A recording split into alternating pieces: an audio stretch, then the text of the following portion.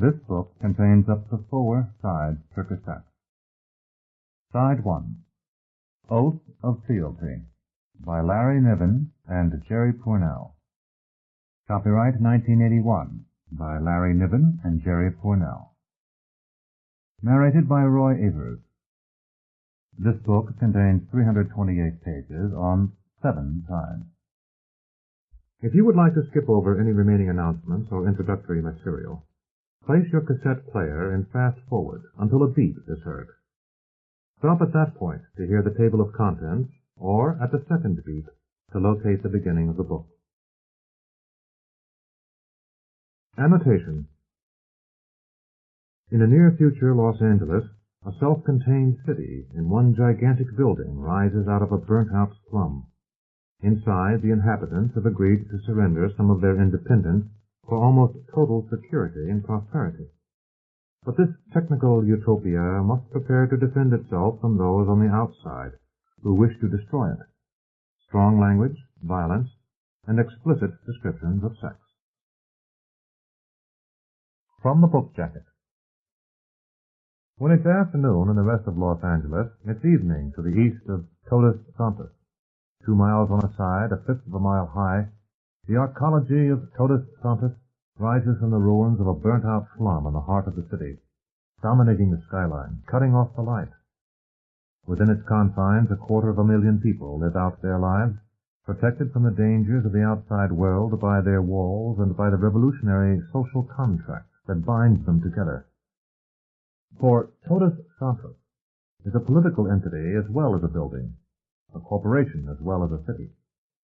By agreeing to surrender some independence and to allow a minimum of necessary surveillance for security purposes, each resident shareholder merges into a community of total loyalty with an all-embracing social, economic, and commercial support system. Within Todos Santos, order, prosperity, and happiness reign. But the world outside still exists, and it is filled with people who do not see Todos Santos as a modern utopia. The political leaders of Los Angeles see it as a drain on the city's power and economic resources. The residents of the ghettos see a giant symbol of exclusion and repression. Ecological extremists see an enormous urban cancer, a target for their hatred. A crisis erupts when 3 college students stage a prank sabotage attack on the security and support systems in the building. 2 are killed. One of the dead is the son of a Los Angeles city councilman, and the father's fury at the death has far-ranging consequences. One of the arcology's executives is charged with murder, and Todos Santos is threatened with economic reprisals and embargo. Its secret defenses are revealed, and the terrorists who motivated the original probing attack prepare a full-scale attempt to destroy the complex. In a gripping climax, the managers of Todos Santos confront the full extent of their power and responsibility as lords of their modern castle. They serve notice to the world that they will be dealt with only on their own terms. Todos Santos takes care of its own, and any who trifle with their peace and security do so at their own peril. About the authors. Larry Niven and Jerry Pournelle, both highly successful science fiction writers individually, have combined once again to produce an exciting, realistic, and adventurous speculation in the spirit of their best-selling novels Lucifer's Hammer and The Mote in God's Eye. In their previous books, they explored the possibilities of first contact with an alien race, tackled a modern version of a medieval fantasy, and destroyed the world with a giant meteor. Combining their proven skills for technological extrapolation with an ambitious and original political and social speculation, they have created a stirring adventure story that at the same time examines our world and offers a possible and attractive future alternative. This novel is a work of fiction. Names, characters, places, and incidents are either the product of the author's imagination or are used fictitiously. Any resemblance to actual events, or locales, or persons, living or dead, is entirely coincidental. Dedication. For Robert A. Heinlein, who showed us all how. Table of Contents. Prologue. The Invaders. Side 1. Chapter 1. The Watchers. Side 1. Chapter 2. The Managers. Side 1. Chapter 3. A Tour of Termite Hill. Side 1. Chapter 4. Kings and Wizards. Side 1. Chapter 5. Command Decisions. Side 2. Chapter 6. Eye of the Storm. Side 2. Chapter 7. Night Meeting. Side 3. Chapter 8. Serendipity. Side 3. Chapter 9. The Furies. Side 3. Chapter 10. Judgment. Side 4. Chapter 11. Conspiracies. Side 4. Chapter 12. Visiting Hours. Side 4. Chapter 13. Schemes. Side 5. Chapter 14. Perception. Side 5. Chapter 15. Secrets. Side 5. Chapter 16. Save the Minotaur. Side 6. Chapter 17. Aftermath. Side 6. Chapter 18. Executive Action. Side 6. Chapter 19. Retribution. Side 6. Chapter 20. Persuasion. Side 7. Chapter 21. Dilemmas. Side 7. Chapter 22. Laws and Prophets. Side 7. Dramatis Personae.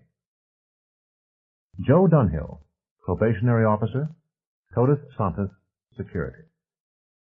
Isaac Blake, Lieutenant, Totus Santus Security. Preston Sanders, Deputy General Manager, Totus Santus Independency. Tony Rand, Chief Engineer, Totus Santus. Arthur Bonner, General Manager, Totus Santus. Frank Meade, Comptroller, Totus Santus. Dolores Martinez, Executive Assistant to the General Manager, Totus Santus. Barbara Churchward, Director of Economic Development, Totus Santus.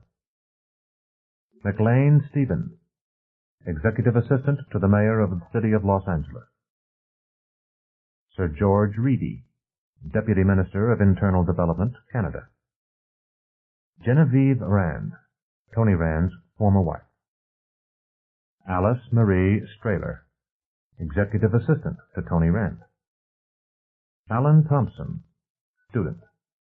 Sandra Wyatt, Assistant General Manager, Totus Santus. James Blanchett, City Councilman, Los Angeles. Mrs. Eunice Blanchett, James Blanchett's wife. George Harris, businessman and convicted tax evader. Thomas Lunan, newsman. Amos Cross, Chief, Totus Santus Security. John Shapiro, LLD, Counsel, Totus Santus. Samuel Finder, M.D., Medical Resident, Totus Santus. Hal Donovan, Lieutenant, Robbery Homicide, Los Angeles Police Department. Cheryl Drinkwater, Totus Santus Resident. Armand Drinkwater, Waldo Operator. Glenda Porter, Tattoo Artist. Sidney Blackman, District Attorney, County of Los Angeles. Penelope Norton, Judge, Superior Court, State of California. Phil Lowry, newsman. Mark Levoy, publican, former Yippie. Ronald Wolfe, General, American Ecology Army. Arnold Wren, Ph.D., Professor of Sociology, UCLA.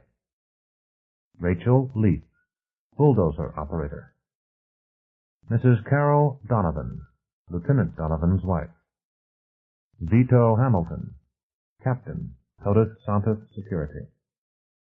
Vincent Thompson, Subway Mugger.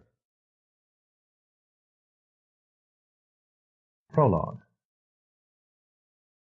The only thing necessary for the triumph of evil is for good men to do nothing. Edmund Burke. The Invaders. Elsewhere in Los Angeles it was late afternoon, but here was only twilight. The three invaders, peering out of the orange grove, were deep in shadow. The sky blazed behind them and sent chinks of blue-white light through the trees to make the shadows darker. There was a fresh smell of fertilizers and crushed orange peel carried on a warm Santa Ana wind. Close ahead, the eastern face of Todos Santos was a black wall across the world. Thousands of balconies and windows in neat array showed in this light as no more than a faceless void seen through gray leaves, a sharp-edged black rectangle blotting out the sky. The invaders blinked as they searched through uncertain light and froze at the thunder of wings above. Nobody was about. They had watched the ground tenders leave. They had seen no guard. "There," the girl pointed. Her voice was no louder than the leaves rustle in the wind. "There." The two boys stared until they made out a square outline, barely visible, at the base of the towering wall. It seemed about man-size. "The big door," she said. "We're still a good way away.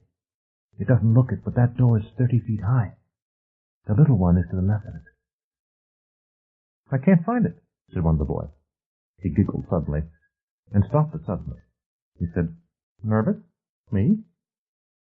The other boy was lean and sketchily bearded, and he carried a black case on a strap. He stared at the tiny light set on its top, then said, "Run for the big door until you see the little one. On the count? 3, 2, 1, go." He ran, holding the case in front of himself to cushion against shock. The others lagged behind.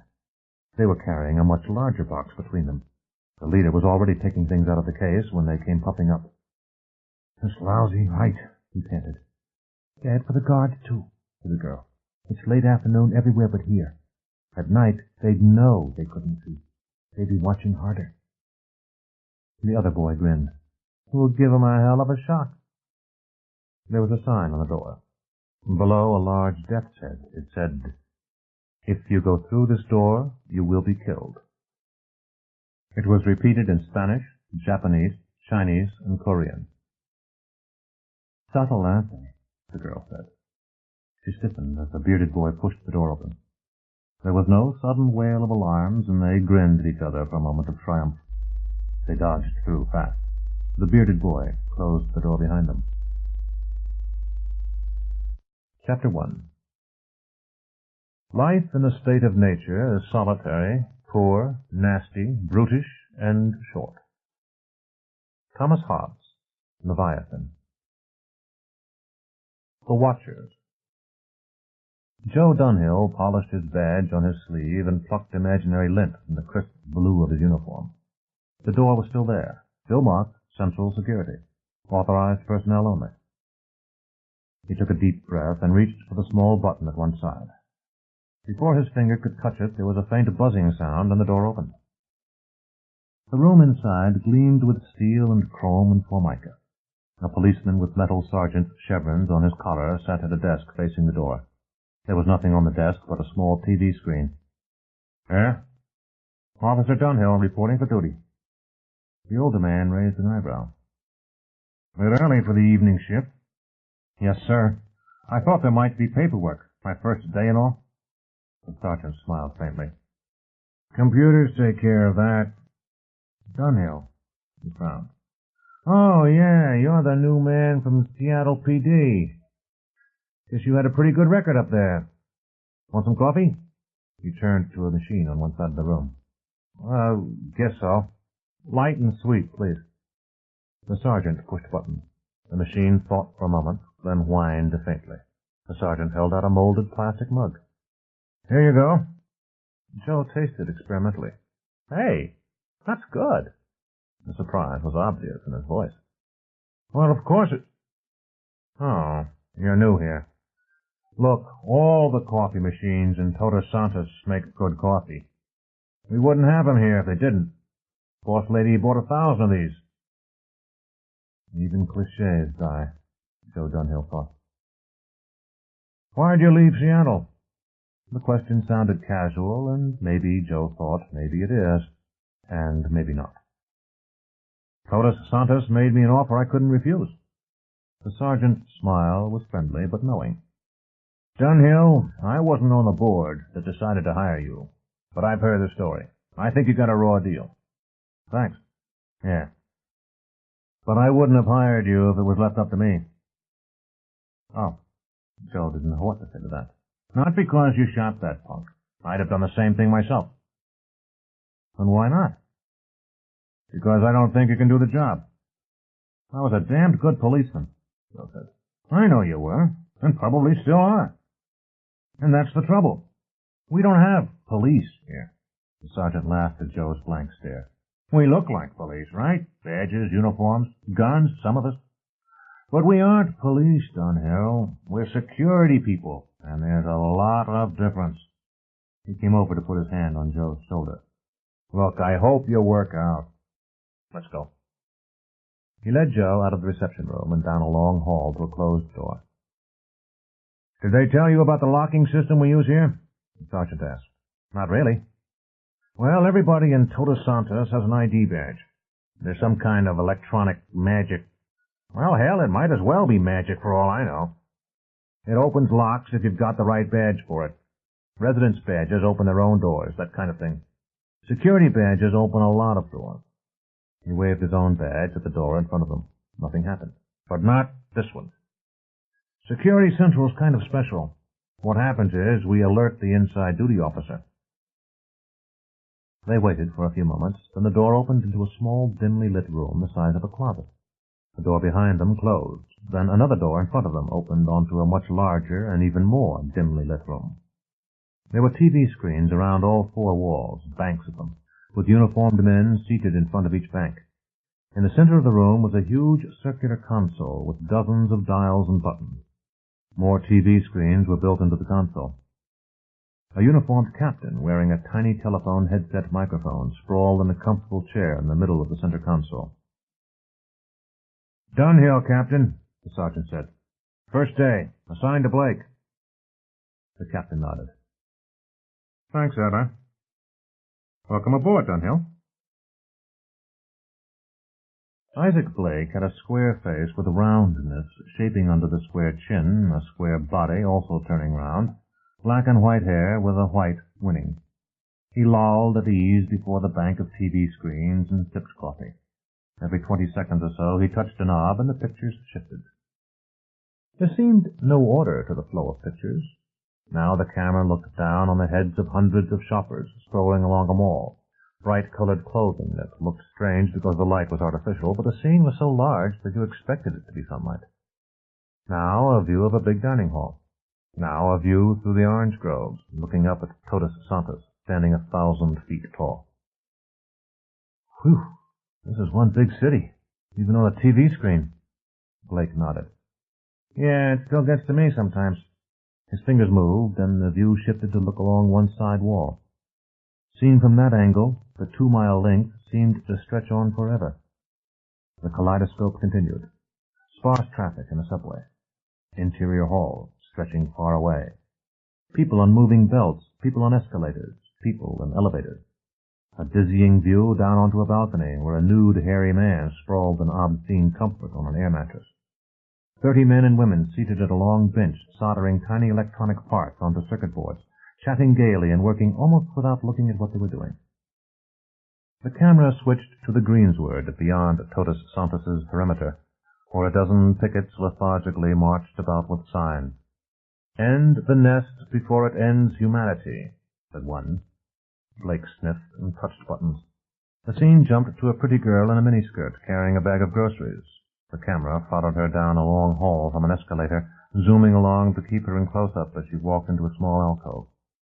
When she took her badge out of her purse, the door opened, and she went inside, leaving the door standing open while she set the bag down on an Ames chair. For a moment the screen showed an expensive apartment, meticulously clean, thick rugs, paintings on the walls. The girl was unbuttoning her blouse as she came to the door and closed it. Like to watch the rest of that show, Blake muttered. He turned a lazy smile toward Joe Dunhill. Of course we aren't supposed to do that, Dunhill said. Nope. Can't, either. Oh. I've noticed you haven't shown up the inside of any apartment. I guess I wouldn't want cameras in my bathroom either. Oh, we got them there, Blake said. But they don't go on without authorization. There's one now. He touched his headset. Captain, I'll take that interior call. Right. The TV screen flicked to show a kitchen. A small boy was pulling things out of cabinets, scattering flour on the floor and carefully mixing in salt, preparatory to pouring a bottle of sherry across the mess. Blake reached forward to a button under the screen. He waited a moment, then said into the tiny headset microphone, Ma'am, this is Central Security. Somebody pushed the panic button in the kitchen, and I think you'd better have a look out there. Yes, ma'am, it's safe, but you ought to hurry. He waited. On the screen above, a woman, mid-30s, not very attractive at the moment because her hair was partly in curlers and partly in wet strings, came into the kitchen, looked down in horror, and shouted, Peter! Then she looked up with a smile and moved closer to the camera. Thank you, officer, she said. Blake smiled back, for no sane reason, and touched a dial. The picture faded. Joe Dunhill watched in concentration. Sergeant Adler had been right. This was no kind of police work he'd ever seen. He turned to Blake. I don't get it. You just skip around. Sort of. Of course, there are exceptions, like when somebody asks us to keep an eye on things, but mostly we watch what we feel like. After a while, you get some judgment about the fields. But wouldn't it be better to have assigned places? Instead of jumping around? Bosses don't think so. They want us alert. Who can be alert just staring at one scene all the time? The math boys worked it out. How many of us, how many TV screens each, probability of trouble. Over my head, but it seems to work. Joe digested that. Seems to me I'd be more valuable out on the streets, responding to calls. Blake laughed. After you've been here a year, maybe they'll put you where you interact with stockholders. If you work out. The kaleidoscope above continued, a moving beltway with some kids walking on a balcony above it. Blake touched controls and the camera zoomed in on the kid. After a moment, the kaleidoscope started up again. Think about it, Blake said. In Seattle, you were a cop, and out among the civilians. You worried about making good arrests, right? Best way to get promoted. Sure. Well, in here, it's different. Blake suddenly frowned and set down his cup. It took Joe Dunhill a moment to realize that Blake was no longer interested in the conversation, and another to see why he was staring. It wasn't the screen at all. A blue light to the side had lit up. On the roof, he said, with a question in his voice. Then, with more confidence, Visitor. How did he get up there? Blake played with the controls. The screen jumped with disconnected pictures, flashing views of 4 square miles of roof, the curtained windows of the Skyroom nightclub, golfers on the golf course, a view down onto one of the inverted pyramid shapes of an airwell, plunging down in narrowing steps, each 1 story high and lined with windows. Then a forest of skeletal structures, a children's playground, empty at the moment. Then another jungle gym with a dozen kids hanging like bats. The Olympic swimming pool, with a wide, shallow children's wading pool just beyond. Baseball diamond, football field. On the Todos Santos roof was every kind of playground for child or adult. Then beyond a low fence, an empty area, bags of concrete and piles of wood for forms. Cement mixer idle at the moment. The camera zoomed to the mixer. ID badge, Blake muttered. Visitor badge must be stuffed into the cement mixer. What the hell for? And what's he doing up there? The TV screen flowed across the roof again, searching. There, cried Joe Dunhill. Yeah, I see him. Doesn't seem to be carrying anything. Might have been, though. We'll have to search the roof. Detectives would have picked up anything metal, and there's not a lot worth bombing up there, but we'll have to look anyway. The figure moved rapidly along the 12-foot fence between him and the edge. He was hunched over, a caricature of a man sneaking. He found a gap in the fence, hesitated, and moved into it. Blake grinned. Maybe we won't have to send anyone up after all. He's found the diving board. That's not the pool area. I know. Sometimes I wonder about Rand. You know about Tony Rand? He's the chief architect for this place. Rand's high board isn't in the pool area. Huh? Watch. If he's really a leaper, we won't have to call anyone. Blake touched another button. Captain, I have the bandit on the roof area. Looks like he's going to dive. Blake fiddled with a knob. The picture sharpened. He had been following the fence for 30 minutes, looking for a way to reach the edge. The fence seemed endless, and he wondered if he could climb it and if there were alarms. Todos Santos was said to be very big brother. Then he saw the opening. There was a cement mixer nearby, and he pushed the visitor badge into it. The badge wasn't his and told nothing about him, but it was the last possible clue. Maybe they'd find it, and maybe not. He moved on to the gap in the fence. There was a big sign, "Watch your step." He did not smile. His long, unhandsome face was dead calm, as if he had never smiled, and never would. He turned into the channel of fencing. It was just wider than his shoulders. The channel ended in a steel ladder. Through the steps he could see the orange groves and parks far below. Then beyond them, the tiny shapes of city houses, some with a blue splash of a swimming pool, all looking like miniatures. He pressed his forehead against the cold metal and looked down, a fifth of a mile down to the green landscape around Todos Santos. 1,000 feet to oblivion. He climbed the steps. The situation was strange. The steps ended in a long, narrow rectangle. He tested it with his foot. Wood padded with burlap. And it shook slightly. A high diving board. He walked out on the board and looked down. The balconies receded in perspective until they merged with blank wall. The parkland below was a green blur. A view more mathematical than real, parallel lines meeting at infinity. So here was the end of a dull and thwarted life. He was carrying no identification. After a fall like that, they would never know who he was. Let them wonder.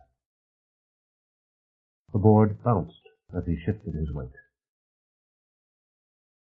But suppose he jumps? Joe Dunhill asked. Well, we don't advertise it, but there's a net that comes out when he passes the spy eyes. Then we just collect him and eject him. Let him give his bad publicity to someone else, Blake told him. Does this happen all the time? You don't look particularly interested. Oh, I'm interested. I've got $5 in the pool. See that chart? Blake waved to the far wall, where chalk marks said, Laughing, 3. Backed out, blank. Jumped, 8. Terrified, 7. That's this quarter's tally. Work it out, said Blake. The roof of this place is 8 miles of sheer cliff. We get every would-be suicide west of the Rockies and some from New England and Japan. But the high diving board is the only access to the edge. And it does have a funny effect on people. Blake frowned and scratched his neck. He sure looks like a jumper. If he backs out, I stand a fair chance to win. The man stood straddle-legged at the end of the board, brooding above a 1,000-foot drop. The picture of melancholy, until a gust of wind slapped across him, and suddenly he was dancing on one leg and waving his arms. Maybe not, Blake said. The jumper was reflexively fighting for his life. The gust died suddenly, and he almost went off the other side of the board. He wound up on hands and knees. He stayed there, gripping the board. Presently he began backing toward the ladder. When he reached the steps, he stayed, stooped, and backed down, placing his feet very carefully. Leaper's off, Captain, Blake called. Right, got a detail going after him. Joe asked, Some of them laugh? Yeah, it's a funny picture, isn't it? You're going to kill yourself? It's the most powerful statement you can make about the way the world has treated you. That's what Rand says, anyway. And when you finally get there, there's a high diving board to add 10 feet to the drop. Joe shook his head, grinning. They don't all back out. Once I watched a woman stand up there, take off her overcoat. She wasn't wearing anything under it. Bounce once, and take off in a really gorgeous swan dive. He smiled, then shook himself. But the board turns off a lot of them. Rand isn't any dummy. He built Todos Santos, and he's still building it, if you know what I mean. He's always tinkering around. I'd like to meet him. You will. Fat chance, Joe thought. What happens to the leaper? One of the bosses will talk to him, standing orders. Rand wants to know what makes them tick. Maybe think of ways to discourage them. Blake looked at his watch.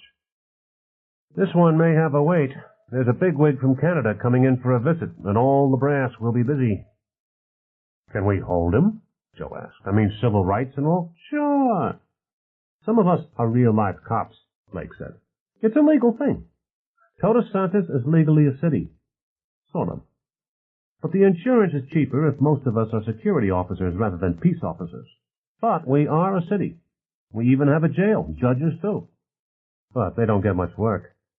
Corporation people take care of civil matters, and felonies go to the L.A. County District Attorney. It sure is different here. Joe blinked and leaned closer to the screen. Hey, what? I saw a light flash. That one.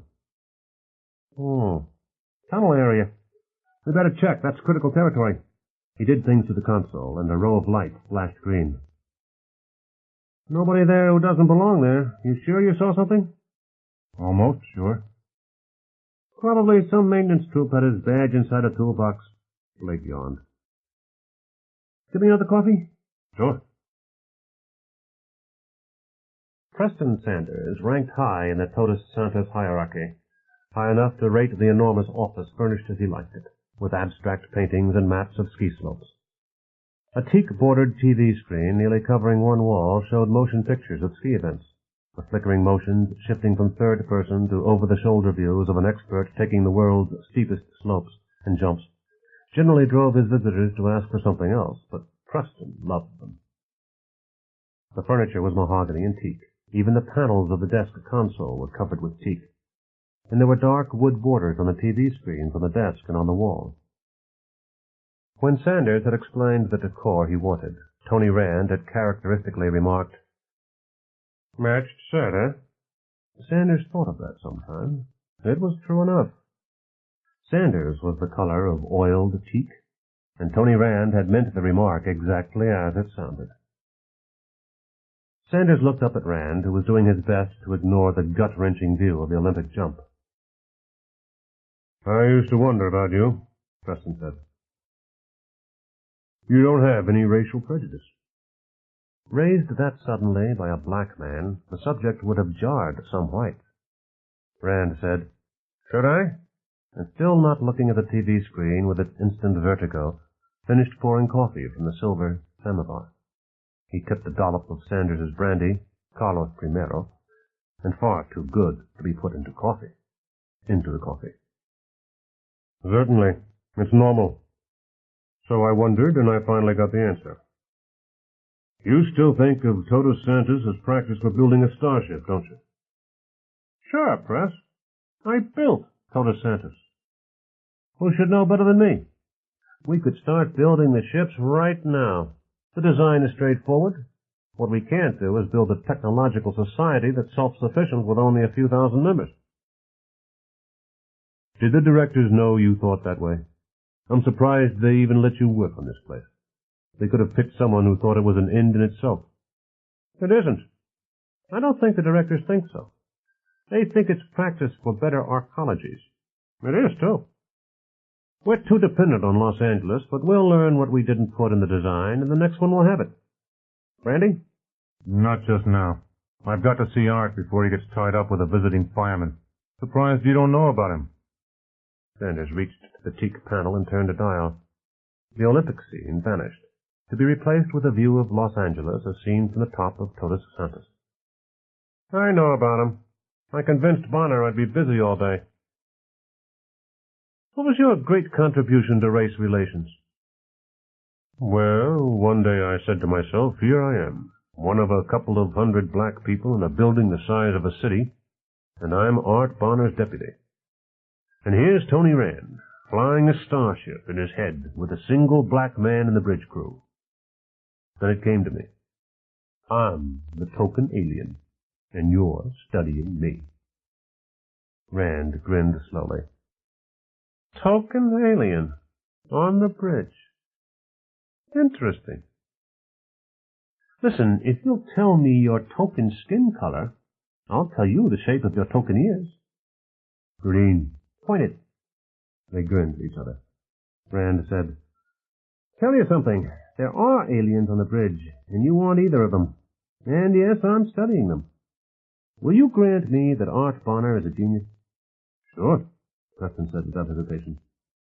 I know what the top job in this place involves. Nobody else could do it. Think you'd catch me trying? All right. Is Barbara Churchward a genius? Sanders frowned for a moment. I don't work the economics department much. Art thinks so. He frowned again. Aha. I think I see what you're driving at. Right, Tony Rand said. Now they've both got those implants.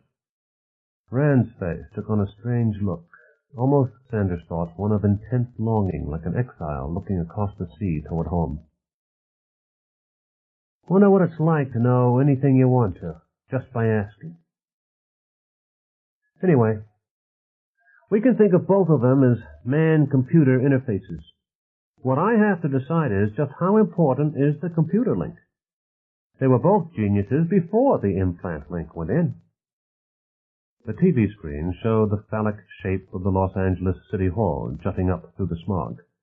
Sanders tuned the picture more sharply. And the implants are hideously expensive, Preston said. I see.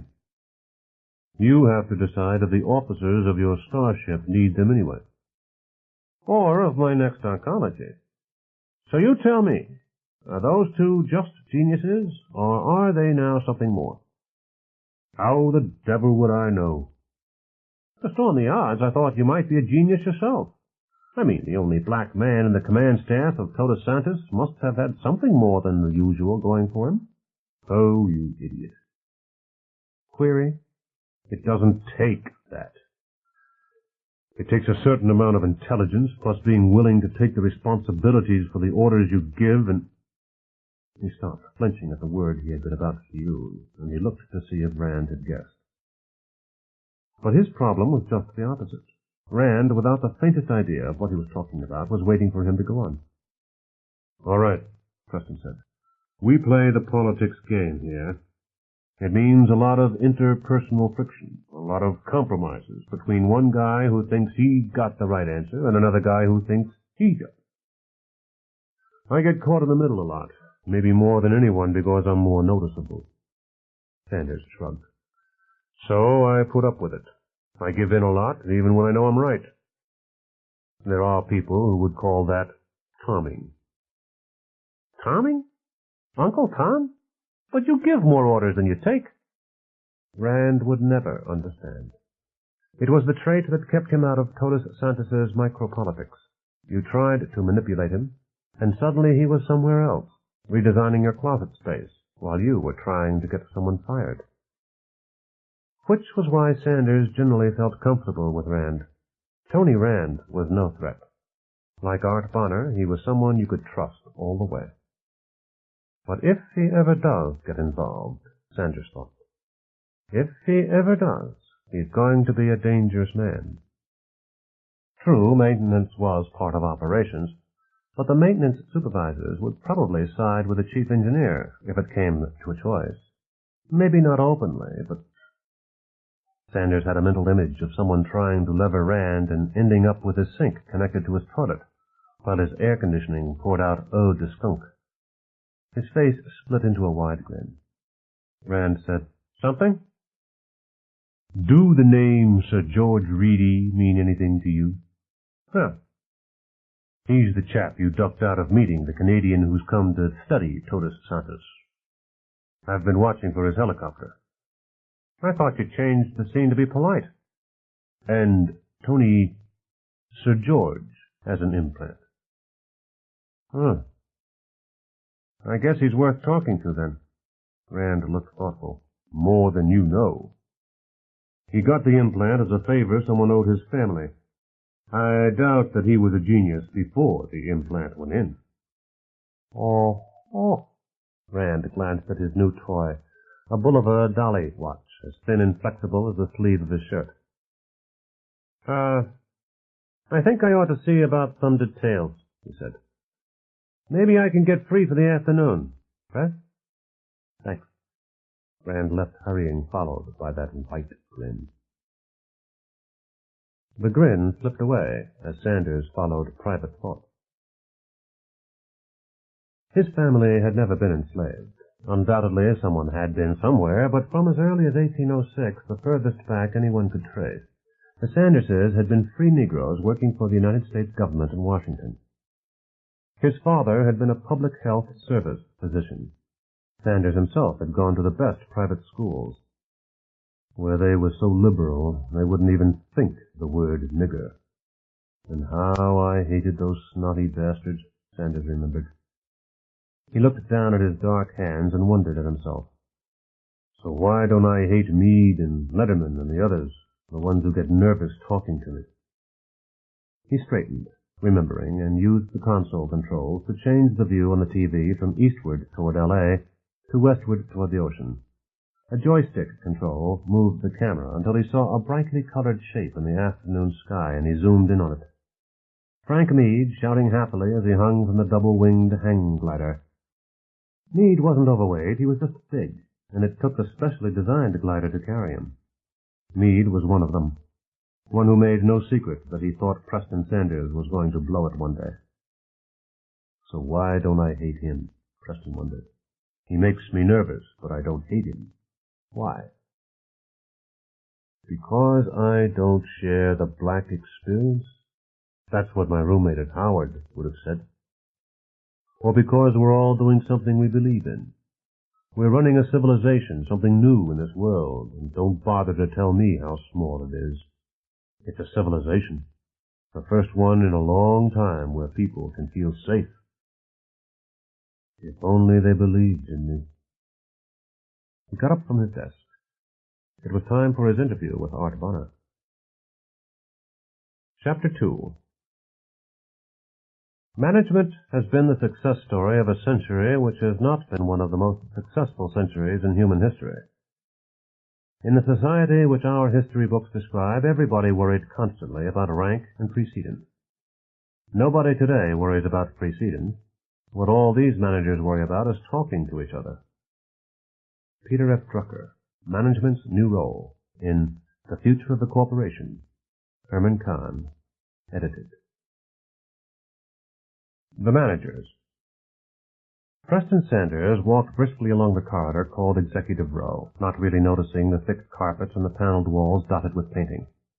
He considered what he had to cover, rank ordering priorities for Bonner, who had a million demands to fill and couldn't possibly give Sanders everything he wanted.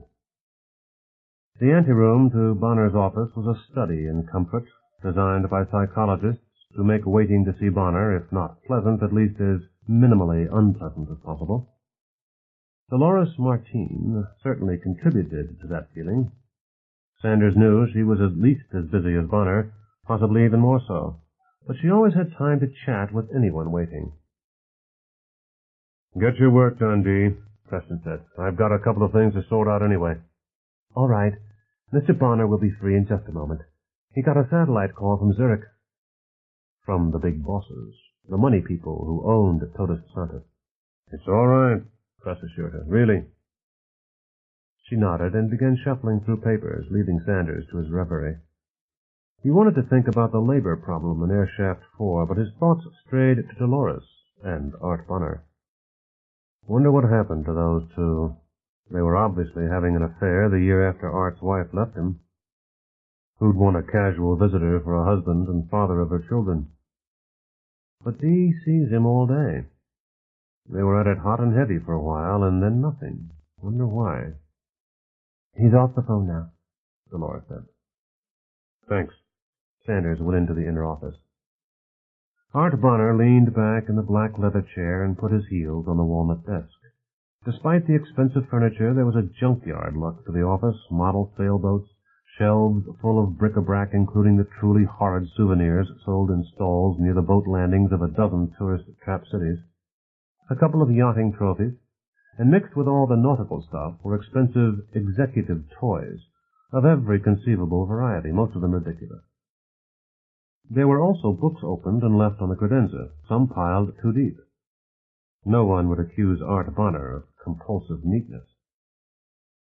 The TV screen on the wall showed a holographic view of Todos Santos in all its complexity. Zurich problems again? Sanders asked. A few. OPEC's raising prices next month. Thank God we've got our own power sources, Bonner said. If we can keep them. That's my top problem, Sanders said. Bonner sighed. Yeah, okay, unload the bag, Press. But you'll have to make it fast. My visiting fireman is early for the cocktail hour. He frowned slightly, and the hologram faded from the TV screen, replaced by a view from the roof looking toward the Los Angeles City Hall. A dark speck came toward them. The building was 1,000 feet in height, rising starkly from a square base 2 miles on a side. It rested among green parklands and orange groves and low concrete structures, so that it stood in total isolation, a glittering block of whites and flashing windows dotted with colors. The sheer bulk dwarfed everything else in view.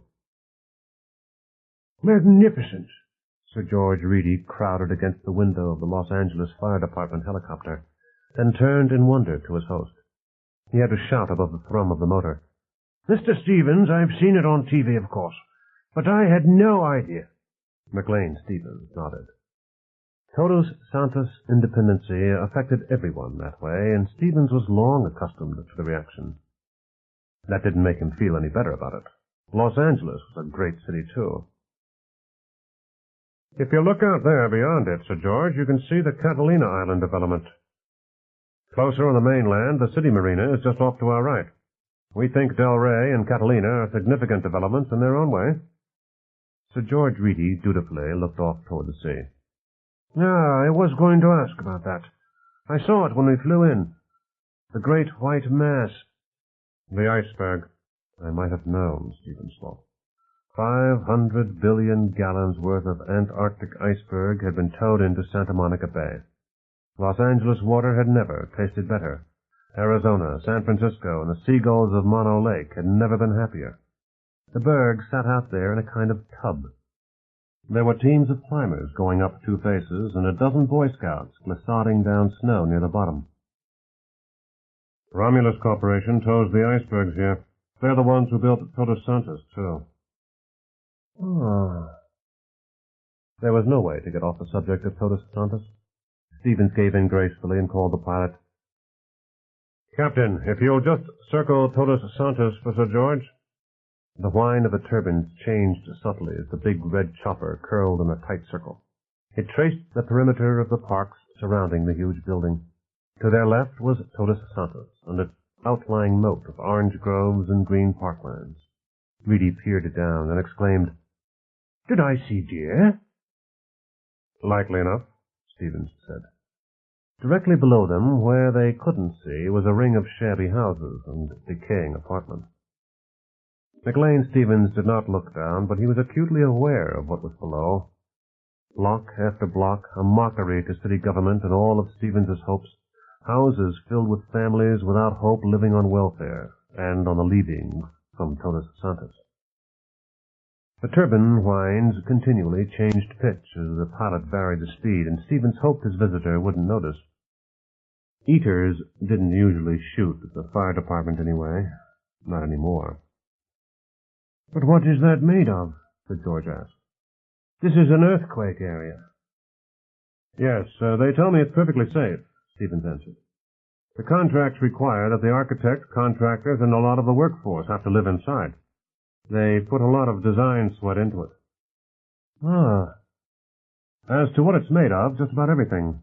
The supporting towers are steel trusses, mostly. The walls don't carry gravity loads, and they can be anything that resists the wind stress. Composites like fiberglass reinforced with carbon filaments. Some of the more advanced compote toughies. A lot of concrete on the lower levels. See the gaps there? The apartment complexes are assembled down below and hoisted into place as units. Sir George wasn't listening. He had lifted his binoculars and was busily staring at the monstrous building. 50 levels rose out of the parklands and orange groves below. Balconies jutted at each level. At seemingly random intervals, yet with an overall pleasing pattern he couldn't have explained. Extra-large balconies protruded, and these were covered with tables and chairs where groups of people in brightly colored clothing ate or played cards, or did other things not noticeable even with binoculars from a mile away. "I say, some of those people are naked." Stevens nodded. Not the diners and card players, of course. Sir George must be spying on individual apartment balconies. The inhabitants of Todos Santos were fond of sunbathing, and the balconies were completely private from one another. Only airborne peeping Toms could watch them, as if anyone cared all that much in Southern California. Evidently, high-ranking Canadians had different standards. "And what are all those below?" Sir George asked. He pointed to a series of low mounds, obviously the roofs of underground buildings. The mounds were covered with trees and shrubs, but concrete driveways led downward to doors at each one. Stevens shrugged. "Food factories, mostly. Dairies, chicken ranches, processing sheds for the citrus groves. Sir George, I'm not really an expert on Todos Santos. You'll get better information inside." "Yes, of course." Reedy turned away from his binoculared rubbernecking and looked at Stevens with sympathy. "I forgot. It's not really part of your city at all, is it? Aren't you a bit jealous?" Stevens controlled his face and the grimace he felt. The question reminded him of the ever-present sour pain he felt in his guts recently. "Of the wealth, yes. Of the money that flows into it and goes out of the country. Of the taxes it evades. I resent those, Sir George. But I am not jealous of the people who live in that termite hill." "I see." "No, sir, I doubt if you do." The bitterness was open now, and Stevens rushed on, heedless of the consequences. "Termites. When you're inside, notice the similarities. Caste system remarkably well developed. Warriors, kings, queens, workers, drones, all represented. And a strong tendency toward identical units within each caste." He checked himself before saying more. It would be better to let this visiting dignitary see for himself. Sir George looked an overweight fool, and might be one, but Stevens thought he probably was not. He ranked as a deputy minister, and Stevens had noticed that many English-Canadian officials feigned careless buffoonery. "I saw demonstrators," Reedy said. "Yeah," Stevens answered. "Several varieties, too. Todos Santos is not exactly popular with the younger generation." "Why not?" "Maybe you'll see for yourself." And maybe you won't, Stevens thought. Maybe... to hell with it. The helicopter had turned again and now cruised above a well-marked flight path across the orange groves toward the building. As the chopper rose, the roof came into view. The enormous surface was cut. It was cut into areas by 4 huge light wells, each step-shaped with interior balconies.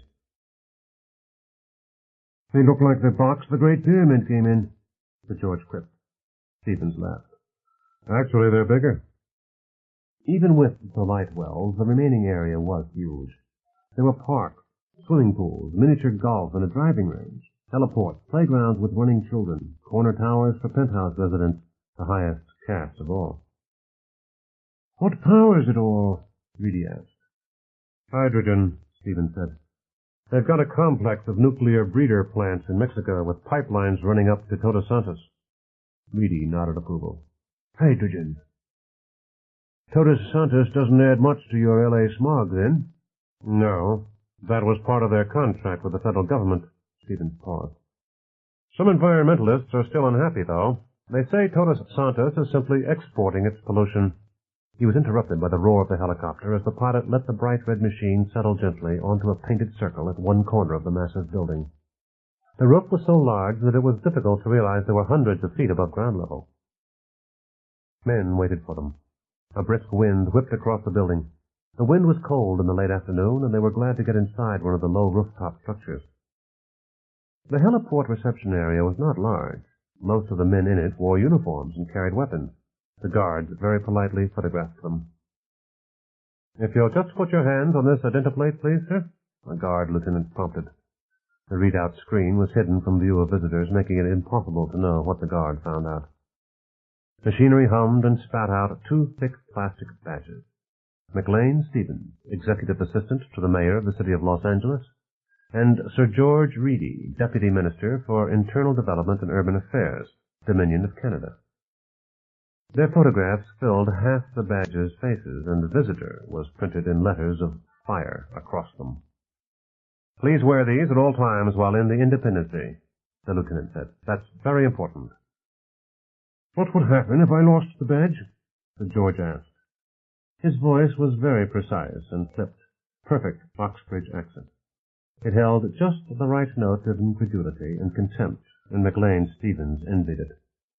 The guard didn't seem to notice that he had been insulted. Sir, it would be very serious. Our detectors would indicate someone without identification in the Independency, and officers would be sent. It might be embarrassing to you.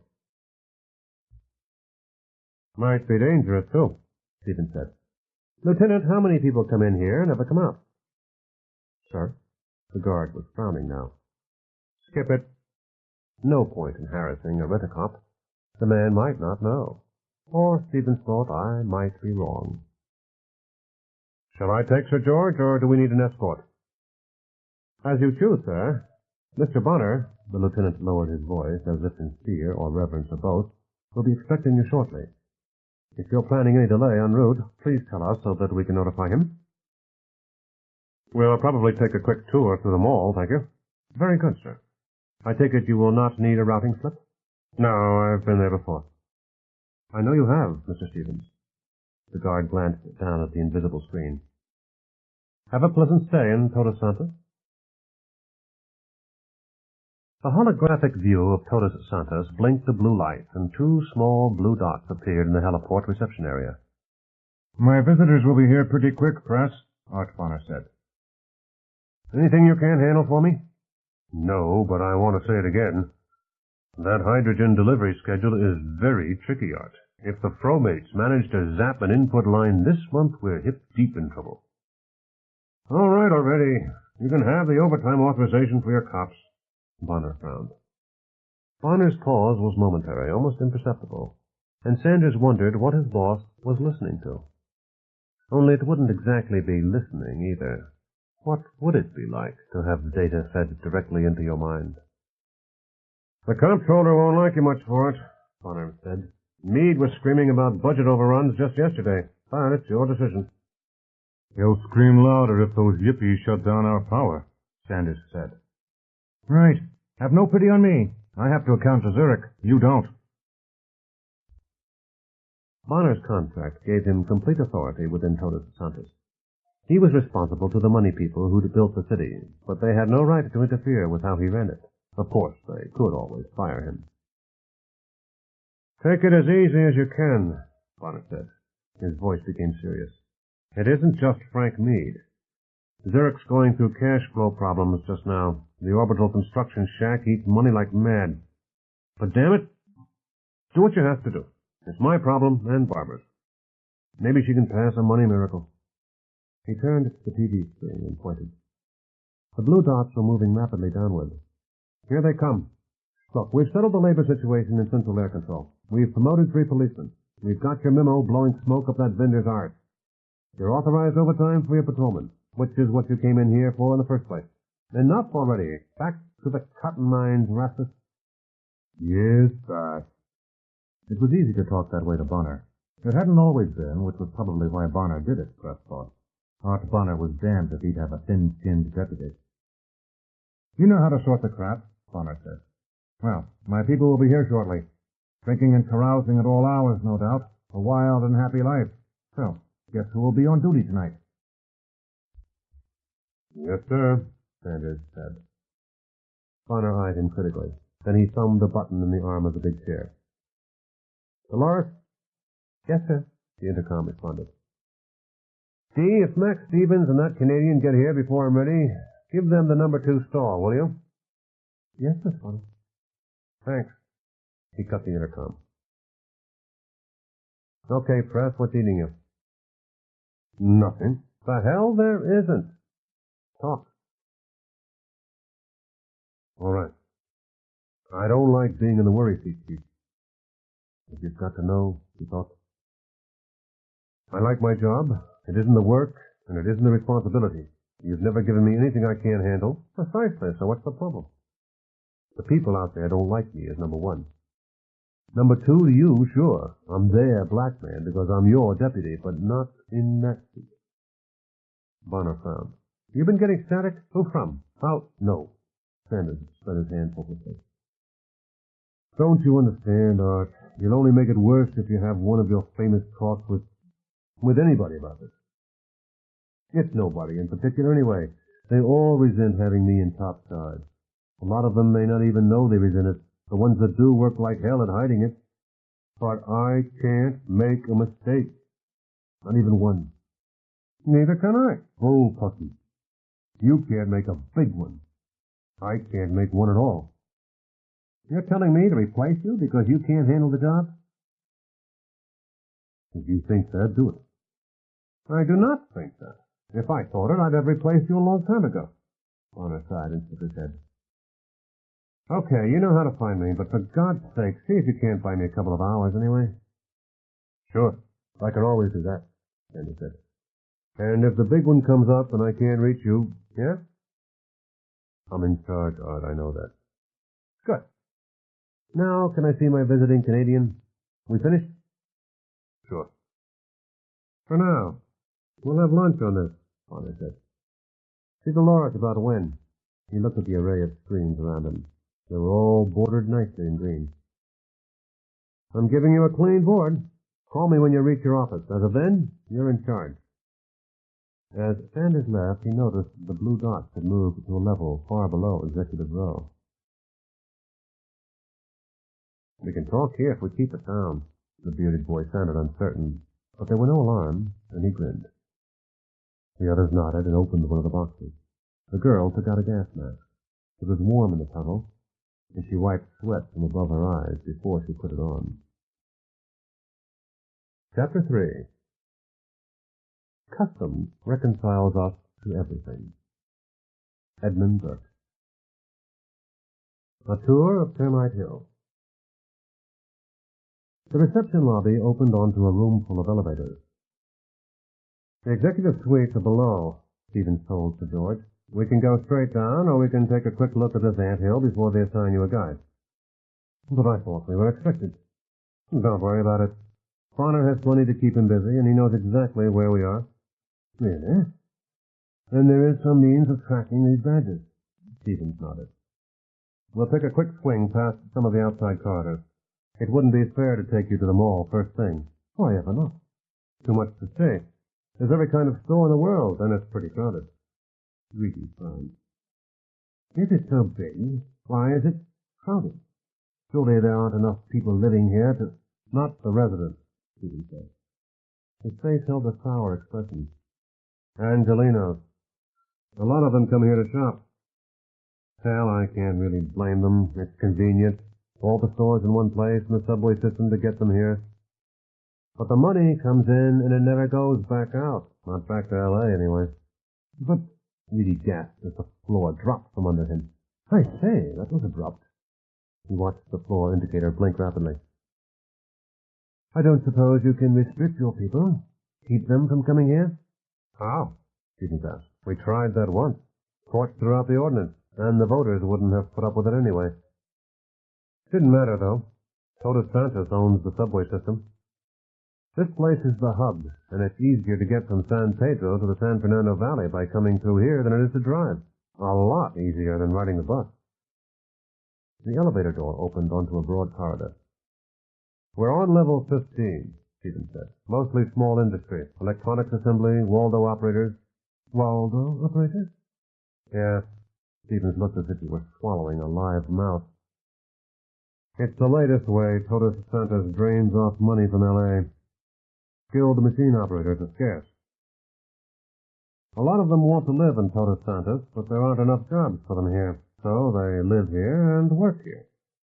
The lathes and milling machines are out in L.A. and controlled by TV and a telephone computer hookup. The technical name is Teleoperated Systems. Stevens led the way to a moving pedway. Watch your step. They walked onto the moving black slideway. This one's slower than some.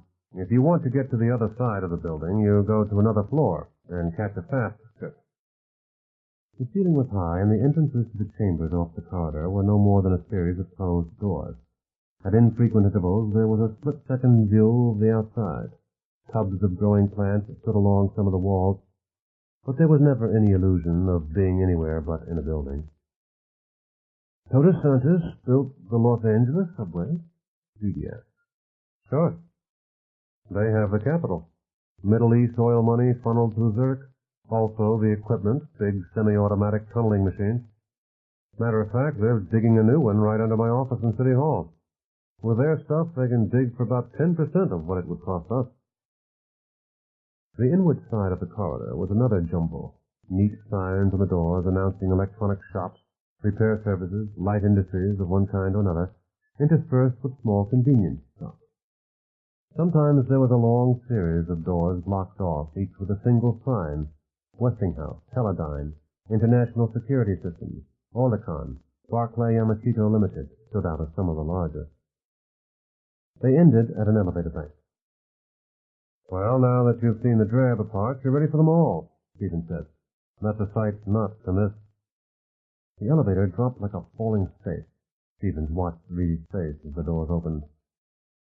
Reedy knew what to expect, of course. Most visitors did. And they still took several seconds to make sense of what they were seeing. They were looking down a broad corridor that stretched diagonally through the ground floor of Todos Santos. It was almost 3 miles long. Moving pedways in the center were a blur of human figures approaching and receding, though they stood motionless. Lines met at infinity. The pedways were flanked on both sides by walks, and people strolled along these, looking into shop windows, going in and out of stores, clumping to hold animated discussions where they would block the passage of others. Tiers of balconies rose high above them. Residents strolled along the balconies or idly leaned over to look down. Glass-sided elevators clung to walls and moved at impossibly high speed. Gigantic spaces and walls in the roof enclosing all. That was what confused the mind. But the real shock was to see all these shoppers taking it so lightly. Stevens chuckled. Tell yourself you can get used to anything. He led the way out onto the floor. They passed under an enormous sign. Private property. Permission to pass revocable at any time. Which means, said George asked. Exactly what it says, Stevens answered. They stood looking for another moment. Then Mac escorted his visitor onto the pedway strip. Sir George seemed accustomed to them. Most new shopping centers and airports had them, although not as elaborate as these. The outer strip was broad and had seats. A series of much narrower strips separated it from another broad seat-laden belt in the center. Each strip moved faster and faster until the inner one flashed past 50 kilometers an hour. They moved progressively across strips until they reached the fast ones and sat next to the transparent windscreen partition that moved with them. Parallel lines converged ahead of the vanishing point. There was a medium-sized city poised over their heads. Mac knew it, but he had never been able to sense it, not even here in this tremendous room. Through the plexiglass, they could see the flicker of faces and bright clothing of passengers coming in the opposite direction, a blur of humanity. Both sides of the barrier were lined with shops, all doing a brisk business. Reedy noticed a branch of Dream Masters, the chain of fantasy art galleries. They swept past a side corridor that led upward to another level, with more walkways and conversation areas. More changes of level, balconies overhanging the pedway itself, with more shops. There was no special order to the shops, but the signs. Reedy frowned, puzzled. What was it about the signs on the shops? See it? The corporation permits advertising, Max Stevens said. But they regulate the size of the signs, and they've got an aesthetics committee that sets up standards. If Art Bonner doesn't like something, it'll probably be found to be unaesthetic. Sporting goods shops, stationery, clothing, bicycles, restaurants, banks, electronics, music, bookstores. People moved in and out in random patterns. The buildings had a fragile look, not made to withstand weather. Sir George grinned at the sudden incongruous sight of a tobacconist's shop, built apparently of brick and as solid-looking as a Mayan pyramid. "Does anyone buy?" Reedy asked. "No one seems to carry packages." "Security," Stevens said. "Visitors have their purchases delivered, either to the exit plaza or directly to their homes. Residents don't usually carry much around either. The guards don't like it." "I should think Americans have a long tradition of telling the police off," Reedy said. "Sure. But the residents of Torres Santos are different. I didn't say the guards won't put up with residents carrying packages. They just don't like it. And the residents don't deliberately annoy the guards. They'd rather cooperate." They had reached the opposite corner of the building, and Stevens led the way across the snow strips and finally to the corridor. "I don't see badges on everyone," Reedy said. "In fact, not more than half." Stevens nodded and led the Canadian to the end of the diagonal. A series of exits funneled the traffic, and they went through. "If we hadn't had unrestricted visiting badges, we'd have been stopped back there," he said. "The mall is an open area. They let in nearly anyone. They only watch for known criminals and terrorists." His lips tightened. "With their fast transportation system, they siphon off a lot of business from the city." He pointed down a long corridor. "East perimeter, mall level. Mostly apartments, of course. The outside view is a first choice for living quarters." "Totally? That seems a poor design." "No, not totally. There's a mix here, as everywhere. Nightclubs, restaurants, private clubs, even some exclusive shops. Of course, any business out here draws only customers from inside, except for favorite customers with permanent visitor badges." "Strange," said Reedy. "I'd think they'd want visitors. Why all the restriction?" "Oh, there are reasons." Stevens indicated a door. As they approached it, it slid open. A red and blue uniformed guard stood inside. The rent-a-cop smiled pleasantly as they passed and headed for another bank of elevators. About 50 people were waiting for elevators with them. All had badges, and very few bore the bright visitor label. Reedy looked at the badges and people, saying nothing. There was no way to characterize them. Pick 50 random citizens from any major city, and you would find as much variety. What was it about them that made them seem like a gathering of distant cousins? Reedy couldn't put his finger on it. The elevator rose swiftly and deposited them at another moving pedway.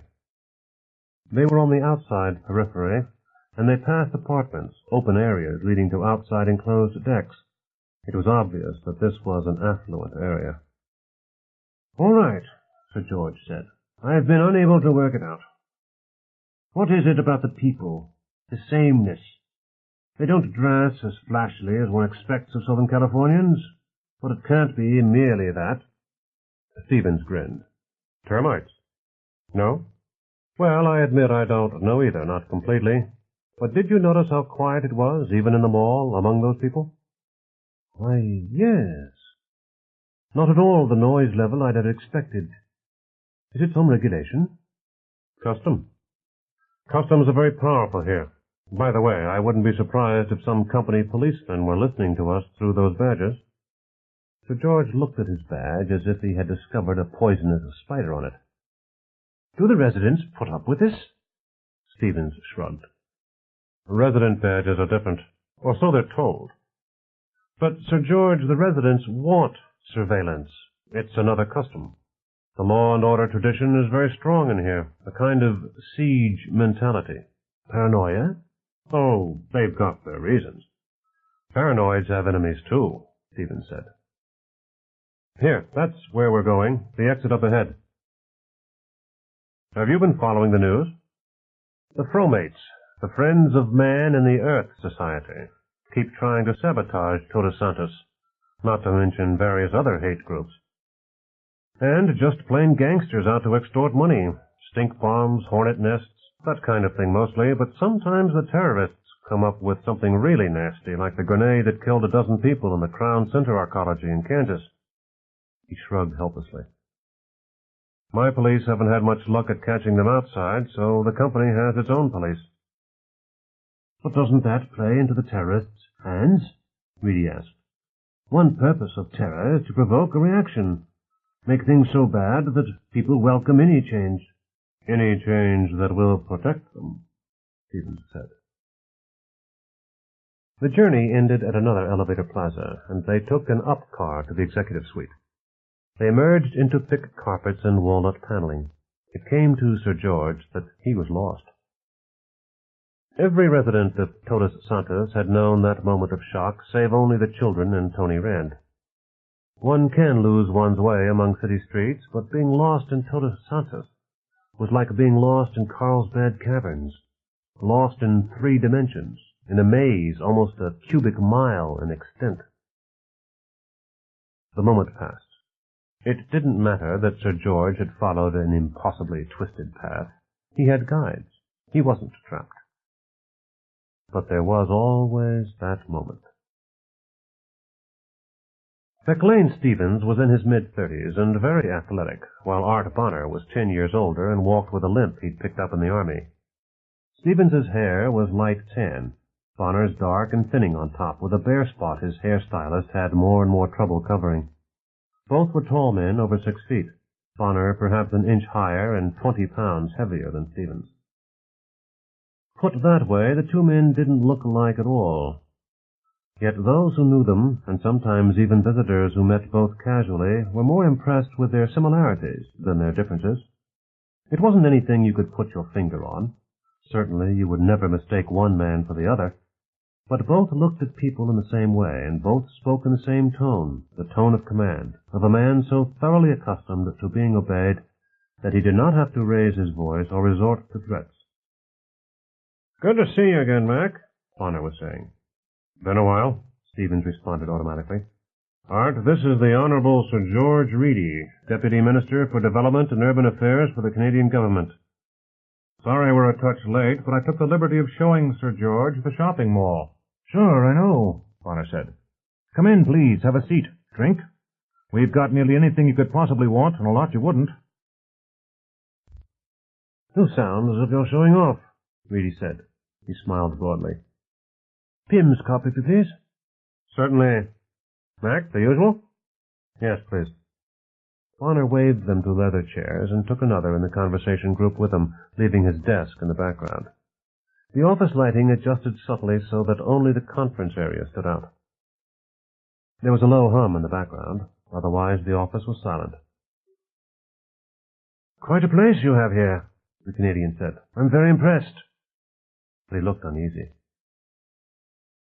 Too much of the touch of strange here, and the moment of being lost was still with him. "Thank you," Bonner said. "Would you like to see more of it? Let me show you around." He gestured toward the wall, and the decorative artworks vanished, to be replaced by an enormous cutaway view of Todos Santos in 3 dimensions. Colored dots seemed to crawl through the holographic presentation. It was all diagrammatic, with the too realistic lines of an architect's drawing. That vanished to show a montage of color pictures, each a blur of motion. Shops, people getting onto a moving pedway, a riot of color. Sir George frowned. "Why, that's the route we came here by." Bonner smiled. "That's right." The diagram reappeared. "You see the moving dots? Those are members of my staff that we want to keep track of. Your badges are tagged VIP, so I was able to see where you went. Not that I paid a lot of attention, but the route is recorded anyway." There was a slightly louder hum. "Here we are," said Bonner. He was having fun. The solid black rectangle of a coffee table in the conversation group opened to reveal 3 glasses. Bonner reached down and lifted the tray. "Pim's cup, Talisker, and Mac's Royal Gin Fizz. Don't know how we can drink that mess." "Cheers." Sir George laughed and was joined by the others. "Well done. I will admit I thought you had forgotten." The smile faded into something else. "Just whom do you have listening to us?" he demanded. "Nobody," Art said. "Oh, my apologies," said George. "I like doing this with drinks and food orders, but believe me, nobody is listening to us. I used my implant to tell Millie what we wanted, and she took care of it." "I see." Sir George's eyes focused on nothing for a moment. Bonner grinned. Try again. Use your last name for the key. Ah, thank you. You're welcome. I've given you a visiting VIP access clearance. Mac, have they made any progress on swinging an implant for you? Think the city's got an extra $1 million? Stevens asked. Hell, we haven't got an extra 5 hours overtime for sanitary engineer. Stevens eyed Sir George warily. I hadn't known you were one of the elite. Reedy looked sympathetically at Stevens. Don't rate it, actually. The family helped Psychic Limited once, and they paid off with this. He paused, searching for words. Very useful gadget, but you know, you can communicate with a computer about as well with a good briefcase console. Reedy and Bonner looked knowingly at each other. It was a look that left McLean Stevens out. It was the look that sighted men might give each other in the presence of the blind. Well, what would you like to see, Sir George? Bonner asked. As you've gathered, we're rather proud of Todos Santos. I have us scheduled for dinner a bit early, 1900, but we've plenty of time before then. Oh, and Mr. Rand, our chief engineer, will be joining us. Will we be eating in the Commons? Stevens asked. I thought Shram's, best Hungarian food in the country. Hell, Mac, I'm not trying to hide anything, Bonner said. He grinned. There's nothing alcoholic to drink there, and the food's nothing special in Commons, but there's plenty of it. Shall I cancel out Shram's? Commons, by all means, Reedy said. It was obvious to him that Stevens thought he had scored a point in some complex game. There was an awkward silence, and Sir George said into it, As you know, we're thinking of building units like this one. We must construct the housing at any event, and the government is wondering if we should not do it rationally, as you have. There are 250,000 people here, as I understand. About that, Bonner said. Millie could tell you. But we ought to let Mac listen in, and we can't. He looked thoughtful for an instant, and words flowed on the wall screen. Total present, 243,782. Unrestricted visitors in mall, 31,293. Visitors with special passes, 18,811. Non-resident workers, 114. Unauthorized visitors, 7. Detained prisoners, 1. Who's the prisoner? Stevens demanded. Bonner looked thoughtful, then said, A leaper. They've got him in Central Security. He's been under arrest for 3 hours. They'll let him go by midnight if nobody's free to interview him before that. Afraid we're holding one of your people in durance vile, Mac? No. Words crawled on the screen again. How many residents are accommodated here? Design goal, 275,000. Now resident, 247,453. Resident and outbuilding, 976. Roughly 250,000, then, Sir George said. Bonner nodded. In 4 square miles of building, or about 10 square miles of buildings and grounds, that's about the highest population density ever achieved on Earth, anywhere. Remember the studies a few years ago that proved that if you pack a lot of people into a small area, they'd all go insane? Doesn't seem to have happened. McLean Stevens chuckled. Bonner threw him a threatening look, then grinned. Where did you have in mind building, Sir George? Bonner asked. Reedy shrugged. There are a number of possible sites. We have so much undeveloped land. Won't work, Stevens muttered. Bonner said nothing, and the two executives exchanged significant glances. Bonner is laughing about this, Reedy thought. Why? I'd expect Stevens to be negative about the whole idea. Lord knows he hates this whole complex. Do all Angelinos think that way?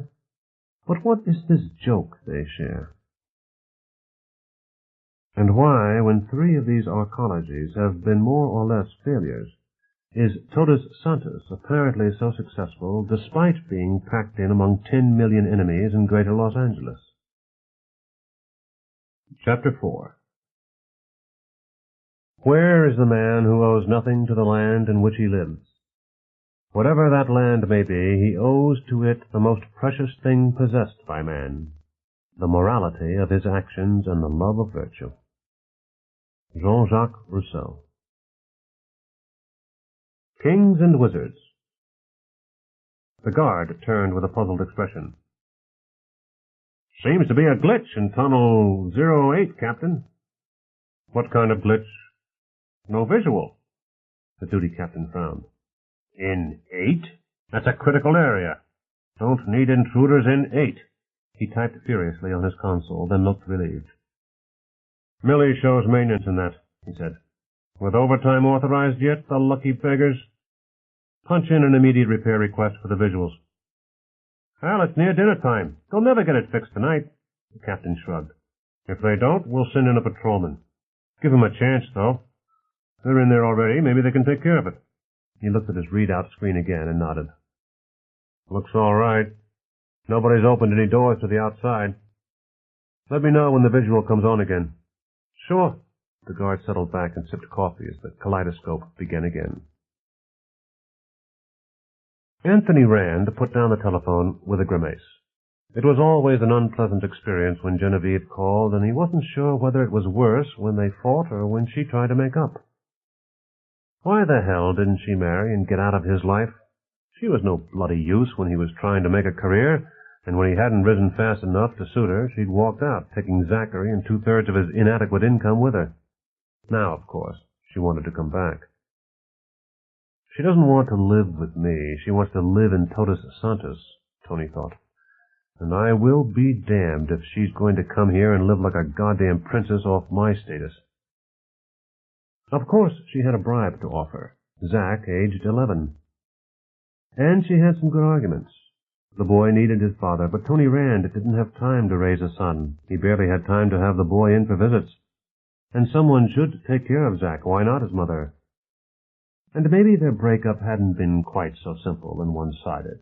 She did have her side to the story. He squirmed a bit as his body remembered Genevieve, suddenly against his will. Jen had been wonderful in bed. It had been too long since he'd had a satisfying affair. No time for that, no time to make friends.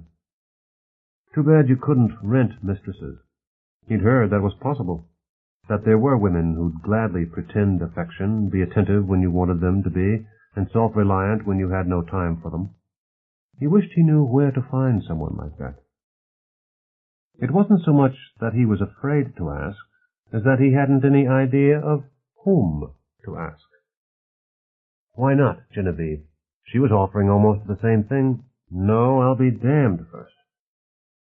His apartment was nothing like the others in Todos Santos. It was large, because his status rated a large place.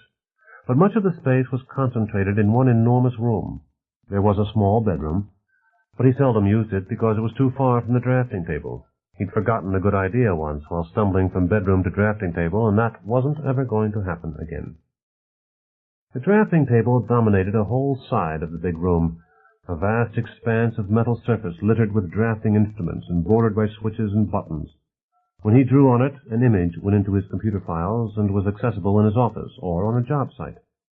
Another wall held awards, framed scrolls and trophies. Books took up another. There wasn't room for all the books he needed, and where should he keep them, here or in his office suite? Better to get them read into the electronic brains of Todos Santos. Somehow, though, storing his books in computer memory hadn't conquered the mess. The room was still littered with letter trays full of papers, magazines, mostly unread, but full of important articles he didn't want to miss. And 6 mahogany rack tables, unanswered letters spilling out of drawers. He was drowning in paper. He envied the quiet efficiency of Preston Sanders or Art Bonner or Frank Mead. Their assistants almost invisibly took care of details. Tony had never been able to manage that. It wasn't that he didn't have good people. Alice Strahler was a good engineer and executive assistant, and Tom Golden ran the procurement division, but good as his staff people were, it wasn't enough. They might protect him from mere details, but far too often he'd found that details were the key to the problem. He had to follow the minutiae, because he didn't know what would turn out to be vital. That led to his development of robot probes, small devices with cameras and sound equipment which could move freely through Todos Santos under Rand's direct control. If he sent out 2 or 3 of the small teleoperated devices, he called them R2s after the small droid in Star Wars, Rand could effectively be in several places at once, see machinery and construction details in real time from both above and below, and generally explore without leaving his bedroom. Good as the R2s were, with their full two-way communications and their TV screen to show Rand's face, he'd found it necessary to get out and talk to the technicians and carpenters and pipe fitters and maintenance people, talk to them himself, because most construction people didn't like talking to an R2, even with Rand's TV image. And he had to go himself. His subordinates, even the best ones, didn't seem able to recognize an important point when they heard it. And getting around to Todos Santos took time, which meant that the journals and magazines and letters piled up until he was hopelessly behind. The phone rang. Genevieve again? He wondered. What in hell does she want this time? Hello, he barked at the empty room. Strahler here, Chief, the phone speaker said. Uh-oh. Alice wouldn't call about something trivial. Oh, yeah, hello. Sorry to bother you at dinner time. We have a problem on that carbon filament reinforcing lattice. Medland can't deliver on time. Good. Sir? Nothing. We need that stuff. Boy, do we ever need it. And it's completely out of our control, damn it all to hell. How would we handle this if we were a space colony? Or a starship? Alice, the schedule's god-awful tricky, and... That's why I called, Strahler said. I tried alternate sources. Farbenwerk has the best delivery schedule, but it's still a 4-week delay. But I did find a condominium going up in Diamond Bar that has enough to take care of us for a month, and they've got a strike, so they don't need it right now. We can buy theirs and have Farbenwerk ship ours to Diamond Bar. But they'll want a premium. Sounds like you've done your homework, Tony said. Yeah, but it'll cost us, she said. Rescheduling around a 4-week delay costs $1.6 million. The Diamond Bar deal costs $900,000. I can't find any other choices. Pretty clear what we have to do, Rand said. Yes. Shall I talk to the comptroller? Yeah, do that. Say, this is Tom's job, not yours. Mr. Golden has an anniversary party, Strahler said. His wife would leave him if he missed it, so I took it. Thanks, Alice. Okay, make the deal. Sure will. Good night. Good night, Rand said. Finished with phone. An expensive call, he thought. $900,000, no small sum. Oh, well, Alice and Tom would take care of it. That was the kind of thing he thought of as a detail. No matter how much money might be involved, somebody else could handle it. But if he hadn't got his hands dirty working on the sewage treatment system, he'd never have found out that the instrumentation pathway wasn't workable until the system was finished. He shuddered at the memory. They'd have had to tear out a concrete wall and delay completion of the new residential wing. It was only by accumulating details that you found something like that, and the way the details fit together wasn't at all obvious, which meant there was no rational filing system for them, resulting in the mess in his apartment. His office was kept relatively neat, because you never knew when you'd need an old memo or an article. Maybe, Rand thought, maybe if I had an implant. Is that how Bonner keeps track of everything? But Press manages without one, and so does Meade. He put on a clean shirt. It was time to meet Bonner and Stevens and, what was his name, Reedy. Time to meet them for dinner. The dining hall was large enough for 6,000 people, and served an entire level. Holographic panels along one entire wall gave the impression that it looked out over the sea. Sailboats moved on the bay, and lights winked as sunset shadowed Catalina Island in the distance. The great bulk of the iceberg in the Santa Monica harbor was outlined against the dying sunlight, a mountainous island that shone too brightly to be stone. "That's lovely," Sir George said, "and quite realistic." "It ought to be," McLean Stevens told him. "They've piped the view inside." "Yep, real time," Rand said proudly. "Cost less than moving the dining hall. There's never enough outside view area, and... He cut himself off. He hadn't come to talk, but to listen. That was going to take careful control. He'd been told he talked too much, and he supposed it was true, although he never said anything he wouldn't have wanted said to him if he didn't know the information. And certainly he had reason to be pleased at Reedy's response, appreciative silence, and another close look at the holographs. "Pity the ceiling is so low," Reedy observed finally. "But even so, the illusion is nearly perfect." Art Bonner laughed, a short, polite sound. Tony Rand had no trouble reading Bonner's mind. The cost of the holographic walls had been high enough without using up valuable space to give high ceilings to the common rooms. Rand had suggested it, and got nowhere. Art hadn't wanted the holographs either, but Tony insisted, and brought them in under budget, too. He was proud of that. The commons wouldn't be nearly so nice without that illusion of looking out. The room was filled with a buzz of conversation and clicking plates. There were the random sounds of people in motion. "A good bit less noise than I'd have imagined for this many diners," Reedy said. Rand was about to tell him about the acoustic design, walls subtly not parallel, indentations at key places, and the rest, but Reedy wasn't listening. "Custom again," McLean Stevens said. "Deeply ingrained custom. Developed pretty rapidly, too." "Doubtless there is selectivity," Reedy said. "Those who can't adapt won't stay long." "The idea is to adapt the habitat to the inhabitants' needs," Art Bonner said. "You seem to have done well," Reedy replied. The tables were long and narrow, with a pair of moving beltways down the center. Dirty dishes came from their right, and a continuous stream of food and beverages and clean utensils poured from some cornucopia to the left. "Take a place," Art Bonner said. "You can choose your own company or wait for someone to choose you." "No reservations?" Reedy asked. "No, it's a random proposition." Bonner led them to an empty stretch at a long table. "Scheduling's going to catch hell for this if it doesn't fill up." He paused for a moment to stare at nothing. That's the value of that implant, Rand thought. He's just made a note with all the details, and tomorrow Millie will remind him to think about schedules. Reedy waited until he saw Bonner was attentive again. Then he said, "How can you plan without reservations?" Bonner shrugged. "We manage." Stevens' voice was carefully controlled as he said, "Residents must take a certain number of meals in the commons. They're not only charged for them as part of the services, but they pay extra if they skip out too many times. With that incentive, it's a simple matter of queuing theory mathematics." "Not all that simple," Rand said. Reedy frowned. "That doesn't seem very pleasant." They took seats, Reedy and Bonner on one side of the table, Rand and Stevens on the other. The moving dishes and foods seemed to distract Reedy and made it hard for him to talk across the table. Bonner didn't seem to notice. "You'll find clean plates coming along any second," Bonner said. "I think you'll like the meal, and certainly it's efficient." Pause.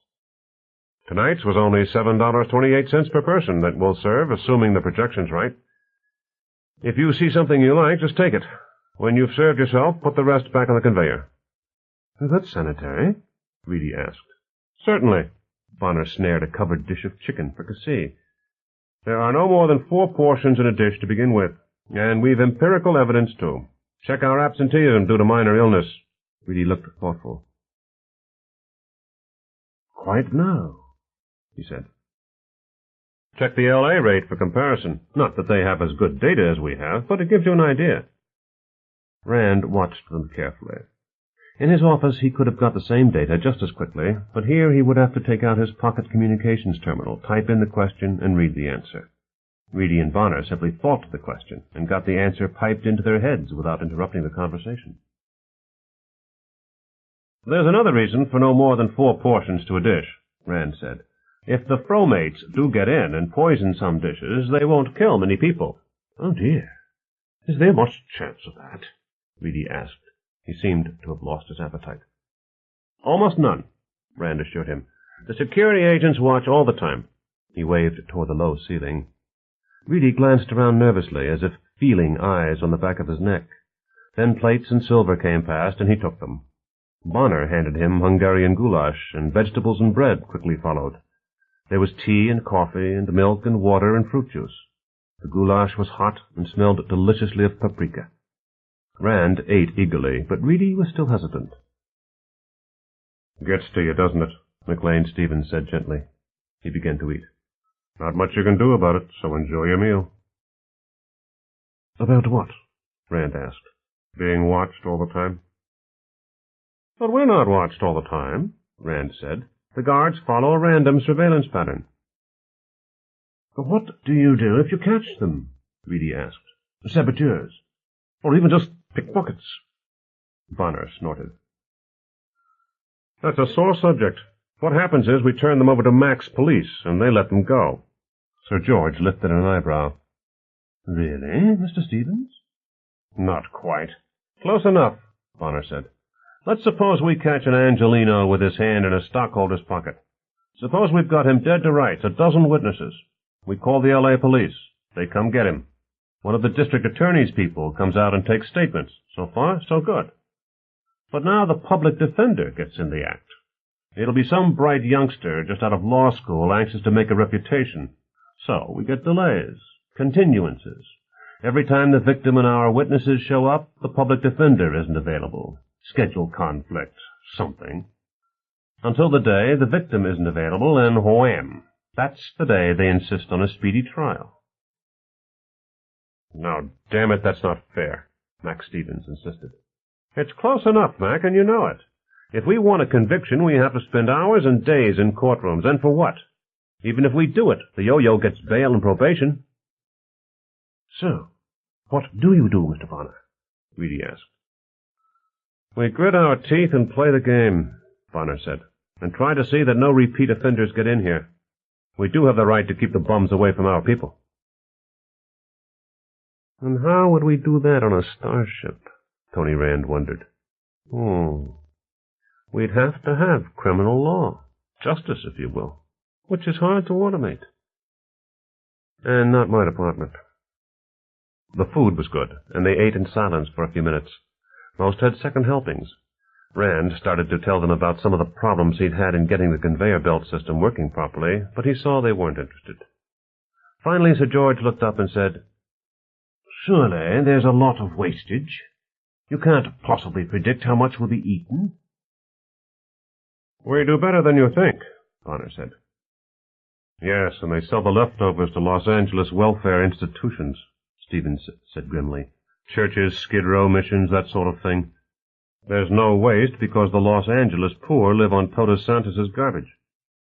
"No, that's not true," Rand said. "The garbage goes to the pig farms." "He means that only the untouched portions are sold for human consumption," Bonner said.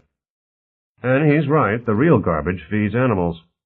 And, Mac, you may not like feeding your welfare people on our leftovers, but I notice you don't complain about the water we supply."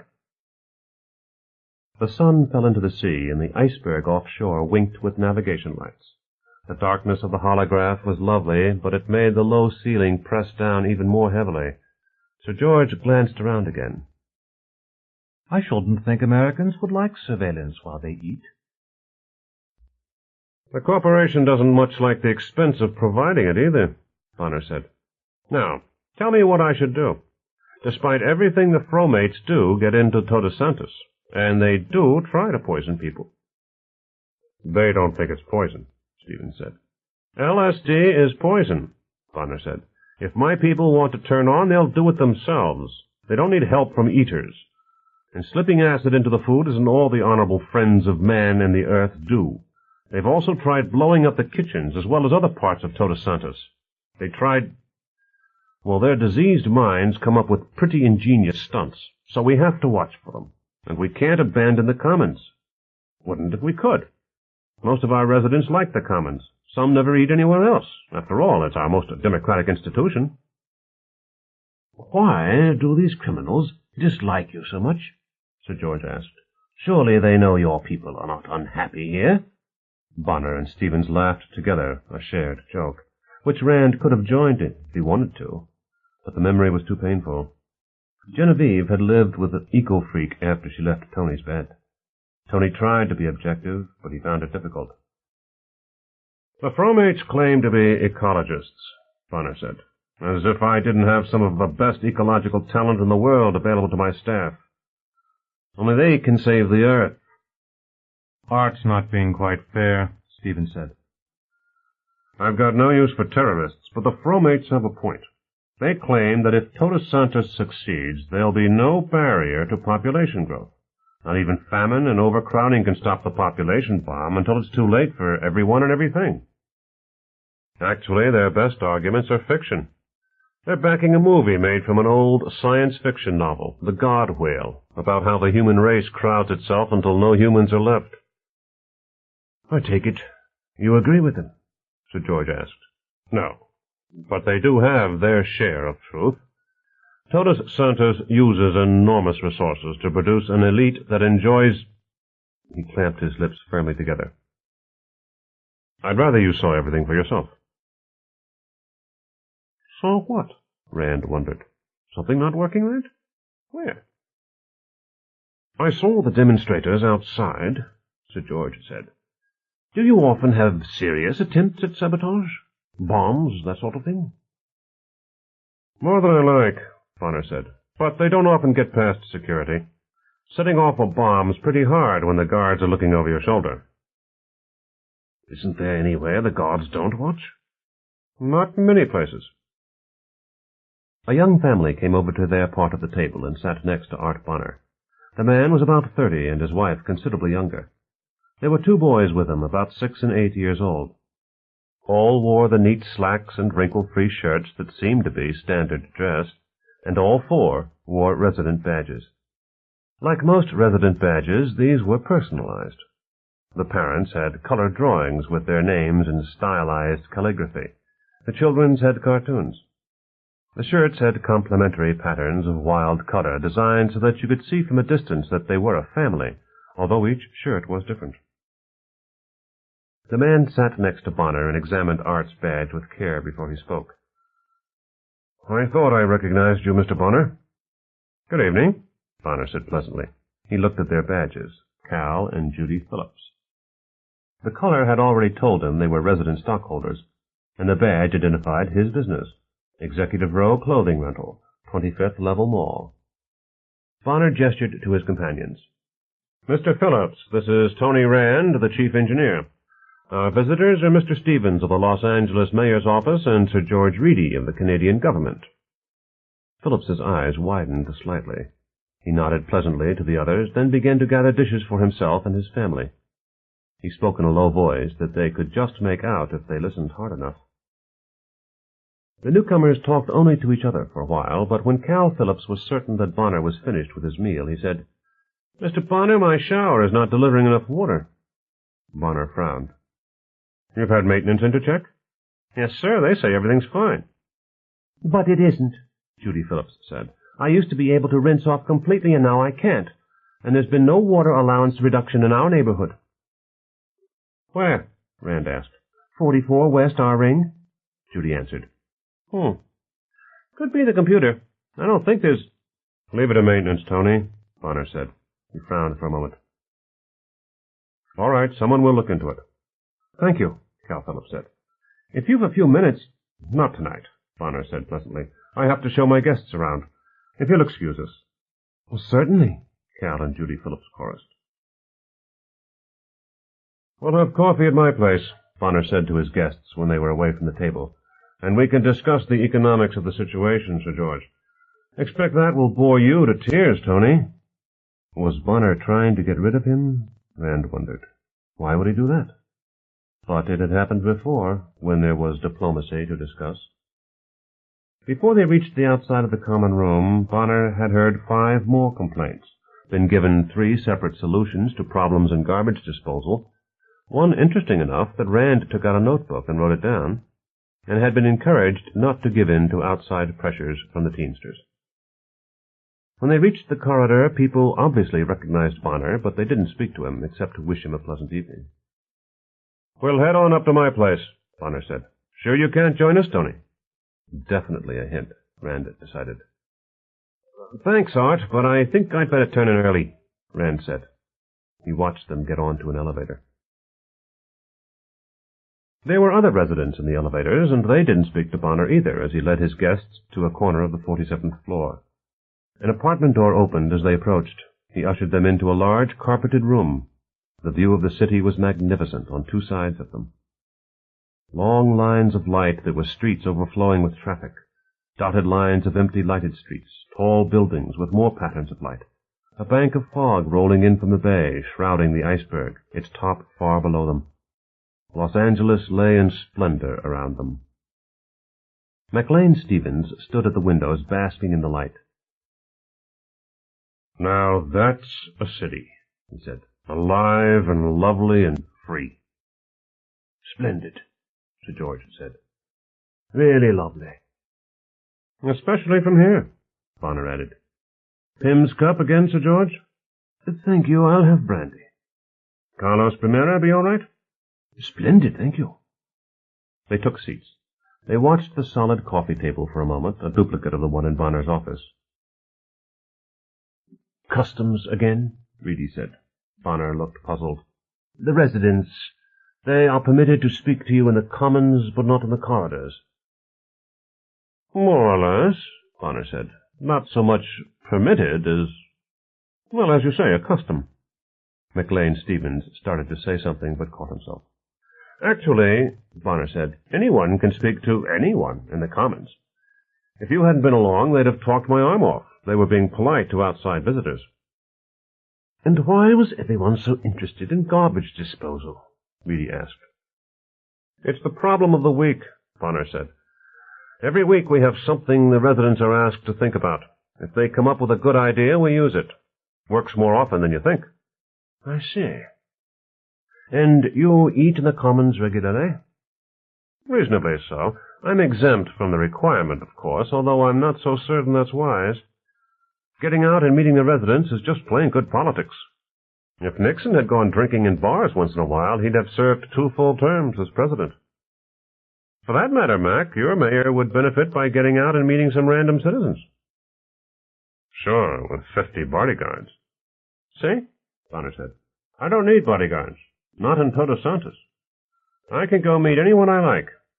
Now, here are our drinks." The coffee table opened to reveal 3 large snifters of brandy. Reedy asked, "Is an automatic bartender standard in all apartments?" "It's not automated," McLean Stevens said.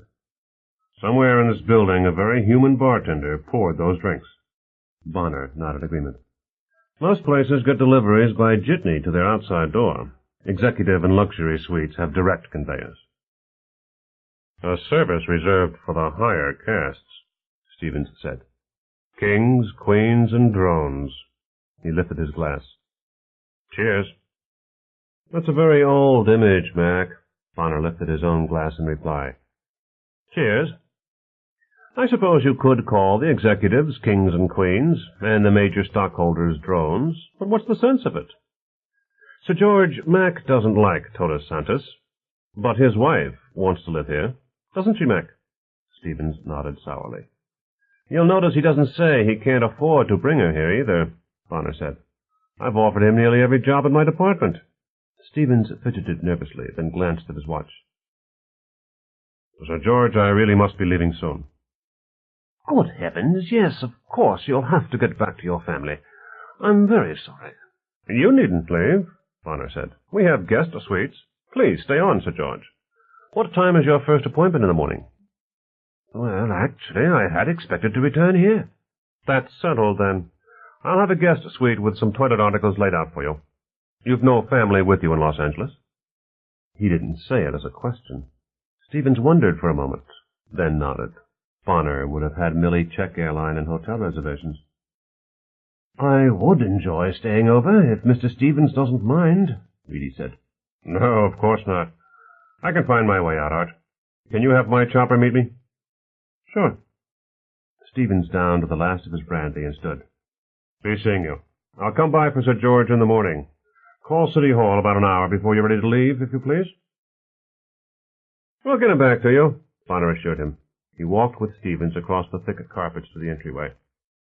"Bring Janice with you next time, sometime when you're not showing the commons." Stevens nodded. "Thanks." The door slid open for him, then closed. "Poor Mac," Bonner said as he came back to his seat.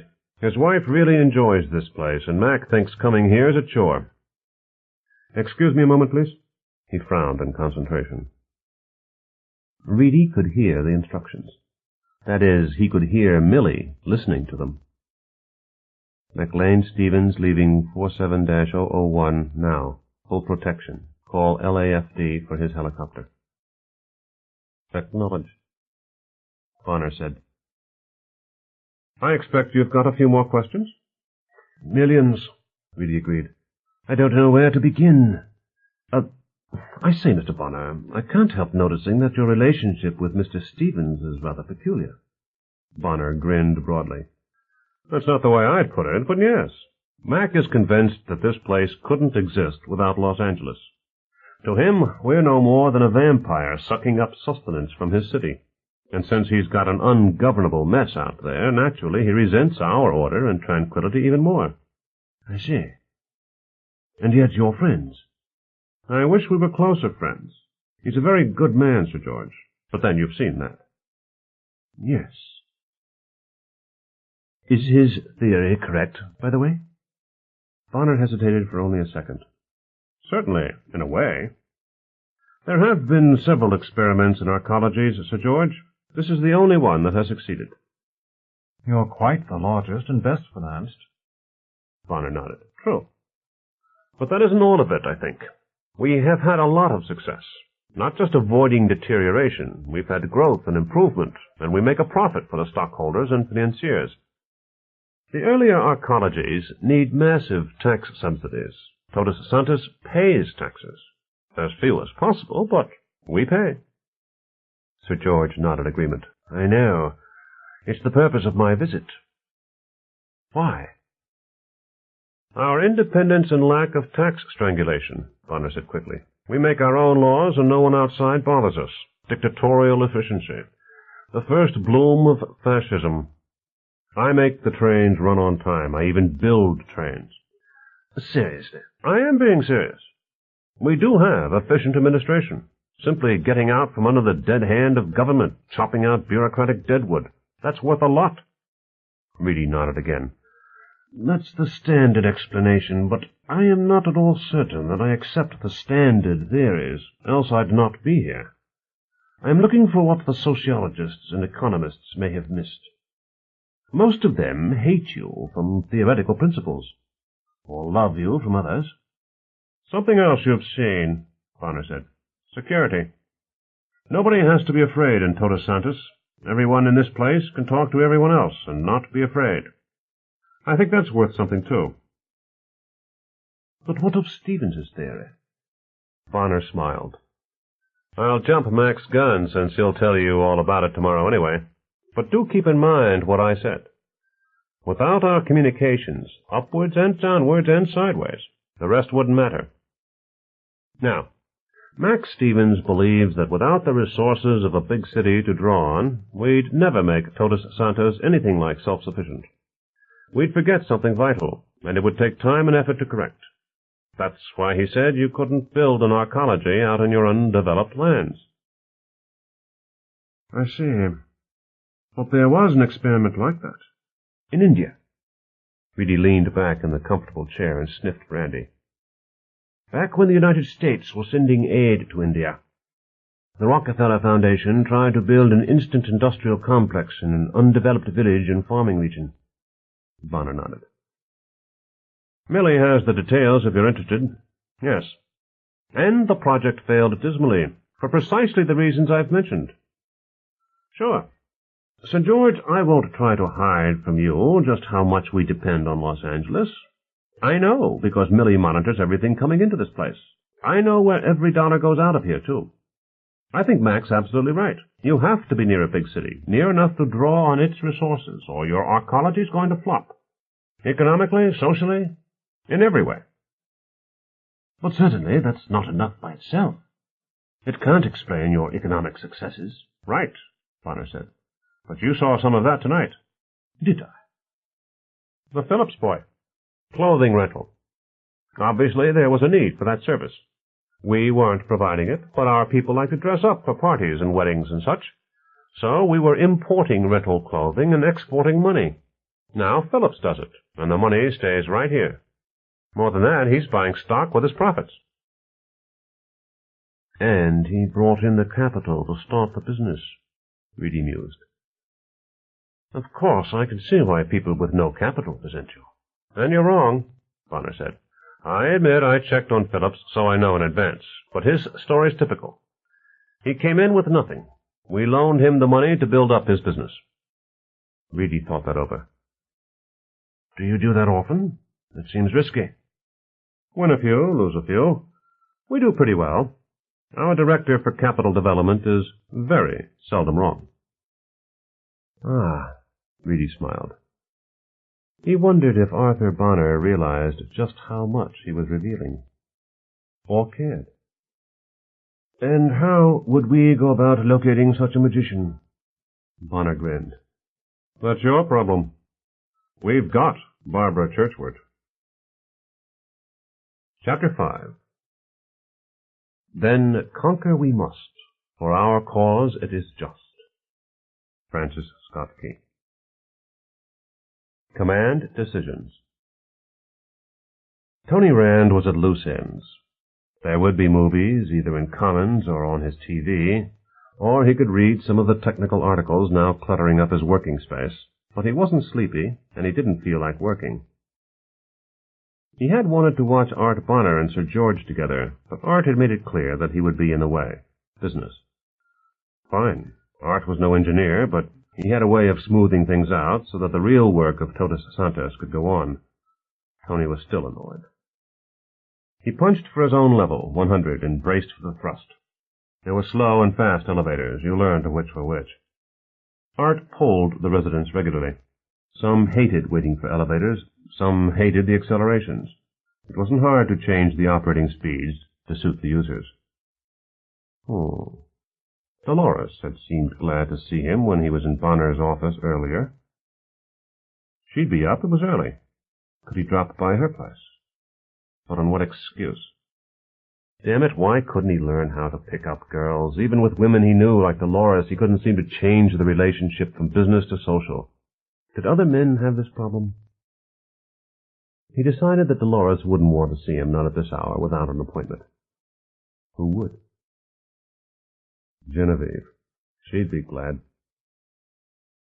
He'd been in love with her once. He was still in love with her when she left. And to be fair, he hadn't been much of a husband, too wrapped up in work, irritable when interrupted, unwilling to go places with her, rude to her friends, and glad enough when she decided not to go to conventions with him because she was always bored. There'd been plenty of danger signals.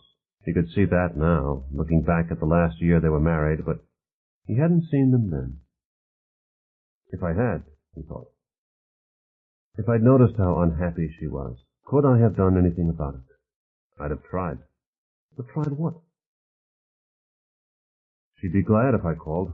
I could invite her to come visit, bring Zach, and come stay a few days. She'd like that, and damn it, she used to be fun to have around. Am I still in love with her? The elevator stopped at his floor. Somehow the idea of his empty apartment was unpleasant, too unpleasant to face. Instead, he took his pocket electronics box, calculator, phone, computer terminal, alarm clock, and calendar, an invention of his own that someday he'd market when he had time to perfect it, and plugged it into a jack in a panel near the elevator call box. Genevieve's number didn't answer after 12 rings. So now what? The apartment was still empty. Damn it, there had to be someone who'd be glad to see him. Standish. Press would be on duty, and he could use some company. Press didn't like night duty on the worry desk. Rand entered the elevator again and punched the operations level. The Olympic ski jumps were back on the screen in Preston Sanders' office. Evening, Tony said. Why can't you be addicted to reruns of the Mary Tyler Moore Show, or at least watch the evening news? I do watch the news, Sanders said, and I generally get some work done when I've got night duty on the worry desk.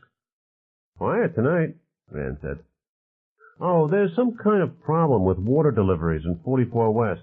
Could you have maintenance check it out? Sanders laughed. I logged that one in an hour ago. How did your dinner go? Any conclusions about implants and genius? I haven't made up my mind. Best way to find out would be to get my own. Sure. Tomorrow morning. A shrill tone shattered the conversation. Red flashed above the screen, and the skier disappeared in mid-jump, replaced by a red-bearded guard captain. Break-in. Intruder on C-ring, 18 north. Tony stopped breathing. Burglars in the house? Sanders looked automatically at the holographic model. Tony Rand didn't bother. The north side was unfinished in large part, nothing but girders and framework and the thin curtain wall that had been erected for appearances and environmental control. But two main hydrogen intake lines and a fast tube to Santa Barbara came in near ground level on the north side. A red pinpoint winked on in the holographic display. Level 18, and definitely out in the unfinished area. Visual, Sanders demanded. Getting it, sir, the guard said.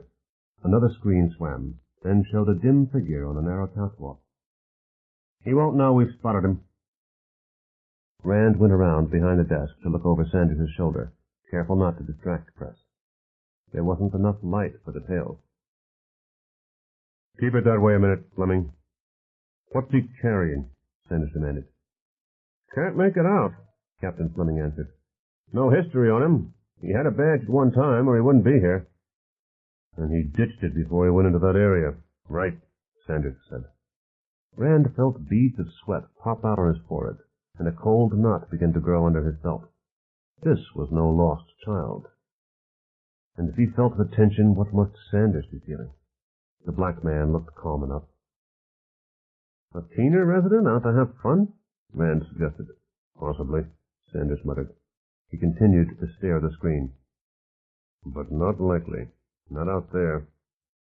Keep on it, Fleming. You sent men down there? Yes, sir.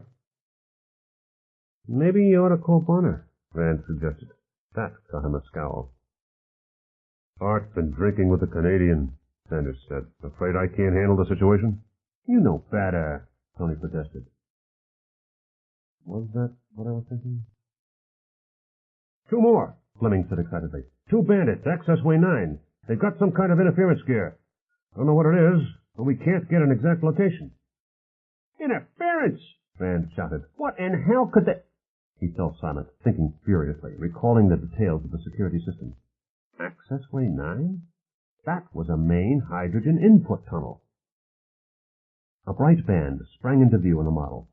The indeterminate location of two intruders deep underground.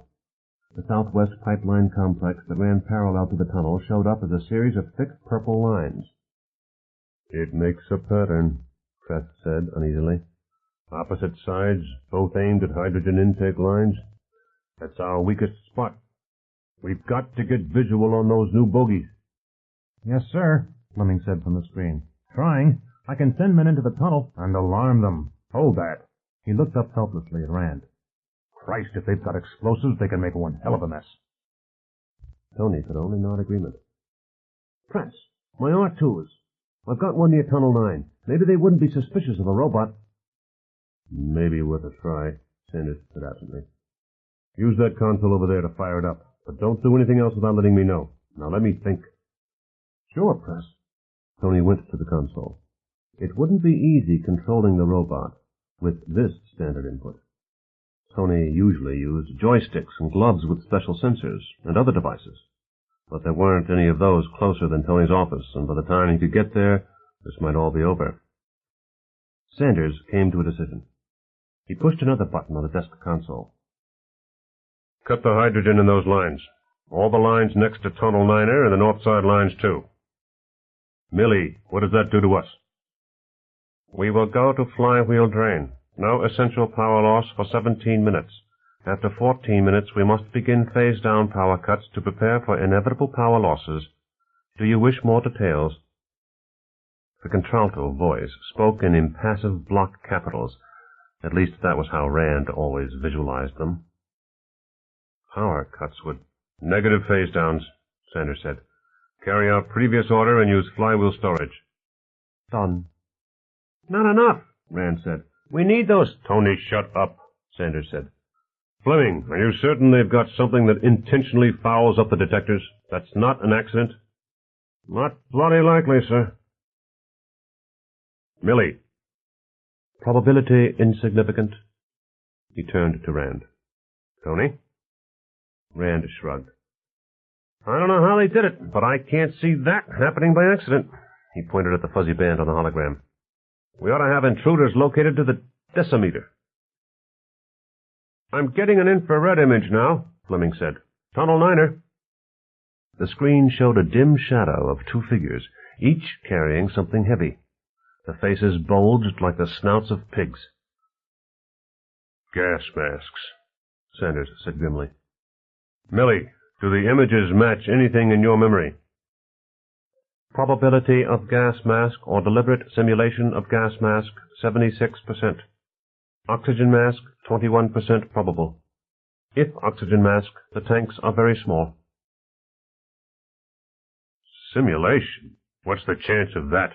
Sanders demanded. Insufficient data. Jesus. Tony, get that damned robot of yours in there, fast. I can't, Press. Whatever they're using to interfere with our detectors is jamming my comm links with the R2. I can't help you a bit. It had happened at last. Preston Sanders had always known it would. It was the reason he hated the worry desk. Sitting here always involved political decisions. Nothing else would be bucked up to the top duty officer. That was hard enough. And now the big one had happened while he was on duty. I've got about 30 seconds to dither. Should I call the boss? It'd take him at least that long to get up to speed. Maybe I should have called him earlier. Probably would if Tony hadn't suggested it. Oh, damn it. And what if Art's not sober? That L.A. man has left, but the Canadian is still here. One of the shadows in the tunnel bent over, possibly to tie his shoes, possibly to set off a bomb that would wreck the lines. Sanders made his decision. His voice was calm as he said, Big one, Tunnel 9er. Big stuff. No drill, execute. His voice was calm, but sweat dripped from his chin. He'd never been in the army. And he had just killed 2 men, deliberately, in cold blood. Now we take care of the one on the north side, Sanders said. Stand by lights and snipers. He doesn't look to be carrying anything heavy enough to do much damage, right? Right, said Fleming. Make sure he's got nothing to penetrate the intakes, and no bomb. Then catch the son of a bitch. Catch him alive and no alarms. Roger, Mr. Sanders. Captain Fleming turned away from the screens, and Preston Sanders sank back into his chair. Art Bonner drank a final nightcap with Sir George Reedy and left the Canadian in the guest suite. The perimeter corridor was dark and deserted as Art limped slowly toward his empty apartment, but he paid it no attention. He almost turned to the elevator that would take him to Dolores's apartment, but no, she'd made it clear that whatever they'd been, it was all over now. She'd be glad to see him, but for what? What do I want? He wondered. For the apartment not to be empty when I get there. And that's impossible, because who wants to live with a man who lets a city set his schedule, and loves it? It was a wonder Grace stayed 5 years. Actually, Dolores will be glad to see me. We can talk about next week's schedule, and she'll make some tea and... Not fair. She must have men friends. One of them might be with her right now. It would be literally no effort to find out. He had only to think the question, why not? But there was a rising and falling note on his head. It wasn't quite sound. The implanted receiver fed directly into the auditory nerve, and he could sense the difference from true sound. For one thing, there was no vibration, but it was loud enough to startle him, no matter how often he had heard it before. He thought, Millie? Intruder alert. Single intruder, north side level 18, corridor 128, ring C. Intruder apparently unarmed, carrying nothing large. 2 intruders carrying surveillance interference equipment and gas masks and other heavy equipment, extent and nature unknown in access tunnel 09er, location impossible to determine. More information poured into his head. Everything Millie knew about the situation, the computer's probability estimates, the probable consequences of explosions in the penetrated areas, all happening so quickly that Bonner was hardly aware of it. Lord God, Bonner said to himself. He moved toward the fast lane of the bedway. Sanders has it? Affirmative. He's in charge. Acknowledged. He was automatically going toward the operations center. And what do I do when I get there? He wondered. I left Press in charge. He'll think I don't trust him if I come in and take over. He hasn't asked for help. And there's the little matter of the brandy, too. Am I competent to make decisions? Sanders has ordered lethal gas action in Accessway 9er, Millie told him. Christ almighty, Bonner muttered. He had seconds only to interfere, if he were going to, and he had no information. Press is a good man, he thought. Another part of his mind answered, He'd damned well better be. Bonner walked rapidly along the pedway. It was silly it wouldn't get him to the control offices more than a few seconds earlier, but he did it. VX released in Accessway 9er. Security is moving in on the intruder in Northside area. Well, that's that. He was past his own apartment now, not far to the elevator to the top floor. That location was silly, Bonner thought. Administrators ought to be either next to their own apartments or somewhere in the middle of the building. But the designers had their own ideas. What was happening to Press? He began moving off the fast lane again. An elevator was waiting for him, of course, and there were 2 uniformed men next to it. All through Todos Santos, the security people would be moving quietly into place, just in case there were more to this attack than just 3 intruders in uninhabited areas. Maintenance and engineering and the fire department would be on alert, too. If the hydrogen lines went, even if there wasn't a fire, Todos Santos would come grinding to a halt. It took energy to run the city. Less than the same people would need if they were scattered out in hundreds of thousands of buildings, of course. But it took plenty. He limped off the pedway, acknowledged the guards with a wave, and entered the elevator, twitching while it rose. How's Press taking it? He's killed 2 people. The elevator loosed him, and he ran for Preston Sanders' office, angling sideways to favor the bad leg. Tony Rand watched the black man with awe. How can he be so damned calm about it, he wondered. Maybe he's not. He's smoking like a chimney. Have I ever seen him smoke before? He's usually so fussy about emptying ashtrays, and that one's half full already. He went to the shelf and poured a shot of brandy, tossing it off, almost laughing at the absurdity of his thoughts. It came unbidden that he'd put Sanders's prize brandy in coffee this morning. Now he was drinking it like medicine. Brandy? I'm still on duty, Sanders said. Fleming, what's the status on that north side intruder? He spotted us. He's hiding. Thank you. Maybe you ought to call Bonner now, Rand said. Millie already told him, Sanders said absently. Standing orders on anything this big. He'll be here in a moment. He pointed at the holograph, where a blue star moved rapidly upward toward the operations suite. I'd go easy on that brandy. Art will want you in on the conference. 2 dead, Rand thought. What the hell did they use to interfere with the surveillance? Art Bonner came in. He took in the situation at a glance, his eyes resting momentarily on the full ashtray. Status? He asked. You already know, Sanders said. I gassed 9er. They're getting men into survival gear to go inspect. And intruder captured, Millie announced. She used audio to speak to all of them. Fleming appeared on the screen. Got him! Another image formed. A young man, early 20s at most, long hair and back, but cut short at the sides and in front. Scraggly beard, which wasn't unusual. Cotton denim pants and jacket. No weapons, Fleming reported. We fluoroscoped him. Nothing. And medical says no drugs. He tried to put on he was high, but we've got him convinced we know better.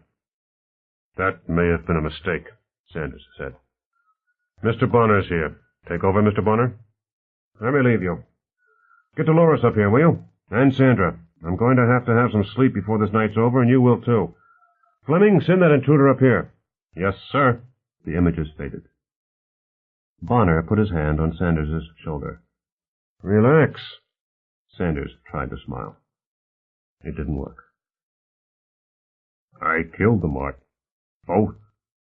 In cold blood. Sure. Tony, get Press a drink. It happened so fast. All over in a minute. Art, what if it's nothing? Like that kid, no weapons, nothing. Just trying to throw a scare into us. They never had a chance.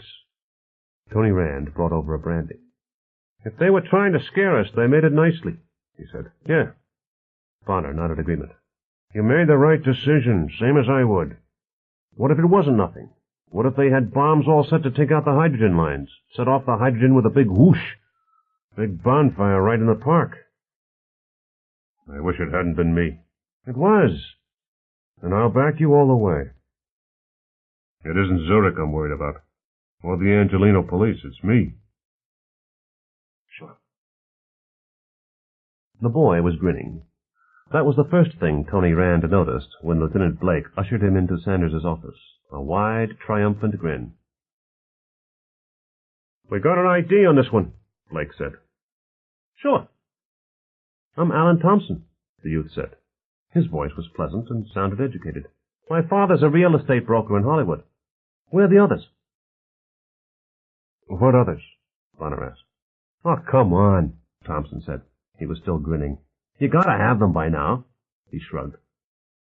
"Maybe you don't." That seemed to amuse him even more. Preston Sanders had ignored his brandy and sat staring at the youth, his eyes a study of misery. The grin got to Tony Rand. "What's so damned funny?" Rand demanded. Bonner raised a hand in warning. Rand subsided. "We found a VIP visitor badge outside the crawlway entrance to the unfinished section," Blake reported. "A Mr. Roland Thompson, who's a favored customer for a number of places." "Sure, that's my dad's badge," Alan Thompson said. "Okay, so now you can call him and tell him the prodigal's in trouble again." "Please sit down, Alan," Bonner said carefully, "and tell us why you were crawling around on a catwalk 100 meters above ground level this late at night." "It was fun, man." Thompson sat with the attitude of an important visitor. "We thought, what the hell? They're always talking about the security system at Todos Santos. We'll just show them it's not as good as they think." "We?" Bonner demanded. "Who are the others?" Thompson grinned slyly. "So you really haven't caught them yet? That's choice. Well, I better tell you, 'cause it's getting pretty late, and sitting here's a bummer. I don't guess you'll let me loose until you round them up. There are two, Diana and Jimmy, and they stayed in the stupid tunnel we got in from." There was a sharp hiss as Preston Sanders took in a quick breath. Lieutenant Blake looked grim. "Hey, what's the matter?" Thompson demanded. "Look, they aren't going to hurt anything." "Alan, were your friends carrying anything? Special equipment or anything like that?" Bonner asked casually. It was difficult to keep the strain from his voice. Tony Rand leaned forward to listen. He felt the same thrill of horror that Bonner did, but he also wanted to know, how did they do it? "Oh, some big boxes full of sand. Had dynamite painted on the outside, you know, just to show you. And Jimmy, that's Jim Blanchett. He's an electronics genius. He made something that he thought would really give your detection stuff fits." "What? How did it work?" Rand demanded. "Well, I'm no electronics type," Thompson said. "But it must have worked if you haven't got 'em yet." Art Bonner was posed in the characteristic way he used to talk to Millie with his implant. His face looked strange. Rand got up and went behind the desk so that he could see the TV screen that Sanders was watching. What had Bonner found out? The screen showed Jim Blanchett, identification. Councilman James Blanchett of Los Angeles has a son, age 20, named James Everett, Jr. "Lord God," Tony said involuntarily. "What?" Alan Thompson squinted at Rand. "Did you say something?" "No," Bonner said. "Who is Diana?" "Oh, Diana Lauder. Kind of engaged to Jimmy, you know. Rooms in the dorm with us." "I see. Well, I hope the automatic systems haven't harmed your friends," Bonner said evenly. "Lieutenant, please take Mr. Thompson to Central Security. We'll have to hang on to you for a while, Alan. What you did was highly illegal, didn't you know that?" "You mean unlawful. Illegal's a sick bird," Thompson said. "We didn't mean any harm. Might even have done you a favor. Suppose we'd been somebody really out to get you. Wasn't my idea anyway. Jimmy's father kept spouting off about this place, and—" "There's something wrong, isn't there?" The boy's grin faded. "Jesus, they weren't hurt, were they? Look, mister, they didn't mean any harm. They didn't have any weapons or anything. You didn't hurt them, did you? Jesus, Councilman Blanchett will kill me if anything's happened to Jimmy." "So it was your idea," Bonner said evenly. How can he be so calm? Rand wondered. And Press just sits there staring at the brandy. "Take him out, Blake," Bonner said. We'll talk to him later. Hey, wait a minute. Tell me, what's happened to Jimmy and Diana? Let me go, you goddamn rent-a-cop. What did you bastards do? You can't handle me this way. The door closed behind the guard and the struggling youth. So, that's that, Art Bonner thought. Kids out playing, Sanders said. I don't want to believe it. Boxes full of sand. Art, they're as dead as... They're dead. I killed them and they were just kids. Yeah, get a hold of yourself. You did the right thing, given what you knew. Suppose it had been fromates with a bomb. Sanders sat unmoving, staring at a wall he couldn't see. Come on, Press, it's all right, Rand said. Look, they tried their best to make you think they were fromates, right? I thought so, watching over your shoulder. What else could you do? Medical, get someone in here to take care of Mr. Sanders, Bonner thought. Acknowledged. And get Sandra on duty for everything except this. I don't want to be bothered with trivia.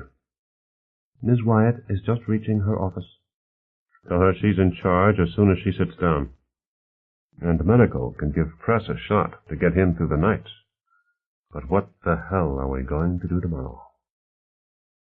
An L.A. City councilman's kid and his girlfriend. Blanchett. Jesus, why did it have to be him? He spouts off a lot, but he's not really an enemy. Wasn't an enemy. He will be now. Can we keep it a secret? No, Thompson knew where the others were. Others might. Maybe not. Unwanted, a thought crept into the darker part of his mind. Sorry, kid, you know too much. Bonner pushed it away. Get me legal. Roust out Johnny Shapiro right now and get him up to my office. Acknowledged. Status? Security team not ready to enter. Detoxification almost completed. Estimate 10 minutes until safe to enter. We'll just have to wait. Rand watched impatiently, Bonner giving orders and getting reports through his implant, while Tony knew nothing. Bonner could have had the decency to put it all on the TV screen. What's happening? They're flushing out the last traces of nerve gas, Bonner said. Not important enough to send guards in there with protective suits, not until it's safer, is it? I don't think so. I tried to get a robot in, but the comm link is still jammed. Why the hell can't your people develop something better than nerve gas? Something to knock a man over instantly but not kill him. Tall order, Rand said. You've got one, but it has to be inhaled. These were wearing gas masks. If you want something that works on skin contact and knocks them over before they know what hit them, war gases are all there is. I suppose. Here's the route they must have taken, Bonner said. A thin line moved through the holograph. A second screen showed what someone traveling that route would see.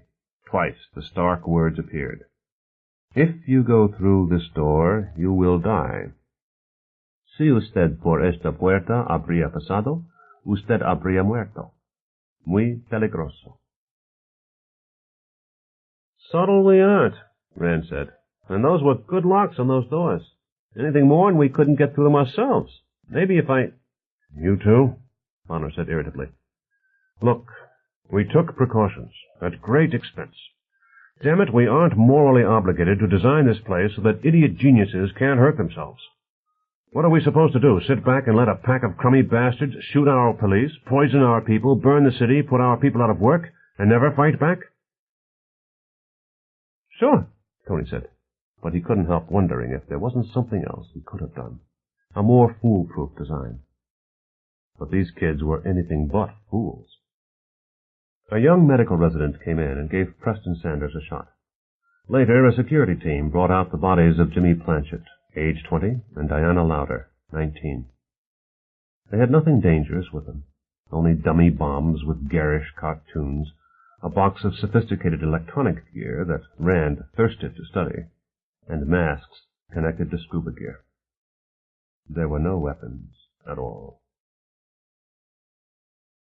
Chapter 6.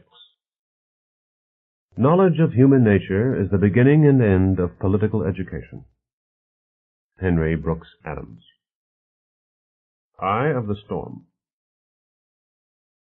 Lying on a strange bed in a strange city in a foreign country, Sir George Reedy gradually realized that he wasn't going to sleep. It was jet lag, of course. Sir George had always suffered from biorhythm upset. It was a pity because his work involved a good deal of traveling. He would not have survived had he not learned to sleep on airplanes. But having slept through the flight to Los Angeles, Reedy was now wide awake at midnight. He was tired, but not sleepy. If he closed his eyes tight and clenched his fists and willed himself to sleep, he'd still be doing it come the dawn. He'd tried to force sleep often enough. The trick, he thought as he sat up and reached for his contact lenses, was to take the additional awake time as a gift and do something with it. The day was full of undigested data. Anthony Rand had mentioned stockholders who worked outside without ever leaving Todos Santos, an intriguing possibility in a world running out of fuel. What had Rand called them? Waldos. And a technical term he'd forgotten. "Millie," Sir George said in his throat. "Reedy." "Ready, Sir George." "What have you got on Waldos?" "Waldo, a system in which the motions of a human hand or hands are imitated by a mechanical hand or hands located elsewhere.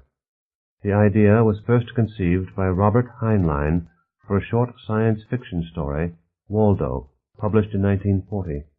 Waldos, or teleoperated devices, were later developed for use in handling radioactives, then for any dangerous profession, the mining of uranium or coal, manipulation of dangerous chemicals, work in vacuum on the moon.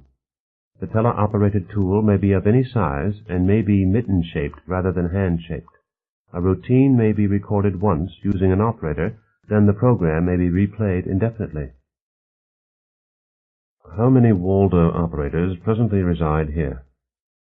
410. Reedy was at the window now, looking out at a glowing carpet of light. Indeed, Los Angeles was beautiful from here.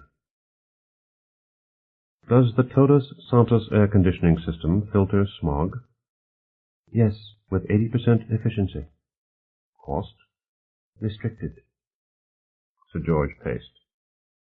Order me a large mug of chocolate and 2 ounces of bourbon. Done. This science fiction writer, what else did he invent? Did he make any money at it? Robert Heinlein is credited with the ideas behind the linear accelerator launcher, the moving walkway, and the waterbed. No patents are on file. Reedy shook his head, grinning. Typical. But Waldos, now. That would have a strong bearing on how much parking place Canada must allot to a projected arcology. What else should he be checking before he started digging for real information tomorrow? An arcology wouldn't work without a city nearby? If true, it was crucial. What kind of city? How near? Todos Santos and Los Angeles were perhaps too close. Relations between the two seemed strained. The kind of tension he'd already seen couldn't hold forever, Reedy thought. Something would snap. Perhaps the Canadian host city, or its citizens, should be given concessions of some kind. That family in the Commons. They had been financed by Todos Santos itself. Bonner had said so. How would that work? Millie. Ready.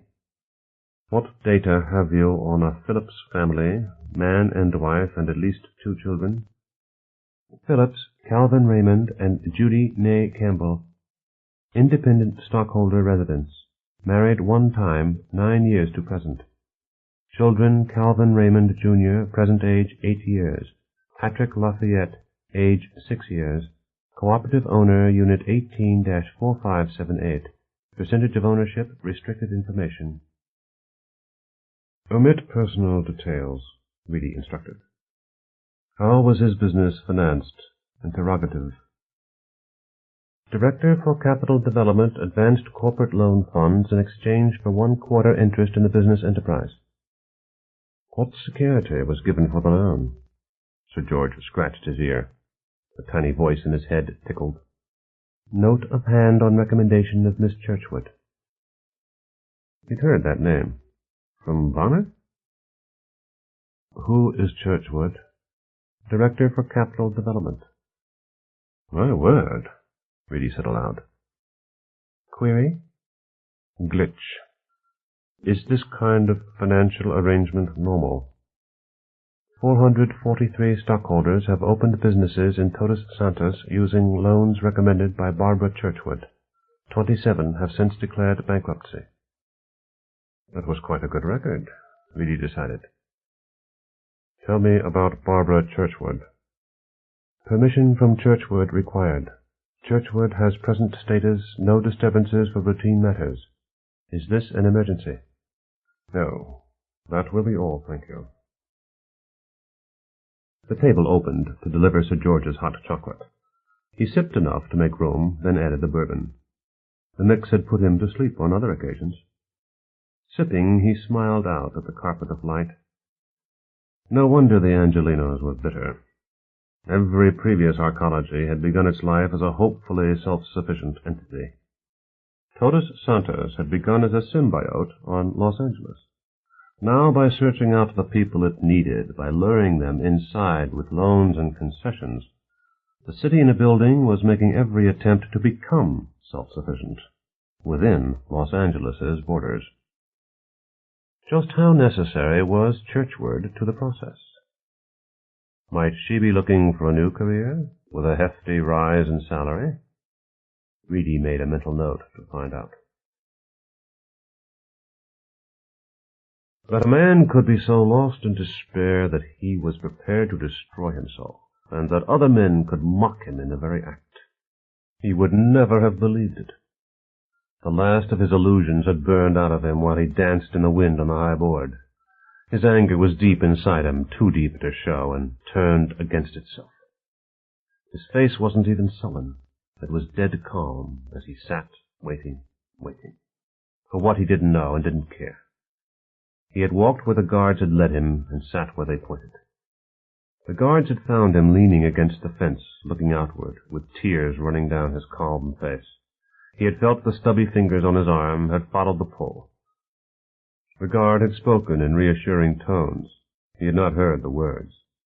They led him into an elevator. Down like a falling stone. Out to this room where he waited. The door opened. He did not bother to look up, but people were talking. I don't know, Tony. I don't know what's going to happen now, but I swear they looked like they were going to blow up the hydrogen lines. I was there. I came down to see the equipment they carried. It's not in here? Oh, who's he? Voices grew clearer as heads looked into the room. Him? Oh, he's a leaper we pulled off your highboard. Jeez, Patterson, we've got worse problems than him. They've got Mr. Sanders doped to the eyes. Mr. Rand, what do we do if the Angelino cops come for him? Nothing. Press killed 2 saboteurs and captured a third. That third one was lucky. Press had every right to kill him, too. Los Angeles isn't going to do a thing to him. Yes, sir, but the kids weren't carrying dynamite, damn it. It was just a box of sand. How will that look to a grand jury?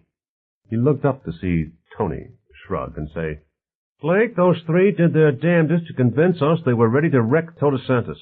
I'd say they succeeded beyond their wildest dreams. Think of it as evolution in action. A bark of laughter in a sober voice. It won't stop there, Tony. God, I'm glad I'm not Bonner. Answering laughter. So is everyone else tonight. They closed the door. They had forgotten him again. He resented it. He resented their laughter. It mocked his coming death. They remembered him an hour later. The stubby-fingered guard led him back to the elevator and took him down and put him in a subway car and said things he didn't bother to hear. He had already made his decision. Thomas Lunan zapped the electronic gizmo and drove the Jaguar into its garage. He wrestled 2 bags of groceries out and set them down, then busied himself with locks, an enormous metal bar across the steel garage door, then the police lock and 2 deadbolts to let himself out the smaller door for humans. Once outside with his packages, he had to set them down and lock up. His apartment was 3 blocks away, and he had to carry the groceries. The streets were well lighted, though, and busily traveled. It was one reason he'd selected that garage. The apartment building had been a house before it became old and run down. Dilapidated wouldn't have been too strong a word. The hall carpet was threadbare, and the walls hadn't been painted in years. There were only 2 apartments in the ancient house. He climbed 1 flight to his own and unlocked it. The locks were not new and didn't appear particularly good, although in fact they were recommended by a firm of security consultants he'd interviewed. Inside, everything was different. His apartment was tastefully furnished, and everything was bright and clean. His stereo and TV were expensive and new. Some of the paintings on the wall were originals. But from the outside you'd never know there was anything worth stealing, which was the idea. Lunin was rather proud of the method he'd hit on. He wanted to live near the beach and couldn't afford the expensive beach communities. Therefore it had to be Venice, with its old houses built in the 1920s. But Venice was a high-crime area, so how could he enjoy his expensive possessions without being ripped off? Obviously, he had to live in a way that kept anyone from knowing he had anything worth stealing. The car was the toughest part. If he parked the Jag near the building, someone was bound to get the idea that its owner had good loot. They'd follow him home and rip him off. Lunin lived alone, and his job kept him away for week-long intervals. That was bad enough, but worse would be for a street gang to come when he was home, which was why he was careful going from his car to his apartment, and so far it had worked perfectly. He turned on the news, but paid little attention to it, keeping an ear tuned to alert him to anything unusual. Unusual for him meant a lead on a hot story. Lunin was in trouble. Not, he told himself, big trouble, but trouble just the same. He hadn't had a big story in months, and the station director was breathing down his neck. If he didn't find something pretty quick, they'd assign him something, and he'd worked too long and hard for his high status as a roving investigator to go back on assignment. Worse, the associate producer who handled assignments didn't like him, and neither did most of his reporter colleagues. They'd give him dull crap. Not all dull crap, of course. He was too good for that. But any dull crap was too much. The trouble was he hadn't had an idea in a long time, and he lived on ideas. Lunin didn't do stories the way others did, didn't chase ambulances or go to fires or hang around the police station. He didn't do what the others would call news at all. His specialty was in-depth interviews, digging out big human interest stories that explained the world. So, what to do now? He estimated that he had about 2 weeks before they called him in and put him back in the pool. Not very long. How in hell was he to find something big in 2 weeks? He decided to fall back on a technique that had worked for him in the past. Go fishing. Wander out, people watch, talk with anyone he could find, and let matters develop. It sounded haphazard, and it was. But luck had been with him in the past. He'd gotten 2 Pulitzer nominations that way. So, where to go? He put on a classic, The Beatles, and relaxed with a glass of Chivas Regal. And after a while he remembered that he hadn't visited the Santa Monica Mall in quite a while. Why not? Maybe something good would come of it. The Leaper left the subway at the Flower Street exit in central Los Angeles. There were buildings here, not high by Todos Santos' standards, but high enough. The men who had mocked him in Todos Santos would read of his death, and they would be sorry. But would they know? It was important. He was carrying no identification and no suicide note. He had only the money the Todos Santos guard had thrust into his pocket. He had decided to die anonymously. Now that was not enough. He must leave something. He stood between the empty track and the wall scrawled with obscene messages and gang symbols, while half-thoughts formed in his mind. He searched his pockets for a magic marker until he found it. He stood before the wall, not caring if anyone was watching, and presently inspiration came. He printed in large letters over a message that had almost been washed away, "Think of it as evolution in action." Now that was good. It was not too proud. It was the statement of a man who had done one last service to the human race by ridding it of a chronic loser. He would scrawl it on the parapet, or wherever, just before he jumped, and this man, Tony, would recognize it for his own words. He turned and walked briskly toward the exit stairway. Big Jim Planchet poured himself another bourbon and settled back into his study chair. He thought that his visitor was finally getting to the point. George Harris had spent a lot of time talking about nothing, and it was late, time for Planchet to rejoin his other guests on the patio. "You know I go to jail every week," Harris said. Councilman Blanchett frowned. Well, I guess I'd heard about it. In fact, he knew almost as much as Harris did. He'd had to check it out because he wanted to be sure that having Harris on his campaign finance committee wouldn't cause him trouble with his Los Angeles constituents. George Harris had falsified his income tax returns, been caught, and convicted of tax fraud. At his trial, he'd said he'd done it in protest against Washington policies that he refused to continue paying for. That may not have helped him get the judge's sympathy. In addition to his fines, Harris had to spend 4 weekends in the county jail. They let him out on Sunday nights so he could conduct his business, but every Saturday morning he had to go back. Not many knew where Harris went on weekends, and most of those who did felt sorry for him. Doesn't everybody cut his tax return as close as possible? There were some who thought Harris deserved a medal. So there wasn't any problem about remaining friends with George, which was just as well, since Blanchett had known him for years. I need help, Harris said. Big Jim Blanchett frowned. Look, George, that was a federal court.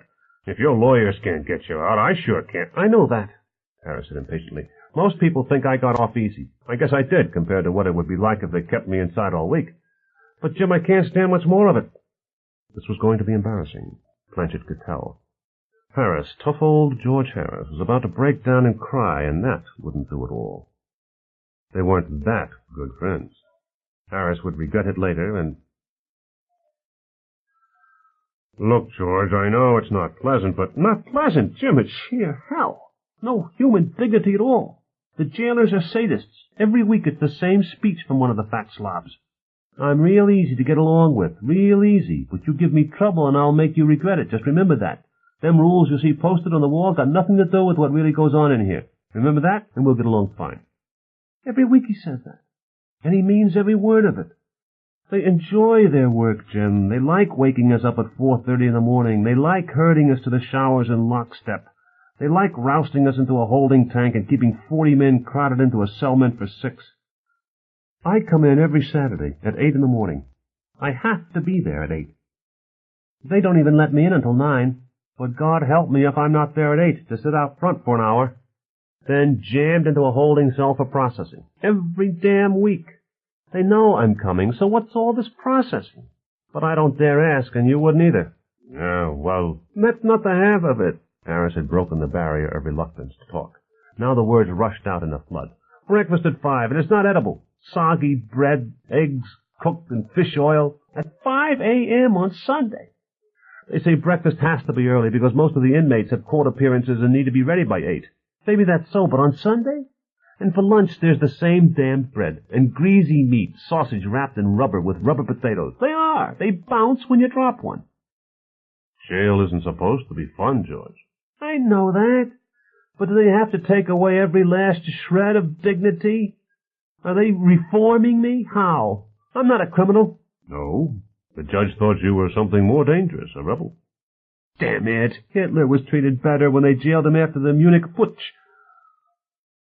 Sure, and if they treated him worse, maybe he wouldn't have tried it again, Blanchett thought. Make it easy on tax evaders, and there'd be a tax rebellion all over the country. And what would happen to the poor then? George was protesting nuclear power plants, but the same logic could be used to protest welfare, and welfare was a lot less popular than power plants. He really didn't have a lot of sympathy for George Harris. On the other hand, there were those campaign donations, and Harris seemed to have influence with some heavy people in real estate. A good man to be friends with. And the people they put me in with. Jim, one weekend I had a cell by myself. The toilet didn't work, it had overflowed all over the floor, but that was the best weekend I had yet. The animals they throw me in with... I guess that could get pretty bad, Blanchett said. What do you want me to do? The jail's county, not city. I don't have any control over it. That's the sheriff's department. But can't you do something? We try. Every now and then a judge declares the jail cruel and inhuman, and there's a big brouhaha about reforms, but it never amounts to anything. Yeah, but what can I do? I'm at the end of my rope, Jim. I suppose, Blanchett said. He lifted a microphone from a desk drawer. Emo, see if you can get Mr. George Harris, spelled like it sounds, set up for VIP treatment at county jail. He's on one of those weekend detention work furlough programs. Reports on Saturday morning and gets out Sunday night. At least try to get him a better class of cellmate. County owes us a couple. Call in one of our favors. He put the microphone back in the desk. There. My assistant will get on it in the morning. Harris looked genuinely relieved. Can't promise, Planchet warned, but I think things will change for the better. A little better, anyway. Thanks. Thanks a hell of a lot. He drained his glass. Oh, about your fundraiser. I think I can get some of the guys at the athletic club to buy tables. It'd be easier, though, if you'd show up once in a while. He looked accusingly at Planchet's middle, which was beginning to hang over the councilman's belt. If you'd been that out of shape, you wouldn't even have made the team at USC. Suppose you're right, Planchet said. That had been a long time ago, when Jim Planchet was a star running back. That hadn't hurt his political career either. George patted his own flat stomach. You ought to keep in shape, Jim. Work out sometimes. Weekends in the pokey don't seem to have hurt you that way, Planchet said. Hell, they don't. The only way to exercise is regularly. Every damned day. And can you see me doing exercises in a cell with a screaming queen? But leave out how flabby you're getting. You ought to get to the club to meet the boys. Play a little poker once in a while. You'd be surprised how many friends you can make losing a couple of $100. Planchet nodded. Good advice. Now, when do I do it? I don't even have time to see my own son. What's the problem? Planchet shrugged. Toda Santas, mostly. A lot of businesses in my district losing customers to that termite hill. Not much I can do, but they sure want me to try. Harris nodded in sympathy. Yeah, they bring in their own construction people, too. Buy everything from their favorites. For a while I thought I had a deal lined up selling them some electrical supplies, but they found somebody inside their shop to take care of it for them. Your constituents have a legitimate complaint. Toda Santas is exempt from most of the regulations that drive our businesses under. Sure, but that was the only way they'd build the place, Planchet said. 15 years ago, Los Angeles had been glad to get Toda Santas. Terrorists had tried to start riots by starting fires in one of the ghetto areas. It had worked fine. They threw so many firebombs that they started a firestorm and burned down square miles of city, leaving a hideous, angry scar, a lot of people homeless and unemployment soaring. When the consortium that owned Toda Santas offered to rebuild and create 100,000 jobs and solve the fresh water problem in the bargain, Congress and the state legislature and everybody else had fallen all over themselves to give the money people the incentives they demanded. Probably a mistake, Planchet thought, but it looked like a good idea at the time. You ever have to talk money with Toda Santas? Harris asked. Not too often. Planchet got up and put his glass on the bar. Harris continued to talk as he followed Planchet to the party. Be glad you never did. They've got a female shark you'd have to do business with. Beautiful woman, but cold as that iceberg they have out in the harbor. Hard as nails. When the waiter brought the check, Barbara Churchward took it before the young man across the table from her could protest. His look of dismay was interesting, and idly she wondered if he were worried about the deal he was trying to swing, or if he simply couldn't accept the idea of a woman paying for dinner. It never hurt to be nice, she thought. It's all right, Ted, she said. We own half of this place. I get a good discount. Not that it mattered a lot. Mr. Binghamton was in for a disappointment, possibly several if she'd correctly read his intentions for the rest of the evening. Not that it would be particularly unpleasant to let him show her his earnings report or whatever he was likely to use to induce her to his guest suite on level 96. He was handsome, he was intelligent, he was personable. But she never mixed business with pleasure, as he was about to find out. And for that matter, she wasn't going to do any business with him tomorrow either. It had looked like a good deal, if a trifle complicated. She'd recently acquired a company that had an excellent outside sales force. In fact, the salesmen were better than the production staff. If she had a good home product line to add to their wares, they could handle it fine. And Mr. Ted Binghamton represented an undercapitalized company that made excellent low-cost vacuum cleaners that her sales force could peddle door-to-door with very little retraining. The only problem was the iceberg. Tenaha Electric had a generous pension policy. How many of its employees were over age? If there were a lot of them, the initial profits would be high, but after a few years, things would come apart. Millie, she thought, Has Sam come up with the figures on the age structure of Tinaha yet? Data flowed into her mind. Age of employees, pension entitlement, average turnover, average age when hired. When the stream was finished, she examined what she learned. From long experience, she controlled her expression, but inwardly she frowned. Tinaha was an oldster's outfit, old craftsmen. They weren't hiring new people, and they had a lot of elderly craftsmen who wouldn't be around more than a decade. No good. As she'd suspected, the iceberg was just too big. She toyed with the idea of buying Tinaha out, skimming the cream and unloading, but that involved the risk of finding a sucker. She could probably do that. The inflated downstream cost load was well hidden, and it had taken a lot of investigation to nail it down, but she couldn't be sure of a sucker when she needed one. Besides, she had a better use for the sales force. There was another company, CMC Incorporated, small, located right here in Los Angeles, that was vulnerable to a stock takeover, and that looked like a much better deal.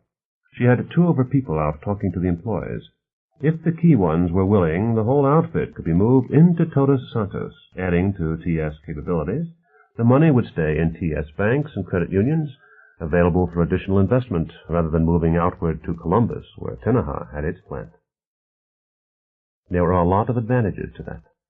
Todos Santos was exempted from most of the stupid regulations that businesses outside had to live with.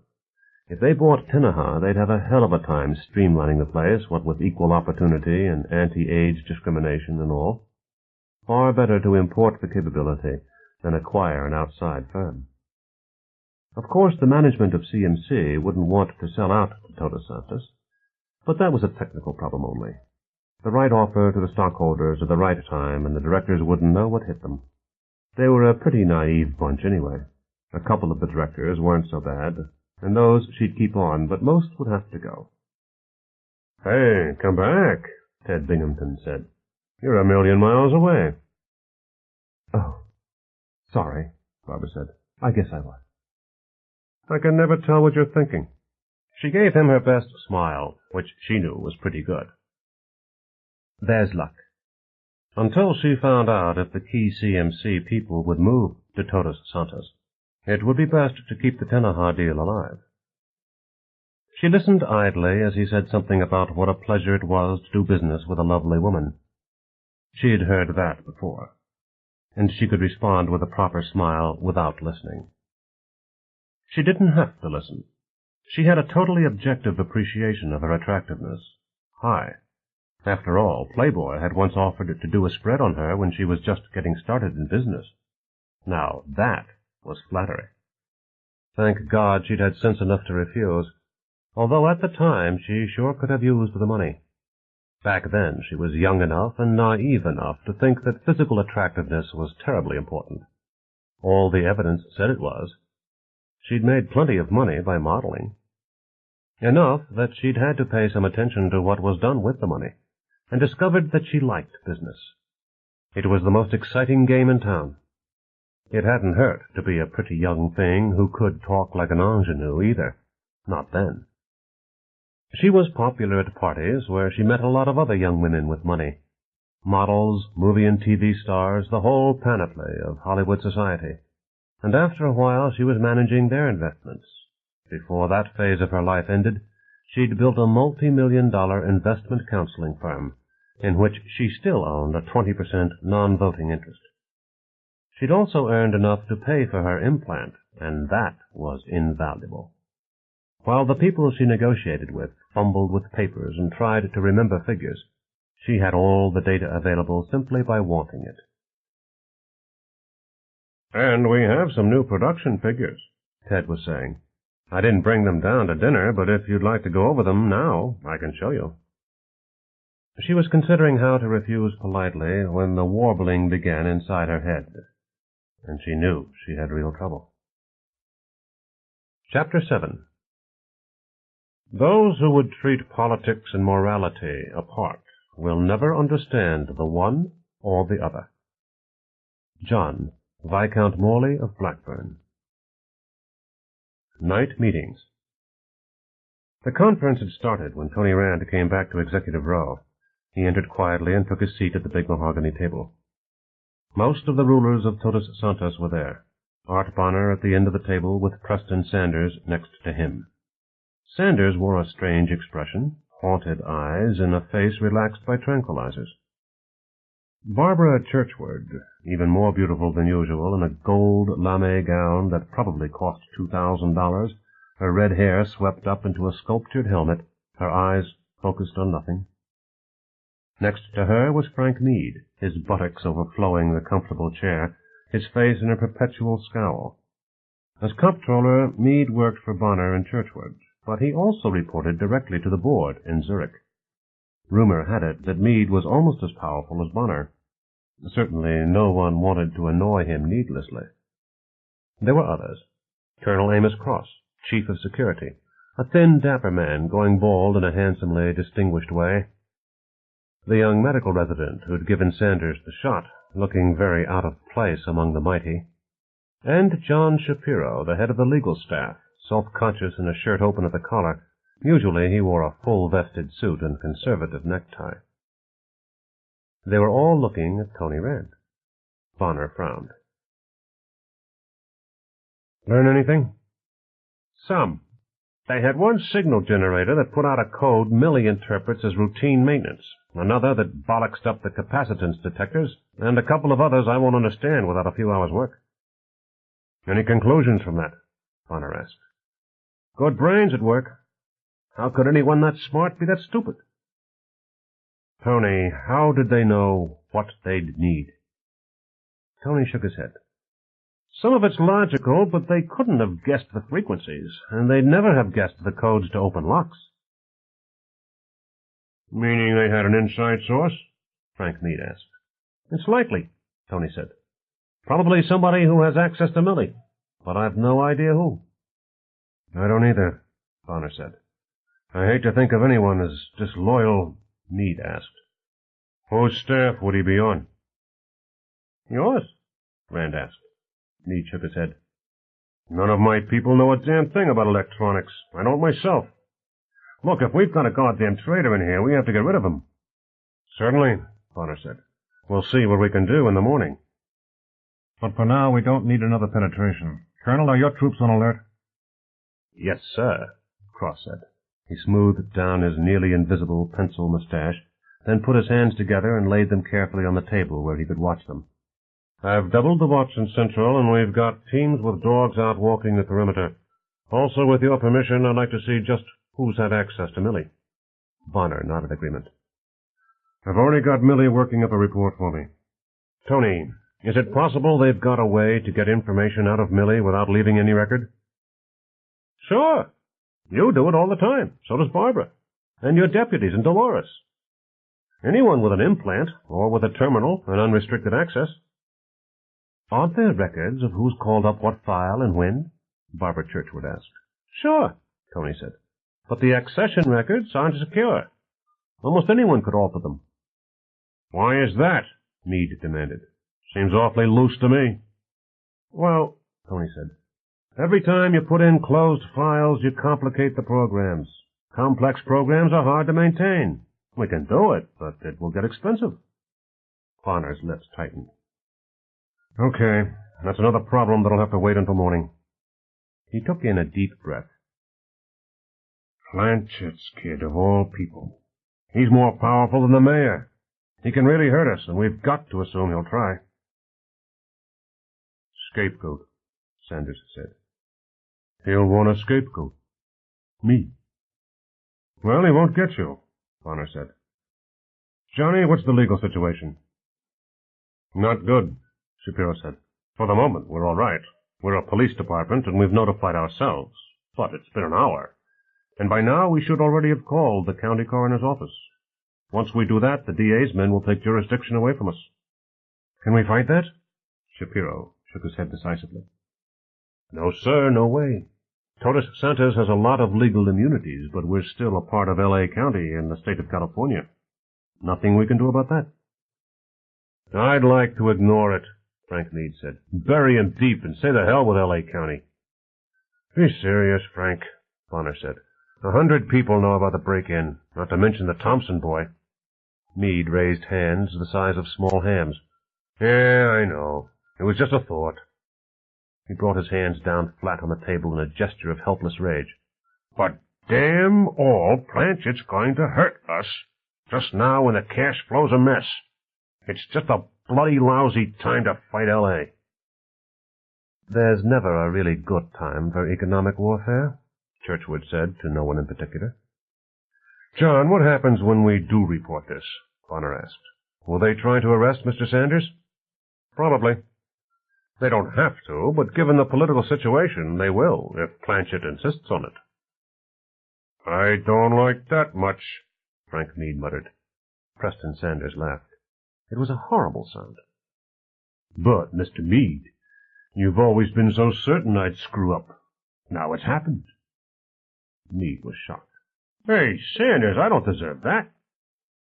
"There's no need for that, Press," Barbara Churchwood said. Her voice was smoothly professional. "Art, we know what happened here. Do we need Press any longer?" Bonner frowned. "He's my deputy." "And doped to the eyes," Churchwood said. "I suggest you let him get a good night's sleep." "I suppose you're right. One thing we make clear, though. Los Angeles does not put Sanders in jail. They can interview him all they want to, but right here. Are we agreed?" There was a chorus of assents, except for Shapiro. The lawyer looked worried. "Not going to be easy to do, Art. If they decide to arrest him, how do we stop them?" "For the moment, he's too ill to be moved. Dr. Finder, you take care of that. Take Press down to your hospital and keep him there. No visitors without my approval, only don't say it's my approval, say it's Dr. Weintraub's." "Won't that do it, Johnny?" Shapiro nodded slowly. "I suppose. Best get a couple of shrinks into the act. We have to have a plausible reason for this." "I'm not crazy," Sanders protested. "Damn it, I am not crazy."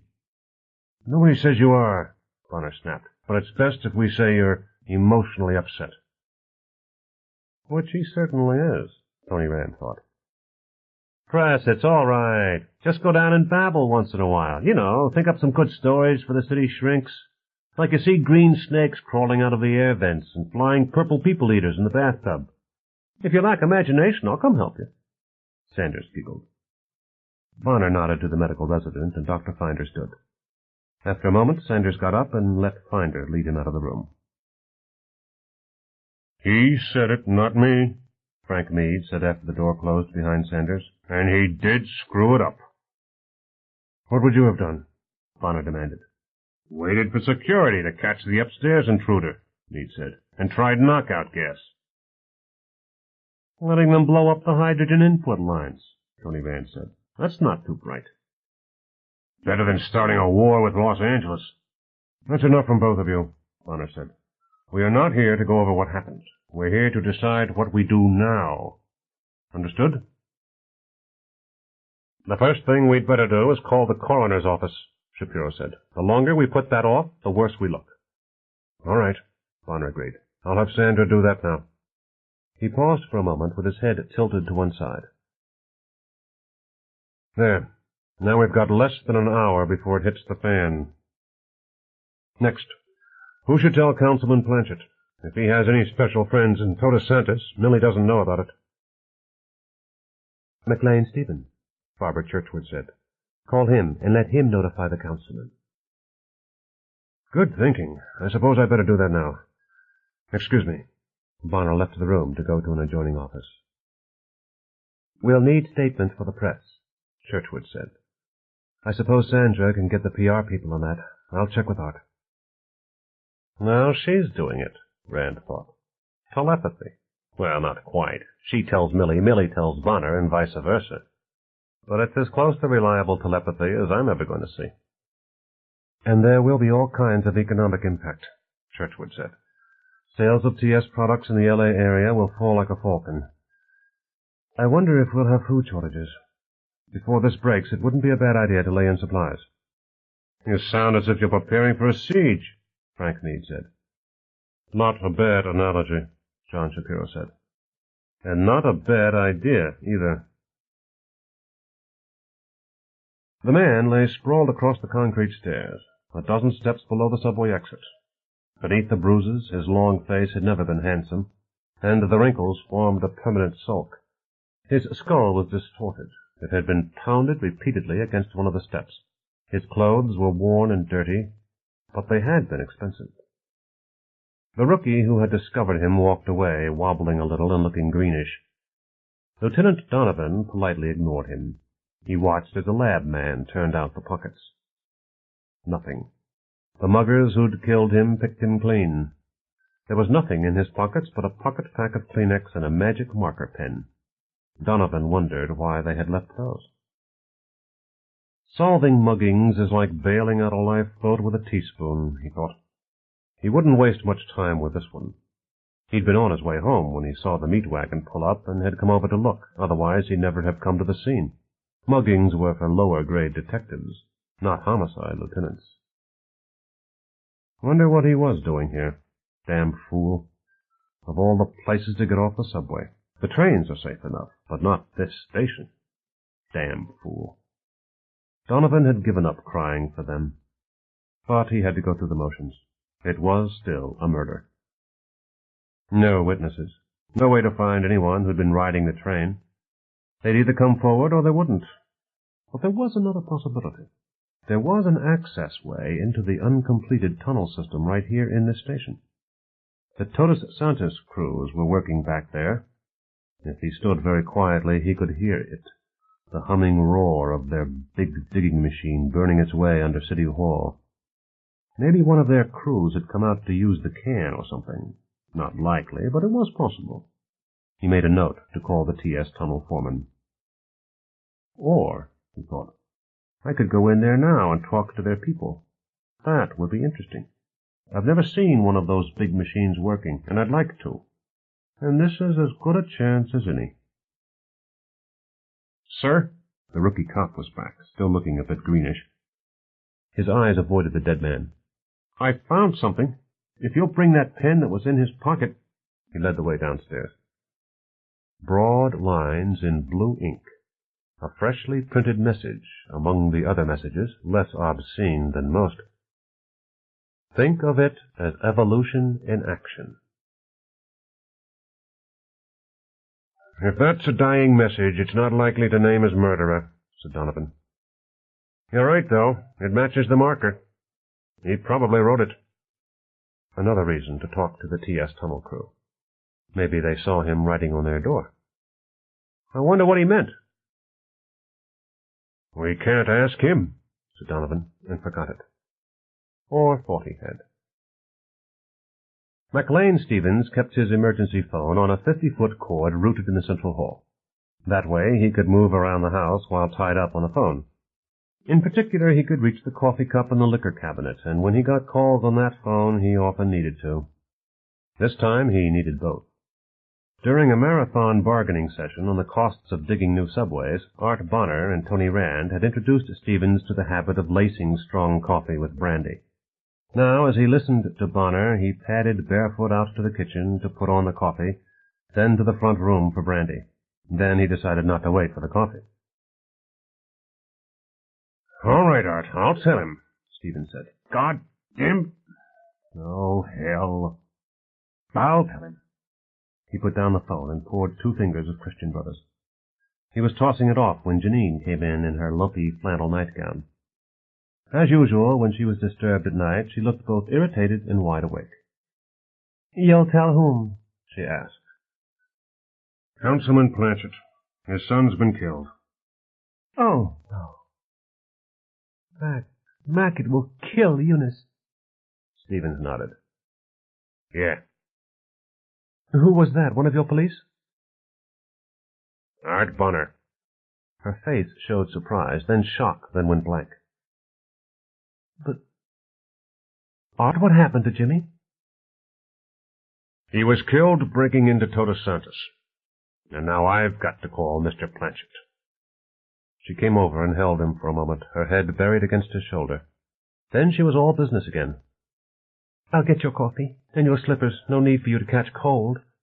Which was the way she handled any emergency, and why Mac couldn't conceive of life without her. He held the telephone without dialing. This was going to hurt. Big Jim Planchet was in many ways more powerful than the mayor. Mayors lasted 2 or 3 terms at most, but a city councilman could be re-elected forever. This was Planchet's 4th term, and his 2nd as council president. He made himself dial the number. It buzzed 4 times. Then a thick, sleepy voice said, "Yeah?" "Mac Stevens." There was a significant pause. Stevens wouldn't call without a damned good reason. "Yes, Mac, what is it?" "There's been an accident at Todos Santos," Stevens said. "Your son was involved."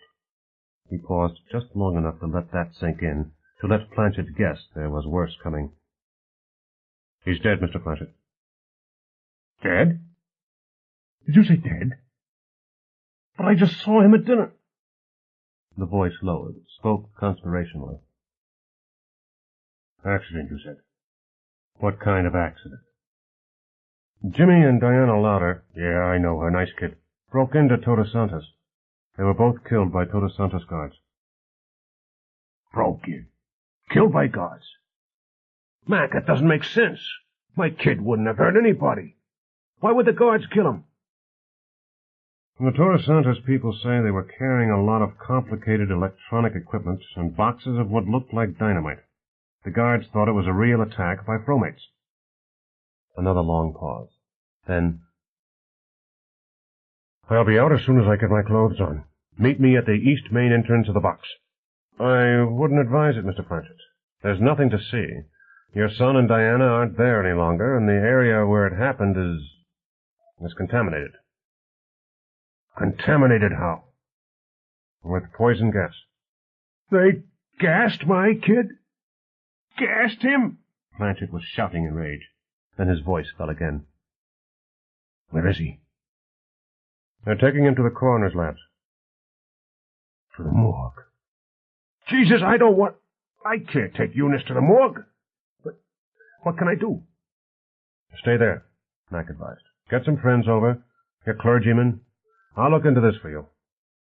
"Yeah, do that." There was another long pause. "They gassed him. Mac, I want to see justice done here. Justice!" "I'm assuming the district attorney will decide to prosecute," Shapiro said. "That's a fairly safe bet. And assuming that, the first step is a preliminary hearing. The DA will try to convince the judge that a crime has been committed and that they have a prima facie case against Sanders." He looked thoughtful for a moment. "It's not customary to put on a defense at a preliminary hearing, but my immediate thought is that we ought to. Our defense will be that there's been no crime at all, only a justified action." "What are the chances of winning?" Bonner asked. "Not good. The judge will be under a lot of pressure. Here are 2 dead bodies, unarmed, harmless kids. Were we justified in using deadly force? It's going to be a sticky decision, and most of the precedents are against us. We could win, but I doubt it." "Suppose we do," Barbara Churchwood said. "What do we do with Sanders?" "Put him back to work," Bonner snapped. "It would be costly," Churchwood said. "I think you ought to consider it carefully." "She's right," Meade said. "Planchet isn't going to forget this. His kid's been killed. And as long as Sanders is here to remind him, he'll be coming at us. He's my deputy. I need him." "We need sales, too," Churchwood said. "I don't mean to suggest that we dump him out, but the Romulus Corporation has a lot more enterprises than Todos Santos. And will we be doing press any favors by keeping him here, where he'll be surrounded by people who'll call him a murderer every chance they get? Romulus is a big company, Art. They can find press a good post somewhere else." "Prisoner chasers," Bonner muttered. "Sir?" Shapiro prompted. "Old Army story. Never knew if it was true, but we all believed it. That if a soldier assigned to guard prisoners ever shot one, they fined him the cost of the cartridges, gave him a carton of cigarettes, and transferred him to another post. What we're proposing to do with press." Johnny, suppose we lose this hearing. Then he'll be bound over to the state for trial, Shapiro said. And we'll try to convince a jury that he acted properly.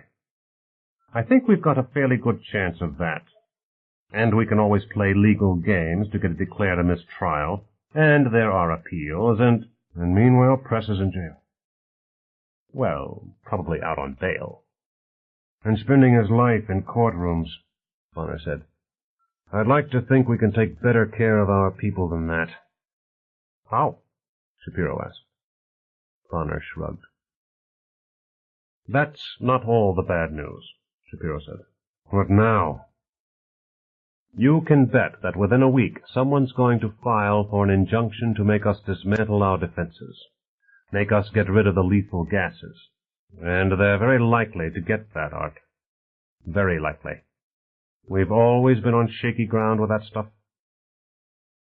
Shit fire. Colonel? Cross looked sad. We can increase the physical security, try to keep intruders out of the system in the first place. But it's hard to see just what more we can do. The VX was a backup, in case physical security failed. Turned out we needed it. Or thought we did, Churchwood said. Same thing, Colonel Cross said. In this preliminary hearing, how much of our system do you have to make public? A lot, Shapiro said. I have to establish just how tough it is to get into that tunnel. Show that these weren't just casual trespassers, and that Sanders had good reason to know they weren't. I thought so. Tony, we're going to have to rework the system again. Rand nodded agreement. He had already thought of that, and was mulling over ideas. It will take time. I can delay the preliminary hearing, Shapiro said. For months, if you'd like. I don't like, Barbara Churchwood said. This thing is a financial disaster anyway. Keep it hanging fire, and it's worse. What about this injunction? Bonner demanded. How long can you delay hearings on that? A week, maybe 2, Shapiro said. No guarantee of longer. Not long enough, but it will have to do, Rand said. I don't like to be crass about things, Frank Meade said. But there's this problem I have. How much is all this going to cost? A lot, Bonner said. And I don't think of one thing we can do about it. Me either, Meade said. Look, God, I'm on your side. Sure you are, Tony Rand thought. Support Bonner all the way. Like you did Press. But it's not up to me, Meade said. It's up to Zurich, and they're bottom-line people. We're fighting for our lives, Art Bonner said. This whole project could go down in bureaucratic regulations, the way the rest of the country's going. So, Barbara, you're going to have to live with delays, and Frank, you'll sign some big checks with a smile, and I'll talk to Zurich. Frank Meade's jaw tightened, but he didn't say anything. No choices, Bonner said. Rand needs time to redesign the defense system, and until that's done, we don't dare show a court the system we use now. We've got to delay. Johnny, buy us time, as much as you can. Tony, you and the Colonel get to work.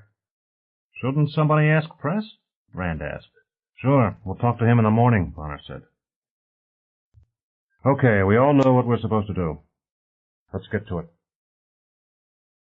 Chapter 8. Justice consists of an enduring and unalterable intention to render to each what that person deserves. Aristotle. Serendipity. Thomas Lunan relaxed on one of the circular benches in the Santa Monica Mall, smiling, looking about himself, sometimes sipping a small Coke. Thomas Lunan had presence. He carried a tangible self-satisfaction and a nice smile. Passers-by usually smiled back. He was too well dressed to be a bum, too sedentary to be doing anything but goofing off. In a minute or so he'd move on, perhaps to a drugstore, perhaps to another bench of lockdown. Every other reporter would be out at Todos Santos or in the L.A. City Hall. 2 kids dead, one a pretty girl, one a city councilman's boy, both unarmed, both harmless, the story of the year. And Thomas Lunan was in the Santa Monica Mall. It wouldn't make sense to the city editor. It didn't make sense to Lunan, except that he trusted his instincts, his luck, his Moira. The crowd meandered past. Some struggled with bulky clusters of paper bags. Isolated shoppers swung wide of half a dozen college-age boys and a girl. Mostly Lunan was ignored. Others shared his bench. They generally refused his offer of conversation. When nobody was watching, he sometimes talked to himself. Lunan called it legwork. A young girl came past. Even Lunan wasn't sure what made her stand out, but she did. She was vivid in a crowd of blurred faces. Her walk, her hair, her style of dress, the curious way she treated the people around her, moving obstacles to be avoided or objects of curiosity. A Todos Santos girl. He stepped briskly forward. "Pardon me, miss." Her reaction was curious. She looked around the mall. Then she looked over at Thomas Lunan. "Yes?" "I'm a reporter for the Los Angeles Trib. You've heard about the murders last night?" She almost walked away. "I've heard," she spat. Her anger showed. "What do you think about it?" She debated with herself. To speak, perchance to be misquoted. Lunan knew that reaction. But she was young, probably under 20. She would speak. "They were not murders," she said, her voice very much under control now. "But the district attorney is going to charge Sanders with murder," Lunan said. "Mr. Sanders was doing his duty. The Angelinos have no right to interfere in our internal affairs." He was diffident. "I wonder, did the situation require such drastic action?" "Yes." "How can you be so certain? I mean, you can't know much about what happened. There was very little in the news this morning." "I know exactly what happened, and I don't need to read it in Angelino papers either.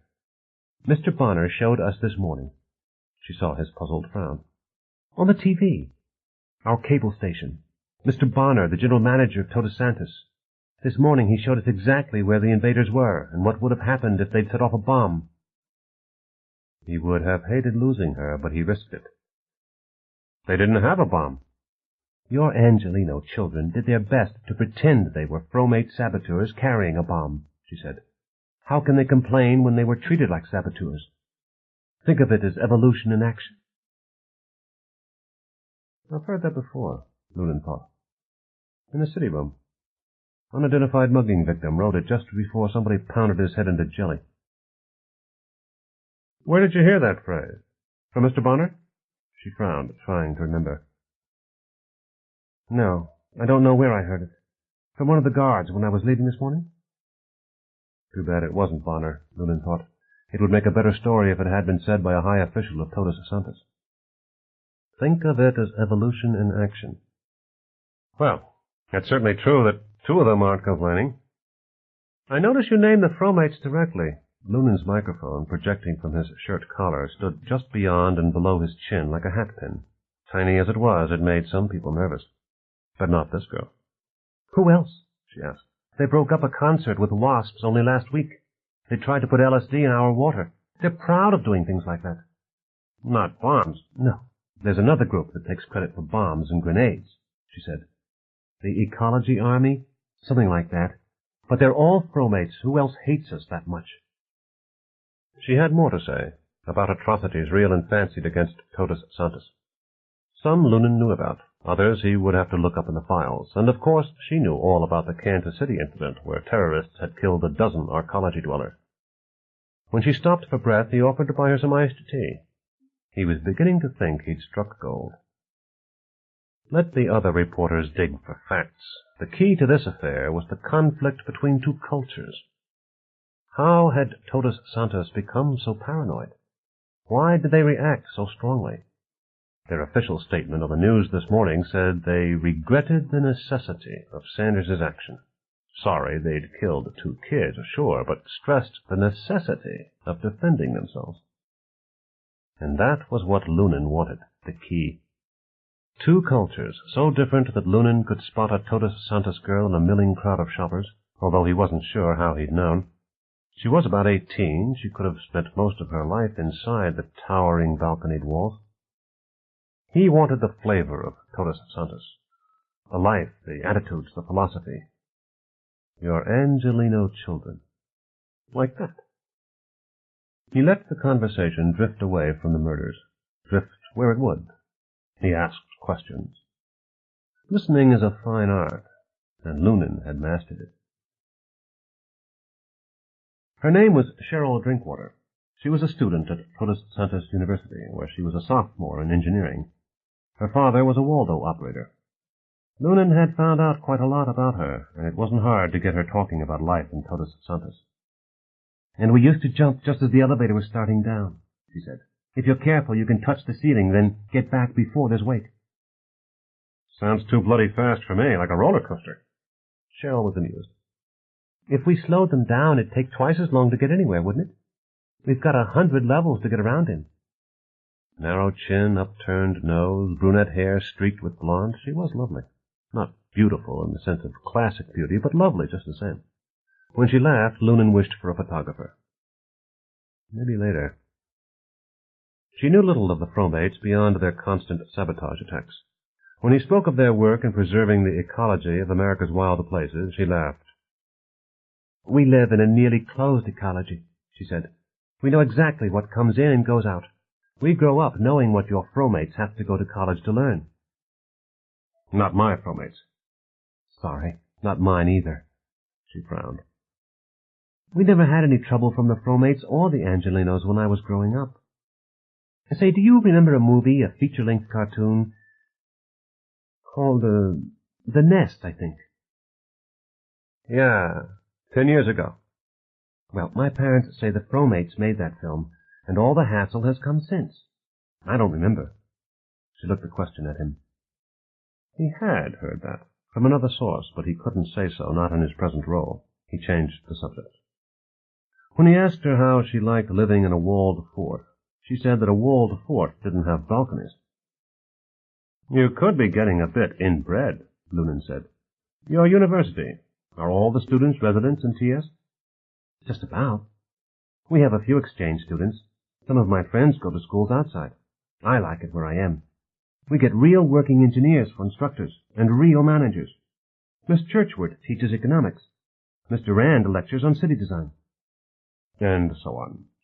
She wasn't exactly defensive, but she wasn't going to admit that life might hold more than a promise of a place in Todos Santos or some other arcology.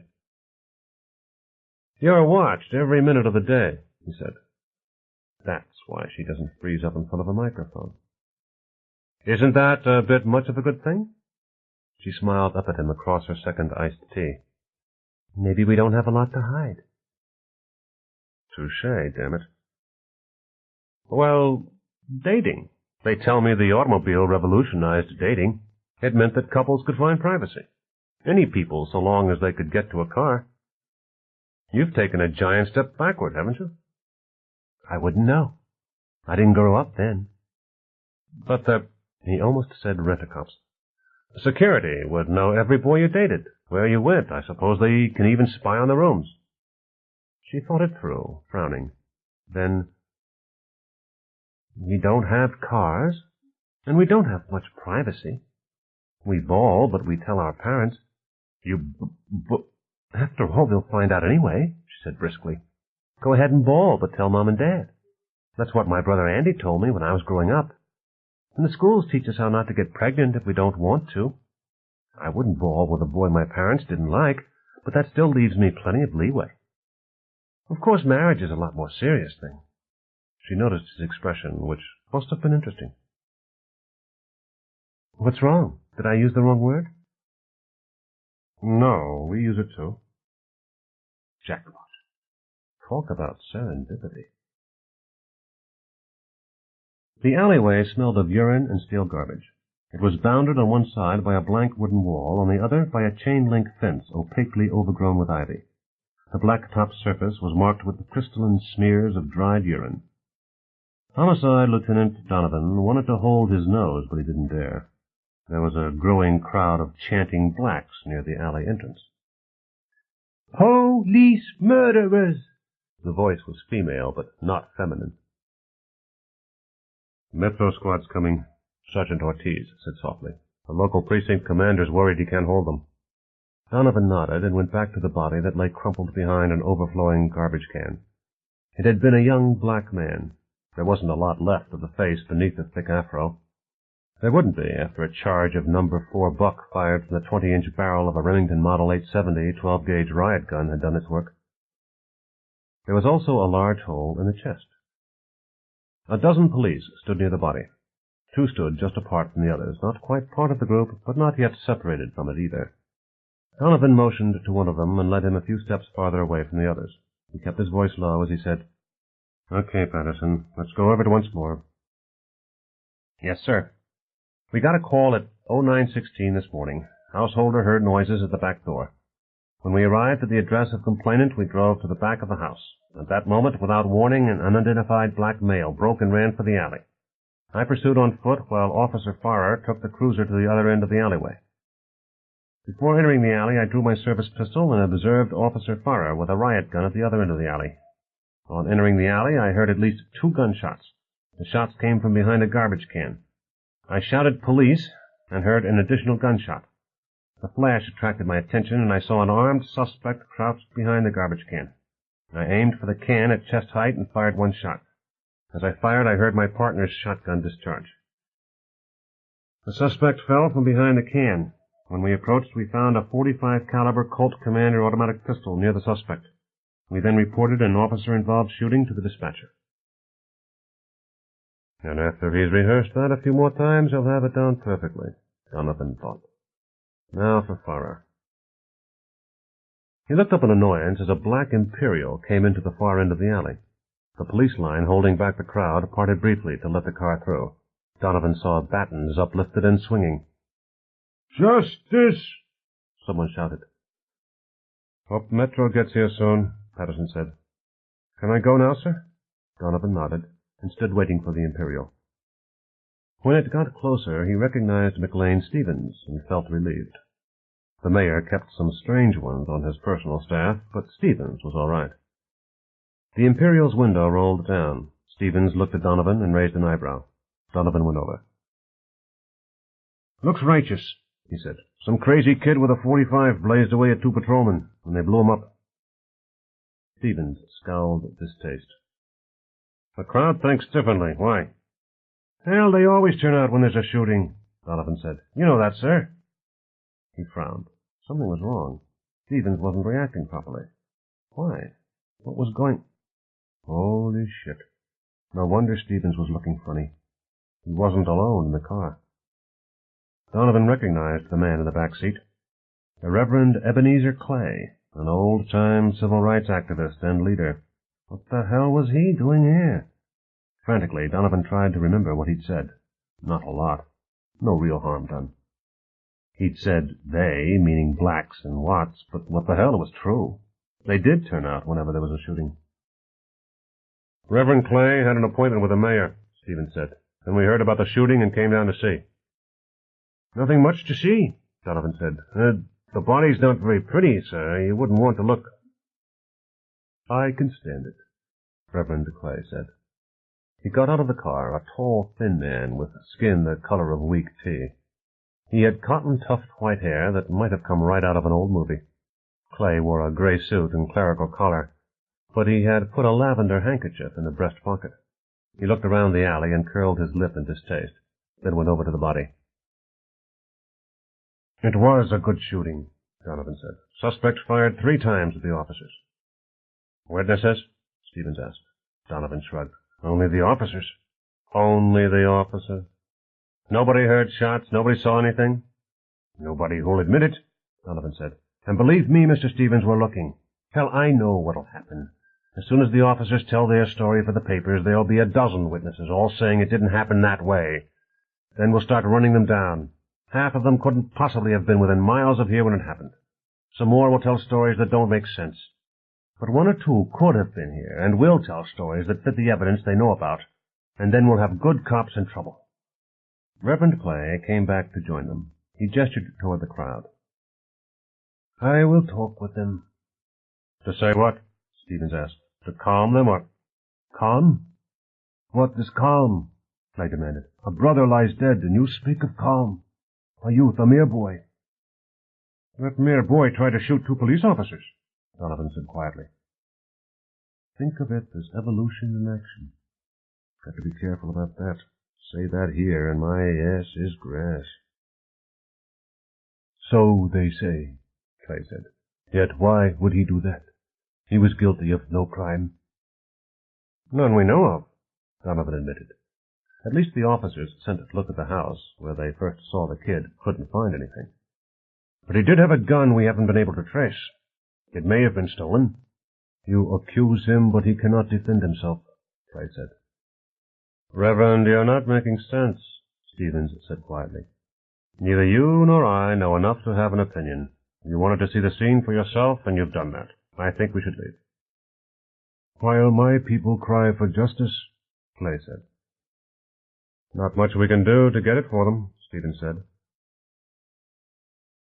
There never has been. All right, Mr. Stevens, I'll come with you. I have missed my appointment with the mayor, but there is a matter of importance we must discuss. He got into the car. As they drove away, the first 3 units of the Metro Squad arrived, and Donovan felt a lot better. 11 years earlier, Thomas Lunan had come here with a girl. With apartments ready for tenancy in the West Wall, the managers had been looking for publicity.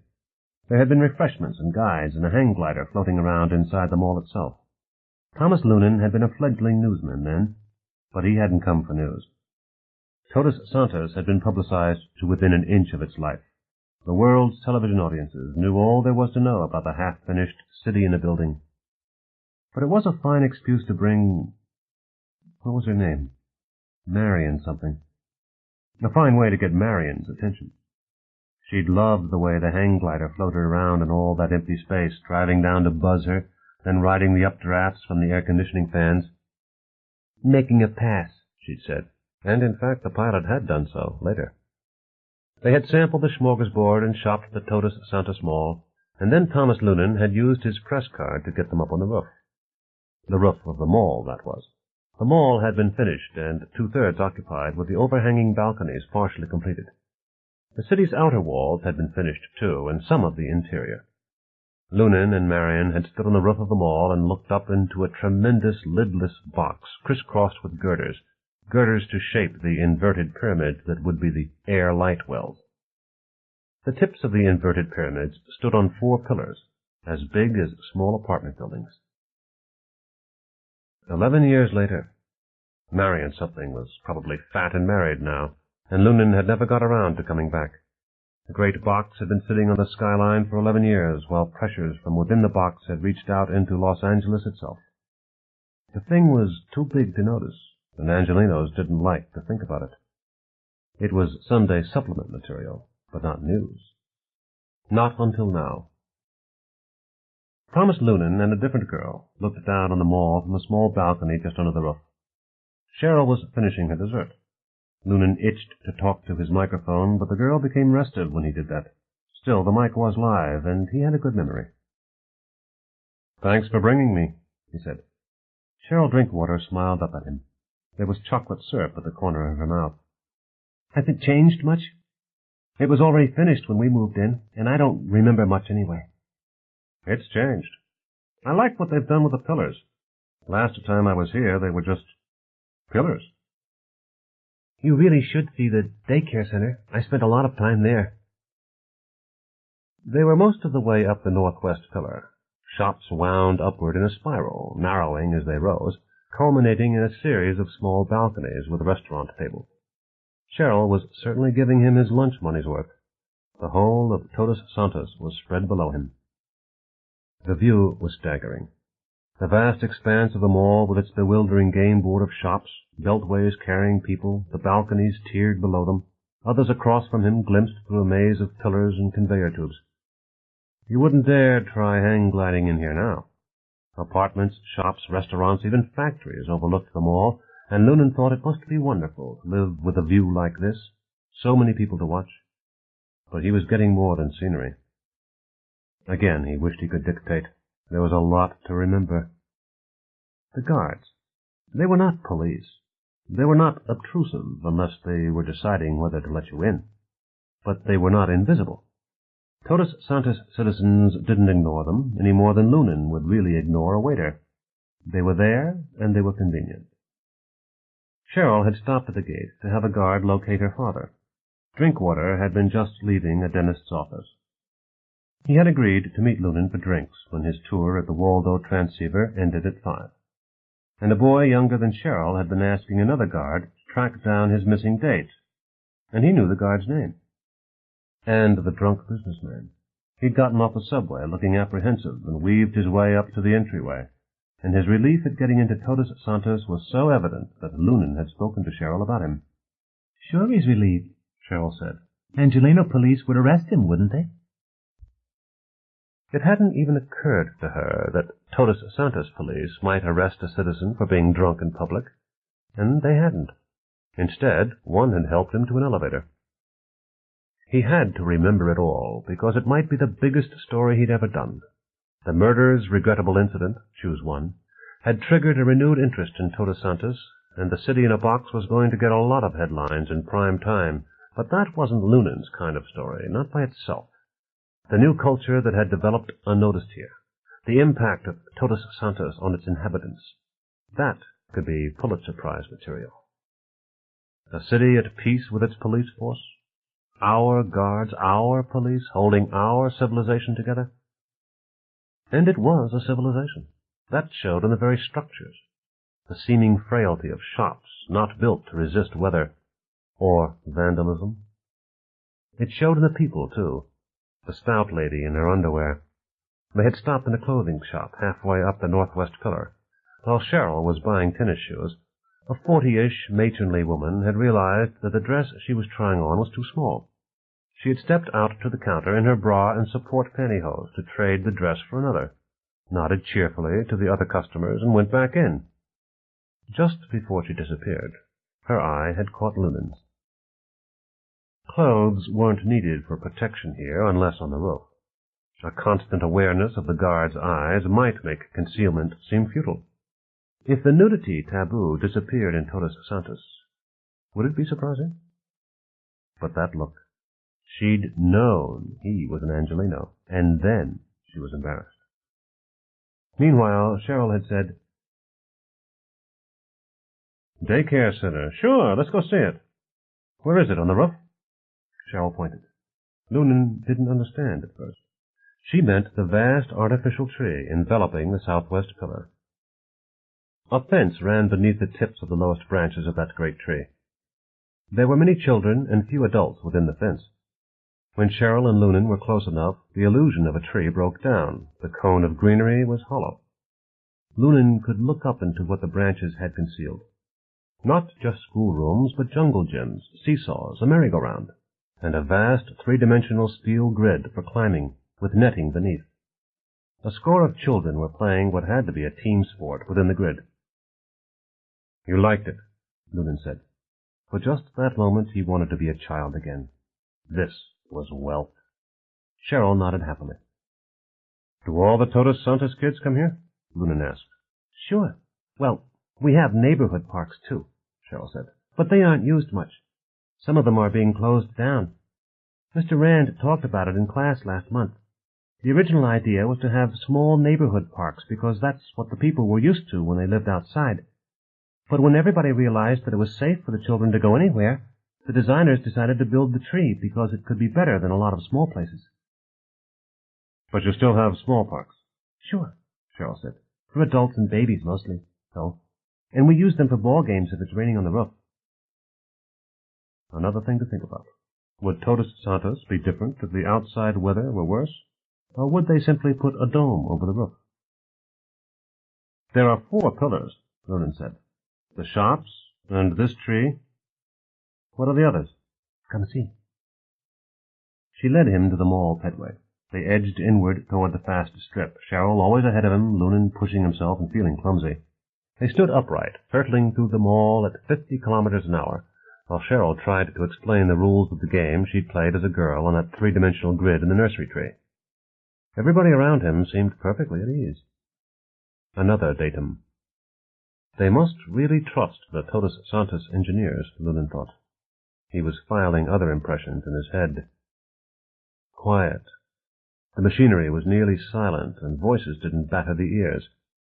Lunan considered the sound-baffling effect of all those balconies, and the 2 pillars that had been turned into trees, and the high ceilings. Not enough. There must be soundproofing in the ceilings. Have to ask someone. But that still didn't explain it. Lunan made himself listen, and knew that the loudest voices he heard were all Angelinos, even the children, and he could hear the difference. Todos Santos children weren't loud, but they were agile. This was their turf, all of it. No wonder the designers had built that nursery tree. Why would you want to play in your own neighborhood when you could go there? And that promoted loyalty to the city as a whole, not just to your own block. And they moved through it like streaks, never bumping anyone. Even here, where there were a lot of Angelino visitors, clumsy moving objects to avoid. They came to a wide arch spanning the pedway. Above was an arcade with shops, but for a moment they were passing through a tunnel, stationary walks, but no shops on either side of the swift-moving pedway.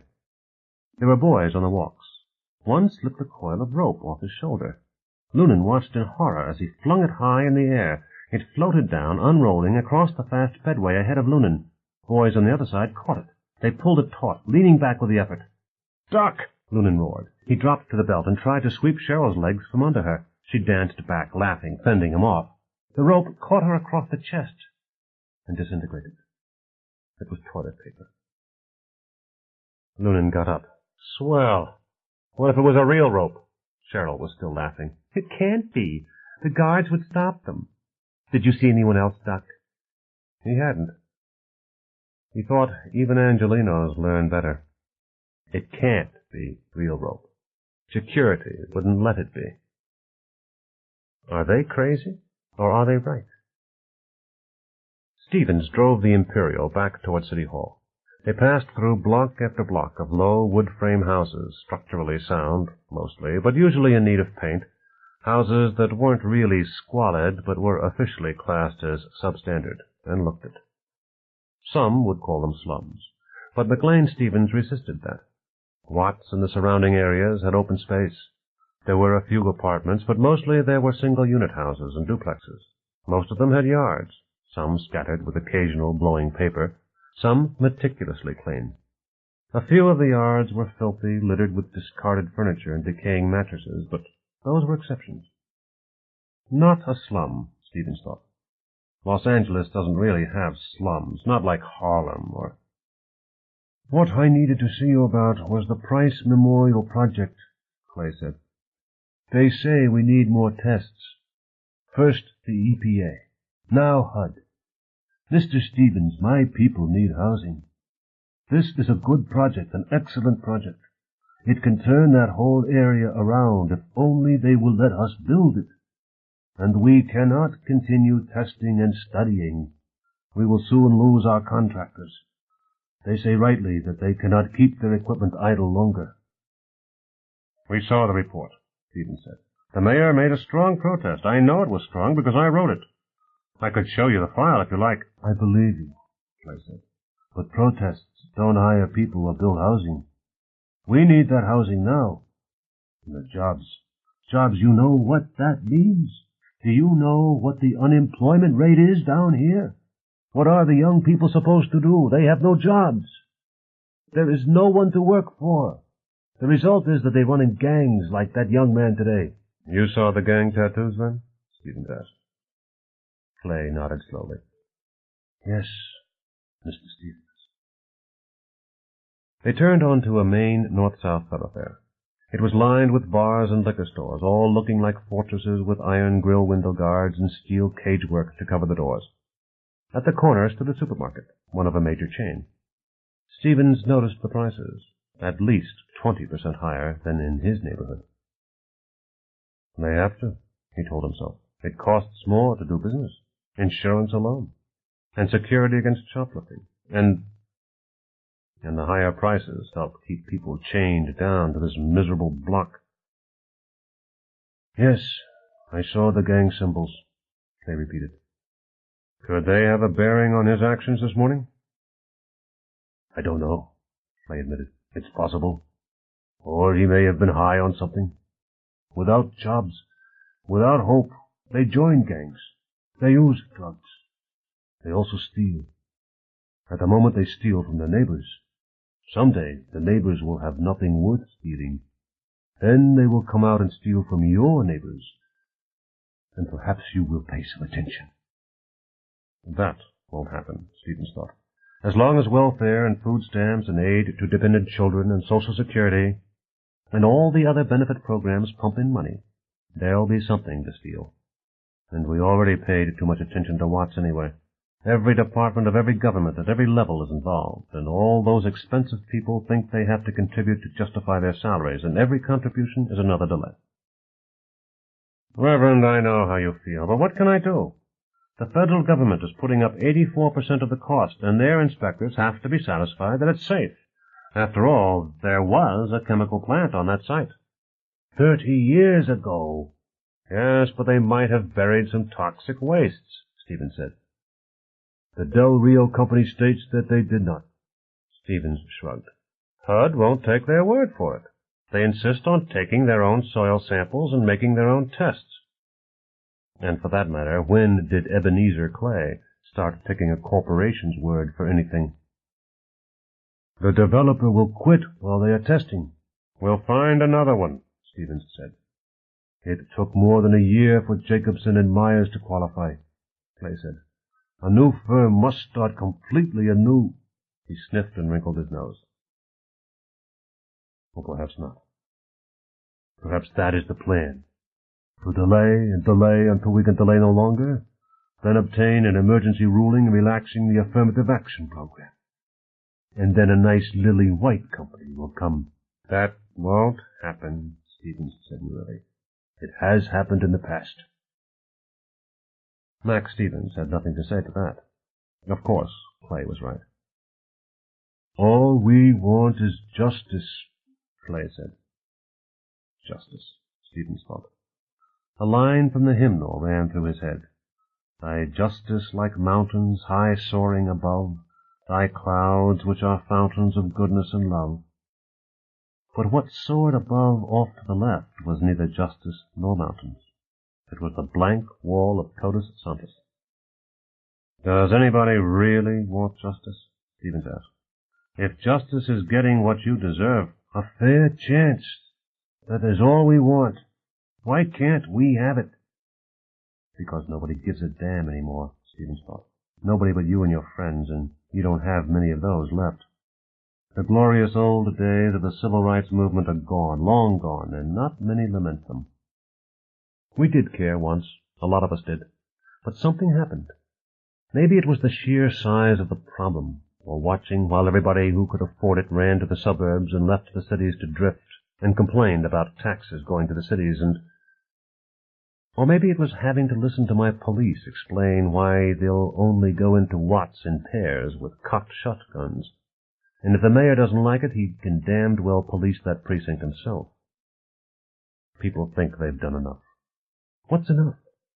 It isn't enough. If we'd done enough, we wouldn't have the problems. I'll do my best to speed things up, Stevens said. We'll call Washington. Do you think that will help? It can't hurt. And probably can't help, although you never knew. The problem was that Washington didn't have to listen. They might, but they don't have to. He remembered the chanting crowd outside the alleyway. They demanded justice. And the Reverend Clay wants justice. Mr. Planchet wants justice. The mayor wants them all kept happy, meaning I'm supposed to deliver what they want. Justice. Hell, I don't even know what it is. Not that it matters. We'll get Clay his development, but it won't bring justice to the ghetto. It'll just be another project. And whatever justice is, Jim Planchet doesn't want it. What Big Jim wants is vengeance. The northeast pillar had become another tree, but this was no Christmas tree. There was a glass-walled ballroom nestled in its topmost branches. In its sprawling, knotted roots was the red-lit entrance to Lucifer's, the gambling hall. Halfway up the thick trunk were 3 levels of Dream Masters, a gallery of fantasy art. Noonan stared, searching for old memories. "And there's a serpent gnawing at the roots, right?" he asked. "And an old, one-eyed god comes to impale himself in order to learn the runes?" "We've got a hologram serpent. I don't think anybody's had the nerve to play Odin yet." "Thomas, would you like to get a sculpted bust of yourself? Or a tattoo?" Why?" Cheryl laughed. I'll show you. She led him to an outside elevator shaped like a rocket ship out of a 1930s Amazing. Baroque fins guiding a pointed glass tube, glow of orange lights and rockets tussed underneath. You should see this anyway. Fantasy art had come a long way since the art shows at early science fiction conventions. Dream masters still displayed paintings, creatures foreign to Earth, and artists' concepts of interstellar spacecraft and structures that would have dwarfed the Earth itself. But there were also window-sized holograms that looked out on alien worlds, a gun with a double stock for use by something with two right arms, tiny landscapes for use as game boards in role-playing games, and dragons and trolls and elves for markers, ornately carved rings, cups, belt buckles. There were two small shops within Dream Masters itself. In a solid photography shop, Noonan sat with parallel bands of light and dark demarking his head and shoulders, while a score of photographs were taken from preset angles. "It's absolutely accurate," the clerk told him. "The markings guide the computer that guides the tools that carve the bust. We do have to add the eyes, they come out blank, and we can fiddle with the texture of the hair and make the bust bigger or smaller." Noonan's bust would be the size of a fist, carved in synthetic malachite. The walls of the tattoo parlor were covered with designs. Line cartoons, very simple and very expressive.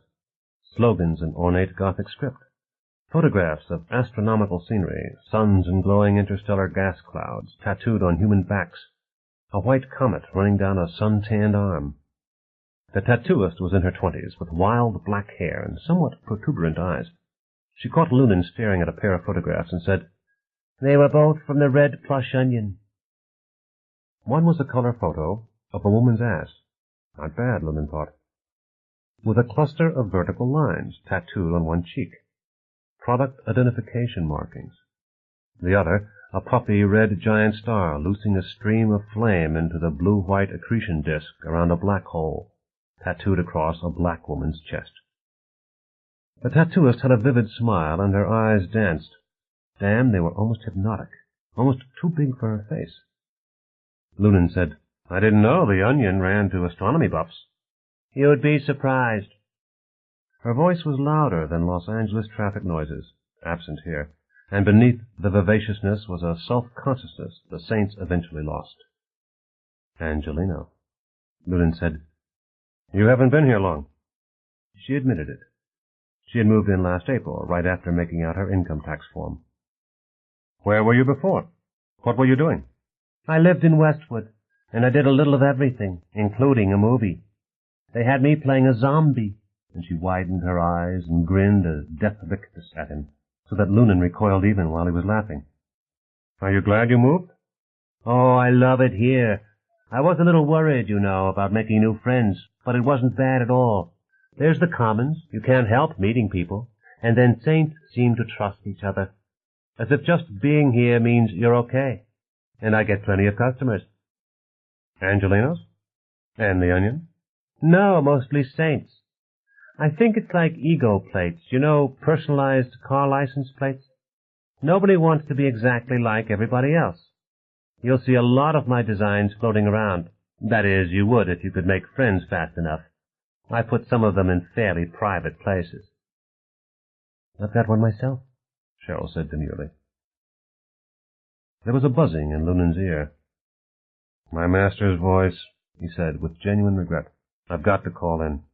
As Cheryl led him to a guard station, Thomas Noonan wondered what could be so important that the city editor would beep him. Chapter 9. White shall not neutralize the black, nor good compensate bad in man, absolve him so, life's business being just the terrible choice. Robert Browning. The Furies. Tony Rand wasn't happy. For one thing, it was lunchtime, but instead of eating, he was standing in Art Bonner's office. "I found out how they did it," he said. "We've got maintenance people in those tunnels all the time. Security used to watch them, but that got too expensive, so we set up a system to have Millie track everyone in there and call security only if something unusual happened." He shrugged. "So the kids fed Millie the right signals." "How about getting in to begin with?" Art Bonner asked. "Same thing. As far as the computer was concerned, one of our own work crews went in for unscheduled maintenance. Happens often enough, Art. It bugs me that someone can do that to Millie." "Bugs you, does it? Tony, how would you feel if you knew someone could fiddle with your memory?" Tony turned, startled. "Huh. I hadn't thought of that aspect." "I rather hope nobody else does. Don't mention it to Miss Churchward, okay? We'll have to work out some safeguards for Millie's memory. I'd say a man could make himself very wealthy by tampering with what Millie tells Barbara. And that's not the worst that could happen." Rand looked thoughtful. "I'll need a couple of specialists in programming. High-priced ones." You'll have them. Now, in future, I want everyone going into a critical area to check in with security. At least be looked at, Bonner said. It won't be as convenient, but we have to do something. Meanwhile, life goes on. "Maybe," Tony said. "You still worried about the carbon filament deliveries?" "Some. That condominium outfit's holding us up for more than Meade likes to pay." "Like it or not, we've got to keep expanding. He'll pay it," Bonner said. There was a low tone from his phone. Bonner lifted the instrument. "Excuse me, Tony." "Yes, Dee." He listened a moment. "Put him on." "She says it's John Shapiro with something urgent." Bonner listened again. "What? I don't believe it." "Who what?" Rand asked. Bonner ignored Tony's question. "That tears it," he told the telephone. "I guess we better have another strategy meeting. 10 minutes in the boardroom." There were more people in the conference room this time. John Shapiro had brought a legal assistant, a big, competent-looking woman dressed as conservatively as Shapiro was. Colonel Cross, dark suit, narrow club-striped tie, was flanked on either side by uniformed majors. Jim Bowen, Rand's administrative assistant. There were others. Tony Rand knew only vaguely, people from Meade's section. An athletic young man whose main job seemed to be fetching coffee for Barbara Churchward. Did he have other duties? Tony wondered. The way she dressed would be enough to drive most men nuts if they had to work closely with her, and she must know that. They listened, some patiently, some not so, while Major Devens talked. "Who was going to stop him?" Devens asked. "Not any of our people. He's our boss, damn it. He went down to the subway lobby and caught a train. Nobody had orders to keep him inside." "Not your fault," Art Bonner said. "I should have told Millie to let me know where press was at all times." "How could you know he'd do something like this?" Shapiro asked. "Hardly anyone's fault." "He must be off his rocker," Frank Meade said. "Why the hell would he turn himself in? Messes up all our plans, too." "That it does," Art Bonner said. "Johnny, what's next?" Shapiro looked more at ease. He had his vested suit and his briefcase. He spread his hands elaborately. "As I said last night, preliminary hearing. Whenever you want it. I can delay or start next week, as you'd like." "Can you get Sanders out on bail?" Barbara Churchward asked. "I doubt it. Not in a capital case," Shapiro said. That shook all of them. "Capital case? Death penalty?" Meade asked. "It's possible. I doubt they can win an appeal, though," Shapiro said. "But murder one is what Big Jim Planchet insists on, and he's got the clout to make it stick with the DA's office. Besides, it looks better for the politicians if Sanders is in jail. Lets them look much tougher than if he were walking around free waiting for trial. Of course, we ask for bail, and if it's turned down, we appeal. But that all takes time." "And meanwhile, one of our people is in their bucket," Meade said. "I am not sure I understand your position," Churchward said. "You don't like Sanders." "What's that got to do with anything? He's ours," Meade protested. "We can talk over this damn fool stunt when he's out."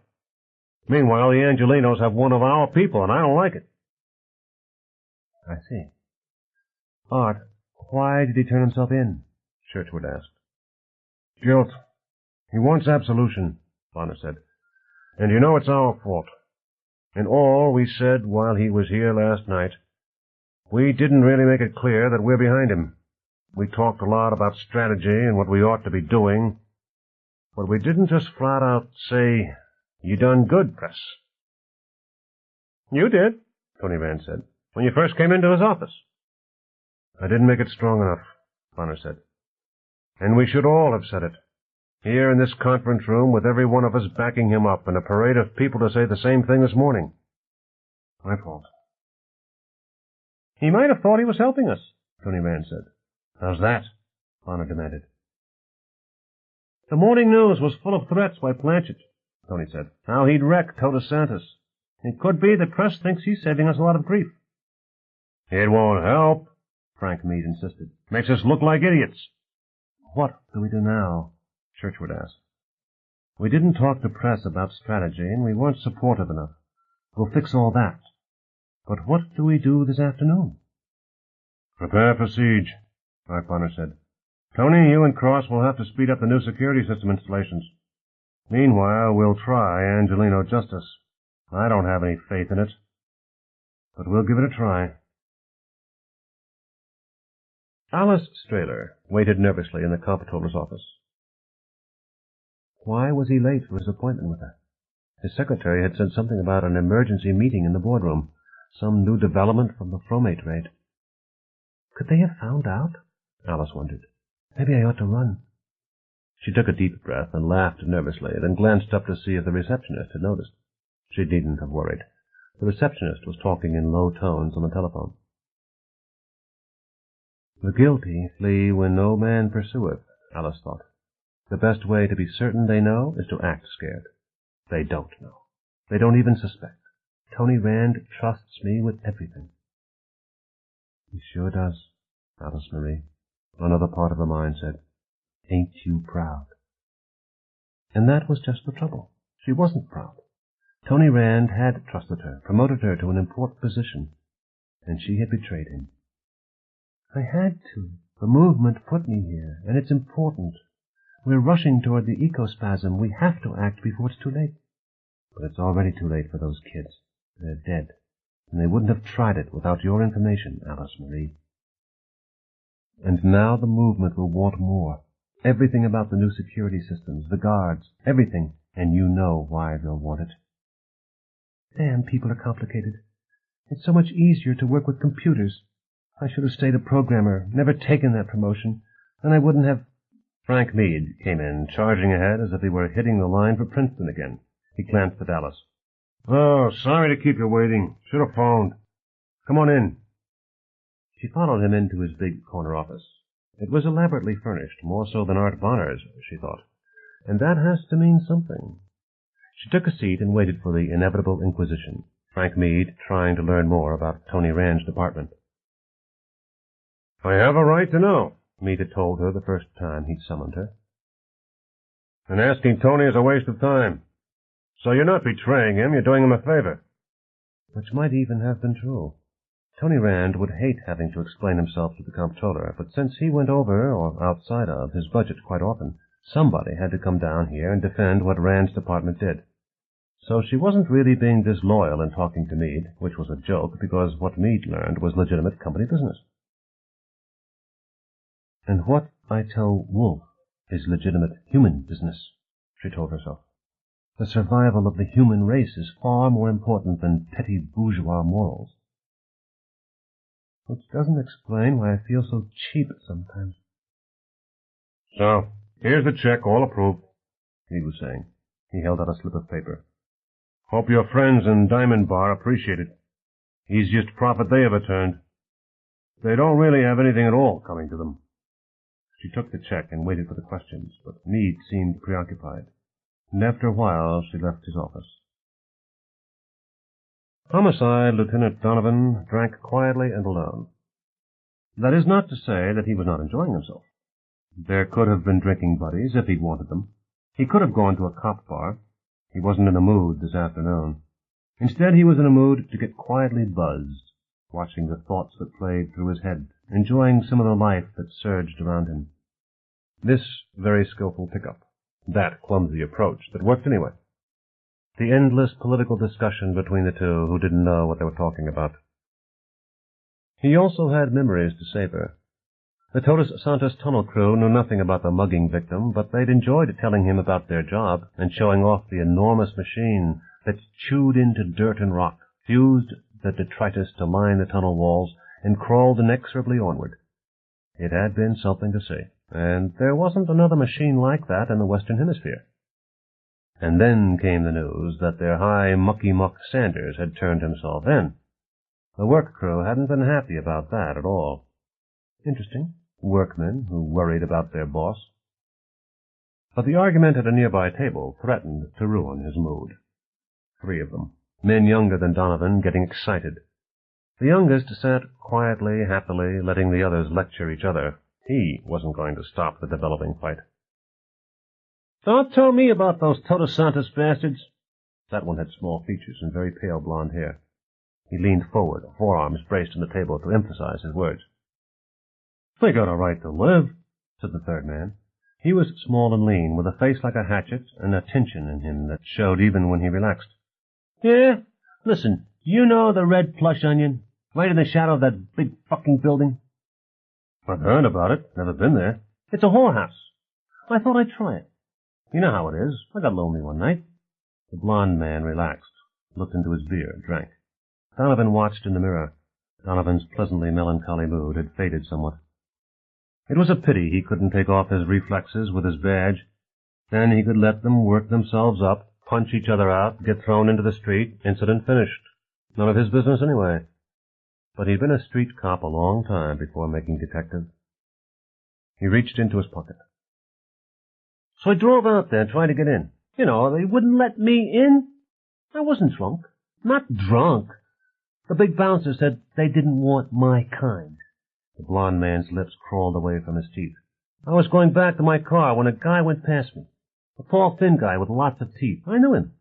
The bouncer let him in. Said, 'Hello,' called him by his name. Know who he was?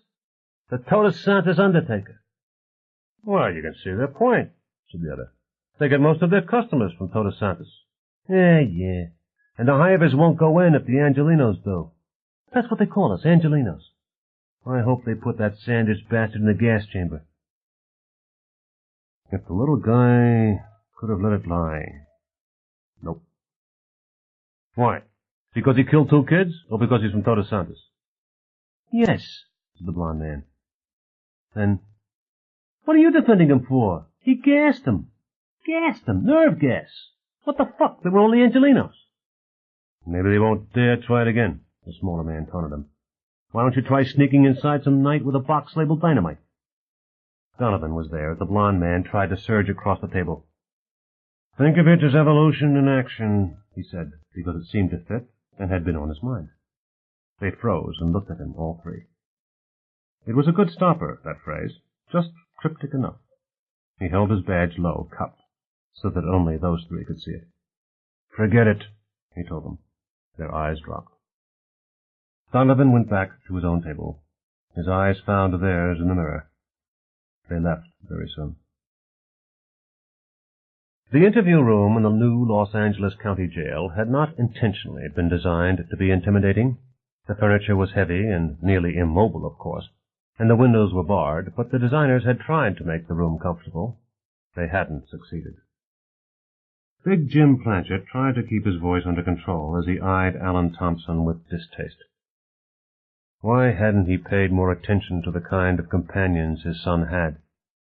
And yet, what could he have done? This boy wasn't any criminal. Good family, real estate people, good upper-middle-class family, just like Diana Lowder. The Lowders were blaming him. He didn't want to think about it, but he had to, and he didn't have a lot of time. He wasn't supposed to be here, of course. It had taken pulling strings, but Jim Planchet was a lawyer, and if Ben Costello, good thing the Thompson family lawyer was an old friend, insisted on having Planchet as an associate, the DA's office wasn't going to object. "Why?" Planchet demanded. "What did you think you were doing?" Easy, Ben Costello cautioned. Mr. Planchet's right, though, Alan. If I'm going to defend you, I've got to know everything. For a moment, the boy's face held at defiance. He even started to say it. It seemed like a good... But his reserve broke. My God, Mr. Planchet, I'm sorry. Really sorry. A lot of good that does. Why? Planchet said again. Easy, damn it, Costello said. Can't you see Alan doesn't like this any more than you do? Why, Alan? Well, Mr. Planchet had said a lot about Todos Santos. Jimmy really respected you, Mr. Planchet. He thought he was helping you. It hit Planchet like a blow, and it was probably true. I did, he thought. I did spout off a lot about Todos Santos. Termite Hill, the box, graveyard of freedom, picture of an ugly future. He remembered it all, public statements and what he'd said at home at the breakfast table. Would Eunice ever sit across a table from him again? They had her in Queen of Angels under sedation, and they were talking about nursing homes. And Junior making wisecracks, but listening. All right, I can see that, he said when he'd got his voice under control. But you went past those doors. There'd been a special on Channel 7 showing that door and its ominous warnings. It was said plainly, if you go through this door, you will be killed. It said it. We didn't believe it, Alan said. We just didn't. I mean, everyone's always telling you what horrible things are going to happen to you, but they never do. Only this time they did, Planchet thought. Oh, my God. He sat down and put his head in his hands. Unwanted pictures came to his mind. Jim Jr. with his chemistry lab. Jim getting his ham radio license at age 13 and getting a home computer for his next birthday. Eunice bragging to their friends about her son, the genius. And I guess he was. Ben Costello took out a yellow legal pad and a dozen pencils. I'd better get as many details as I can, he said. This isn't going to be easy. Alan Thompson looked puzzled. So what? What's the worst they can do for trespassing? The charge isn't trespassing, Costello said. He tried to keep his voice as calm and gentle as possible. It was obvious that the boy was torn up with guilt. He talked defiantly, but he was ready to collapse, and what Costello had to tell him wasn't going to help either. The charge is murder. Murder? But I didn't kill anybody. Those termites, they did the killing with war gas. You are committing a felony. When there's a death resulting during the commission of a felony, the law says it's murder, Costello said. Same as if you were holding up a liquor store and the police shot your partner. Jesus. Alan's eyes darted around the interview room. Maybe it's right. Maybe I did kill them. But I didn't mean to. I didn't mean any harm. May as well hit him with all of it, Costello thought. He'd better know how serious this is. I can't plea bargain either. Not with Todos Santos involved, Costello said. Look, they turned you over to the Los Angeles DA, but they'll go to the State Attorney General if they have to. They want your arse, Alan, and if you don't help me, they're going to get it. Now, you went to Todos Santos carrying the gear that James had built. You waited until there was no one around, and you went to the access-way door. Was it unlocked? No, Jim unlocked it. With what? Alan shrugged. It was an electronic lock system. Jimmy had the combination, Costello wrote rapidly. So you unlocked the door. How did you know the combination? I don't know. Jimmy had it. He had quite a lot of information about the Todos Santos security system, Costello said. Where did James get all these data? Arnie, I guess. Who is Arnie? Arnold Wren. He's one of the sociology professors at UCLA. Real friendly guy. Did Mr. Wren suggest this expedition? Costello asked. Alan looked puzzled. Dr. Wren, he said automatically. Well, he didn't exactly suggest it. But you had discussed it with him? Yes. Councilman Planchet raised his head and looked at the boy. Arnold Wren? He'd seen that name somewhere. Where? On a report his assistant had prepared. Dr. Wren was a spokesman for the Ecology Group, had offered to speak at a fundraiser for Planchet. It hadn't been easy to find a way to turn him down. Why had he been turned down? Something Ginny had dug up, some kind of connection Dr. Wren had that might be embarrassing. Good God. Wren was a fromate. They wouldn't let Tony Rand see Sanders in an interview room. That was for lawyers only. Friends had to use a different and degrading, Tony thought, system. Rand and Sanders sat at tables facing each other. They were separated by a doubled glass screen, thick. They talked by telephone. What do you say in a situation like this? Rand wondered. Hi, Press. Hi, Tony. Awkward silence. Now that you've had a week to get used to it, how do you like the accommodations? Not too bad. Are you going to tell me I'm crazy, too? Do you want me to? What? The thick glass tended to distort Sanders' expression. What? If you want me to, I'll tell you you're crazy, Rand said. Look, I had to, Sanders said. I can't get Shapiro to understand that. I had to. I killed... Whoa, Rand said urgently. Huh? The sheriff swears blind these visiting phones aren't tapped, Tony Rand said. You can believe as much of that as you want to. So what? I don't have any secrets. The whole English-speaking world knows what I did. Uncomfortable subject. How are they treating you? All right. He smiled, almost. They don't know how to treat me. All that publicity, so I got VIP status. That figures. They give you a roommate. Yeah. What's he in for? Anything interesting? Tony, he's in for tax evasion. He wants to sell us construction supplies. He does exercises in the cell, and he wants me to do push-ups and jumping jacks with him. He'd really like to cheer me up. Want more? You know, you're a real wet blanket today. Press said nothing.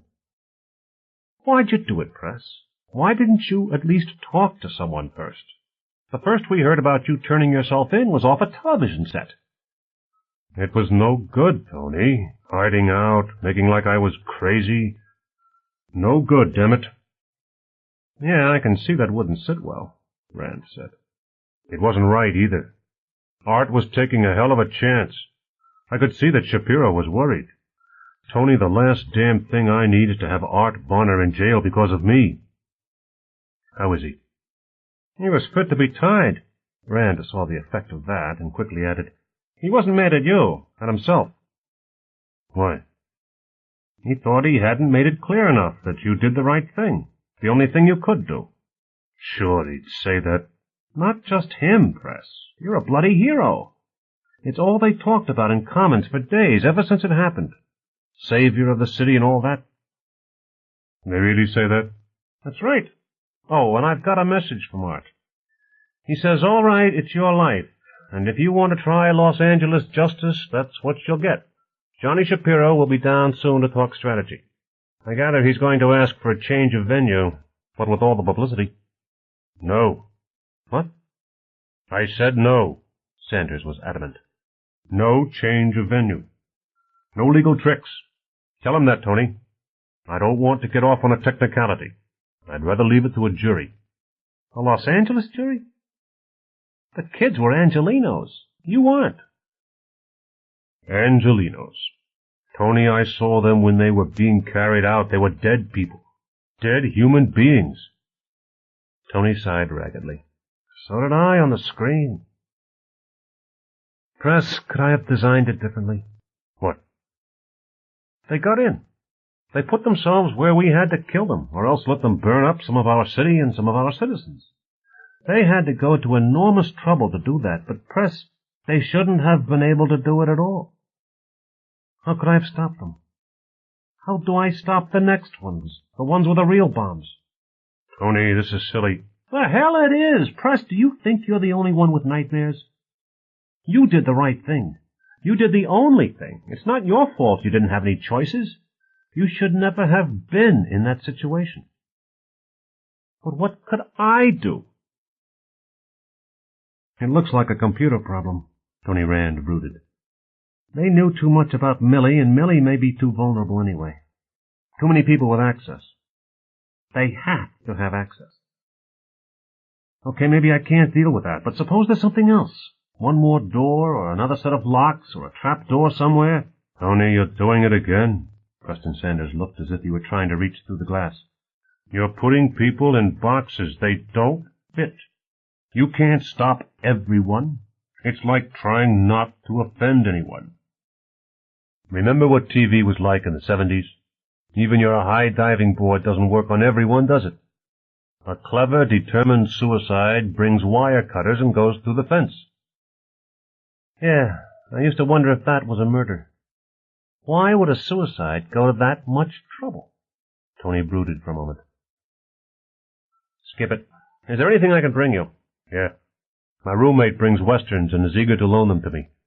So pick me a good, thick science fiction novel with lots of obscure technical terms. It was perfectly clear to Tony that Press had said that to cheer up Tony Rand. That'll fix him, Tony said. Rand left the jail with a feeling of relief, but he continued to brood. What could he have done differently? And what should he do now? There'd be a next time, he was sure of it. And next time there would be real bombs.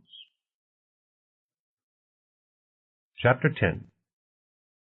Justice, I think, is the tolerable accommodation of the conflicting interests of society, and I don't believe there is any royal road to attain such accommodations concretely. Learned Hand.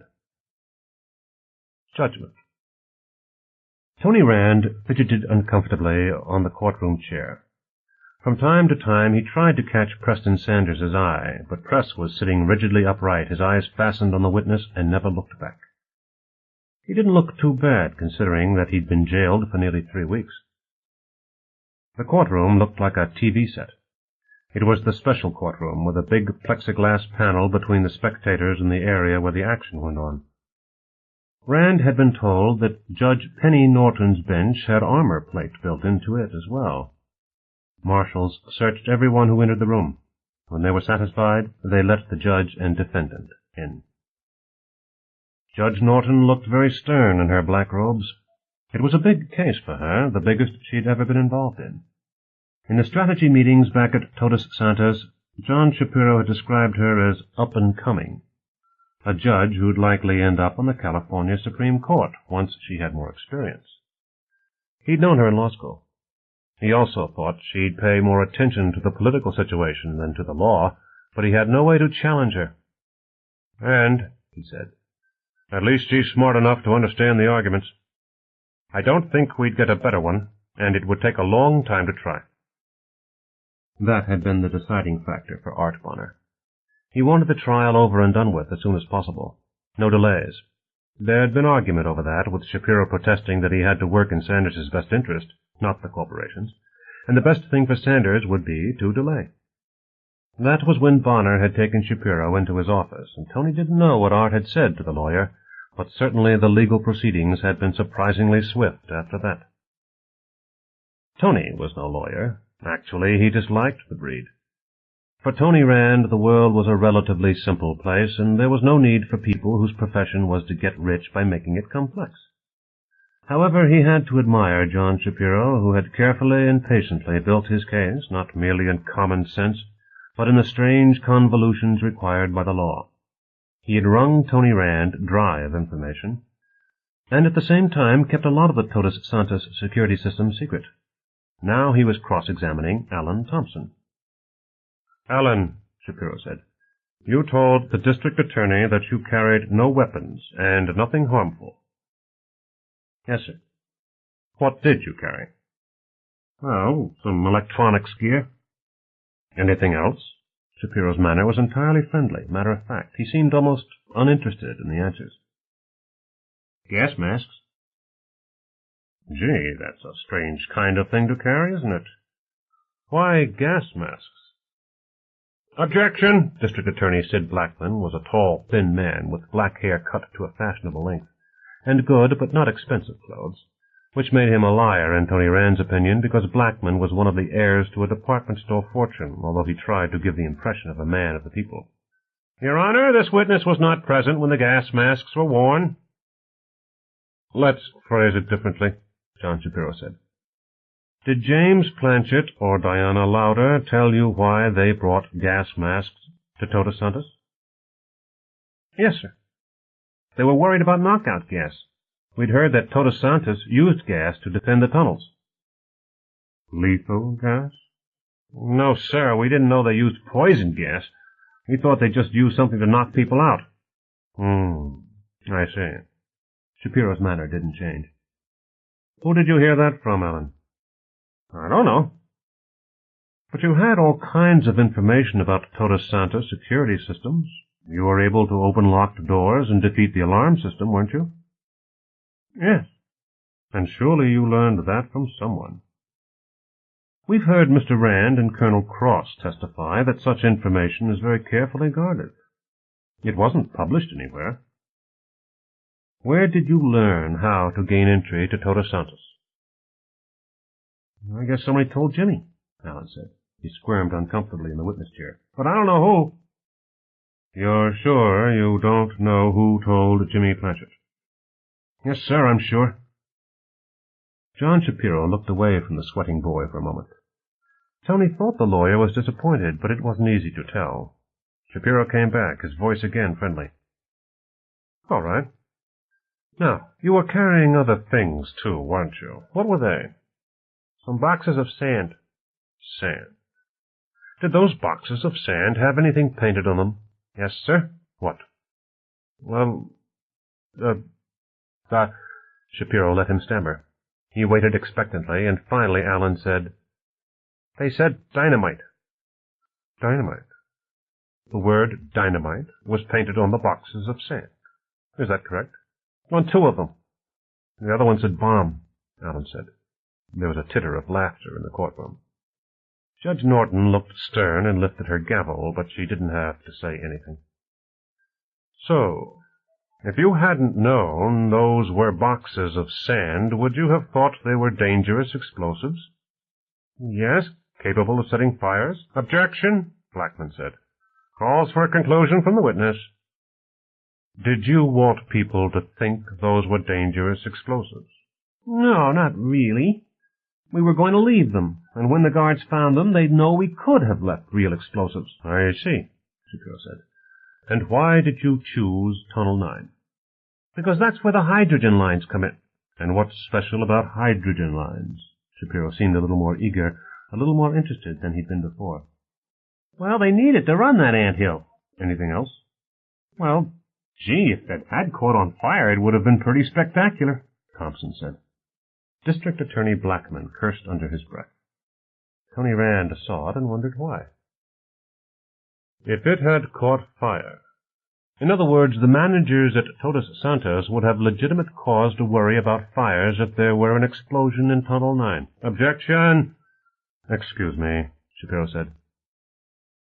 Alan, did you think the managers would have legitimate cause to worry about fires from an explosion in Tunnel 9? Yes, sir. Did Jimmy or Diana? Objection! Did either of them tell you they thought the managers of Todos Santos would be worried about fires from an explosion in Tunnel 9? Sure. Jimmy said they'd be scared shitless. Shapiro smiled in triumph. And of course you knew that Todos Santos is inhabited, that there were people living there when you entered that tunnel. Well, sure. Thank you. Shapiro turned away, looking satisfied.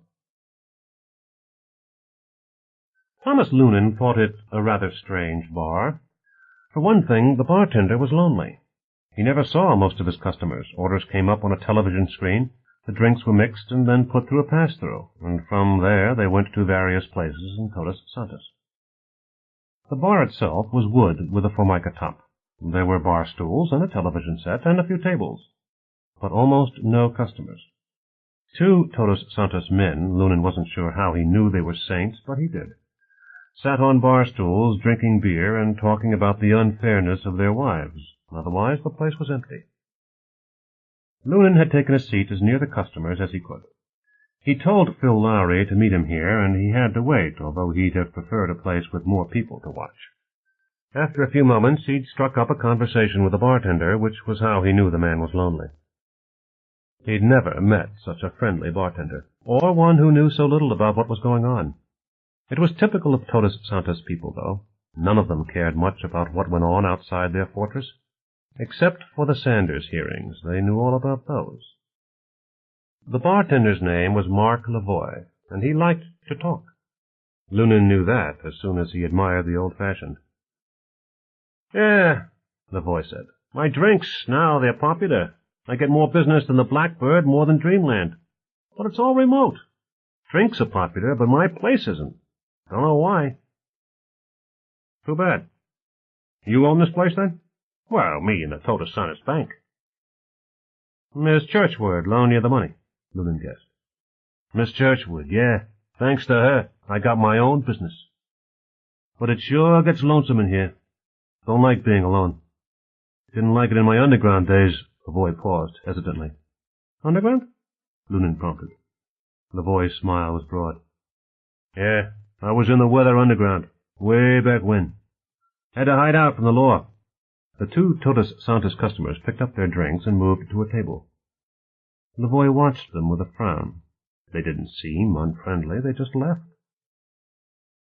"Regulars?" Lunan asked. He nodded toward the two. "Yeah, how'd you know?" "Anyway, I didn't like being alone then either. After a while the statute of limitations ran out, but it started going sour a long time before that." "How so?" "Chicago, 1968, the Democratic National Convention. It's not smart to put shit in baggies and throw it at armed men. It's not even smart to be standing next to that kind of yo-yo. And 3 of my buddies were trying to make a bomb to blow up the Statue of Liberty, and one day they blew themselves all over the basement walls." Lunan considered responses, and chose tough luck. The bartender snorted. "Luck? My poker buddies would call that a run of bad playing. I'm sorry they got killed, of course. I'm not so sorry we didn't blow up the lady. But you know what really got me out of the movement? You'll never guess." "I'm sure I can't," Lunan said. The two regulars glanced his way, then grinned at each other. Lavoie had to go mix more drinks. He made a shaker of martinis and put it onto the conveyor, then spent more time on a tall, complicated rum drink. He came back with another old-fashioned for Lunan. "I wish that damned Canadian would go away," he said. "I've made enough Pim's cups to last me the rest of my life." "Say, I've never tasted—" Lavoie wrote him down. "You know, we used to tell each other about how stupid politicians are. You know, so dumb that they passed a law making pi equal to 3 exactly." "I heard about that," Lunan said. "Pretty stupid, all right." "Well, it didn't happen," Lavoie said belligerently, and waited for Lunan to call him a liar. When Lunan didn't, he said, "I looked it up. I was going to use it in a pamphlet. Didn't happen. What did happen was that some joker in Indiana offered the royalties on his math text to the state of Indiana if they'd pass a law with a lot of complicated mathematical language in it. Turns out the law would have made pi equal to 9, but the... 9. But the legislature didn't know that because they couldn't read it. So they referred it to the Committee on Swamps." "Did you say swamps?" Lunan was laughing. "Swamps. Somebody must have been having fun. The Committee on Swamps recommended that they pass it, so they did. The other house figured out what was happening and sent it to the Committee on Temperance. It died there." "And that's all?" "That's all," Lavoie said. He sniffed. "And here I believed all that, you know." "Well, hell, so did I. And it's a much better story the other way." The two regulars were grinning at him. Lunan surmised that the bartender had told this tale before, often. "Got a question," he said. "Maybe you know. Those pillars in the mall downstairs, 3 of them bring in money. Shops, restaurants, the gambling hall, daycare center, and so forth. But the waterfall—" "Yeah. Someday Bonner will sell that waterfall, and it'll be something else. He's just never gotten an offer that had enough money in it and would be as pretty as the waterfall." "That counts?" "It counts for a lot, shouldn't it? We could pile a lot more money-makers around the Yggdrasil pillar, but it'd look cluttered." "Is that why you moved into Todos Santos?" The bartender grinned. "It was 11 years ago, and coming up on April 15th. The word was out that nobody'd be making out their own taxes in Todos Santos. The taxes would be part of our rent. It came to me that I didn't like being an accountant for the government on no pay. Nobody does, Loonan muttered. It's a hell of a deal you people have. Sure, the voice said. But look at it this way. After the fire, there was this fucking great hole in Los Angeles. You could see it from orbit. And everybody wanted to forget it as fast as possible. Only the city's finances were in horrible shape, and people needed housing. Some of the same people who were shooting at the firemen. But how could you pick them out? Anyway, nobody could afford to fill that hole with buildings. It looked like they were going to have to put in temporary housing, you know, the kind that lasts longer than any skyscraper, instant slums. The bartender shrugged. So in exchange for leaving us alone, they got this place put up over that big scarred gap, and it's not like we don't pay a lot of taxes. There's my assistant, Loonan said. He'll want teachers and soda. Nice to have met you. Thankfully, Loonan took a table. Lowry was a regular reporter, and he didn't much like being assigned to help Loonan get a big story. He wasn't much younger than Loonan, and he wanted off assignments, but so far he hadn't had any big breaks, and Loonan didn't think he ever would. Too much of a plotter. How'd the trial go? Loonan asked. Oh, the only good part was when the Thompson kid told about the boxes of sand with dynamite and bomb painted on them. Kid's a liar, though. Liar? I've seen the boxes. Not about that, Lowry said. He sipped his scotch and soda. No, earlier. He said he didn't know who'd given the dead kids the info about T.S. Said it right in court. And he's lying. He does know? Sure. Phil Lowry looked smug. This is straight? Loonan had a feeling in the pit of his stomach. This could be it. The lever he needed to get some exclusives with the Todos Santos top brass. Absolutely. All right, I bite, Loonan said. How do you know? I've got sources, Phil Lowry said. As many and as good as you lucky bastard. Sure you do, Phil, Loonan said. Now how can I con him out of the information? I can't. He knows I'm interested. Look, this place isn't your beat. Are you still interested in that Long Beach harbor scandal? Sure. Trade you, Loonan said. I'll give you a line on the whole scam. Exclusive. 2 commissioners on the take.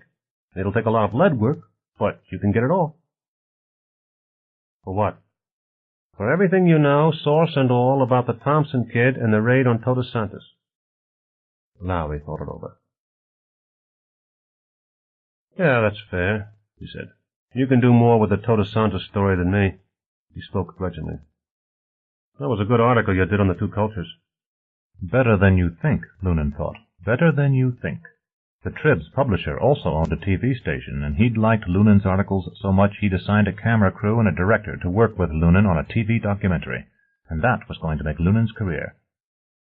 So, who's your source? You can't use her, Tom, Lowry said.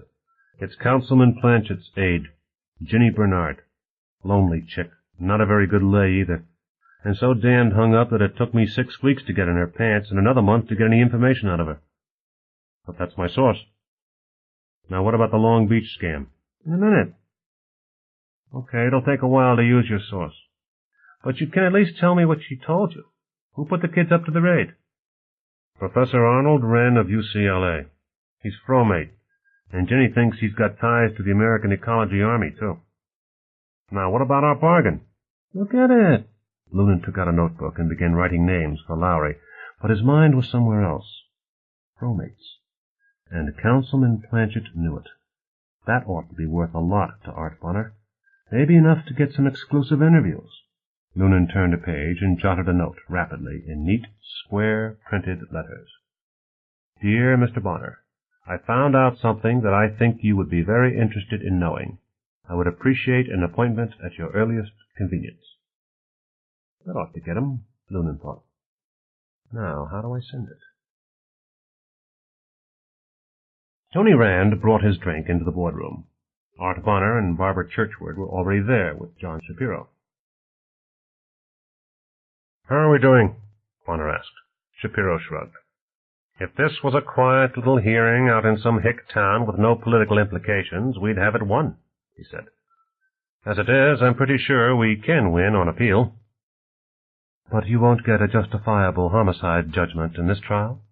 Barbara Churchward asked. Shapiro shook his head. I doubt it. Judge Norton only has to rule that the state has enough of a case to go to trial. She can say that most of it hinges on facts, and that's for a jury to decide. We can appeal that. Will Press be out on bail during the appeal? Bonner asked. Unlikely. The DA will fight it. Of course, when they deny bail, we can appeal. I'd be doing that now, only you said get it over. I did indeed, Bonner said.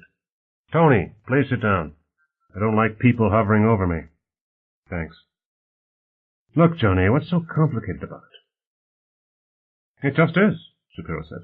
Look, we've got some tricky points of law here, and Penny Norton doesn't want to rule for us. It cost her like crazy.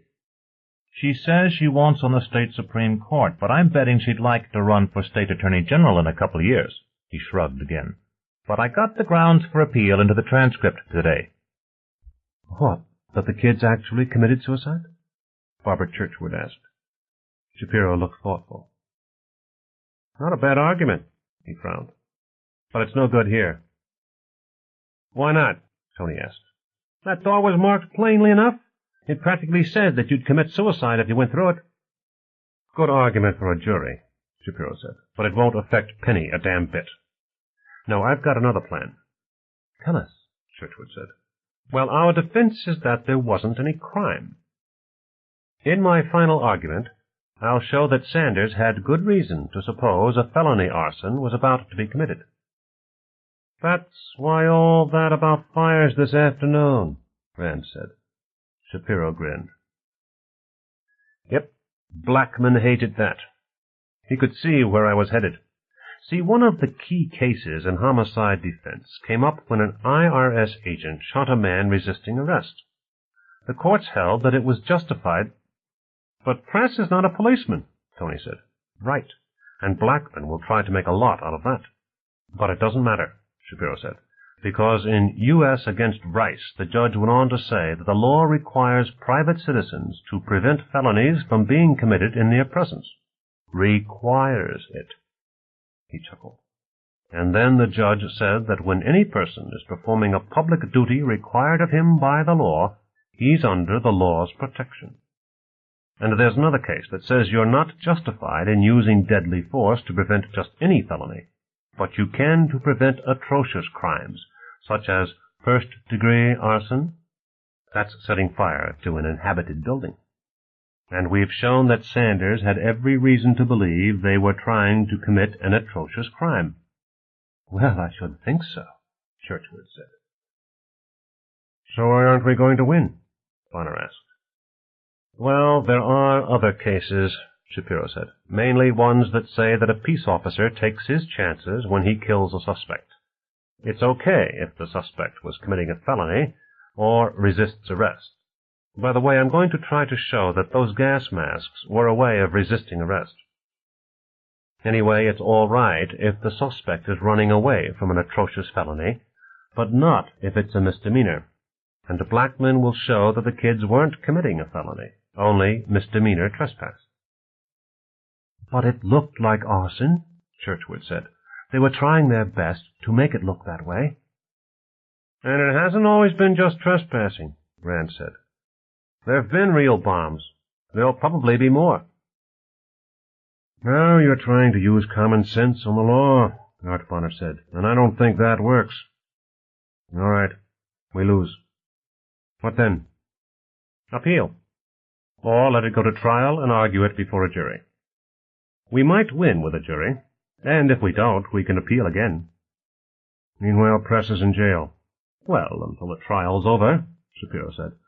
I'd bet that the worst we'd get would be manslaughter. Then we could get Press out on bail. But you're talking weeks, months maybe, Bonner said.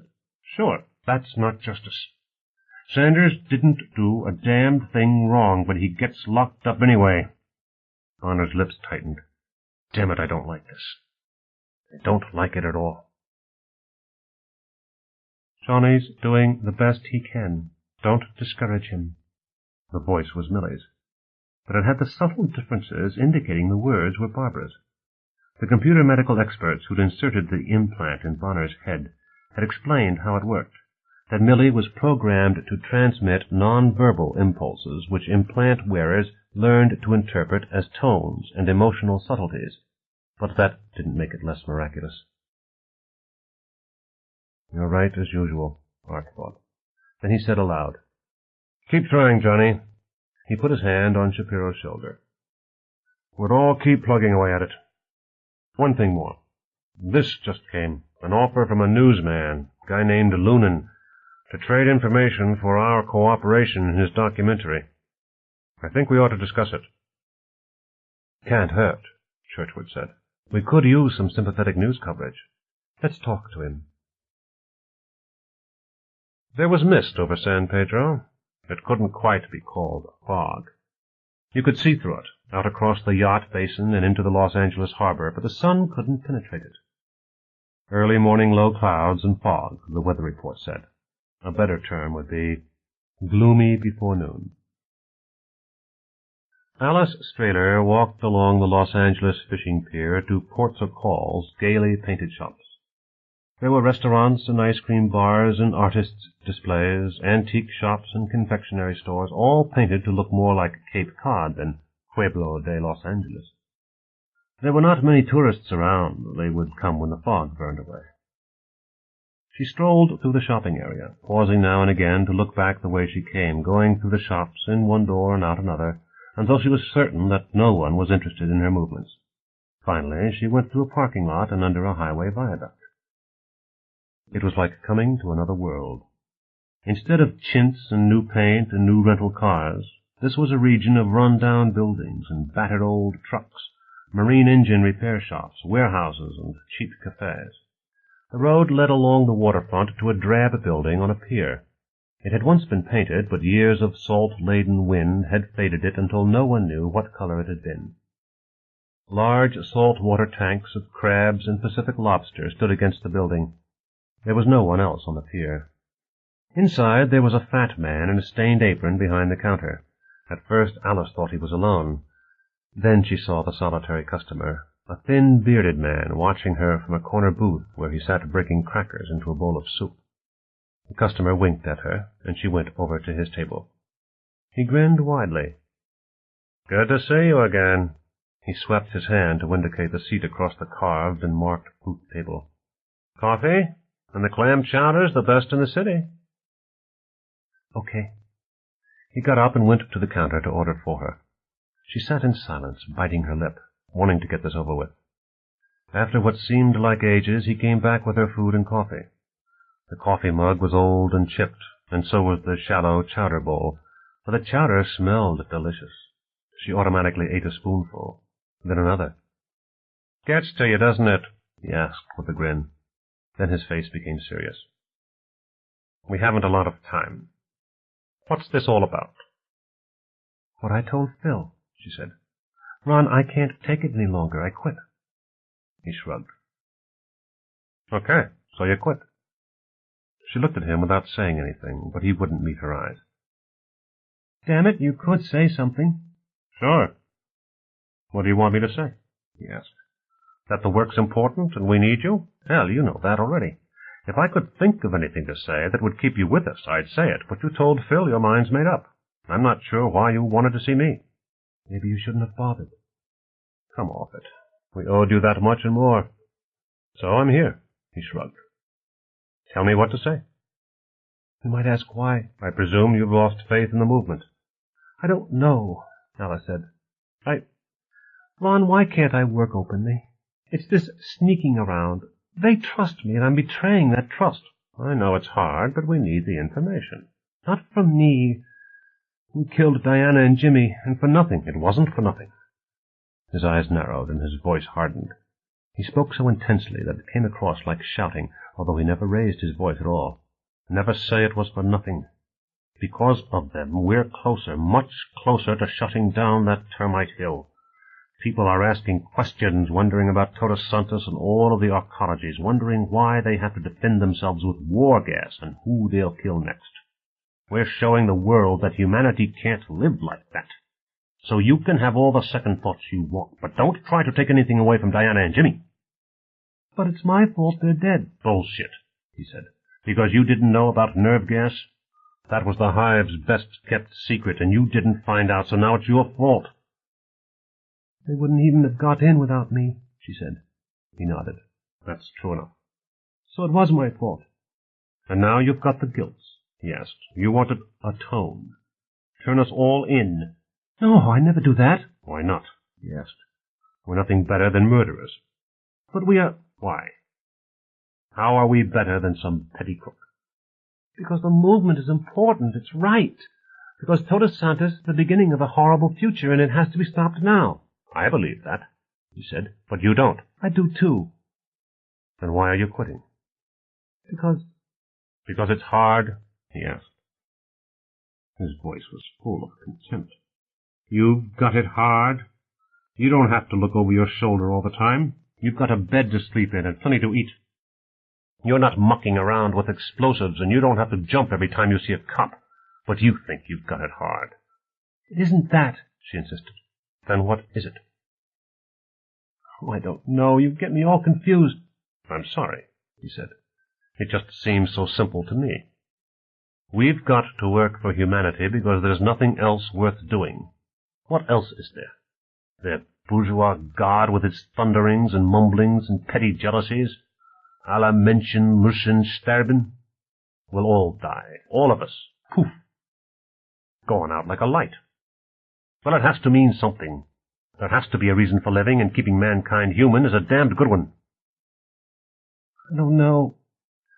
Sometimes watching them in Todos Santos, when they're happy, they like it. His voice dropped low and became more intense. Happy? Of course they're happy. Aristocrats usually are happy. But how many of those places can the earth support? And there'll be more hives. Hives everywhere. You're the one who told us about that Canadian. Hives in Canada, hives in Mexico, hives all over the United States. They've got to be stopped now, before they spread, and you know it. Do I? She wondered. I guess I do. Alice, if you quit now, then you really did something evil. If we don't succeed, then Jimmy and Diana were killed for nothing at all. And you helped kill them. He reached across the table and took her hand. I know. It is hard. Being inside there, never seeing your friends, having to be on guard all the time.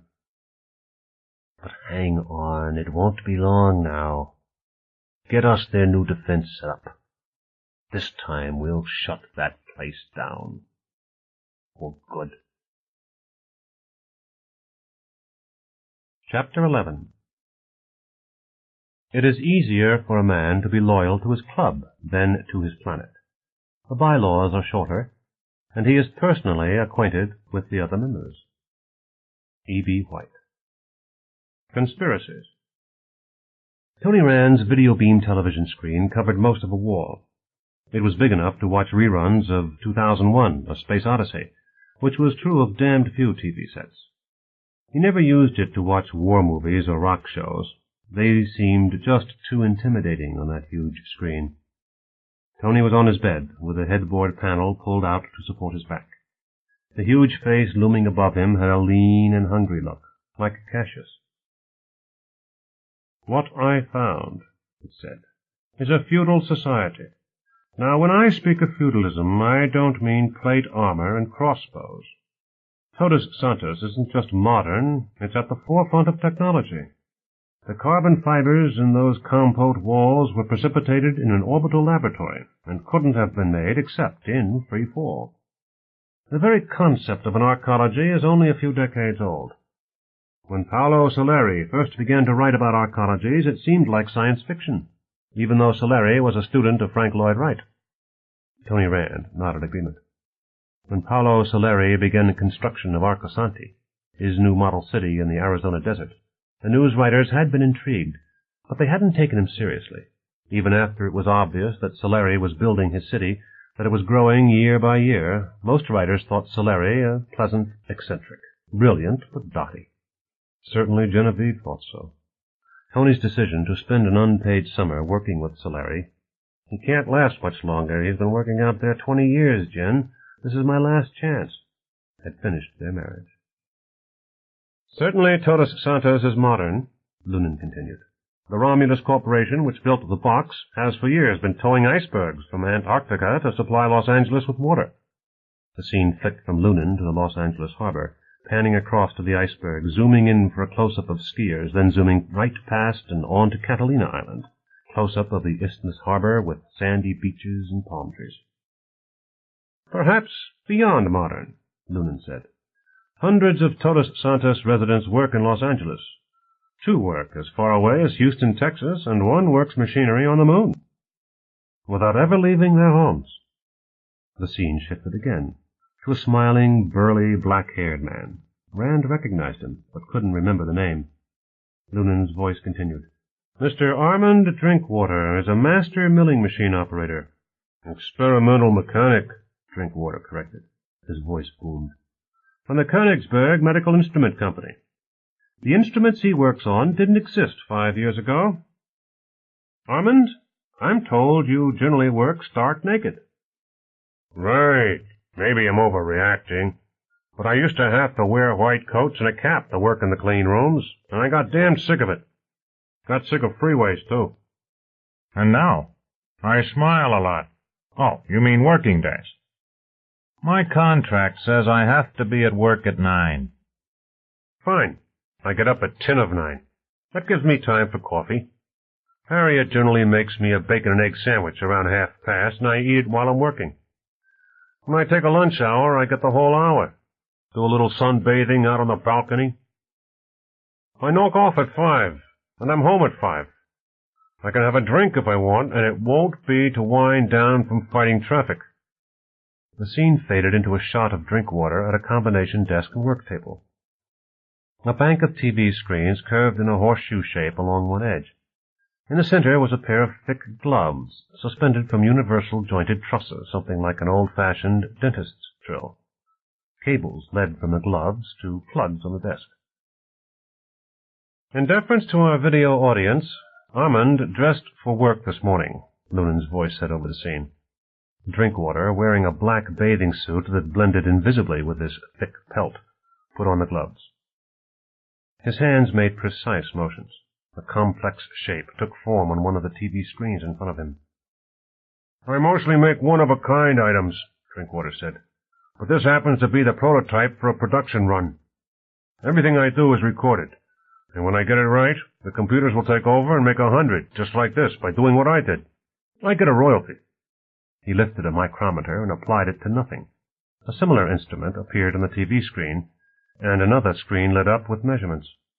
Drinkwater nodded in satisfaction. What are you making? Lunan asked. Pump for a heart-lung machine, Drinkwater said. I think this lot's for export to Africa. The gloves moved slightly, and the shape on the TV screen rotated. Pretty tricky work. I doubt if I could do it if I'd had to drive all day just to get to work, he grinned. I know I wouldn't enjoy it as much. The scene moved back to real time, Lunan interviewing Drinkwater. I take it you like it here, Lunan said. Nope. I love it. Tony Rand smiled. The scene shifted. Meet Rachel Leaf, Lunan said. Ms. Leaf is a bulldozer driver. Lunan paused for effect. As you see, Rachel doesn't look like your typical tractor driver. She certainly didn't. Tony remembered meeting her once, a short woman, not particularly pretty, but very delicately built, with small features and piercing dark brown eyes, and a voice so raucously loud that you expected to hear glass shattering when she spoke. But then, Lunan said, not every bulldozer operator works on the moon.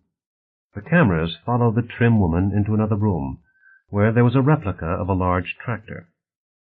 It was surrounded by TV screens. One screen showed an astronaut seated in the driver's seat, staring impatiently into the screen. A bleak, nearly colorless pit showed over his left shoulder. About time you got here, the astronaut said. We were busy. Rachel sat down in the driver's seat and took hold of the controls. I relieve you. There was a pause. Busy, hell. All right, I stand relieved. Thank you. The bulldozer moved through the lunar strip line. Lunan alternated views. Inside, Todos Santos, watching Leaf move the controls, the scene that she saw in her control screen, and a composite from over her shoulder looking into her monitor. As you can see, Lunan's disembodied voice said, This is no easy job. When Rachel gives a command, it takes over a second for the signal to get to the moon, and another second for the information to get back to her. It takes a lot of computer power to work this trick, but it's worth it. Meet Colonel Robert Boyd, commander of Moon Base. Colonel Boyd, does it help to have Earth-based machine operators?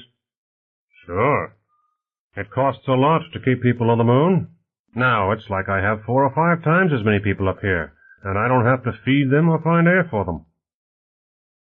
High-technology applications, Noonan said.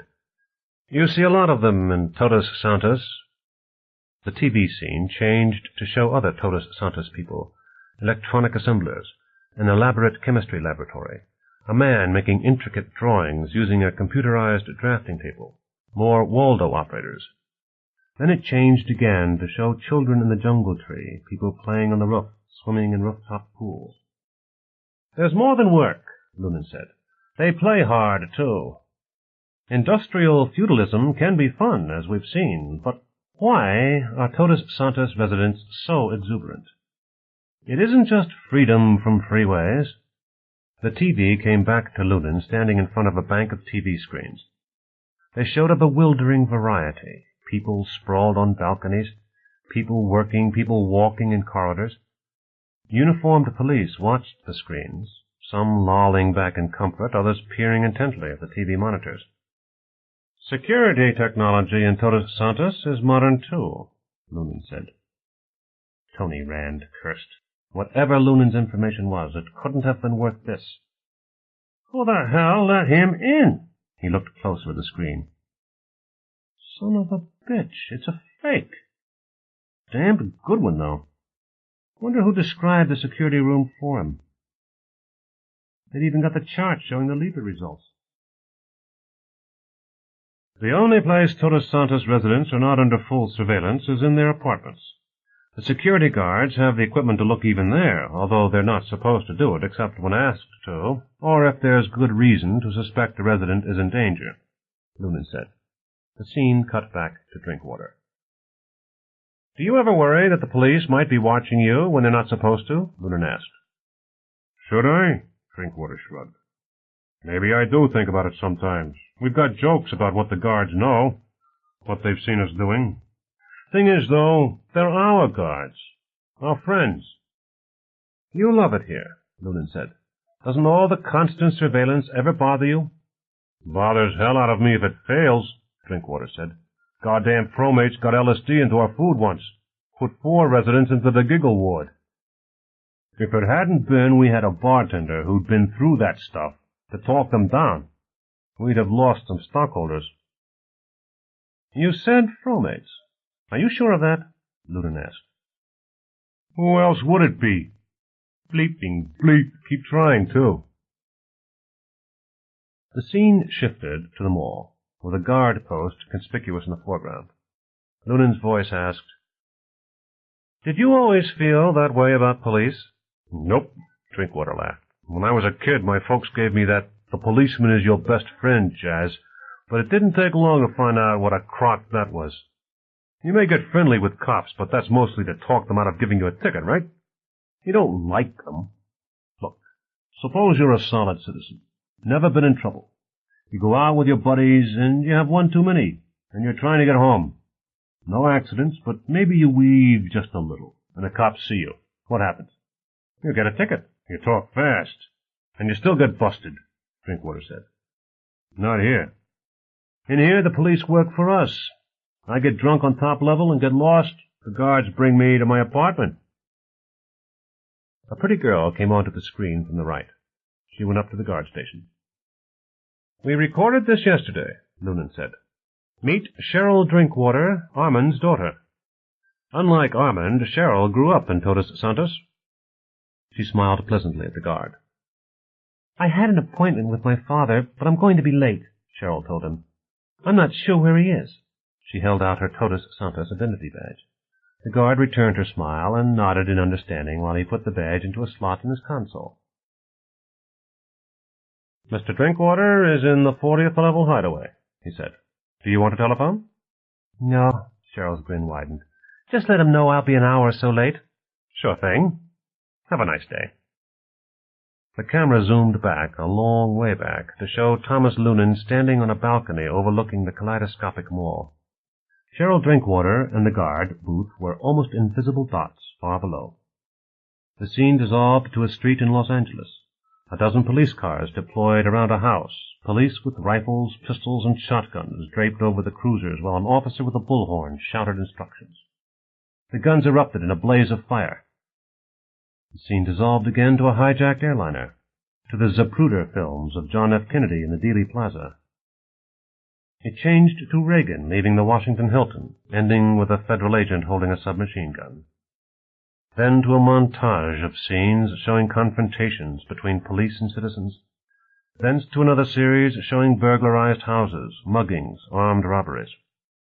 Finally, the camera zoomed into Todos Santos, through the wall and back to Thomas Lunan, overlooking the mall. "Of course, we've been unfair," Lunan said. "Not all police encounters outside Todos Santos are unpleasant. And there have been murders in the box. Last year a man used a kitchen knife on his wife and 2 children. Sure, Tony Van thought. But Marlene Higgins had lived long enough to push the panic button, and the TS guards got there in time to save the 3rd kid who'd been hiding in a closet. But those kids were the boxes of sand. How could I have saved those kids? Tony wondered. And Press. Judge Norton had given her decision very quickly after the evidence was presented, sooner than anyone had expected. Preston Sanders would stand trial for murder. Damn, Tony thought. Double damn. Tony got up and went to the icebox for a beer. When he came back, Lunan was lecturing. Feudal societies are always complex. Everyone in such a society enjoys rights, but few have the same rights. There is not even a pretense of equality, of rights, nor of duties and responsibilities. There is, however, loyalty, and it runs both ways. The Todos Santos resident is expected and required to be loyal, but in return, Todos Santos gives protection. Todos Santos accountants negotiate income taxes for the box. Committees test consumer products. Sure do, Tony Rand thought. I still get burned up about those damned paper towels, good quality, but they put the perforations so far apart you used up 2 when you only needed 1. And I could never remember which brand it was until the evaluation committee gave them the rip-off rating sticker. Loyalties in Todos Santos tend to be personal, Lunan said. The scene faded in to show Art Bonner's office. Lunan spoke feelingly about the luxuries Todos Santos provided for its general manager, then back to Armand Drinkwater. "Armand, are you jealous of Mr. Bonner's position?" Lunan asked. "Great coup, no. I only have one boss. Mr. Bonner works for everybody." "Loyalty and protection," Lunan said. "The ties of the oath of fealty run in both directions. The trend in the United States has been to cut all ties, so that individuals are alone. The citizen against the bureaucracy, against them. Only nobody is really in control, and you can't say who they are. In Todos Santos, they is Art Bonner, and if you don't like what he's doing, you have a chance to tell him so." Scene shifted to Commons. There were a dozen residents clustered around Art Bonner, but Tony was looking at the low ceilings, which looked even lower on television. They ought to be higher, damn it. The telephone rang. Tony's phone turned down the TV's sound as he picked up the phone. "Rand." "Art Bonner. Has Sir George Reedy called you lately?" "No. I wish he would. I need to talk to him." "I've set it up for him to tour security in the power plants. Tony, if he asks you to show him around those areas, beg off, will you?" "Sure, why?" "Hell, Tony, how much do we want an outsider to know about our defenses?" Sir George Reedy, a pro-mate spy? That was laughable. Still, paranoids have enemies too. "Okay, Art. Is that all?" "No. Did—" Bonner interrupted himself, stopped to consider. That was odd. Art never did that. Then, "You know about the court decision today?" "Sure." "Have you been watching Lunan's documentary?" "Yeah." "He got me to thinking," Bonner said. "I never thought of this place as a feudal society, but maybe he's right. Tony, we haven't delivered what we promised. Not to Sanders. Tony didn't say anything. So it's time we did, Bonner said. Tony, I don't think our legal people can get press off. Johnny Shapiro told me today the best legal tactic would be to plead guilty to a lesser charge. Press won't do that, Rand said. I know. Even if he would, I couldn't let him. And even if we can get a not guilty verdict, press will have paid too high a price. It's not justice. No, it's not, Tony said, but it is the law. Also, it's bad advertising, Bonner said. I don't mean for profits. I mean the message it gives to anyone else out there who's thinking of trying a repeat with real bombs. We need to let the world know we take care of our own. So, I want you to think of a way to break press out of jail. Huh? You heard me. Plan us a jailbreak. I don't want anybody to get hurt, and I don't want LAPD to be able to prove we did it. But I don't at all mind them knowing it was us. Hart, you have lost your mind. Could be, Bonner said. But it won't hurt you to look at the problem. The phone went dead. Bonner sometimes forgot to let people know when he was through talking. Ye gods, Tony thought. He went out to the kitchen for another beer, thought better of it, and dialed for a scotch. When he looked back at the screen, he saw his own face. Lunan was saying something about the court magician. Court magician. Tony wasn't sure he liked that. His drink came, and he tossed it off. He decided not to order a second. Jailbreak. Was Bonner serious? He had to be. Art knew how much work Rand had to do. A whole new security system to install, the new wing under construction, and the expansion unit designs to finalize, and Lunan was going on about feudalism again. Now he was talking about the siege mentality and the fortress appearance of the box. Interesting stuff, and Tony wished he had time to think about it more.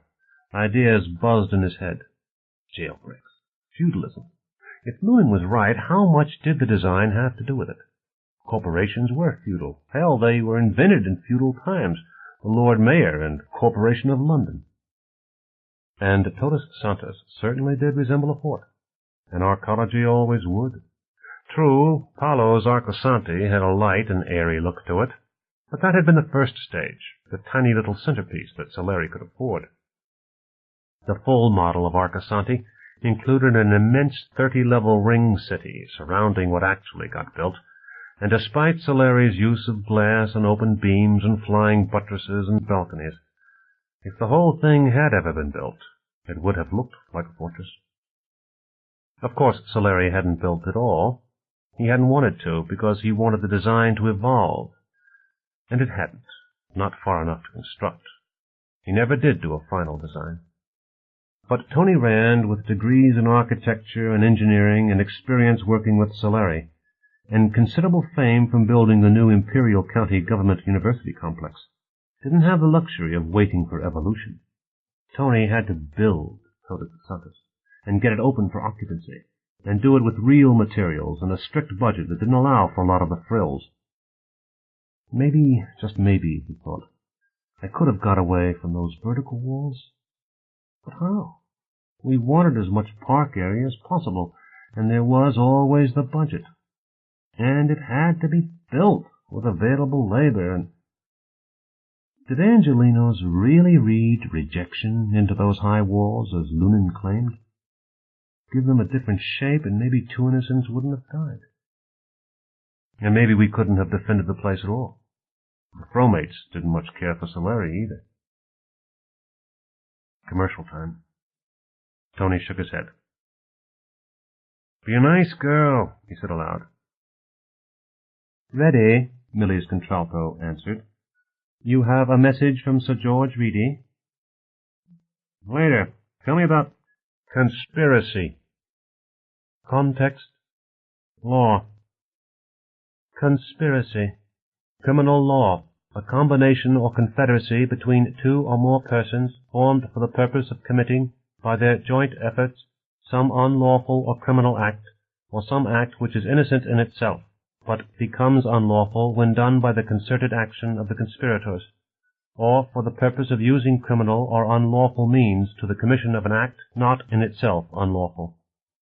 The essence of a conspiracy is an agreement, together with at least one overt act, to do an unlawful act. Enough, thank you. Any time. Well, we haven't conspired yet, Tony thought. Not yet. But, damn, I need to talk this over with someone. Security problem there. It would have to be someone who would be told Bonner wanted him to plan a jailbreak. Who? The trouble with being a loner is you're alone. He thought for another moment, then lifted the phone. The TV considerately muted its sound. He tapped in half a number and hung up, thought about it, punched again. The phone rang 6 times, and he was about to hang up again. Hello? Dolores, Tony Rand. Hi, Tony. There was a question in her voice. What the devil did Rand want? Did you see Lunan's broadcast? Tony asked. Some of it. Good. Look, your boss has gone nuts, and I have to talk to somebody, Rand said with a rush. Got that out, he thought. There was a long pause. Tony, I'm dripping bathwater. Come down in 20 minutes, okay? We'll talk about it. I'm sure Mr. Bonner knows what he's doing. I used to think so, too. Oh, come on. Anyway, shall I have coffee waiting or a drink? Thanks, both. Irish coffee. A tiny pause, in which Rand suddenly realized that the bartender would be sending drinks in pairs to Dolores's room, and the guards would know he was there. No privacy at all in Todos Santos. Tony had stopped noticing years ago, but Lunan's broadcast... Done, she said, and hung up. 20 minutes. Be a nice girl and call me in 15 minutes, Tony said aloud, using the voice shift that Millie recognized. Sure thing, boss. I have messages. Give them to me. From Sir George Reedy. I would like to see you again to discuss details of my new arcology. I understand how busy you are due to emergencies. Are you free for dinner tomorrow night? Rand scowled. Everything happened at once. But he had to find a chance to pick Reedy's brain. Tell Sir George 6 o'clock shrams if it's convenient. Phrase it better. Will do. Thank you. Any time. Lunan was taking a camera through his own apartment in Santa Monica. This was the damnedest documentary Rand had ever seen. But it made sense in context because Lunan was talking about fear and the siege mentality. He showed good locks and cheap stereo equipment visible from a window, and expensive equipment hidden in the cheap place where he stashed his car. Jesus, Rand thought. If things were really that bad outside, why would he be showing all his secrets? Lunan must be planning to move tomorrow. And what of Zach? My boy's growing up in that, instead of here where he belongs. And does Genevieve deserve that? Oh, damn. Lunan was back with the drink waters again. Cheryl was saying, I don't see how you can live like that. I don't see how anyone could. And now back to an Angelina woman saying, I don't see how they can live like that. Eyes on the back of your neck all the time. Sure, I shop there. Cut back to the shopping mall again. View down a vast pedway, another kaleidoscope. Boys with toilet paper rope. Tony smiled. It happened to him at least twice a year. Cheryl again, laughing. No, of course not, she giggled. Nobody ducks. Well, Angelino's duck. Not bad, Tony thought. Not bad at all. He dressed hurriedly, trying to ignore the knot in his stomach. He wanted to talk, damn it, but his glands told him he wanted something more. And he might, just might. Siege mentality, Lunan was saying. Todos Santos has always seen itself as apart from Los Angeles, although not everyone thinks so. Cut to Barbara Churchward, neatly tailored skirt suit and bright silk scarf, radiating both femininity and competence. A large part of our development loans go to outsiders, she was saying. Of course, most are to let outsiders come inside, but yes, we depend on Los Angeles for a lot of goods and services that it wouldn't make sense to do in-house. She paused, as if in thought. Lunan's audience would assume it was thought. Would Lunan? Example. In one Totus Santos laboratory recently, within a week they needed plexiglass sheets, several sizes of O-rings, 3 sizes of drill bits, silicone glue, glass tubing, a dry cell battery, some insulated wire, 3 lenses, 2 highly polished mirrors. I could go on, but surely the point is made. Only a big city would have all those things in stock and readily available. So you do depend on Los Angeles, Lunan said. Churchward laughed. Let's just say we spend a lot of money in Los Angeles, probably more than most Angelinos realize. After all, we could have our goods shipped in from some other city, but we'd rather not. She said more, but Tony wasn't listening. 20 minutes, Dolores had said, and waiting was tough. But a cold shower helped. Damn. And an ugly mood has developed lately, Lunan said, typified by a phrase that seems to have caught on in Totus Santos. The camera zoomed down on a sticker attached to an elevator door. Think of it as evolution in action. Since nothing happens in Totus Santos without at least tacit approval by Bonner and his people, Lunan said, we may assume that the TS managers agree with this sentiment. I haven't been able to trace the origin of the phrase. Ye gods, Tony thought. I have seen that stuck up here and there. Lunan makes it look universal, but it's not really. And damn it, where did I hear it first? Somewhere. The night press had to kill those kids. Yeah, that night. But not then, earlier. The Leaper. Hell, I said it. How'd it get out to the public? I'm calling you, Millie warbled. 10:50 p.m. Thanks, sweetheart, Tony said. Be a nice girl. Ready. Rand in 234, level 28, Tony said. How long, boss? Indefinite, Tony said, and felt his stomach knot again. Ah, hell. Chapter 12. Make no little plans. They have no magic to stir men's blood. Daniel Hudson Burnham. Visiting hours. The Irish coffee was waiting, still hot, the whipped cream half melted. Rand had been picturing Dolores in negligee, half transparent, but she was in what were probably called hostess pajamas, loose, flowing, violent orange, and quite opaque. She also wore a welcoming smile, which was reassuring. So Mr. Bonner has gone out of his mind, she said. Yeah, he wants me to... I know what he wants, Dolores said. Did Bonner call her, or had she called Bonner to report the court magician's misgivings? Good question. I can find out who called whom from Millie. Or I can if Art doesn't mind my knowing.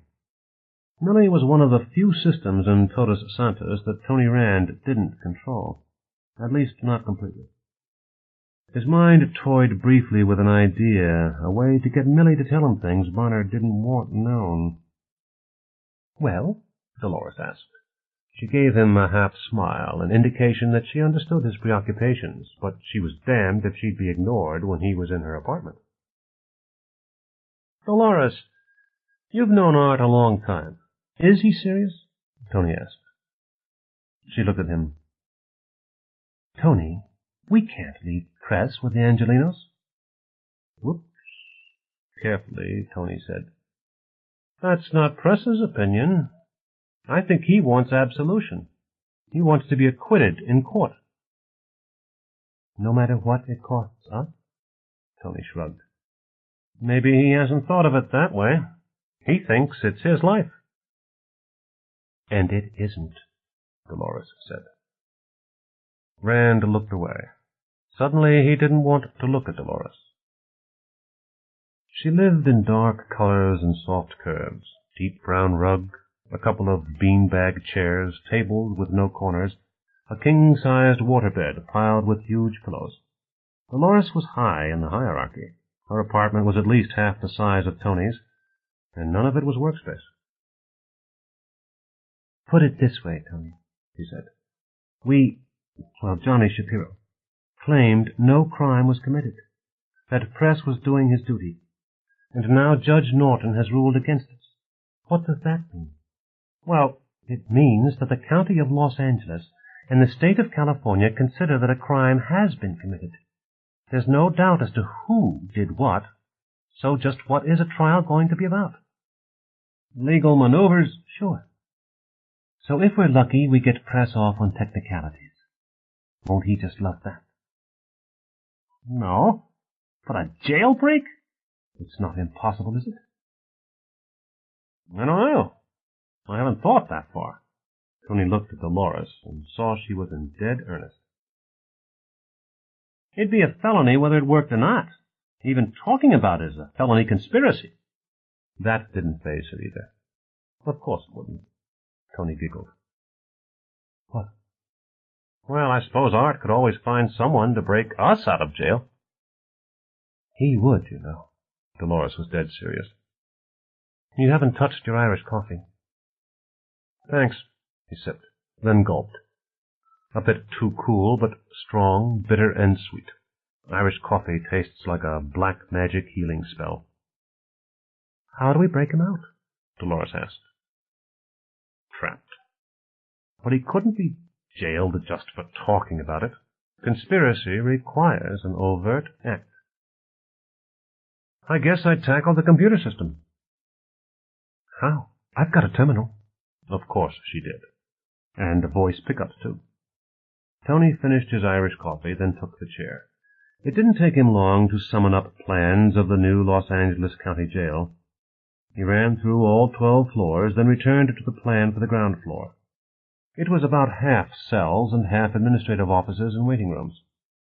Press is a VIP, Tony said. Ground floor. He said he got sunrise on the wall. Say southeast side. And the computer's on the top floor, but we don't really need to know that. What do you need to know? Millie knows a lot already. We could fool with the computers. We might even just issue orders to transfer Preston Sanders to the Todos Santos jail. If anyone noticed, we'd be up shit creek. We have to fool a computer and some human jailers, and they're likely to notice anything that happens to Sanders. He's their star guest. Thanks, he said as Dolores handed him a second Irish coffee. Maybe we walk someone in, someone who looks vaguely like Press.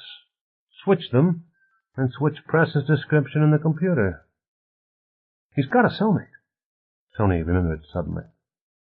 That's bad. Maybe not.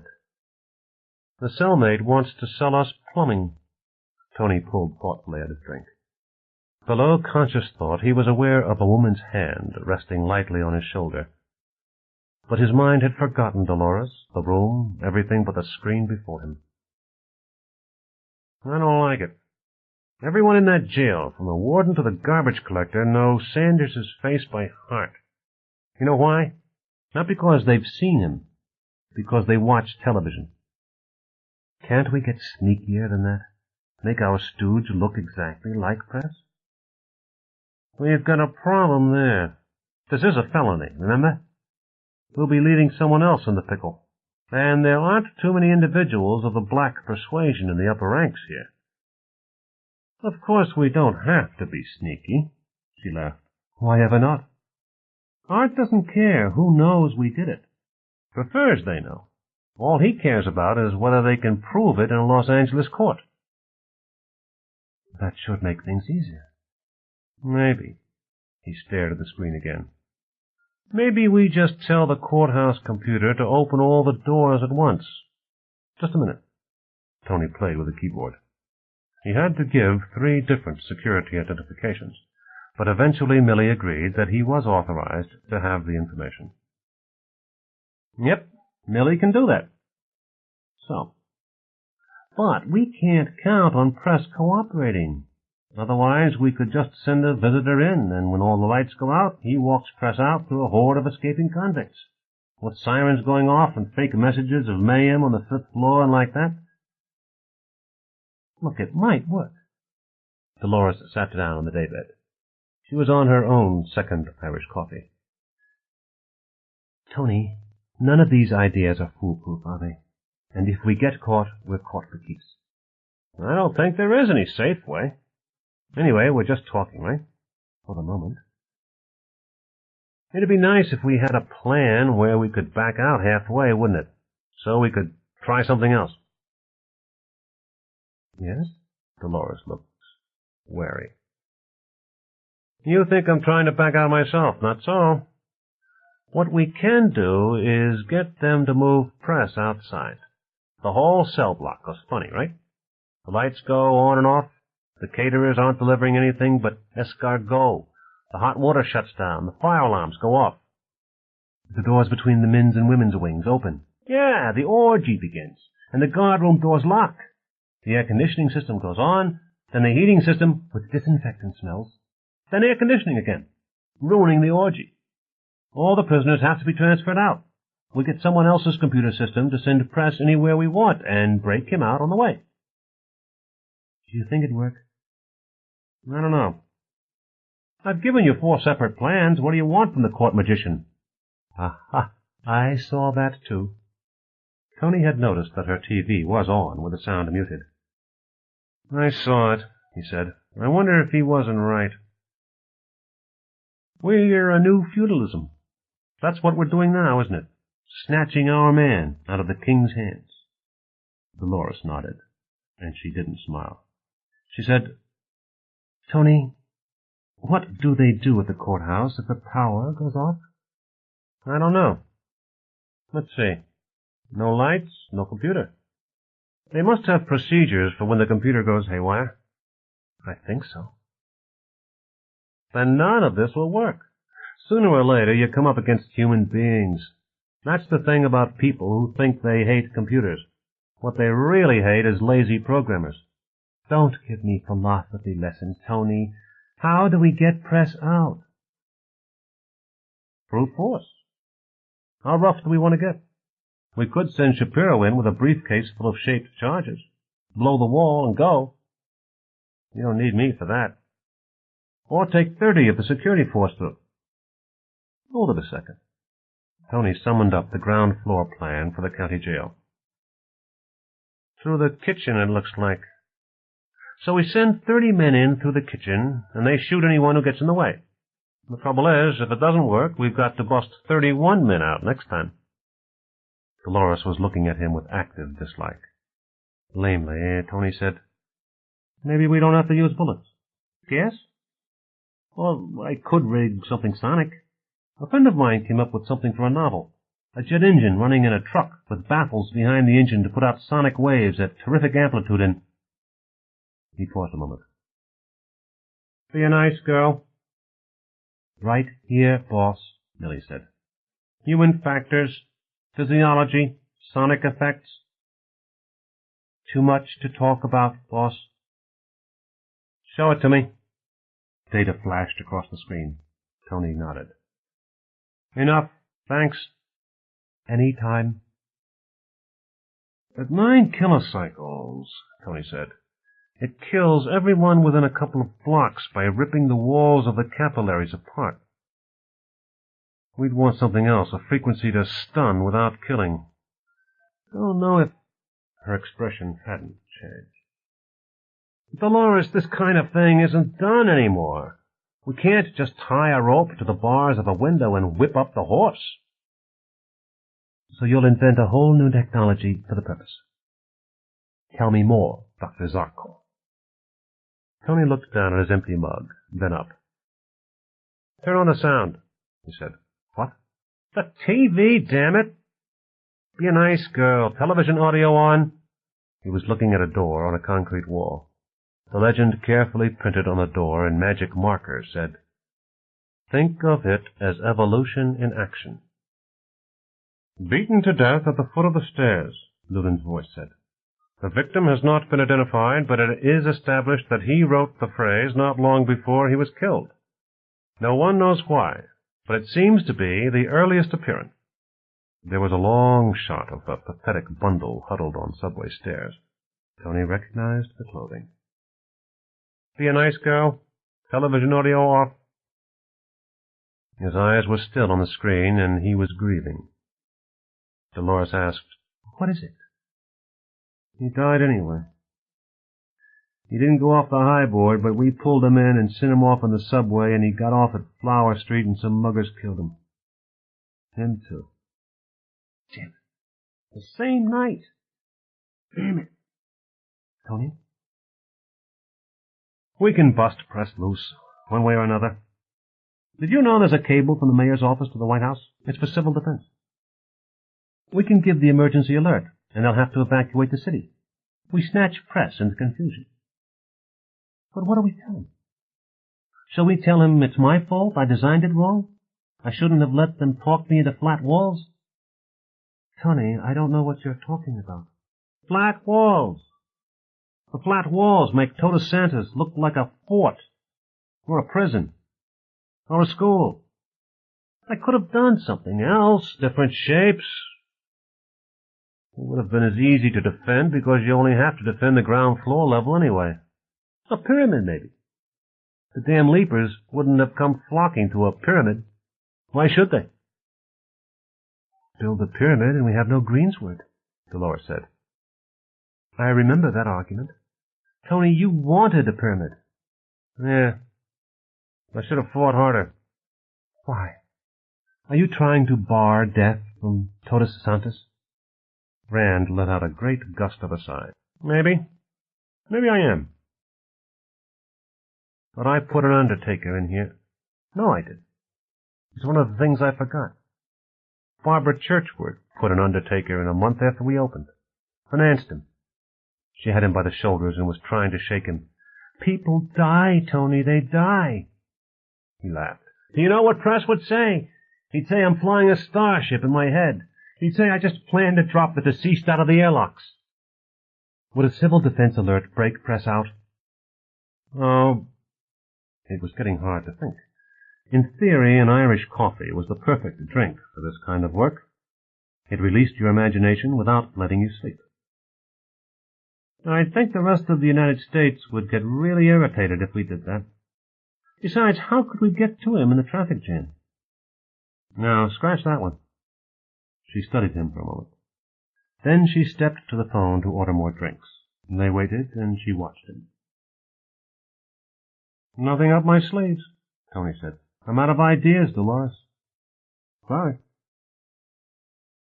I didn't mean to shoot you down, she said. Tony shrugged. The drinks came. She handed him his, sipped from her own. Then she moved behind him and began to knead his neck and shoulders. She had strong hands. You're all knotted up, she said. It felt good. His tension started to melt beneath her fingers. Did I do that to you? No. We've got to think of something. Maybe I shouldn't have shot you down every time. Tony, what if I just ask for a dozen ways to get Press out of the damned jail?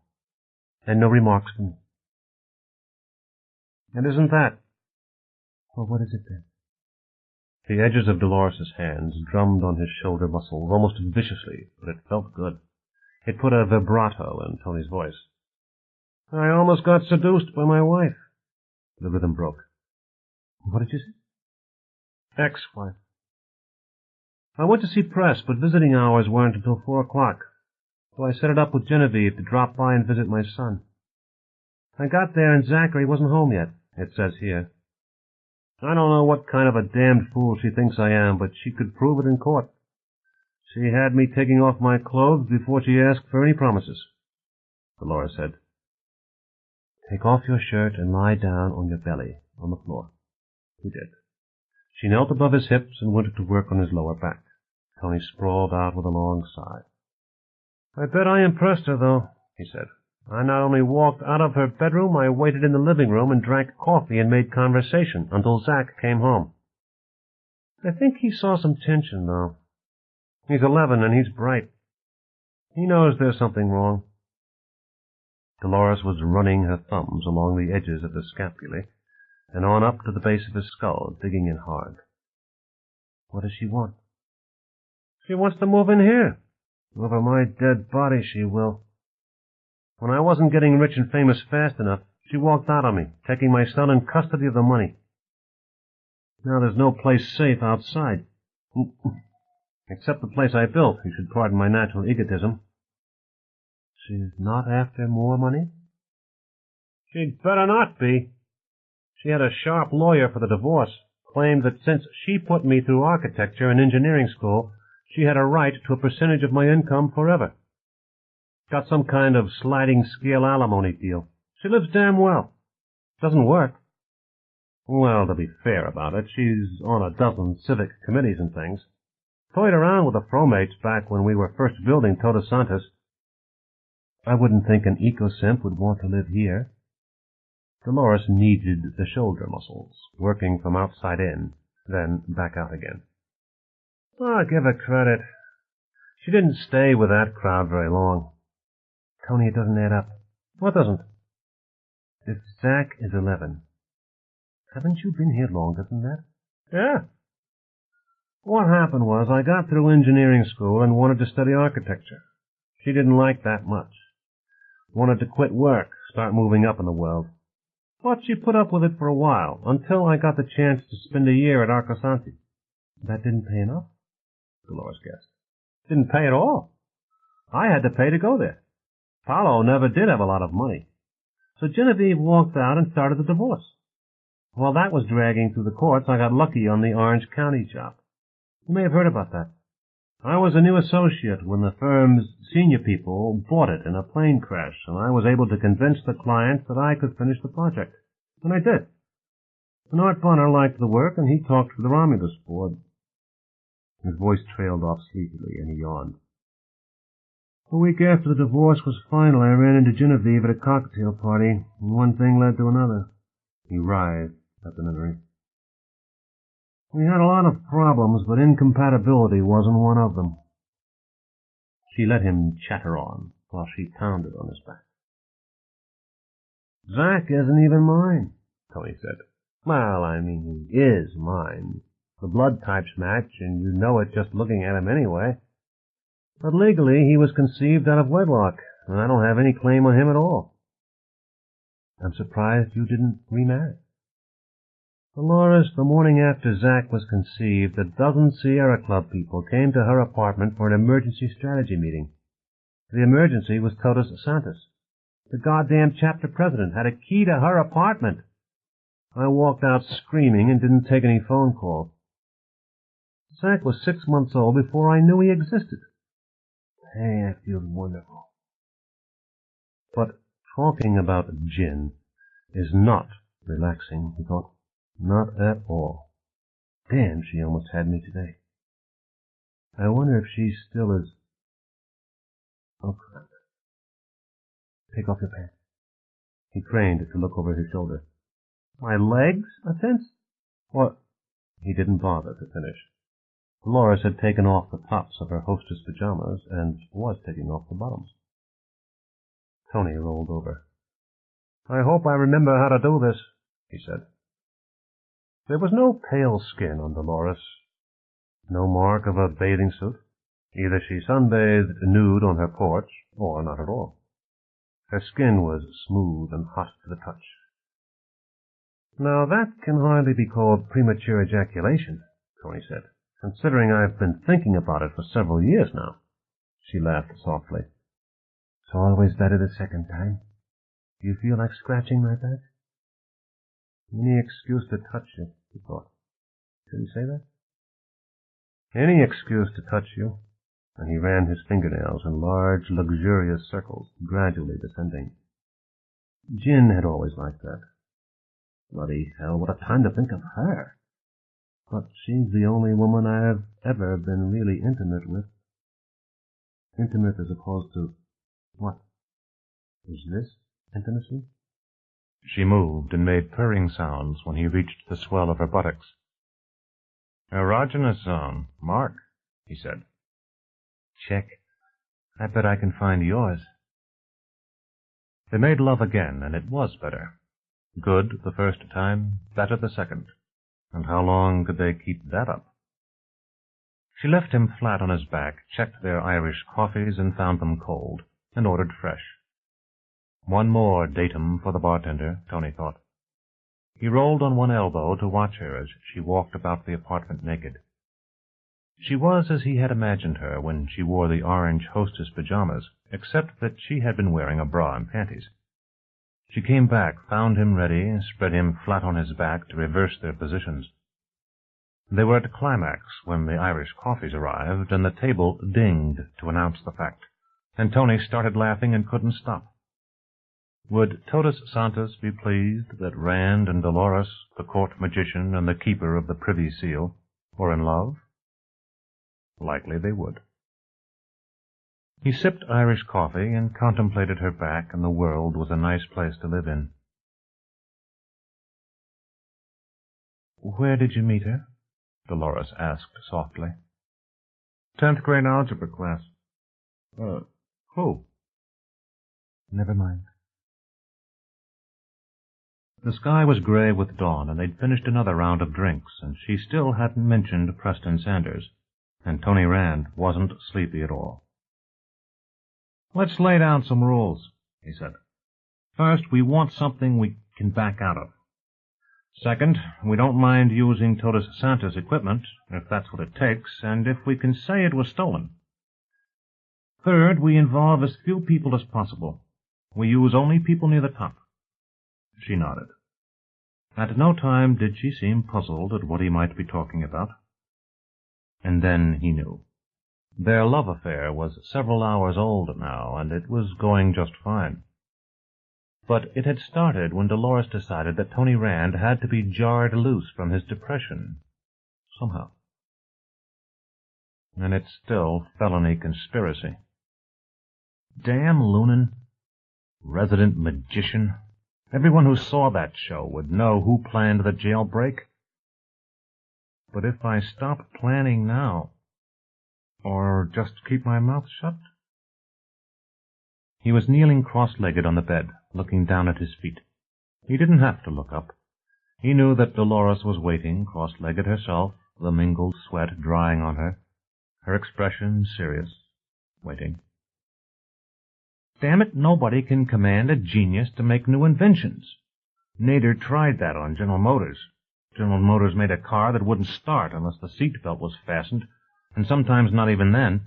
And some woman got raped by 4 big men because she couldn't start her car fast enough to drive away from them. And it almost happened to Gin that time the purse snatcher chased her, except she had the spray can of toilet bowl cleaner. All I've got to say is, I've got part of an answer, he said, and now he was committed.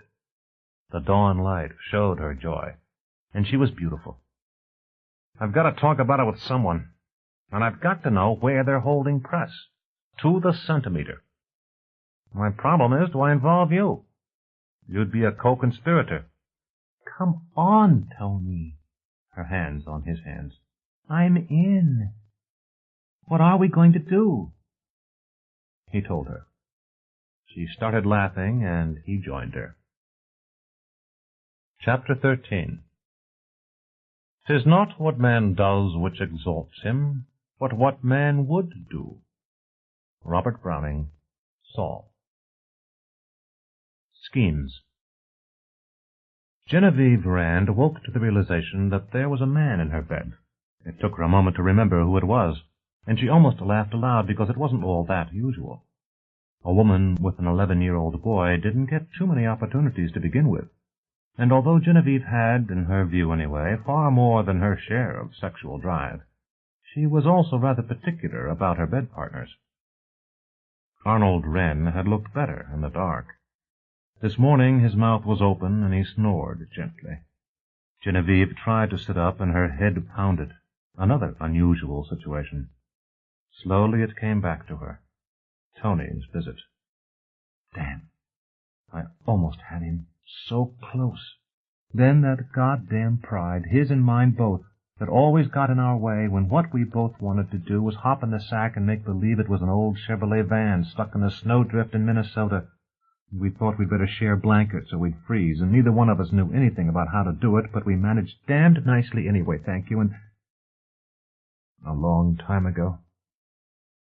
But it wasn't Minnesota, and we weren't in 12th grade, and yesterday wasn't an accident. Yesterday would have been the most deliberate seduction in history, if it had worked. And I almost had him. If I could have kept my goddamn mouth shut. Who was the idiot who said honesty was the best policy? But would it have been any good to get Tony in the sack for a fast delay? Maybe it was better this way. I didn't get him. But do I want him for a half-hour stand with Zack coming home? Arnold had showed up the morning after Zack was conceived. If it hadn't been for Arnold Wren and his goddamn key to the apartment, Zack would have a father. Not fair. Arnold picked up the pieces when Tony walked out, and he's never demanded anything, and he was here to pick up the pieces last night, too. I am a desirable woman. I am, damn it. I know I am. But Tony sure didn't let me think so. He didn't say I was a scheming old witch, but he might as well have. Tony left, and Zack got an invitation to an all-night camp-out treasure hunt, and the bottle of bourbon was half empty when Arnold dropped by for the first time in a year, and even then he wouldn't have got anywhere except that documentary came on, and there was Tony, looking so flipping smug. Under her breath she said, "Court magician, forsooth," and got up and went to the kitchen. Her thoughts ran on. Court magician, and what am I? And what is Zack? And even if Tony doesn't care for me any more, and he does, damn it, I can feel it, I know he does. He sure as hell ought to feel something for Zack. 9 a.m. Zack wouldn't be home before noon, so there was time. She was damned if she'd let Zack find Professor Arnold Wren in their apartment. Or anybody else, for that matter, but especially Wren. Zack would probably get out that pellet gun Tony gave him for his last birthday if he thought he could get at Dr. Wren. Zack tended to worship his father, and I've never tried to change that. It's not like a lot of divorced couples where there's competition for affection. I want Zack to like his father. But Tony's never thought about that and never will.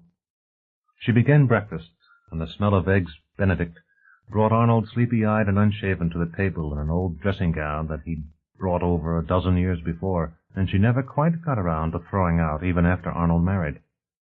He'd never looked less attractive, but Genevieve didn't resist when he kissed her. He was dutiful, not passionate, so there wasn't a fight, although she wouldn't have minded having a fight and getting him out of her life forever, except what? She wondered, as she sat across the table from him. Except that he can make me feel wanted. There are other men who can do that. Why keep this one around? He's persistent, I'll say that. "Arnold, why did you come over yesterday?" she asked. He looked puzzled. "I hadn't seen you in a while, and I missed you." "Why?" His puzzled look seemed genuine enough. "Oh, I don't know. Tony was over yesterday." "Was he now?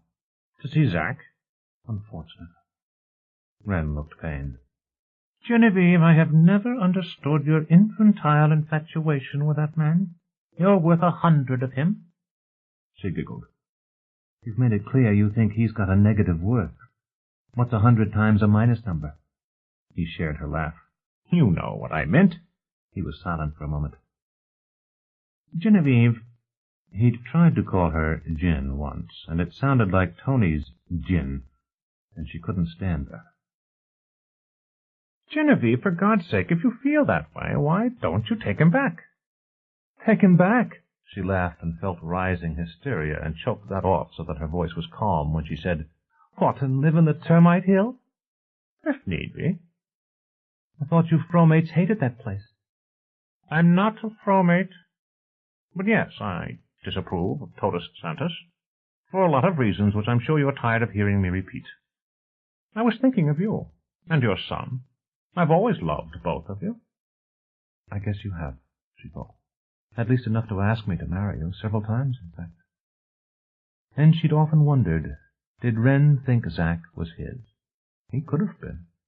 She'd slept with Wren the night before Zack was conceived, and again after Tony walked out. The blood tests made it certain, but Arnold didn't know about them. Was he still wondering? "Are you going to see him again?" Wren asked. "I doubt it." "You ought to. Look, if there's anything I can do to help—" "Greater love and all that?"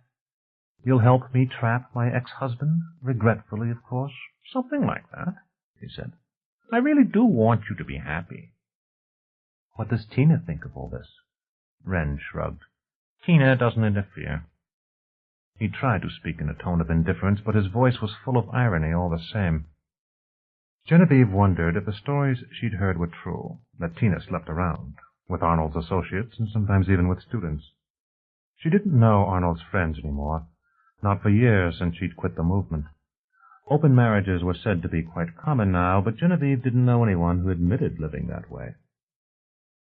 Maybe if you moved into Todos Santos, Arnold said, you'd be closer to him. If it's money, I think I could help you. Sure you could.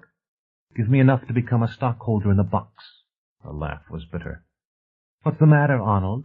Giving up the Crusades? Damn it, I am trying to put you ahead of ideologies. I guess you are. That's sweet. Also just a little unbelievable, she thought.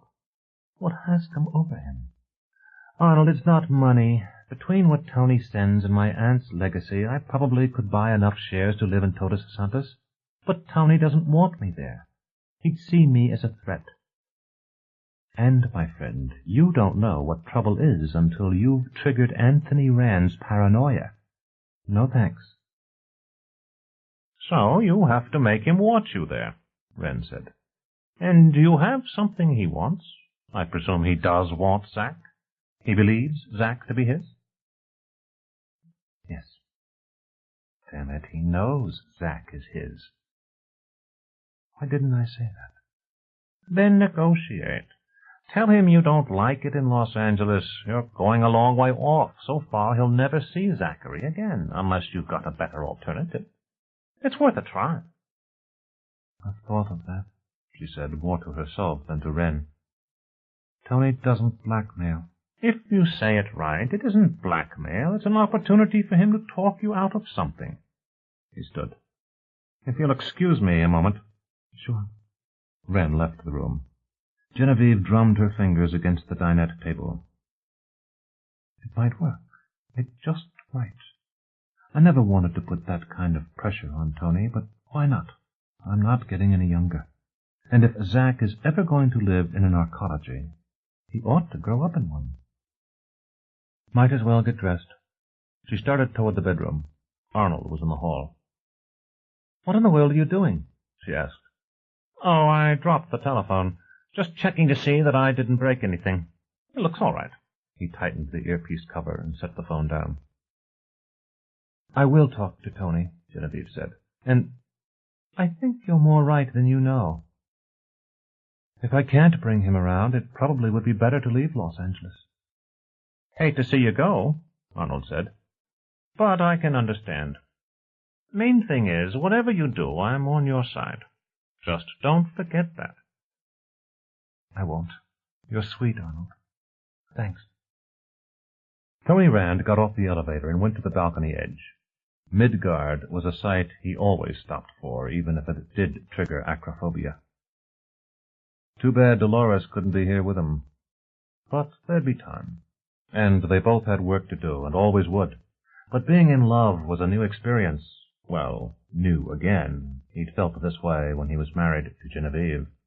And he didn't want to be parted from her, even for a little while, even for this men-only luncheon. He stood halfway between the floor of the mall and the top of the pillar. Midgard was egg-shaped, with view windows all around, and a bar at the small end. It was packed with men in three-piece suits. They tended to form groups, small clumps of stability, while others circulated with grim determination, maneuvering to be introduced. The older and probably wealthier men would find themselves in conversation with the younger newcomers, conversation punctuated with quick turns to greet old friends. Tony shook his head. There wouldn't be any real business conversation here. A dozen hostesses circulated through the crowd, long-legged pretty girls in their best party dresses, obviously models hired for the luncheon. There'd been a time when Tony would have looked at them wistfully and wondered how he could get to know one of them. Now he could be amused at the other men's efforts, which, when you came down to it, were futile anyway. These girls weren't for sale, although they certainly were interested in furthering their careers. His newfound objectivity was enlightening and wonderful. But the room was far too crowded. There were elbows everywhere. The transparent walls helped dispel feelings of claustrophobia, but they did nothing to alleviate bruises and spilled drinks. Conversations flowed around him, none interesting enough to catch his attention, although it made Tony feel good to find that he could understand what the people next to him were saying. The sound-absorbent cones in the ceiling worked perfectly, keeping down echoes and the general noise level despite the overcrowding. In fact, he thought maybe they worked too well. There was a chap yelling his head off at a friend not more than 5 meters away, and the friend was ignoring him. Deaf? Rude, as the yeller obviously thought. Tony went over to find out, fighting his way to a place next to the man being yelled at. He turned and listened. "Sam, God damn it, I know bloody well you can hear me." Tony could just make out the words. He shouted back, "No, he can't hear you." To make it more effective, he made it look as if he were screaming at the top of his lungs, knowing the shouter wasn't going to catch on. Then he pushed his way across again. "See? You can't get his attention from that far away. It always surprises Angelinos on their first visit to Midgard." "Oh, okay." He looked at Tony, puzzled, then in comprehension. "Rand, the court magician. You designed this place?" "Some of it. The sound absorbers. Not the rest of Midgard, although I wish I had." "It's nice," the man agreed. He put out his hand. "Joe Adler. I'm with Disney Studios. I was admiring the hollows." He pointed up to the center of the ceiling, where a probe's eye view of Saturn hung in splendor. The view changed as the probe moved toward the rings, wide-angle views of the Saturnian system alternating with close-ups of the intricate ring structure, panning over to the twisted streamers of the F-ring, then back to wide-angle. "That's damned nice." "Thanks. That part's mine, too. When the probe gets past, the lunch is officially over." "Good work. You ever think of consulting for the studios? You can make a bundle." Tony grinned.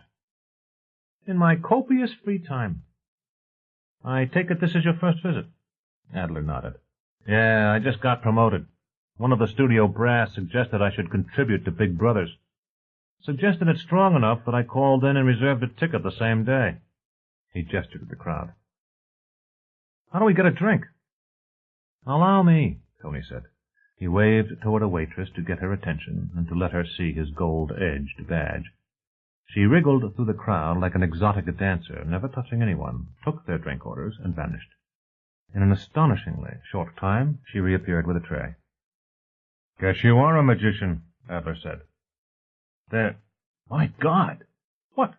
Tony demanded. "Someone just fell past the window."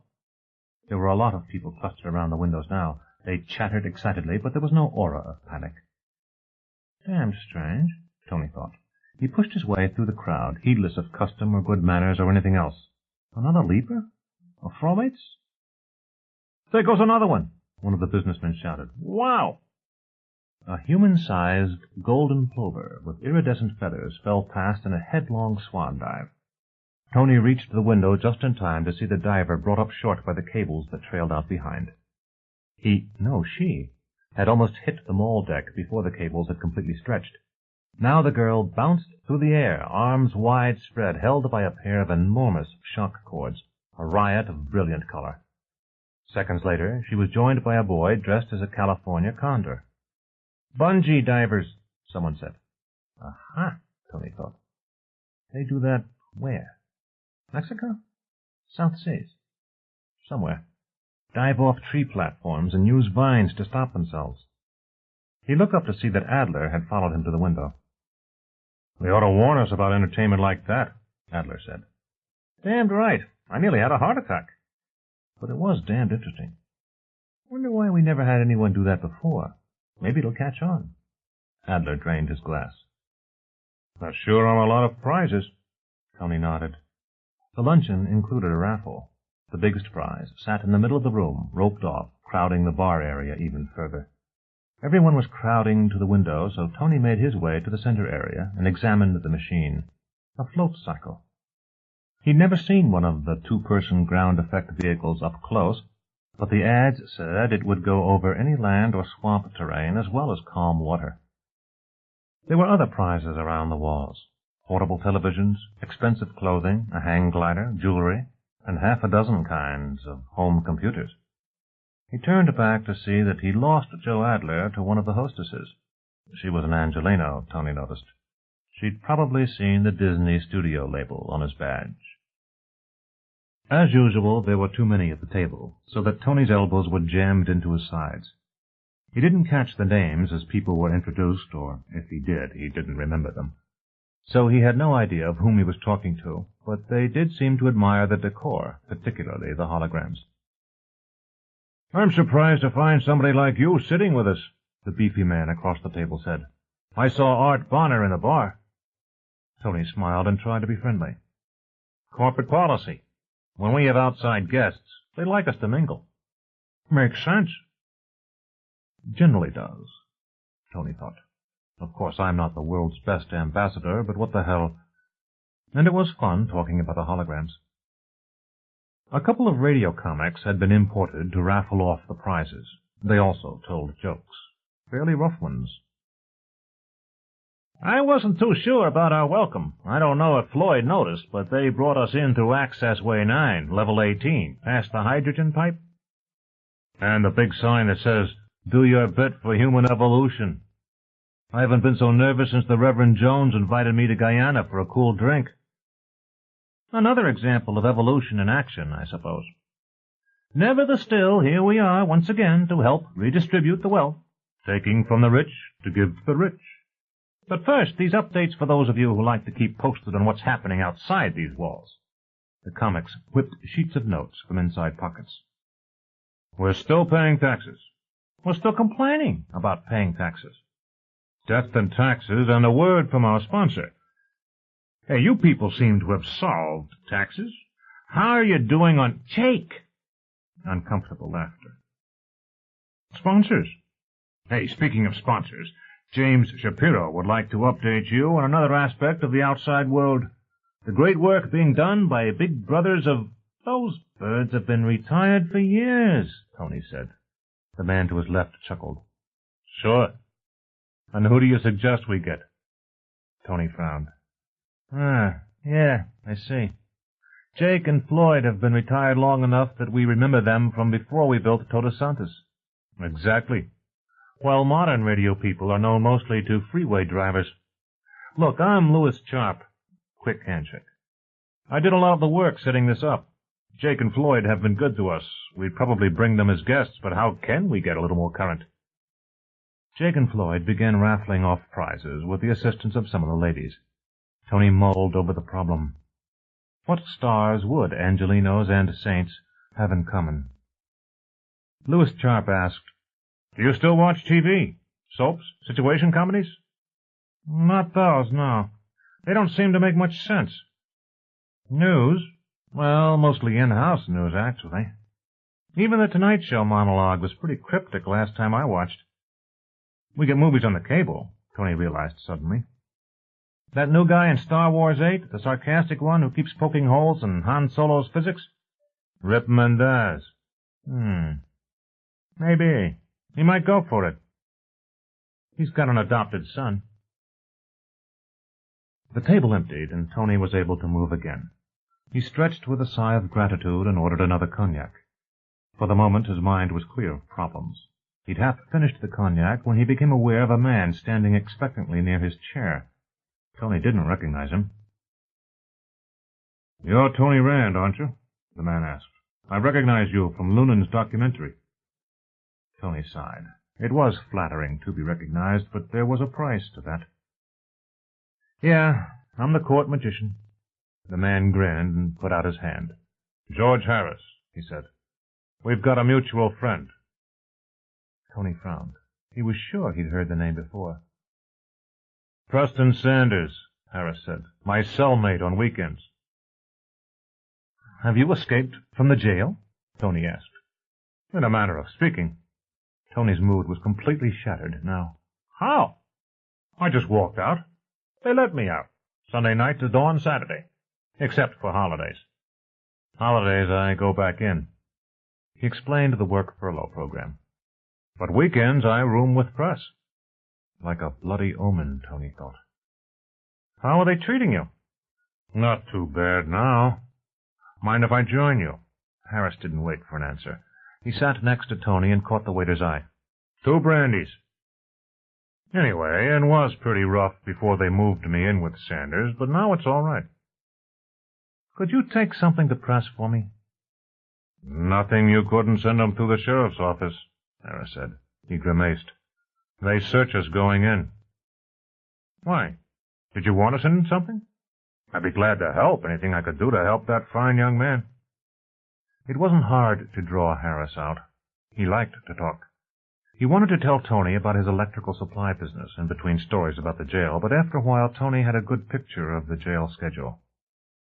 The weekend schedule, he reminded himself. They might do things differently the rest of the time. So it'll be a weekend, he thought, and his heart thudded once, hard. I try to cheer 'em up, Harris was saying. These things don't last. Look at Watergate, forgotten. And all those big mafia scandals, same thing. People don't remember after a while. Of course, that was pretty drastic, killing those kids. And Jim Blanchett keeps things stirred up good, but I don't talk to press about that. Mostly I try to get him to keep in shape. Exercise. If he'd work out good every day, he could leave that place in better shape than he went in. Look at the bright side, that's what I tell him. Press gets pretty moody, Tony said. Boy, and how. It's all I can do to get him talking. He's also polite. Yeah, he sure is. Hey, it was great meeting you. I've got to get back to the office now. Could I come see you sometime? I'd sure like to show you those new computerized light switch units. I can make you a hell of a price in the quantities you'd buy. I'll call you sometime, Tony said. Thanks for telling me about them. They shook hands, and Tony waited until Harris had left, then picked up the untouched brandy that Harris had ordered for him. His hands were shaking as he drained the glass. Chapter 14. There is nothing, absolutely nothing, half so much worth doing as simply messing about in boats. Water Rat in The Wind in the Willows. Perceptions. Barbara Churchward smiled at the couple across the table from her. Then it's settled, she said. I don't think you've made a mistake. I hope not, Rebecca Flan said. She seemed nervous, which Barbara thought she had every right to be. Ted and Rebecca Flan had just bet everything they owned on a long shot. Of course, it was a long shot for Barbara Churchward, too, but she was used to that sort of thing. Not all her gambles had to succeed, just enough to cover the rest and make a bottom-line profit. It was different for Ted and Rebecca. We'll have the equipment installed by next Monday, Barbara said. I found space for you not far from your apartment. When could we move in? Rebecca asked. Barbara stared thoughtfully at the ceiling for a moment. Tomorrow after 4, she said. The services people will have everything ready then. You make things happen so fast, Ted Flan said. I wouldn't have believed it, Barbara shrugged. If it's worth doing at all, there's no point in being slow about it. Quite the opposite. The sooner you get into the market, the bigger your share will be. She gave him her best smile. And I'm certain it will be a large share. I think so, too, Rebecca said. I always thought Ted could be rich if he just had a chance. Which just might be true, Barbara thought. Ted Flan was a brilliant man with insufficient confidence in himself. It wasn't that he didn't have the drive. He worked himself silly, with his energy properly directed. Just now, though, the problem was to get rid of them. The deal was made, the papers signed, and there was more work to do. But of course the Flans weren't the kind of people who could leave drinks half-finished in an expensive place like this. Normally, she'd never have brought them. The Inferno Bar was hardly the place to do business. Midgard was much better. You could leave people to enjoy Midgard, and they never noticed you'd gone. But Midgard was taken up by the Big Brothers fundraiser, and Rebecca had wanted to see Inferno. It was worth seeing. One whole wall was a looped hologram tape of Antarctica. Icy crags eroded by winds laced with fine snow, all in glare white. Another showed holograms of volcanoes, rivers of lava cascading down into the sea, fiery eruptions of flame and smoke into the night, then panned downward to towns and farms and fields covered with gray ash. And in the midst of death there is life, Barbara noticed. Among the ruins of a forest there were tiny green shoots peeking above the thick layers of gray. "Great place if you dig bleak," Ted said. "There are those who like it," Barbara said. She nodded to acknowledge a greeting from a gathering of men in three-piece suits grouped round a table near the bar. 2 had shed their jackets and were arm-wrestling. Others came to join them. "When does anyone get their work done?" Rebecca asked. "It looks like the whole business community—" Barbara laughed. "It very nearly is. The Big Brothers lunch was today. Annual event. They figure they'll never get any work done because they're half looped. So why not finish the job? Including, I see, the general manager of this place. If you could manage to excuse me, I think I'd better join him."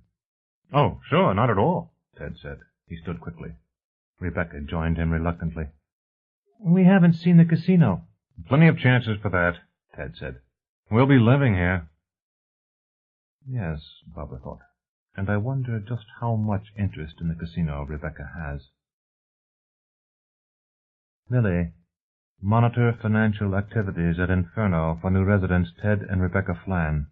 Notify me of any activity over $200. "After all," Ted was saying, "we wouldn't want to see everything in one day." "I suppose not," Rebecca said. Barbara stood and offered her hand.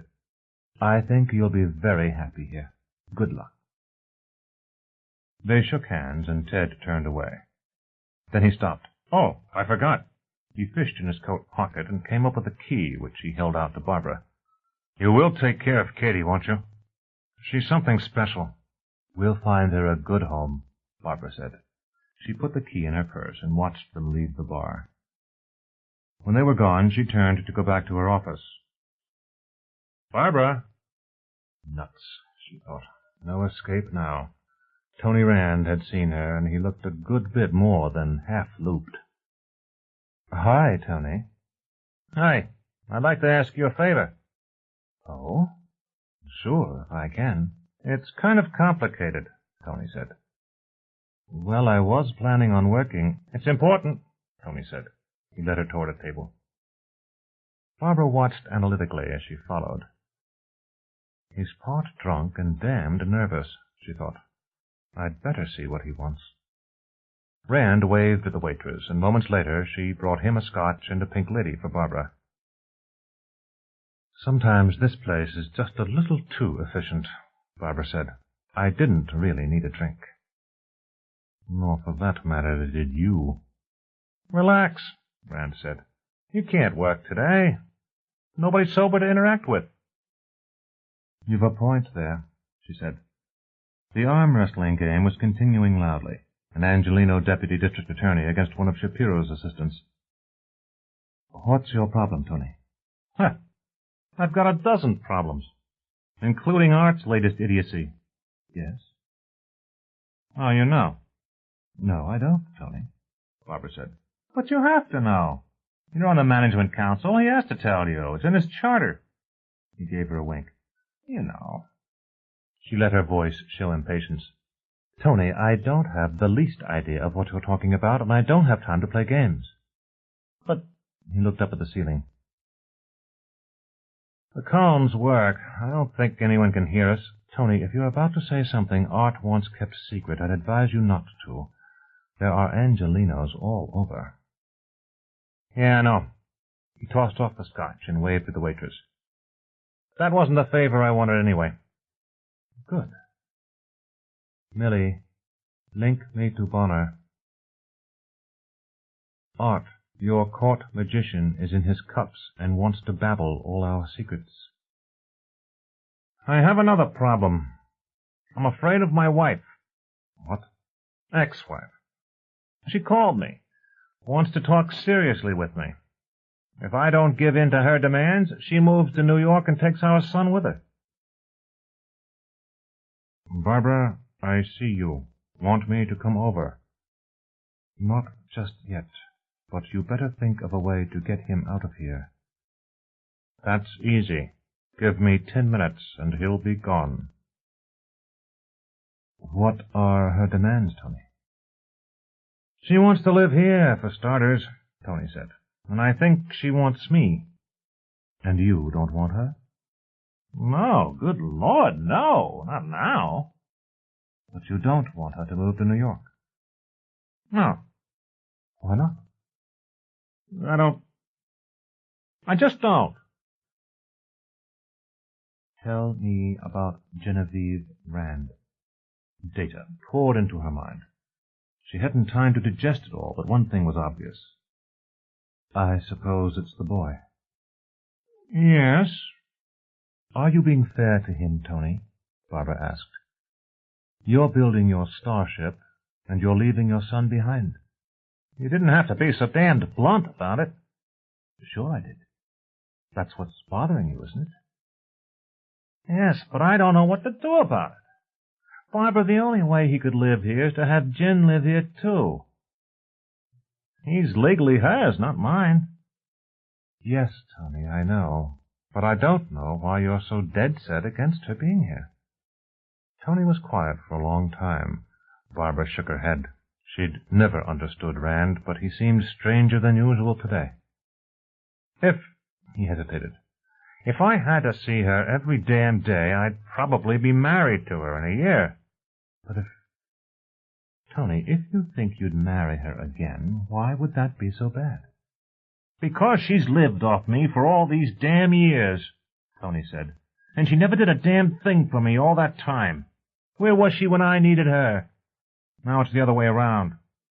So you're making her pay, but you get no satisfaction from it because it hurts your son. You sure have a way with words, Tony said. He brooded for a moment. Well, I guess it's true. Then it's simple enough. Bring her here and put her on the other side of the building. Todos Santos is a big place. What would she do here? Barbara digested more information.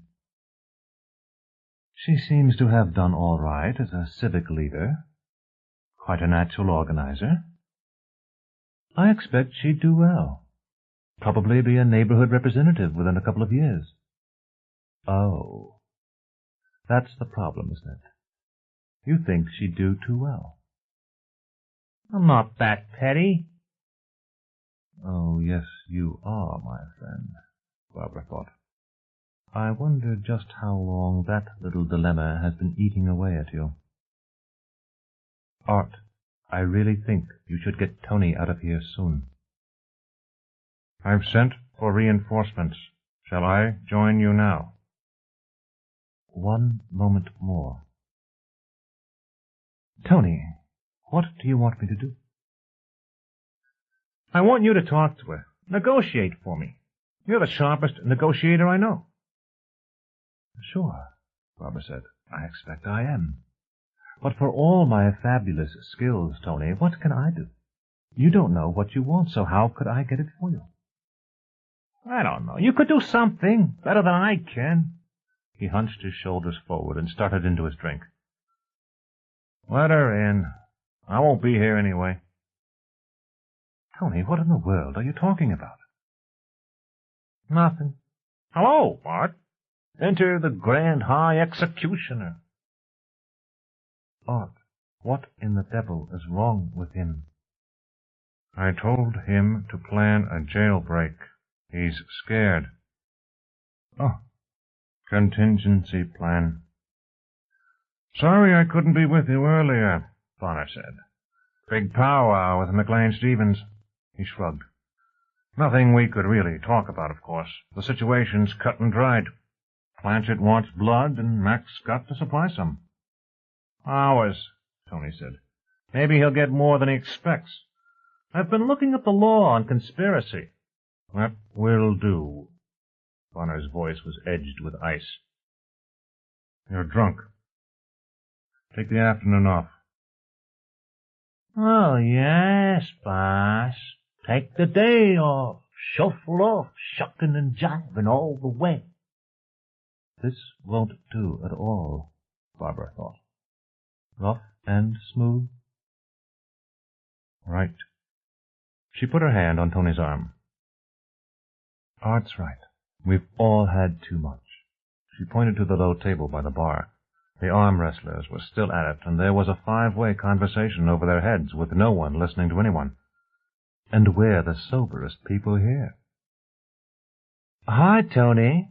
Mr. Bonner. Dolores came to the table. Bonner stood. Hell, you sent for her, too, Rand said. Christ, no more privacy than a goldfish. There's something wrong with the whole idea of this place. People can't live like this. Oh, hush, Dolores said.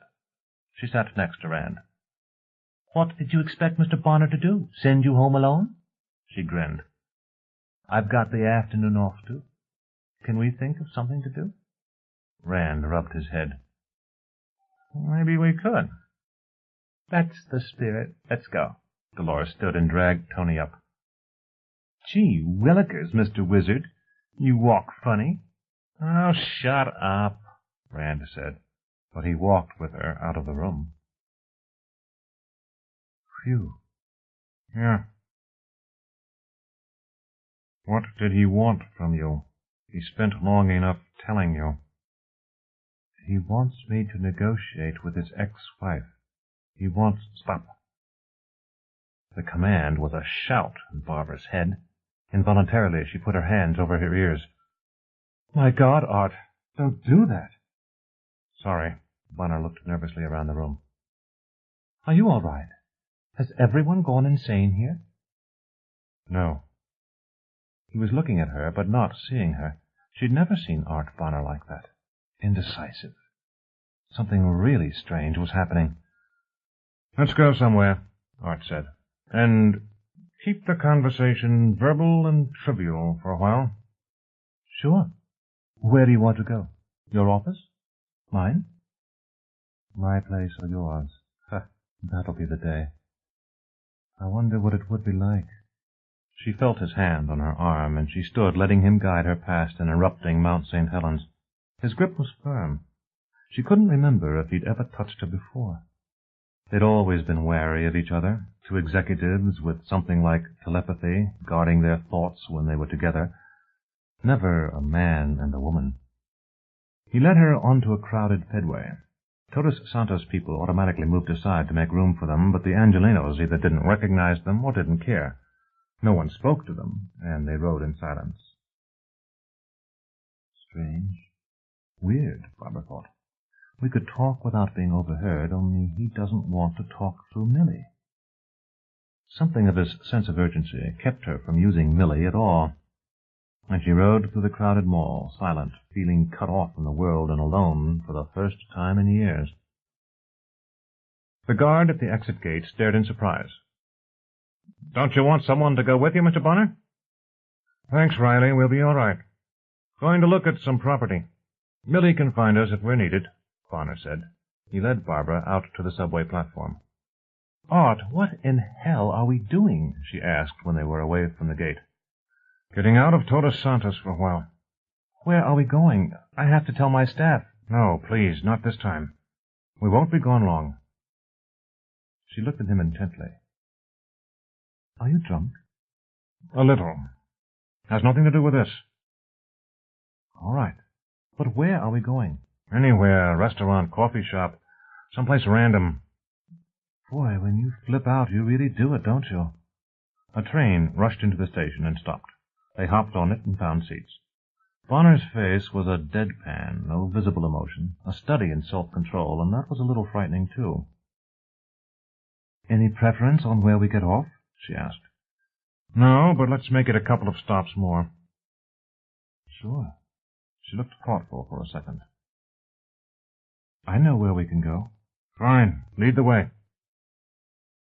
Meaning don't say it out loud, she wondered. Well, I won't. The train pulled into the marina station, and she waited until the last moment, then grabbed Art's hand and pulled him. Let's go, she said. They ran out just as the car doors closed. She was laughing as they went up the steps. Were you really worried about someone following us?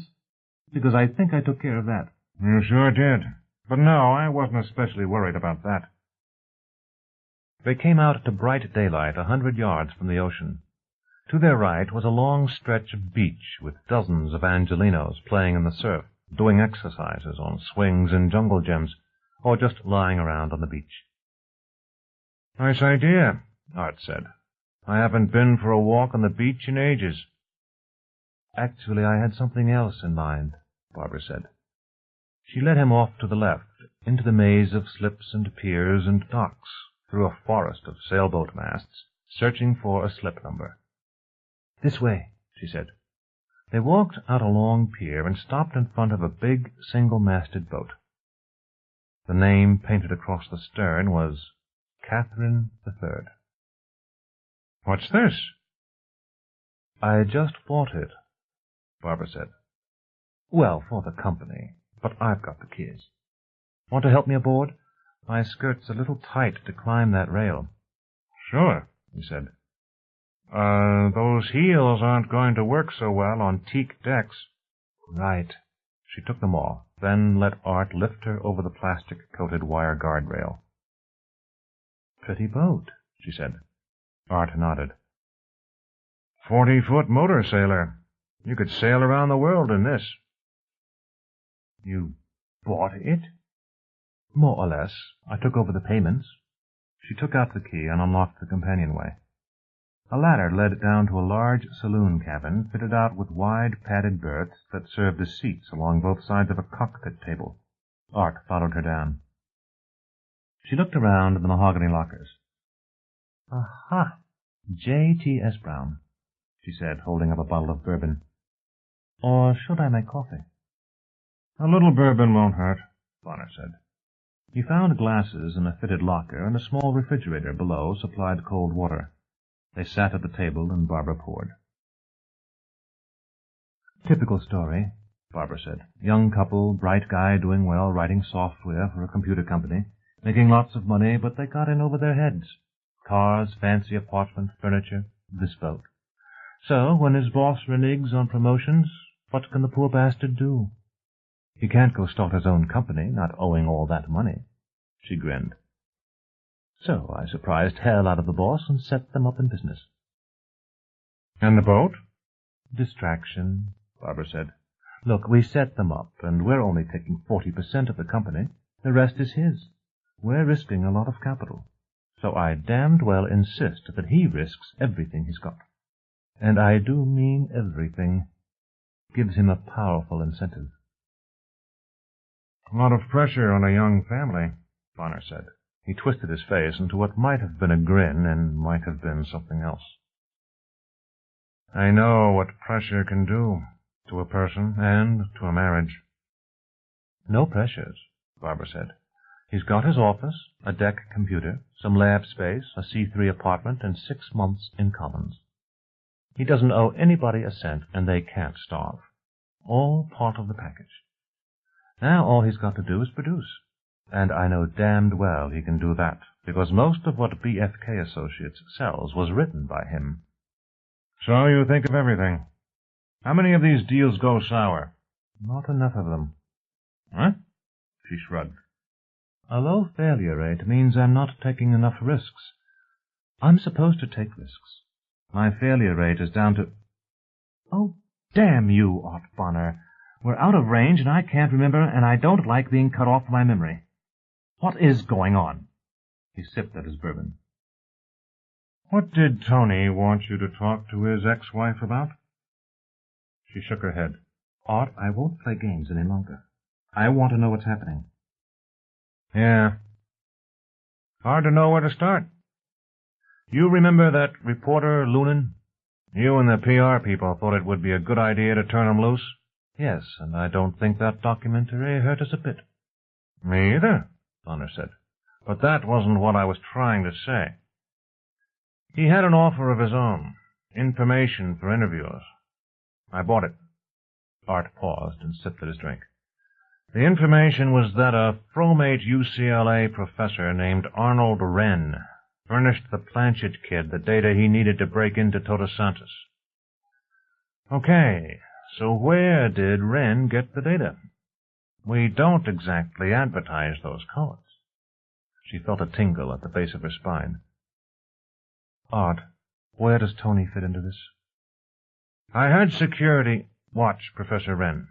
He spent yesterday night in Genevieve Rand's apartment. But not the first time either, Bonner said. Genevieve and Wren go back a long way, to before Rand's divorce. She put in a year with an eco-freak outfit Wren was president of.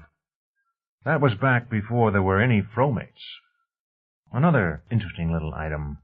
6 years ago, Tony brought his son, Zach, to Todos Santos. Well, of course he would.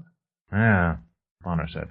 And he took the kid to medical and had them take blood samples, Zach and himself. What he wanted was complete blood types, Rh factor, MNN factors, the whole damned works. She frowned and started to frame a question in her mind, but there was no response. The only reason for that kind of test is to establish paternity, Bonner said, which he did. Insignificant probability that the boy could be anyone's but his. But he did want to find out, Barbara said. All right, fine. But, Art, you don't really think Tony Rand is giving information to the fromates? I don't know what to think. They'll be back, Barbara, with real bombs as soon as they know enough about our new defenses. Yes, but Tony... I'm scared to think. Barbara, suppose he is. He understands Millie better than we do, and Millie knows almost everything we know. So when you mentioned Genevieve just after Tony was acting crazy, all I could think of was to get the hell out and go where nobody could listen to us, not even Millie. He grinned. Sorry I was so melodramatic about it, but I really was scared to think about it. I never felt that way before. I feel it too, Barbara said. I think it's called panic. I don't blame you for wanting to run, but... Art, I thought no one could get at our files. Any security system is vulnerable, especially to the one who set it up in the first place. Yeah, but come on, Art. I don't believe Tony is a traitor, and you don't either. No. And he's not usually a blabbermouth. But I imagine it's hard to keep secrets from your wife, even if you're not living with her. What did he want you to talk to her about, anyway? She wants to live in Todos Santos. According to Tony, she's wanted to for a long time, but he won't let her. Now, she repeated the conversation she'd had with Tony. She's putting the screws on, and Tony doesn't want to talk to her, Bonner said thoughtfully, which may not mean anything, and may mean... I'm sure not. Certainly she could be blackmailing him, but Tony wouldn't have told her about the security codes. Wren got them from somewhere, Bonner said, and Tony's acting damned funny. I'd act funny, too, if you told me to plan a jailbreak. Would you? He was perfectly serious. She had to think about that one. No, I guess I wouldn't. Are we going to break press out? Art spread his hands. Got any better ideas? Only, if Tony's compromised, so is the plan. He poured more drinks, for himself and for her. Should we be drinking any more? Feeling it? Some, she admitted. Good. He stood up, his eyes on hers. So here it comes, she thought. Or not. It's all up to me. All I have to do is make some funny remark. Or say anything at all. He's scared to death. Of me? Why not? I've been a bit afraid of him myself. She stood. Without her heels, her head was just at the level of his chin, and she had to tilt her head up to look into his eyes. They were very close in the narrow cabin. She stood waiting, wondering what he was going to do. It was a funny situation. Art Bonner, decisive manager of Todos Santos, the man they all expected to be God, standing there trying to get up the nerve to touch his colleague. Maybe we'd better leave. Things won't ever be the same between us if we... He put his hand on her shoulder. His easy grin was back. Damnation, he said. I kept hoping for a wave or something to throw us together. She giggled. The boat's awfully steady. Then, laughing, she threw herself at him. He caught her easily. Chapter 15. Extrasensory Perception. Abbreviation ESP. Perception by supernatural or other extraordinary means. American Heritage Dictionary. Secrets. It was long past noon, and Cheryl had started getting dressed when she found the knife. Lunan was still in bed, a little too happy to move yet, watching her. She pulled his pants out of the tangle of their clothing and was ready to toss them to him, but she noticed the weight of his belt buckle. First she studied the big, ornate steel buckle. Then she pulled on it experimentally. She found the catch, and it came out of the belt and became the handle on a 5-inch blade. "That's one you didn't show me," she said. Lunan chuckled. "You were nervous enough." She nodded. "It felt dangerous, walking all that way from the garage and knowing there were no guards watching. Why do you park that far away?" "Well, I know you want the car safe, you told me. But how can you feel safe walking back? Is that what the knife is for?" "A knife?" "I've never had to use it yet." "Suppose the mugger has a gun?" Lunan sat up, grinning. "Does being nervous turn you on?" Cheryl grinned back. There's no way she could deny it, Lunan thought. No way at all. She was turned on last night, and that's what did it. "It felt adventurous. I've never done anything like this before," she said. She shook her head, curls flowing. "Like something out of the past. Something starring Clint Eastwood, with enemies on all sides of us and only one strong man to protect me." "I ain't Clint Eastwood, and I ain't all that strong. But I'll accept it." They had arrived in late afternoon. He had showed her the locks on his doors, the cheap stereo equipment in plain sight, the good equipment all hidden, the shotgun behind the sofa, watching her reactions. He had assumed she would need soothing, but the opposite was true. It had excited her. They had made love at once, twice, and they only pulled themselves out of bed to cook dinner. That had fascinated her, watching him playing at impressing her by playing chef. She'd never cooked a meal in her life. He'd finished in time. They ate during the broadcast of Lunan's documentary on Todos Santos. "For I am your bold deceiver," thought Lunan. Poor Miss Bailey, unfortunate Miss Bailey. Todos Santos had no place for the unabashed coxswain. She'd disagreed with some of what his television image was saying. They'd argued far into the night. He'd gleaned more than enough material to start another documentary. Dan Rather, watch out. But her attitude was suggestive. He was going to have to brace Bonner again, and soon. If the rest of the saints felt the way she did, then Thomas Lunan wanted in. The next step Todos Santos took could make Thomas Lunan famous. He watched her, a pretty but not beautiful girl, attractive but not irresistible, and totally unaware that she was the key to the riches of the Indies. In that sense alone, Cheryl Drinkwater was the best thing that had ever happened to him. When she tossed him his pants, he bowed to reality and began getting dressed. She stopped in the doorway as they were leaving. "What?" he asked.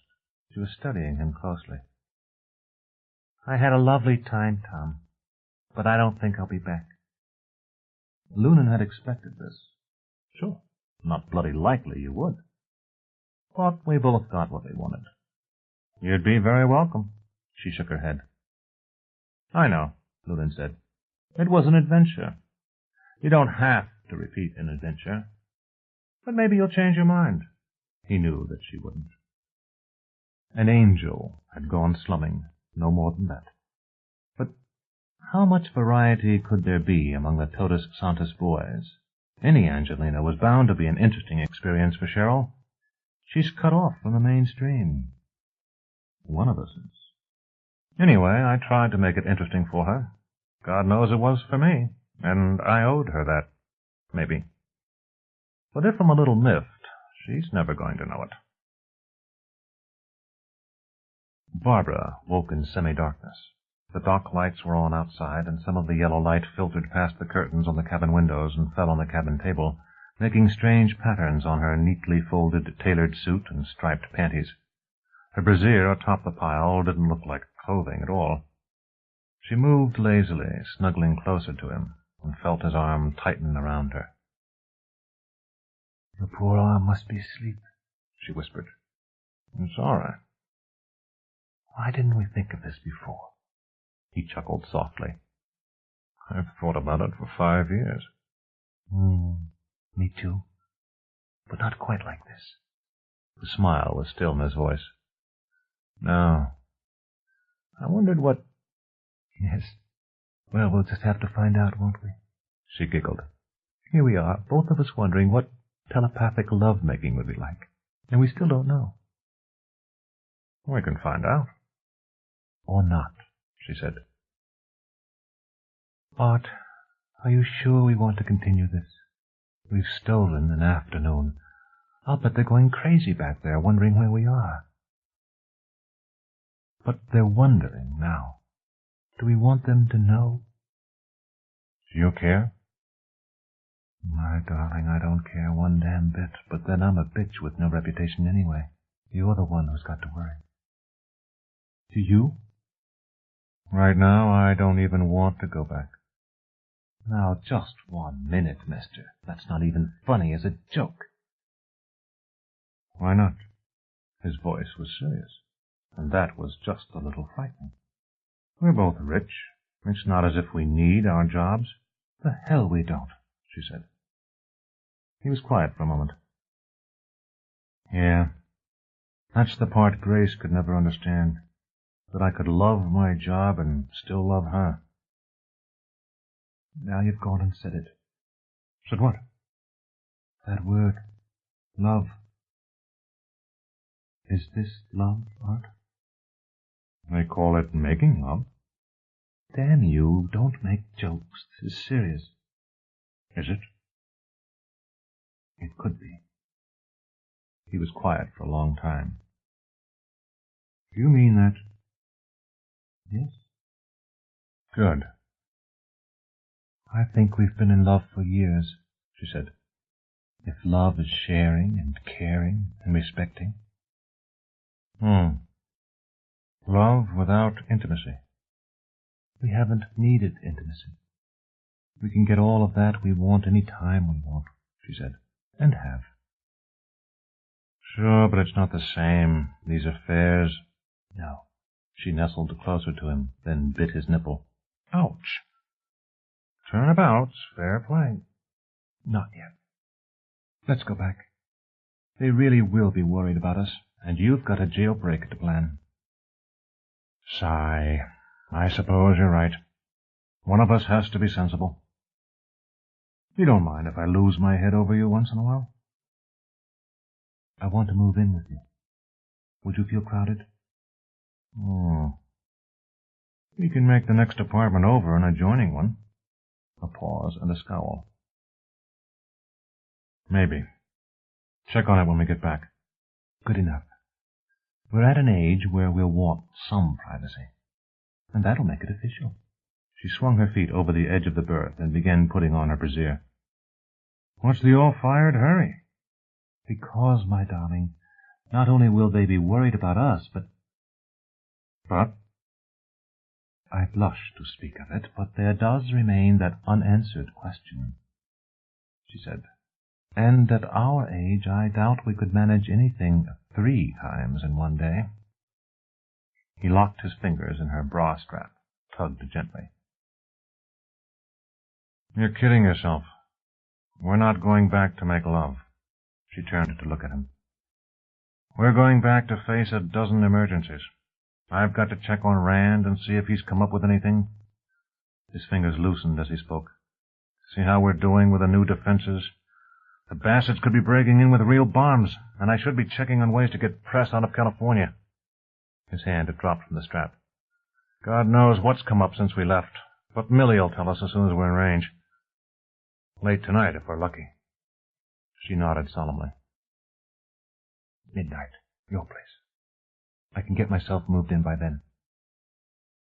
Sam? What? She laughed. I tried to log it. Bonner felt Millie return to him while the subway train was still approaching Todos Santos. Millie? Receiving. Summary. Information flowed.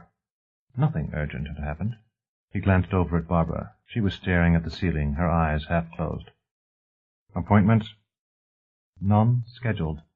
Thomas Lunan has requested another appointment at earliest convenience. He says he will wait in the Midgard bar. Screw him. Tell Dolores I'll be in shortly. Acknowledged. He waited until Barbara's eyes opened fully. Anything interesting? You rushed me off so fast I forgot an appointment, she said accusingly. I haven't done that in years. Important? And it could be. Sir George Reedy. Well, he wants to learn something. He won't be annoyed, or at least he won't admit to it. I suppose. Here we are. With any luck, I'll see you about midnight. I'll keep an eye out for you. Bonner's office staff had gone home, of course, leaving a thick stack of messages on his desk. 5 were from Lunan, who seemed desperate to see him. Art thumbed through the stack, then dropped them into the wastebasket before settling into his big, high-backed leather chair and putting his feet on the desk. He reached out to touch a button on the telephone console. A pause, then Dolores's voice came through. Boss? Yeah? How's Tony? I fed him vitamin B1 and a gallon of water. He'd never heard of that, can you imagine? He's just been living through the hangovers. Is he in condition to talk? Better than that. He sobers up as fast as he gets smashed. We've been making notes on the you-know-what, on paper. Tony's a little afraid of putting any of this in the computer. Good, keep it that way. I'll drop in on you in an hour or so, if you don't mind. A momentary hesitation, then, Fine, welcome. But keep it short. He has a dinner appointment with Reedy. Skip it. Send him to the sauna instead. Bye. Millie. Here. Locate Thomas Lunan. Midgard. Telephone link, Midgard headwaiter. After a moment, the telephone said, Yes, sir. Find Thomas Lunan. He's a visitor in the bar somewhere. Send him up here. Art Bonner's outer office was dark, and Thomas Lunan stumbled twice as he made his way to the slightly ajar inner door. Shouldn't have had a fourth drink, Lunan thought. Hell with that. Art Bonner was sprawled in a big leather chair. He didn't get up when Lunan came in, but he waved toward an open sideboard. Make yourself a drink. Lunan poured a small scotch and filled the glass with soda. He took a seat and lifted the glass. Cheers. Cheers, Bonner said. There was a long silence. All right, what is it? I've been thinking of a diplomatic way to say this, Lunan said. And there isn't one. Mr. Bonner, are you planning a jailbreak? That threw him, Lunan thought. Got right to him. Why do you ask that? Bonner demanded. Because you are, Lunan said. And no, nobody told me. You don't have to worry about security leaks. I've talked to too many of your citizens. They expect you to get Preston Sanders out of jail. Who else knows? On the outside, Bonner asked. Nobody I know of. Which doesn't mean someone else hasn't thought of it. But I haven't told anyone. Maybe I should have. Lunan waited for Bonner's response and got an inquiring look. I mean, you guys play that rough. You could make me disappear. I'm not one of your citizens. You don't figure you owe me a thing. What's the point of this?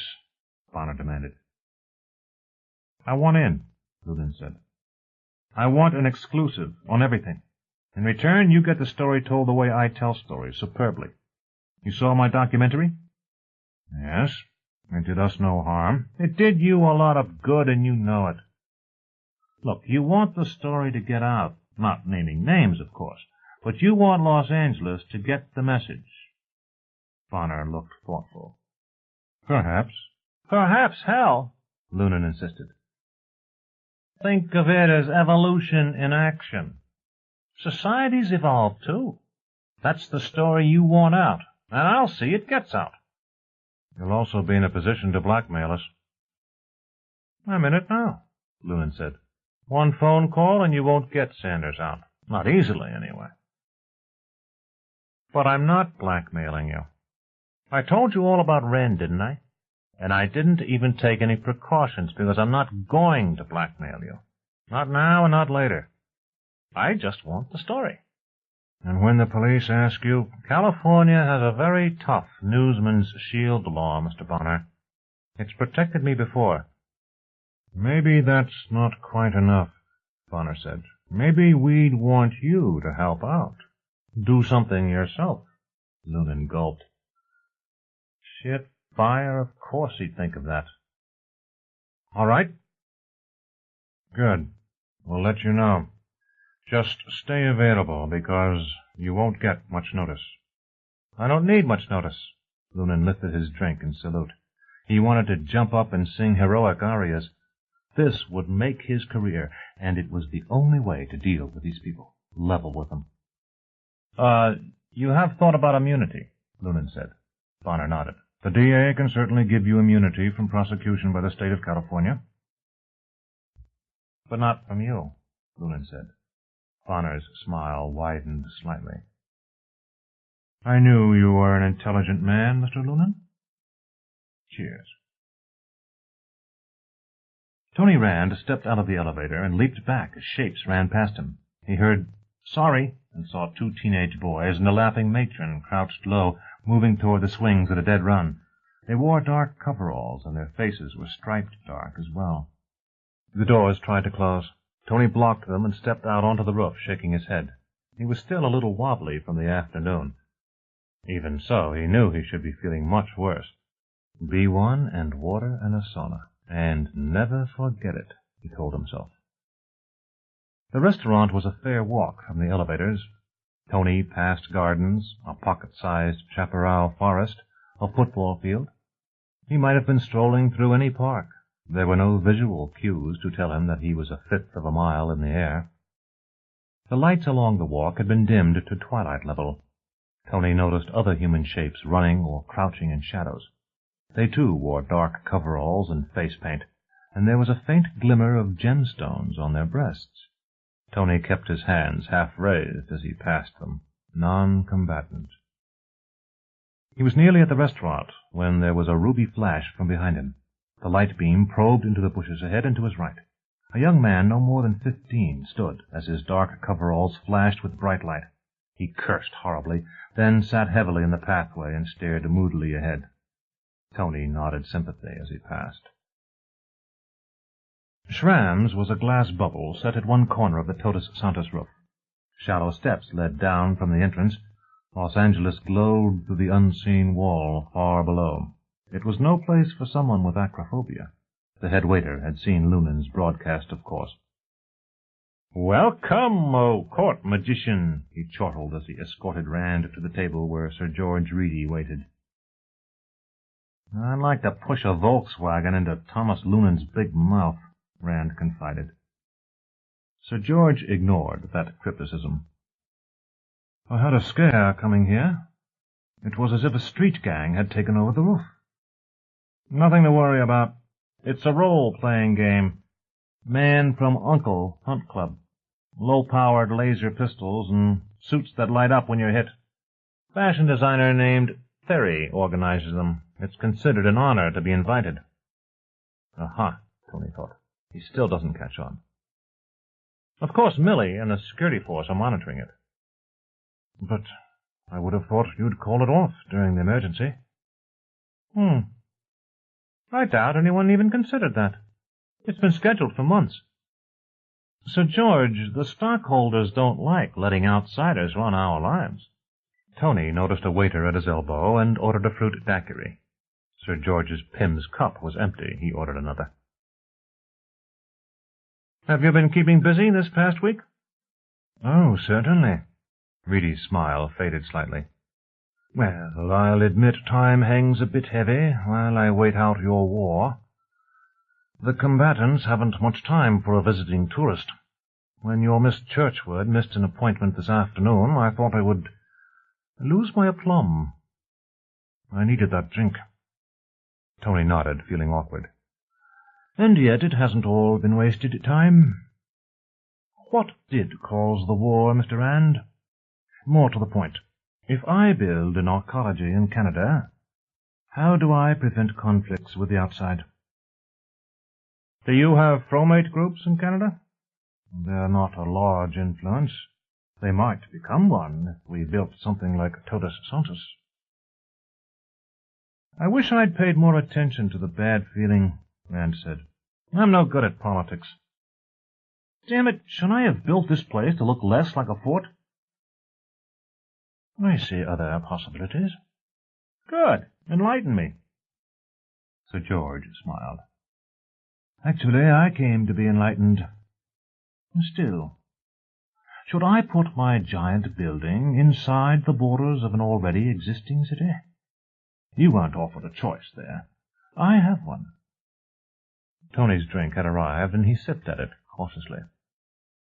He'd blown his head off once today, and once was enough. Yeah, you should be outside. You look less like competition. What else?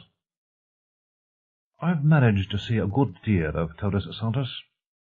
Your power system, food and water storage, security, all tend to make you independent of outside supplies and outside forces. Are you aiming for economic independence, too? Sure. Millie would have told you that. Quite right. Is that wise?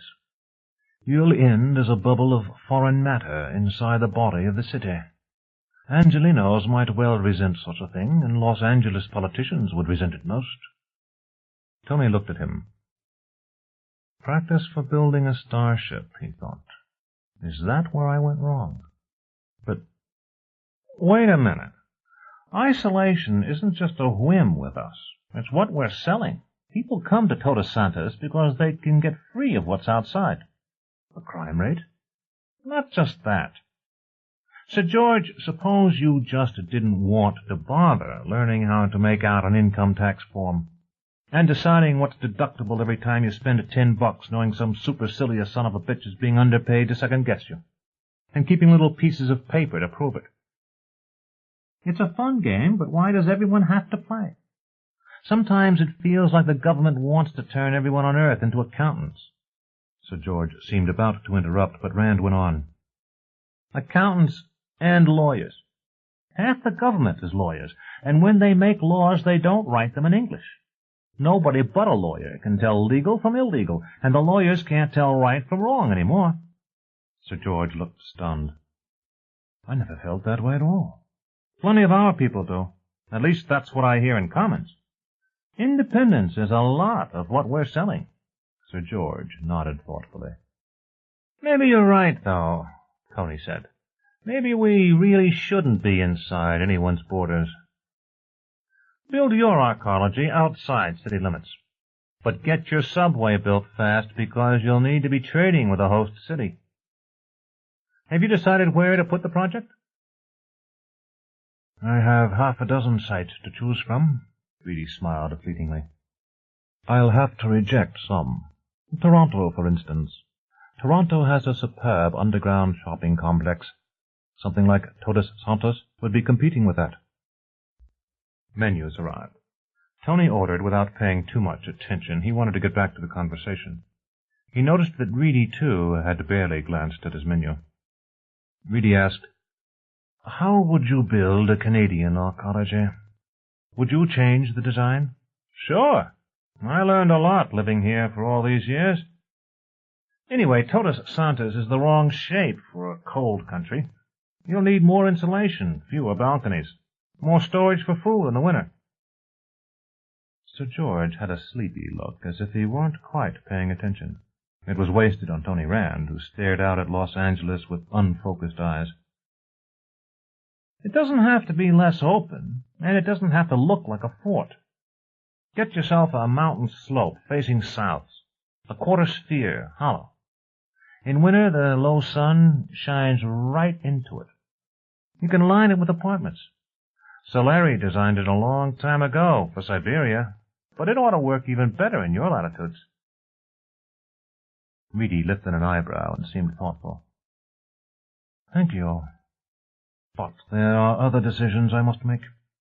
For example, am I selling independence like you? And do I need such an elaborate security system?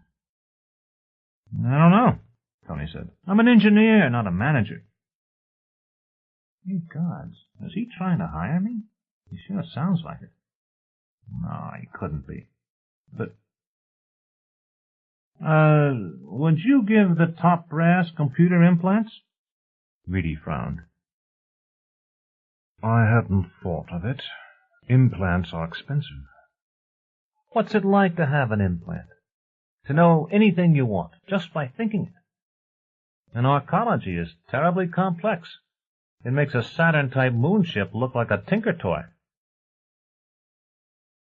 I believe I see what you mean. Sir George smiled slowly. It wasn't his usual vague smile at all. It looked somehow predatory. There was a new door in the east wall of Art Bonner's apartment. Bonner went through and found nobody home. Millie. Time. 12:02:20. Location, Barbara Churchward. Millie told him, and he relaxed. She was just coming out of the elevator on her way. Moments later, she opened the door and found him. Hello. Hi. How was Sir George? She shrugged. As you predicted, annoyed and pretending not to be. He really is grateful to us. With what he's learned, he'll be able to get his Canadian arcology going in half the time it took us. Glad he wasn't too upset. He waved expansively. It looks like you've lived here for years. How'd you find the time? I had services move me. I'll be weeks finding out where everything is. And how was your day? Lunan's back. And? He knows we're planning a jailbreak. Ye gods, how? He's got a contact here, Cheryl Drinkwater. You saw her on a documentary. I think she told him more than she knew. Barbara sub-vocalized. Millie. Data, Cheryl Drinkwater. Bonner broke in. Millie, phone link with Barbara Churchward.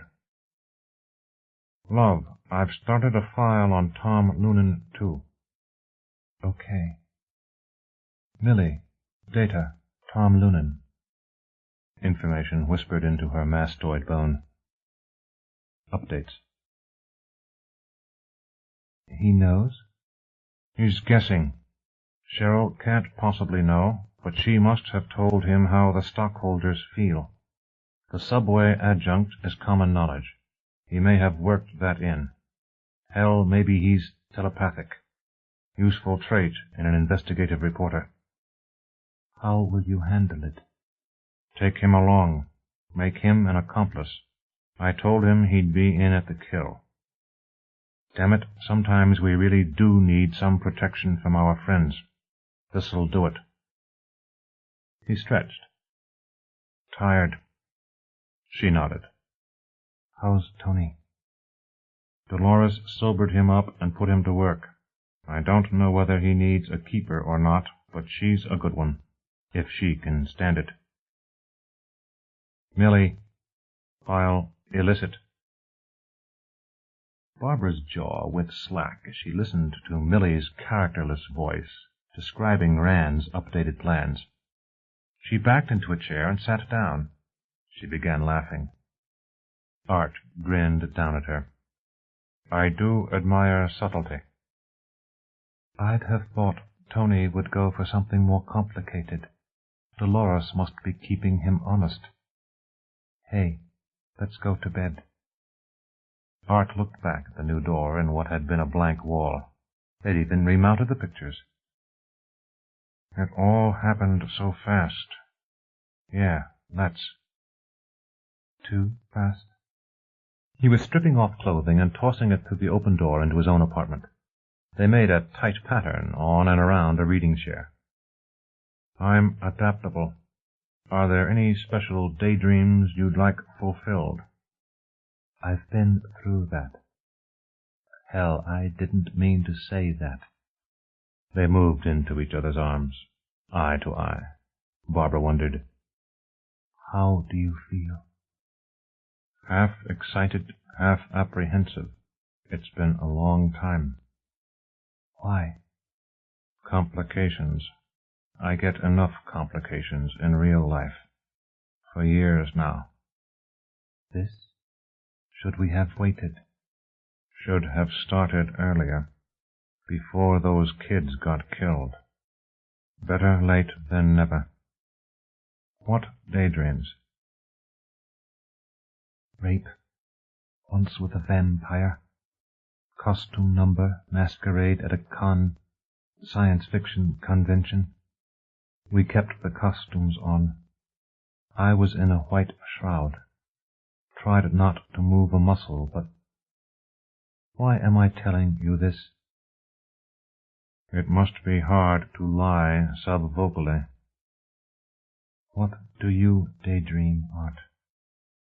Fast, sudden seduction, no complications. Fast, right. She swung out of his arms and yanked him toward the bed by one wrist. He found himself on his back, laughing, still bouncing, and she was sitting on his hips. Fast enough? And up against a wall. But I'm getting old, and it's been a long day. We'll try it some morning. She wriggled, and they were locked. Barbara bent toward him, and he thought, no, stay upright. You'll pull loose. Aye, servant. She swayed upright and even leaned back, hands gripping and tickling the back of his knees. He gasped. He thought, lovely, you shine by your own light. He held up his hands, and she took them, glowing at the compliment. His face altered as she moved up and down, slowly. The messages passing through Millie became incoherent. And finally, breathing as if he'd run a marathon, Art sent, I wonder what Millie thinks of all this. Loonan found the tiny bar dead empty. He hoisted himself onto a stool and said, keep it simple. Calvados. Soda on the side. Be right with you.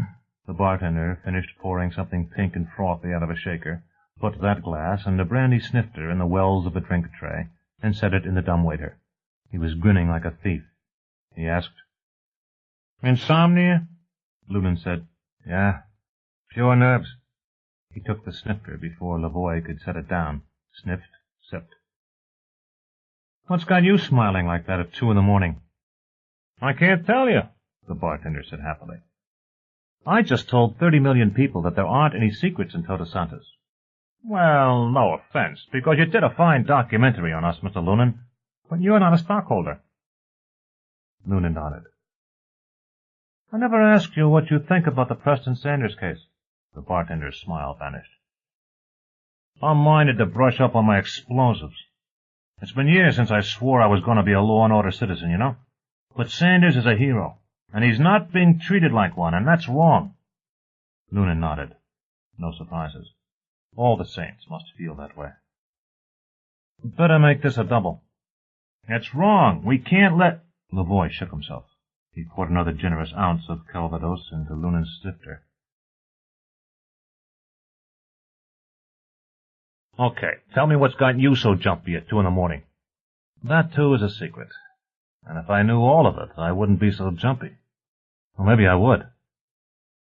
Maybe I would. The jacuzzi, Barbara thought suddenly. We wouldn't have to be young. Better than a wall, love. There's no weight. No privacy, either. Loonan says privacy is obsolete here. Art, there's the northeast side jacuzzi on the roof, reserved for adults. Lots of couples play games there, regularly. Not really privacy. No. Security knows. Some of them use it, too. You? No. I've been invited. Twice. She spoke part of the name and stopped. I don't like this. Art said, "We can cut Millie out of the circuit." Sure. I'm giving away too many secrets. But, Art, shouldn't we get to know each other? Good question. Ancient question. I don't feel duty-bound, do you? We opted for some privacy and living arrangements. If the link is too uncomfortable... She nodded.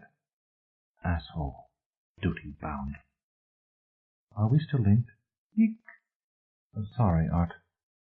He chuckled. Price of telepathy. With telepathy, we could give each other pictures, sensations, memories. A great sunset? A Japanese bath? The night 4 of us lucked into a beef Wellington at Montgrenier. It wasn't on the menu. It was for a private party, and the chef made more than he needed. It was the best I've ever tasted, but part of it was just knowing we'd lucked into something. How would a machine transmit that? It's hardly a sensation at all. I wonder if we'll ever have real telepathy. Tony would know.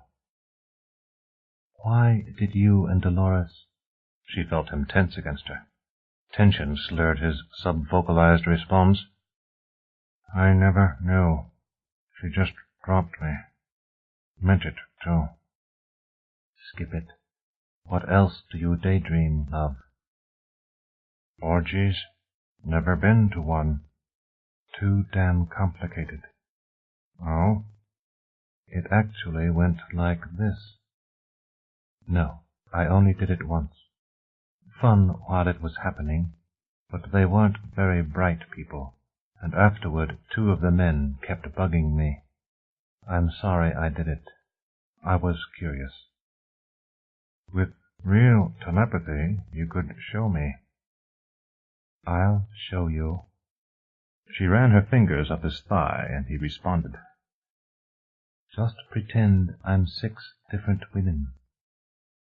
I think you probably are. The table in the next room opened and sprouted a tray. Art went for the drinks. He handed a pink lady across the bed and said, Now it's really official. The bartender knows. They touched glasses. Art wondered, You've never been married, have you? Why not? What kind of a man should I have married? How would I know that? She spoke aloud. I try to describe him, and I get contradictions. A house husband? How would I respect him? An ambitious type like me. But who runs our life? Who takes care of the kids and buys the groceries? A house full of servants. Or the service department of Todos Santos. No kid could be lonely or in danger in Todos Santos. She nodded to herself, then suddenly looked him in the eye. Shall we? He thought about it. Kids love it in Todos Santos. The way Cheryl Drinkwater talked about the daycare center. Either of us could raise a kid here if we split up or one of us died. Get him a link to Millie at 8 or 10? Yeah. 1? The only child usually has problems. Nope, you're right. Here, it's one big family. She'd be okay. I'm not so sure about the computer link. Age 15, maybe? She? We could choose the sex. We could, but let's not. Let's gamble. And I'll get my birth control implant taken out tomorrow. Huh. Then we're just wasting our time right now. She rubbed up against him. All I get is complaints. I've been wasting time, all right. Jesus, what I've been missing. No, don't stop. Do you like this? Fingernails scratching lightly in a circular motion just above her buttocks. Like it. Against their mastoid bones a shrill buzzing. and they were rolling in opposite directions. "Invaders," Art panted, running for the chair where he'd flung his clothes. "I knew it. Those kids were just a test run, and they didn't even know it." "We'll have to speak to them about their timing." "Harshly." He stopped with his pants in his fist. "Not too harshly. Damn, I don't want to kill anyone. Millie, phone link with security. And to tell Sandra I'll be at the worry desk in 4 minutes." Chapter 16. The more technological sophistication we have attained, the more destructive we have become. Humans are destructive in proportion to their supposition of abundance. If they are faced with an infinite abundance, then they become infinitely destructive. Wendell Berry, author of A Continuous Harmony. Save the Minotaur. "Let me in, damn it!" Tony Rand shouted. "Who's the duty officer here?" This time, it ticked through his head like the sound of a clock. He couldn't think what to do with his hands, and he stamped in impatience. This time, what was keeping them? This time nobody would die. "This is Captain Vito Hamilton. My apologies, but you'll have to wait a moment." Positive identification. I'll open the door now, Mr. Rand." The door opened. He dashed into the security control room. The quiet calm of uniformed men at work calmed him, too, a little, although there were signs that the guards took this seriously. Captain Hamilton was standing, not sprawled in an easy chair, and many of the peripheral screens had doubled crews. One screen showed a map of the underground service areas of Todos Santos, with moving red blips in one of the tunnels. Below it was a screen entirely dark. Rand went over to it, glancing at the name of the guard lieutenant sitting there. He pointed to the screen. "What's this, Blake?" Blake didn't turn around. "Paint. They spray-painted the camera before we even knew they were in the complex." "How'd they get in?" "Near as we can tell, they blew a hole through a wall separating the sewer lines from maintenance access, Tunnel 4B. Rand pursed his lips silently. They should have been detected in that sewer, detected long before they got near 4B. "I need a vacant console." "Use this one," a guard said. He stood to give his chair to Tony. Rand punched in file names. "File not found," the screen said. "File not found. File not found." "Okay, that's one of the problems," Tony muttered. "Detection information never got filed." "How many bandits?" "5, we think," the captain said from behind Rand. "Millie deduced that from the audio. 5, 1 definitely female, 2 carrying a heavy object." "Sounds like they're serious. I take it you haven't seen them?" "Only one. They're screwing up most of our electronics again, and they seem to know exactly where the TV eyes are. There we go. Watch." A screen showed an opening fire door. A shadowy figure came through, bulky, rounded, snouted. Aliens aboard my starship. The figure came directly toward them, raised arm hiding snouted face, and aimed something at the camera. The screen went dark. "All right, where to go again?" Hamilton said. Rand muttered sourly. Right where to go. This time. "Who's in charge of this operation?" "I've been acting in command with Sandra Wyatt sitting in Mr. Bonner's office. Bonner is just getting to his station." Tony picked up a phone. "Get Bonner for me." He waited. "Art, Tony Rand, I'm down in security. Let me handle this." There was a significant pause. "Okay, you don't mind if I watch over your shoulder?" "Will it stop you?" "Never mind, thanks." "Right, I'll tell Hamilton. If you need help, just holler." The phone went dead. Rand smiled faintly, then turned back the screen. "Wretch gas. Use that in Tunnel 4, all chambers," he said. "And get some people down to—" He thought for a moment, calling up a picture of the tunnel complex. 5C. Have them go west through 5 and north through 6, manually locking all the fire doors, and report on the phone as they get each one locked." "On the phone, not through Millie. And I want one of your people to keep track of their progress on a paper map. Got that?" "Yes, sir," Hamilton said crisply. "You think Millie's compromised?" "I know damned well Millie's compromised," Tony said. He felt a tight knot in his stomach as he thought about what he'd seen. Camera locations known, the thickness of the wall between the sewer and 4B had been known, and Millie couldn't remember that she was supposed to monitor traffic in that sewer. There weren't many people who could know all that and fiddle with Millie's programming. Somebody was a traitor. Probably somebody on Tony's own staff. He fished in his pants pockets. Hamilton, I need a file folder. I left it at the guard desk in the mall, one of the lockers. Here's the key. Send someone who can run. Hamilton was doing something about those orders, but Tony ignored it. Nobody knew everything about the new defenses except Rand himself. He called up files, found them logged and working. The bandits hadn't chosen their route in. It had been forced on them by what they knew and what they didn't. Back to the tracking programs. How were the bandits doing? Tony thought. Let's try this. He began to type orders. The refrain grew in his mind. This time. This time. Captain Hamilton was surprised to see that the chief engineer was grinning. The five were sweating inside their wetsuits. One reached for the zipper down his chest. The man next to him slapped at his hand, glaring behind the snout of his mask. They were all jogging, even the trailing two who were carrying a box between them. Those two stopped, reeling, panting, then began jogging again. Their breathing was stertorous, and they stumbled frequently. Sounds like Chain Stokes breathing, doesn't it? Rand was grinning like a wolf. They'll start to fall over any minute.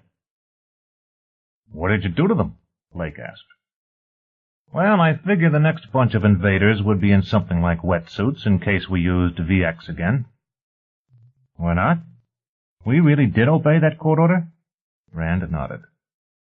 This time. But, sir, I got the impression that we still had war gases. Rand nodded happily. So did a lot of people. And no wonder, since I spread that rumor myself. So did the bandits. And they're coming in through the tunnels and carrying gear to foul up our electronic detection systems and carrying bombs or whatever. A lot to carry. I never heard of anyone carrying an air conditioning unit to a burglary. Me neither, Blake said. He glanced at Captain Hamilton.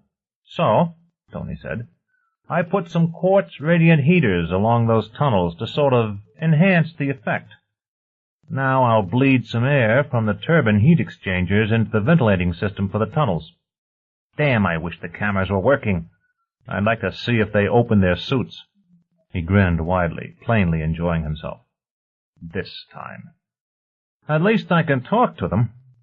They're coming to another interesting area.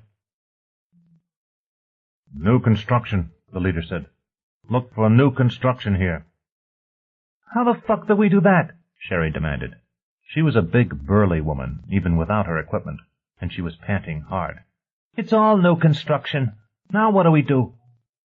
Then did the court magician's voice boom hollowly through the tunnel. Return to your former lives. None but the immortal Cthulhu may pass here.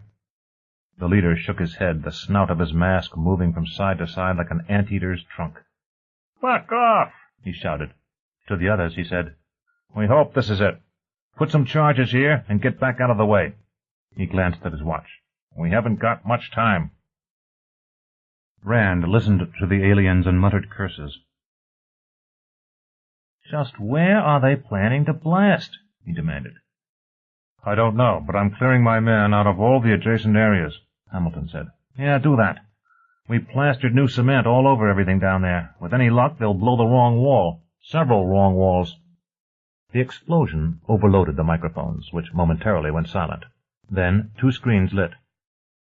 Nope, northeast wall, Rand said. They got some power lines. Millie can compensate for most of that, but we'd better tell the residents.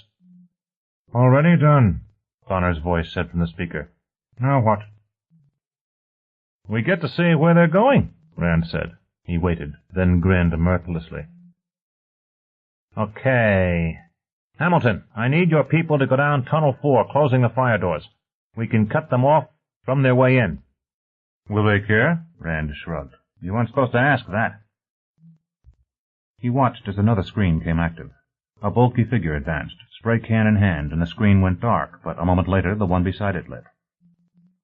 It showed 5 shapes in profile, dull black, bulky, sexless, vaguely humanoid.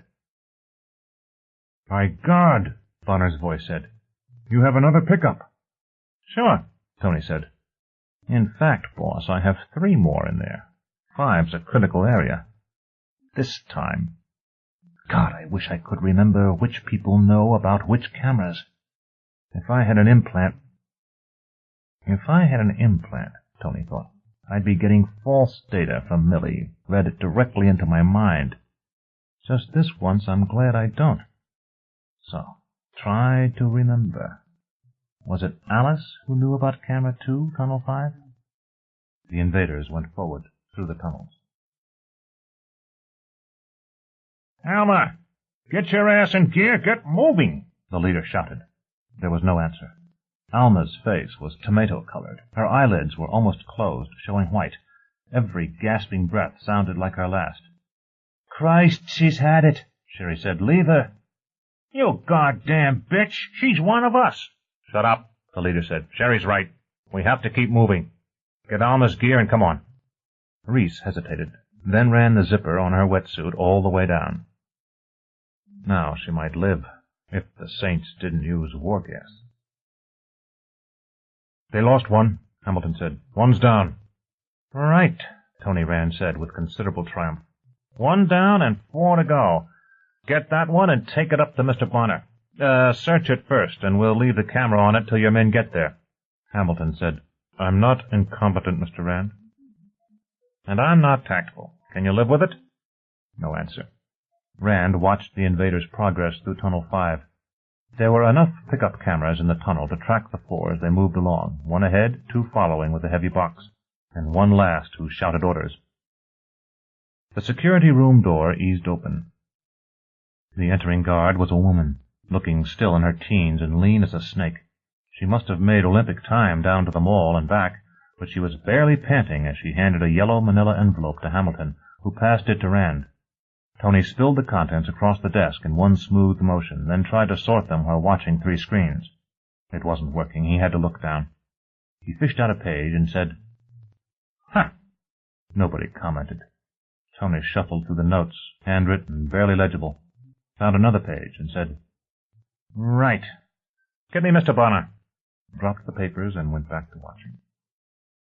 "You go on," Sherry said. Her meaty face glowed in the orange light, reflections off water, as if she'd just stepped out of a very hot shower. "I can't go any farther." Get your ass up, the leader shouted. Put that mask back on. Go to hell, Sherry said. But she said it from the floor.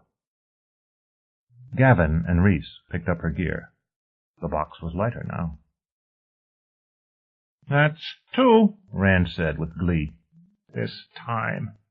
180 degrees in there. We'll get them all before it's over.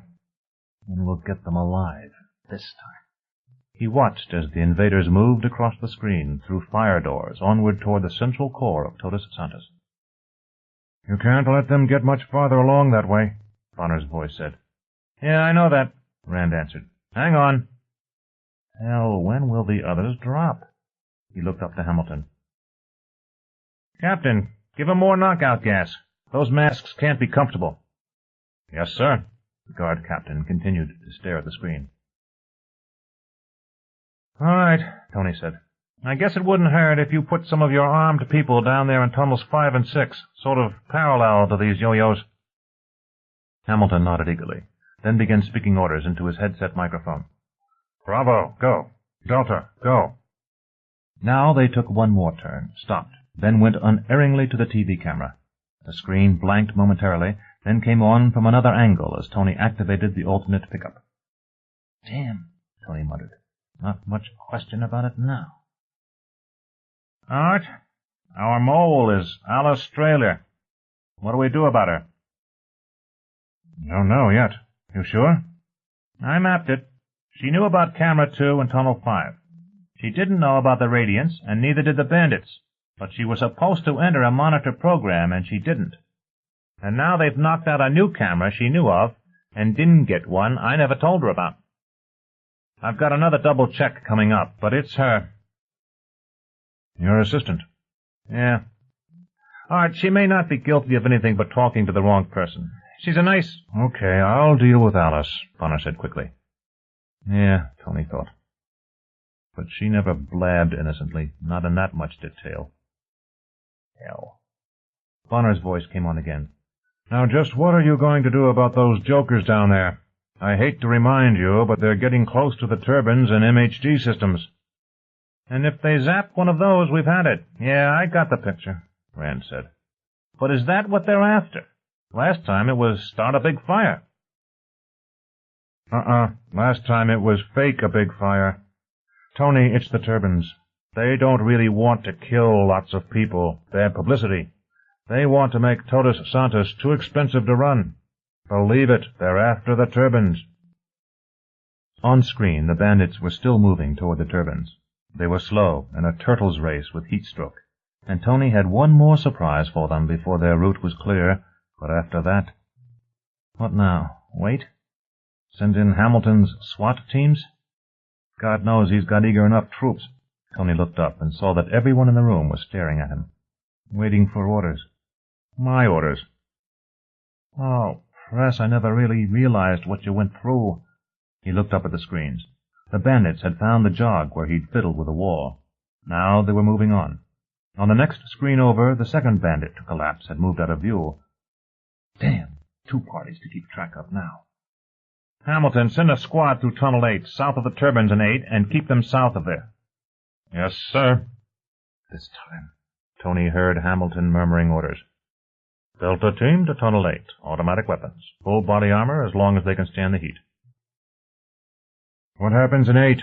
Art Bonner's voice asked from the speaker.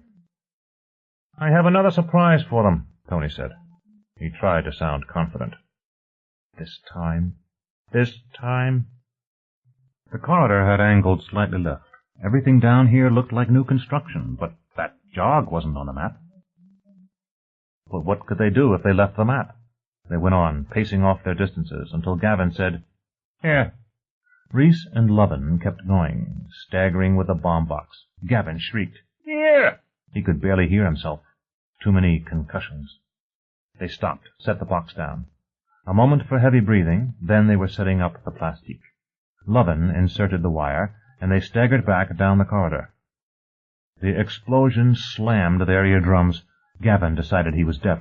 It wouldn't matter. None of them had really expected to live through this. They went back to where they had set off the blast. There was a shallow crater in the wall, but it still stood. Reese screamed something inaudible. Gavin shook his head.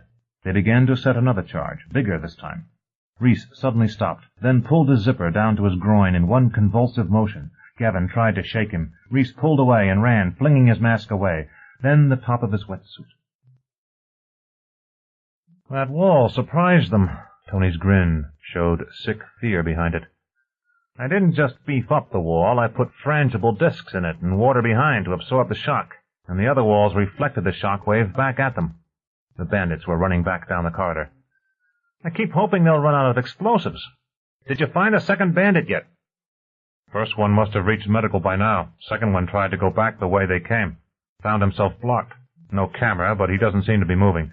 We'll have him in a minute. The camera view was suddenly opaque with smoke and dust. It cleared gradually.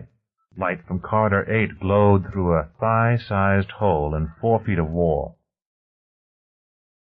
One more blast and they're through, Tony said. Why are they doing this?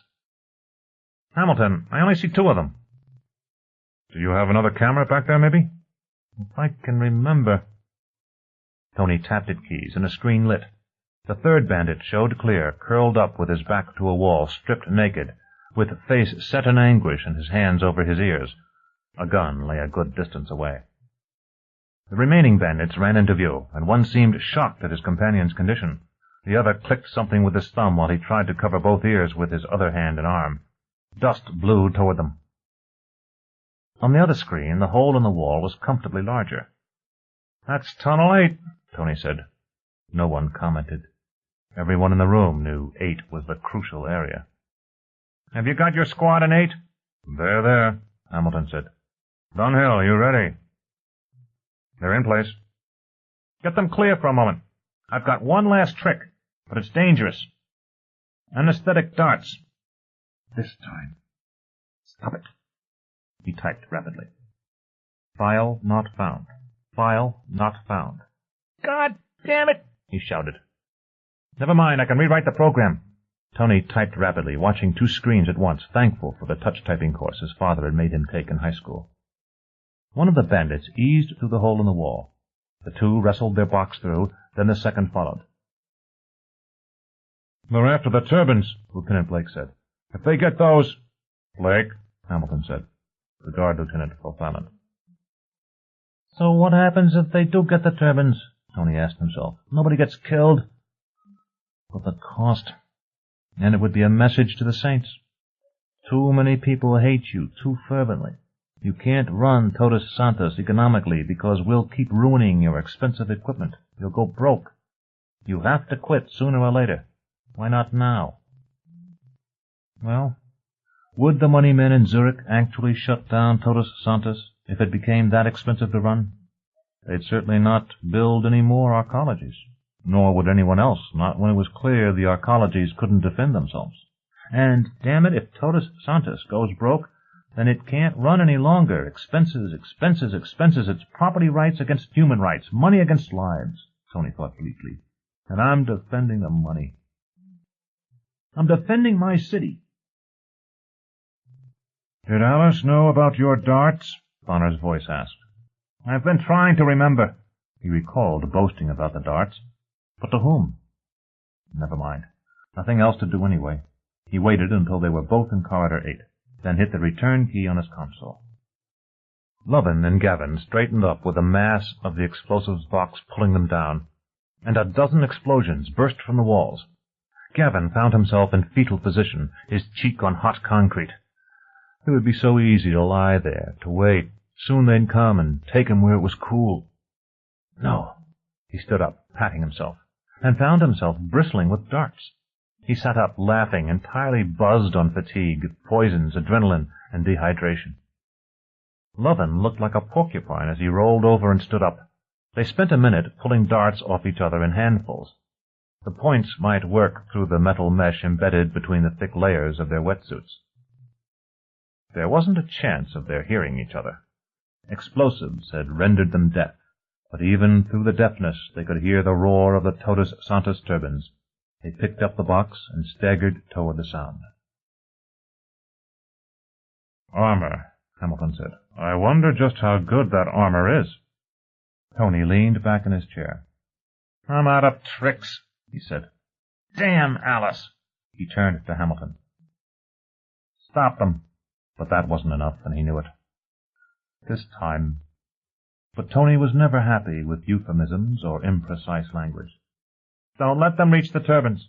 Stop them even if you have to kill them. Chapter 17. To us, heaven switches on daylight or turns on the shower bath. We little gods are gods of the machine only. It is our highest. Our cosmos is a great engine, and we die of ennui. A subtle dragon stings us in the midst of plenty. D. H. Lawrence. Aftermath. There's another one, Sergeant Gomez said. He pointed to the Dayglow sticker. Think of it as evolution in action, Gomez read aloud. I think I counted a dozen on the way here. Yeah, Hal Donovan said. I'm getting a little tired of them myself. He looked around the tunnel complex. Find anything? Gomez shrugged. It looked jerky. Nothing the TS cops didn't tell us we'd find. What's got you so nervous? You think it's a setup? Ah, that's not it. How are we going to find anything if we keep getting lost? If the guards just turned us loose in here, I don't think we'd ever get out. The Saints keep having to lead us around by the hand.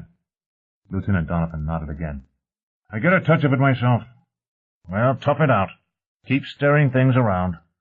I'll go get their official story. There were only 2 men in the interview room. Donovan frowned. One was wearing the uniform of a captain of the Todos Santos Guards. The other, Donovan had no trouble at all recognizing the youngish man in the $1,000 three-piece suit. He'd seen him often enough in court. The man stood and extended his hand.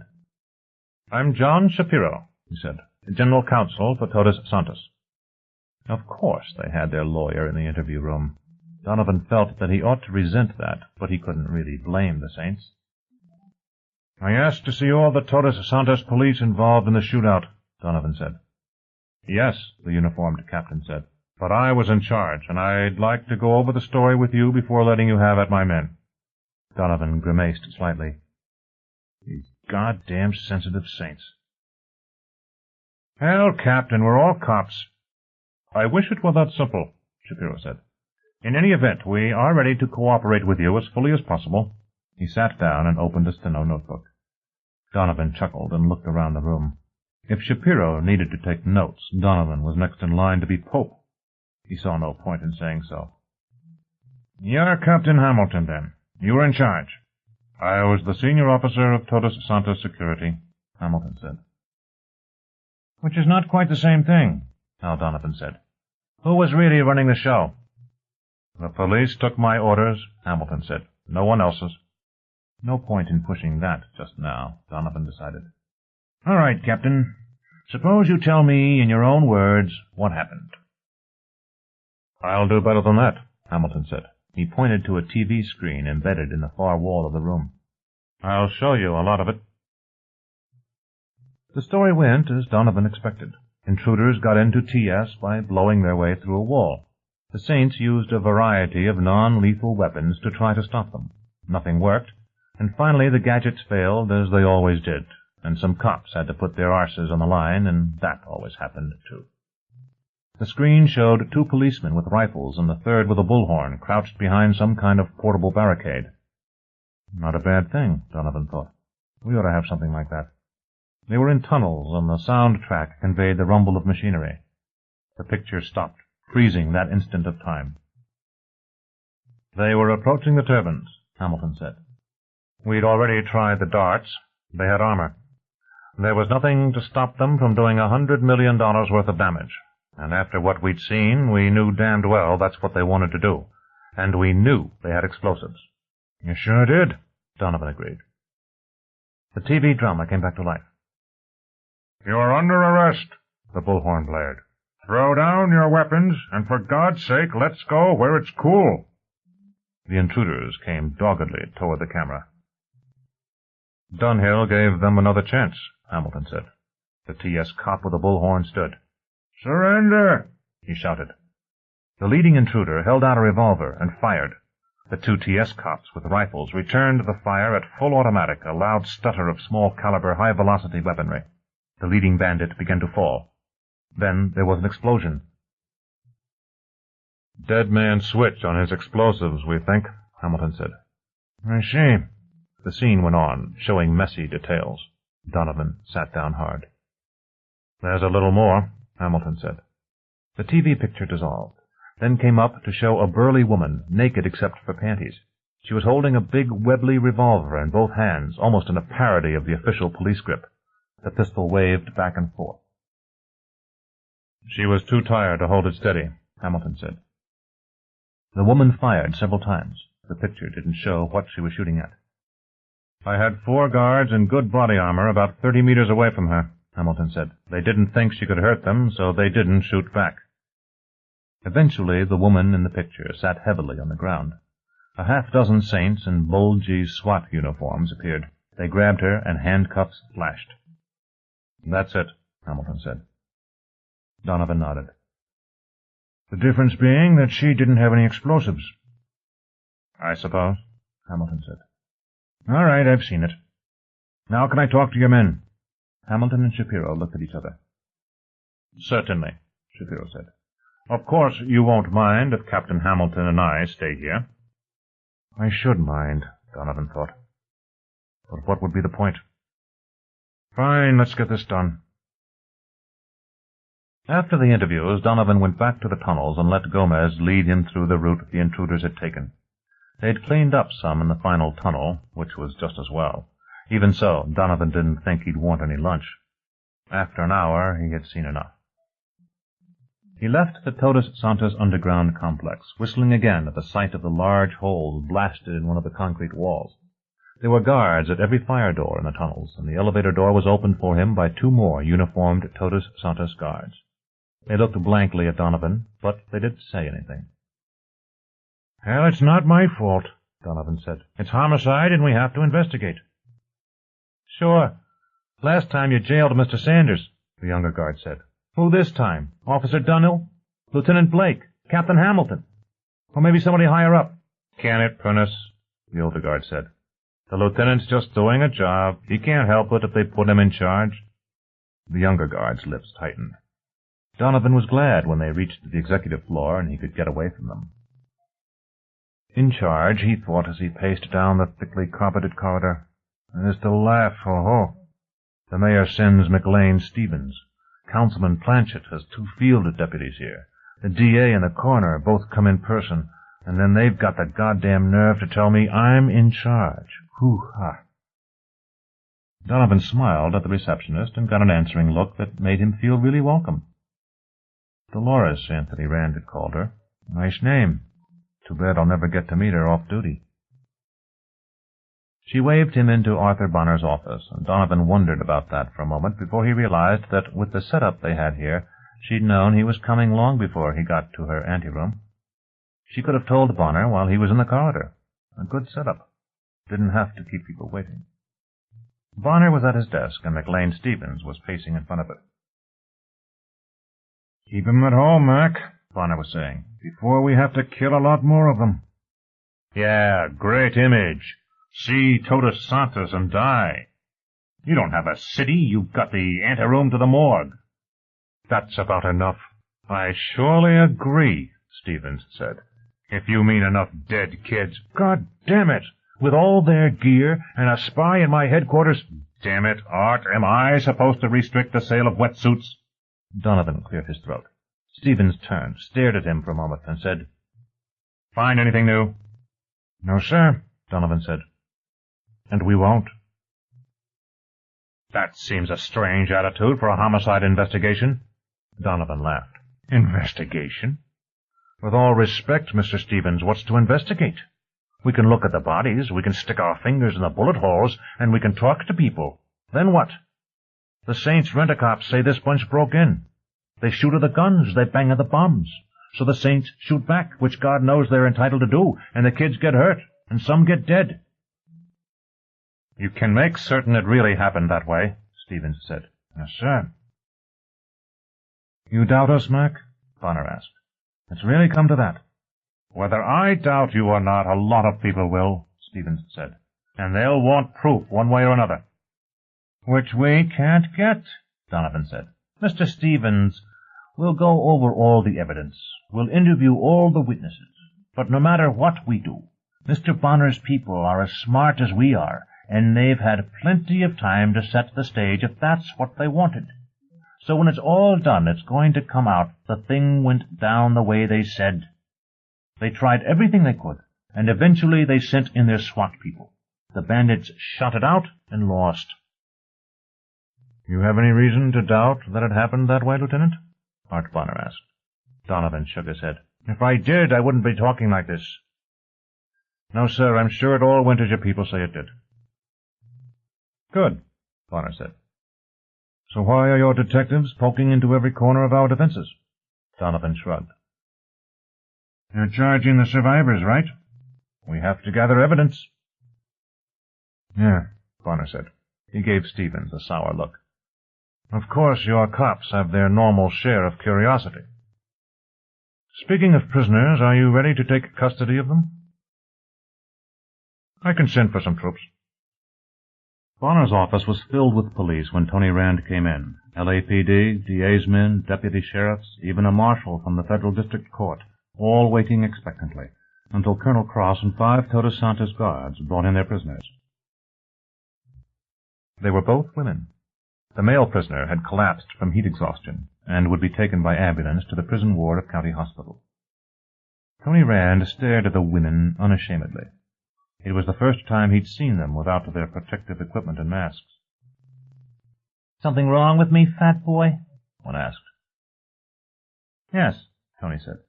You want to burn down my city. That's the court magician, the other woman said. He designed this place, the chief technologist. So now he's here with the pigs. Enough. One of the policemen came forward. You're under arrest. You have the right to remain silent. You have the right to consult an attorney. If you cannot afford an attorney... Of course, we gave them their rights earlier on, Colonel Cross announced. He seemed annoyed that anyone would doubt it. It never hurts to repeat it, a federal marshal said. Sounds just like TV, doesn't it, Sherry? Don't worry, officer. We'll go quietly. What are we charged with? Suspicion of homicide, the policeman said. Oh, wow. That's a heavy trip, Sherry said. We didn't kill anybody. Their pigs killed our friends. Your friends were killed during the commission of a felony, the Los Angeles policeman said. That makes anyone involved in that felony an accomplice to homicide. You should discuss this with your attorney, not with me. Gomez, take them out. Yes, sir. The uniformed policeman came forward and expertly handcuffed each of the women. Then, with 2 policewomen and half a dozen other police, he escorted them out of Bonner's office. There's one more, Bonner said. But I thought you might want to keep them separated. Colonel? Yes, sir, Colonel Cross said. He spoke into a microphone attached to his lapel, and a moment later a guard led Alice into the room. Despite the police who had left with Sergeant Gomez, there were half a dozen left. Alice blinked as she looked at each face. When her eyes met Tony's, they fell quickly. The L.A. officer came forward again. Alice Strader, you're under arrest. You have the right to remain silent. You have... Alice listened to the entire Miranda warning without comment. Tony Rand couldn't stand it any longer. Why? He asked. Alice, why? She shook her head. I trusted you. Yes, sir, Alice said. So did a lot of people. People who got killed, Tony said. Damn you, you made us kill people. You made Press Sanders into a basket case, and that's not fair, Alice said. You know I can't talk about any of that. Not here with all these police. Press did, Tony said. And I still don't understand you. You worked here. You knew what we were building, that people like it here. We don't pollute. We don't live like humans either, Alice said. And even if you call this human life, it's not for very many people. Todos Santos is beautiful, Tony, but it uses too many resources to support too few people. The more successful Todos Santos is, the worse it will be for everyone else. Don't you understand that? Don't you understand that technology is not the answer? That using technology to fix problems created by technology only puts you in an endless chain? That the more success you have, the more you make people believe that progress is possible, and progress just leads to more technology and more waste and more doom. Alice, you wear glasses, Tony said mildly. You probably use tampons. One thing I do understand, Art Bonner said. You gave us good reason to trust you. We believed you, and you betrayed us. I'm sorry your friends were killed, but I'm not sorry they can charge you with murder. Murder. Damn, of course, she was in the conspiracy, and that led to murder and... Conspiracy. Eventually the outsiders left. Tony turned to go. A moment of your time, Bonner said. Yeah? There are a lot of cops wandering around here, Bonner said, like a well-smoked beehive, and reporters, and everyone else, all looking at us. Tony nodded. Yeah, I've been meaning to catch some sleep, but it's interesting. You won't get a chance to sleep, Bonner said. I've been reviewing your plan to get Sanders out of jail. I like it. Tony eyed him warily. It seems to me this is a good time, Bonner said, while everyone's watching us. You did say weekend, and this is Saturday. Oh, shit, oh dear, Tony thought. But we don't need to, not after this. Everybody will know we really need defenses. What happened today won't change the fact that the kids Press killed were carrying nothing more deadly than sand and paint. This may make it easier to get a jury to acquit him, but he'll still have put in a year in jail before it's over. And Press, have you asked him about this? Tony demanded. Bonner ignored the question. Your plan needs some advanced preparations, Bonner said. As near as I can figure, if you start now, we can be ready tonight at lights out. Any reason why you can't get to it? Conspiracy, Tony said. And if anyone's killed, it's homicide. So don't kill anyone. You've already made up your mind, Tony. I don't have to wheedle you. So let's cut the crap and get at it. We both have work to do. Tony nodded in submission. Chapter 18. When we jumped into Sicily, the units became separated, and I couldn't find anyone. Eventually, I stumbled across 2 colonels, a major, 3 captains, 2 lieutenants, and 1 rifleman, and we secured the bridge. Never in the history of war have so few been led by so many. General James Gavin. Executive action. George Harris had learned to disconnect his mind during heavy exercise. If he thought about the pain or the fatigue or the monotony, he'd stop. His body followed the routine while his mind daydreamed or planned business strategy or slept. But on Saturdays and Sundays, shut away from his weights and machines and confined by concrete and iron bars, he had to improvise a routine. That took concentration. It took more concentration to ignore a distraction. A sad-eyed ghost in the upper bunk. 29. 30. Harris rested for a few seconds, waiting until his breathing slowed before he spoke.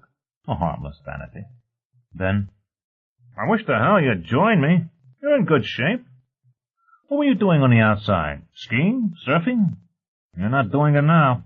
And here I've never seen you do anything but lie there and eat your liver. Preston Sanders didn't look up. His arms were behind his head. His eyes were on the ceiling. That raid last night has to help your case, Harris said. They had real bombs, and the TV said there was a shootout. Guns and everything. This wasn't just kids out playing tricks. Still nothing. Now there's demonstrations all over the city. Fromates and a lot of outfits named Citizens for this and that want to burn Todos Santos to the ground and sow salt where it stood. Funny thing, though. There are counter-demonstrators.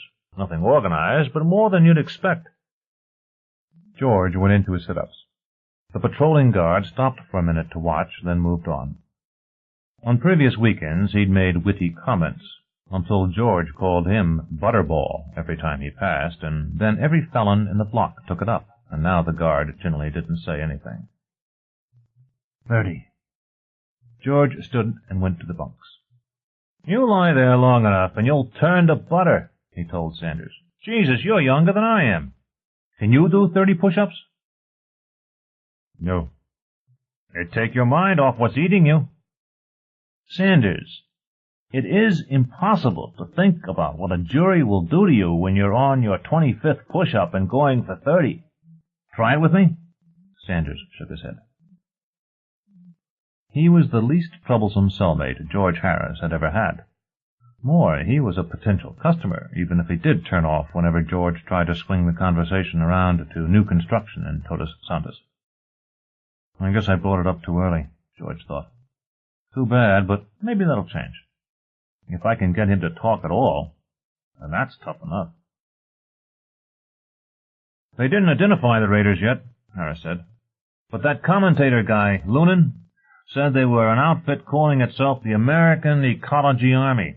That's a splinter group that broke away from the Fromates years ago. But Lunan says the 2 outfits still work together. He sounded real sure. I read everything I can about it, what with being in here with you. Besides, I knew the Planchet kid. That got Sanders' attention. I never did. What was he like? Harris shrugged. Nice enough, I guess. Personable, maybe a little shy. I only met him twice. I could have liked him, except I heard about a stunt he pulled in high school. Never mind. The point is, he was a total damned fool, and he died for it. He didn't die. He was killed. Yeah, sure, but he worked at it. Hey, you know you're a hero back in Todos Santos? Yeah, no kidding. I went to the Big Brothers lunch out there last week. I always liked those. Yeah, I can see why. Quite a blast. I won a pocket computer in the raffle. Anyway, when they found out I was your cellmate, everybody wanted me to give you the same message. You done good. Who? Sanders asked. Art Bonner? Yeah, he was one of them. Some others, too. I didn't get everybody's name. And Tony Rand. Harris looked sidewise at Sanders. He's a strange one, isn't he? He can be, Sanders said. Tony's about the best friend I have out there. Oh, I can see how you could like that guy a lot. Once you got to know him. Anyway, they're all on your side. Sanders, it's dumb to lie there eating your liver. You got paid to do a job, and when the time came, you earned your salary. You don't need to hear that from a jury. Think of it as evolution in action. What did you say? Harris laughed. I saw it on... He stopped, listened. Then he said, "Get down from there. I mean it. Sit in the lower bunk. I think..." He listened again. Feel that? I think there's a quake coming. He tugged at Sanders' arm, and Sanders came down. He wasn't that soft. He didn't drop. He lowered himself by the strength of his arms. Harris said, "You feel it? Not a jolt, just shaking like a preliminary temblor. Everything's vibrating." I feel it. I hear something, too. It was right at the threshold of sound, but it went on steadily. "Machinery somewhere," Sanders said. "You're not from California, are you? Earthquakes can't be heard coming." What? Oh, too bad. Harris considered going into deep knee bends, but by damn, he'd finally got Sanders talking, and he wasn't going to stop. What I saw was a bumper sticker. Raise the speed limit. Think of it as evolution in action. Sanders smiled. "I can guess who said that first. It had to be Tony Rand." Really? I wouldn't have guessed that. I mean, I didn't get to talk to him very long, but I was impressed meeting the guy that built the nest. Oh, long word, it had just slipped out. In haste, Harris continued, "What's he really like?" "A good friend," Sanders said. "He didn't used to worry much about social relationships, politics, anything like that. Now he's eating his liver, like you said. He's losing sleep because maybe he could have designed Totus Santos so I wouldn't have to do that." Sanders shuddered, and Harris was suddenly afraid there would be histrionics. But Sanders said quietly, "Maybe he's keeping me sane. Damn, I'd love to blame it all on Tony Rand. And I know he never thought of that. I know it. That's the nice part." "Court magician," Harris said. "That's what they called him on the TV documentary, anyway." "And I've got you talking now."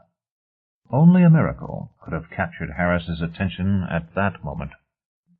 The miracle was a tiny hole that formed suddenly in the concrete floor, just where Harris's eyes rested. George slid off the bunk and crouched to look.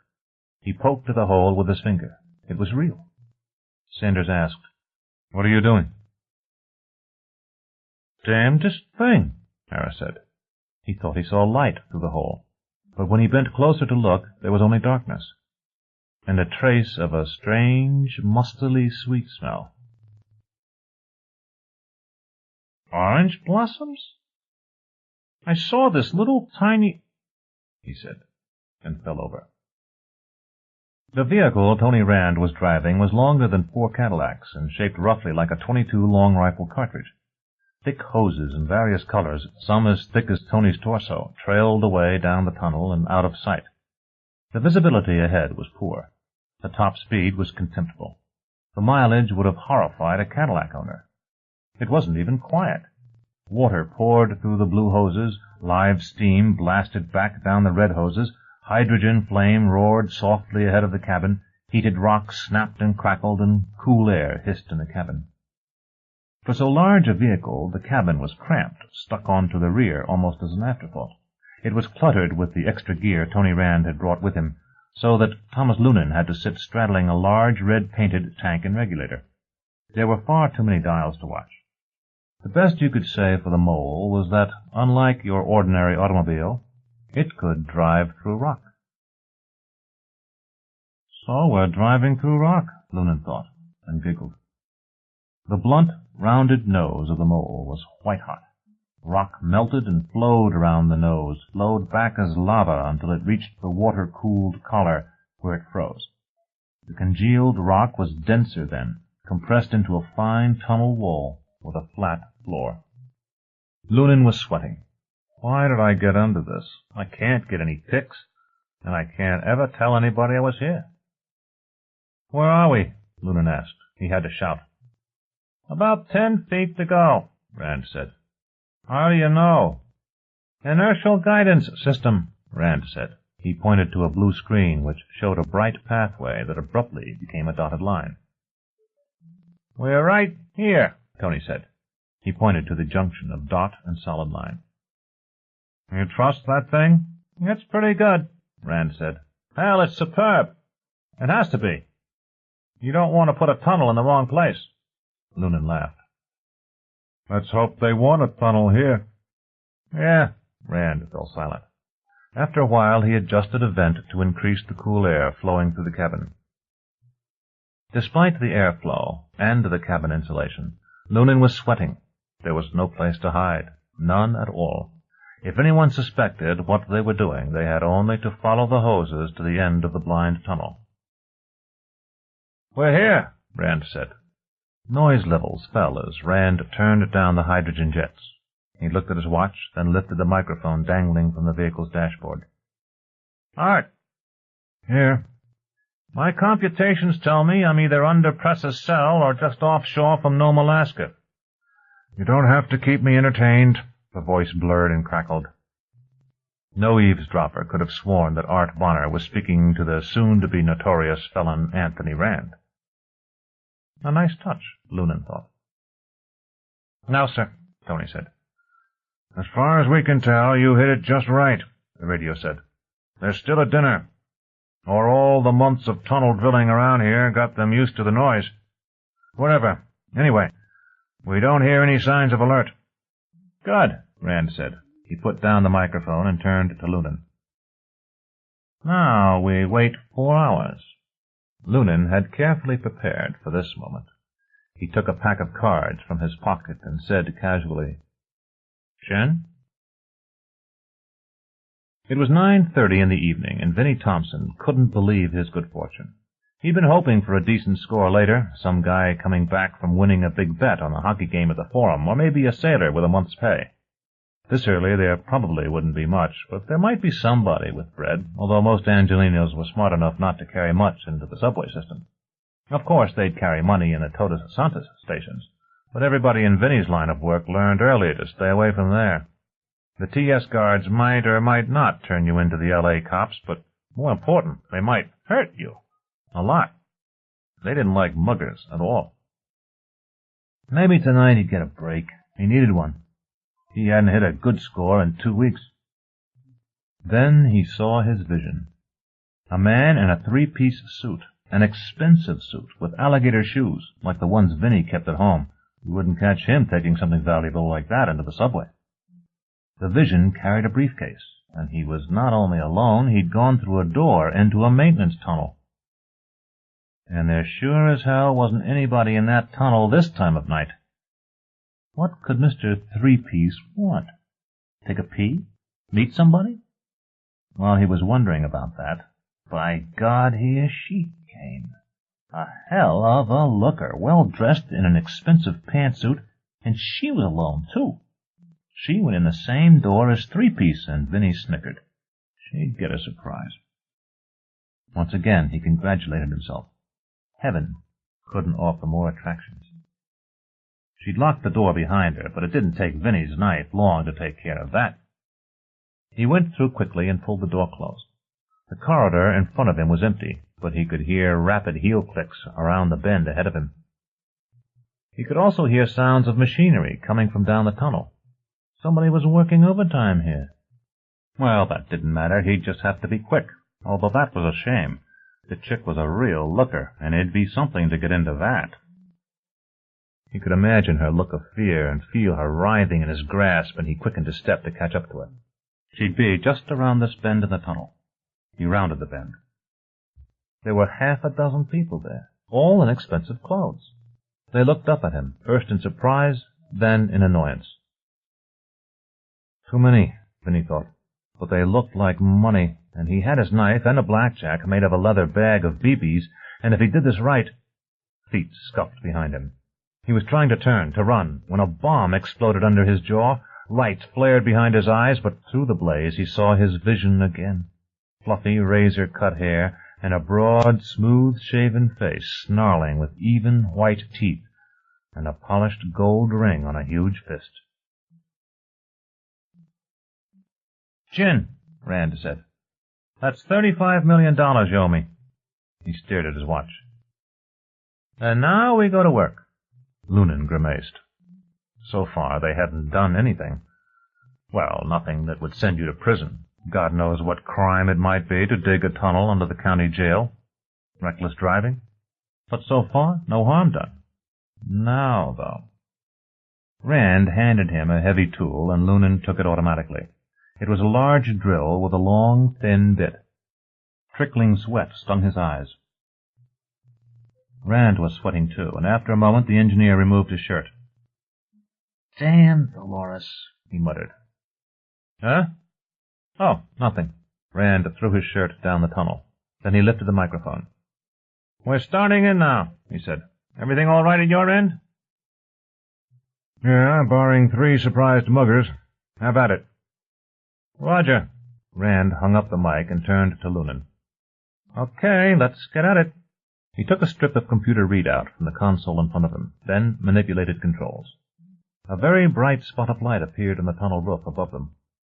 "Drill right there," Rand said. The ceiling was concrete, very rough. Loonan thought the drill bit too thin and weak for the job, but when he applied it and pulled the trigger, the drill ate in quickly. And quietly, Loonan noticed. After a while, the bit went in all the way. Rand took the drill and changed to a longer bit. "My turn," he said. "What do I do?" Loonan asked. "Just stand by." Rand drilled at the ceiling. When the bit was all the way in, he took out still another, this one a foot long, still very thin. He drilled cautiously, withdrawing the bit often. Then he saw light and pointed. "Mask time," Rand said. Loonan handed up a gas mask, then put on his own. The hole in the ceiling was no more than a pinprick, which was what Rand had told Loonan to expect. When he had his mask on properly, Loonan went over to a large red tank.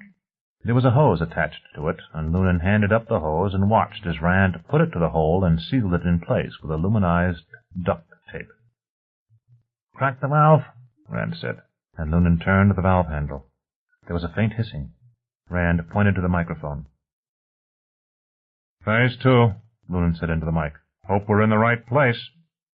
"All quiet here." "Out," the radio answered.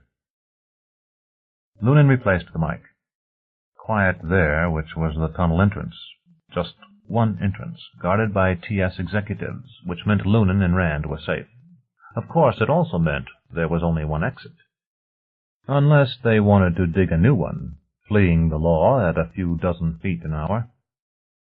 Rand waved and made cutting motions, and Loonan shut off the sleepy gas. He worried about that gas. Rand said the stuff was the safest he could find, unlikely to harm anyone except possibly a heart patient, but there was no way they could control the dosages. This was the trickiest part of the maneuver. Rand had removed the tube and widened the hole slightly. Now he was trying to insert the tiny, thin periscope, and cursing. "What?" Loonan asked. "Locked," Rand said. Swearing terribly, he moved 2 feet away and tried the drill again. When light showed, he inserted his periscope and looked. He turned it this way and that, then chuckled and motioned for Loonan to come look. Concrete floor, something overhead, all very dark. Tom Loonan adjusted the light amplification and rotated the periscope. Aha! Foreground, a pair of feet showed under a very low ceiling. He was under a bunk. Beyond, a mouse's eye view of a jail cell. Concrete floor, toilet, sink, and a middle-aged felon in fine physical shape, sleeping peacefully on Tony Rand's first periscope hole. While Tom looked, Rand brought up the gas tube and put it to the new hole. "Bonnie blocked the flow," Rand muttered, and went back to open the valve on the tank. He let it run another minute, then disconnected the hose and brought up the periscope again. Meanwhile, Loonan had attached the electronic stethoscope to the floor. He put on the earphones. At highest sensitivity, he could hear the sounds of breathing and a heartbeat. Otherwise, nothing. He made the OK sign to Rand. Rand nodded and turned to the control console. When he twisted dials, a large jack ascended from the top of the vehicle and rose until it touched the ceiling. Another control sent up a large saw and spray hoses. The saw began cutting in a circular pattern around the jack. It wailed like a banshee. Lunan felt real terror. Surely someone would hear that, the horrible rasping sound that proclaimed jailbreak. Evidently it worried Rand, too, because he rigged up the tank and sent more sleepy gas through the hole. The saw cut on a bias, a concrete disc larger at the top than at the bottom. Eventually the cut was made, and Tony used the jack to lift the plug until it was 2 feet higher than the cell floor. Lunan helped him set up a newly bought aluminum stepladder. Rand scrambled up it and disappeared, while Lunan arranged Thermarest air mattresses on the flat top of the vehicle. Then he climbed up, squeezing under the concrete plug. There was a moment of terror when he dislodged his gas mask, but he got it back on without breathing. Preston Sanders was on his side in the lower bunk, with his feet hanging over the edge. He'd lost weight since Lunan had seen him in the courtroom, but he was still heavy. They lifted him, and Rand slid down through the hole again, leaving Lunan to lower Sanders down like a sack of potatoes, with Rand to catch him and let him down onto the mattresses. Now they had to work fast. Rand smeared the concrete plug with epoxy and lowered it into place. Then he filled the periscope holes. While he did that, Lunan manhandled Sanders into the cabin of the machine and thought about the origins of that picturesque verb, manhandled. Yep. Got it, Rand said. Won't they be able to see the hole? Yeah, sure. I couldn't make the join perfect, especially working from the bottom, but they'll never get that plug out without jackhammers and such. Let's get out of here. Get your shirt, Lunan said. Shit, oh dear. What else have we forgotten? The ladder and the mattresses and... That's okay, Rand said. They can't be traced. He chuckled. Well, not profitably, anyway. Hey, I'm supposed to get the whole story. You've got all the story, Rand said. My instructions are to see you off before press wakes up. I make that to be about 10 more minutes. Yeah, all right, Lunan said. So, the adventure was coming to an end. Ye gods, what he'd seen. The top brass of Todos Santos involved in felony jailbreak. Not that he could tell anyone, or even hint that he had certain knowledge. Rumor. All rumors. Lunan sighed. It was a hell of a story. Now all he had to do was figure out the best way to use it. They drove away at the mole's contemptible top speed. Press woke up 20 minutes later. He blinked and focused on Tony Rand, stared for a moment, and said, We were just talking about you. Oh? True. What's going on? Where am I? We're roaring away in our trusty getaway vehicle, seconds ahead of the law. Yeah, I can hear the roaring anyway. It matches my head. Press pushed himself up and looked back down the tunnel. Good Lord. Tony, is it the digging machine? The one that's making the subway under City Hall? Shit, are we really making our own tunnel? The mole surged forward. Needles spun on the panel, and the automatics cut off the hydrogen flow. Without a melted rock to carry heat away from the nose itself would melt. Half-fused rubble slid past the cabin. Then the mole lurched into the open night. Tony lifted the microphone from the console panel.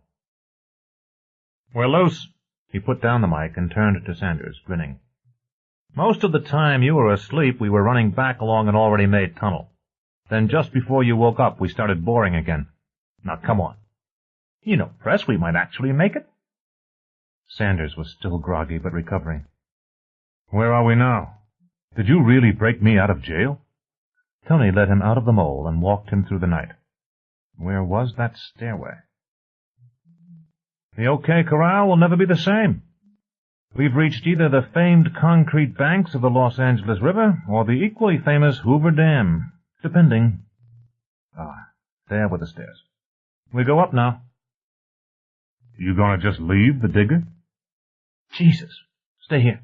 Tony sprinted back to the mole and came back uphill more slowly, carrying his shirt and the gas canister.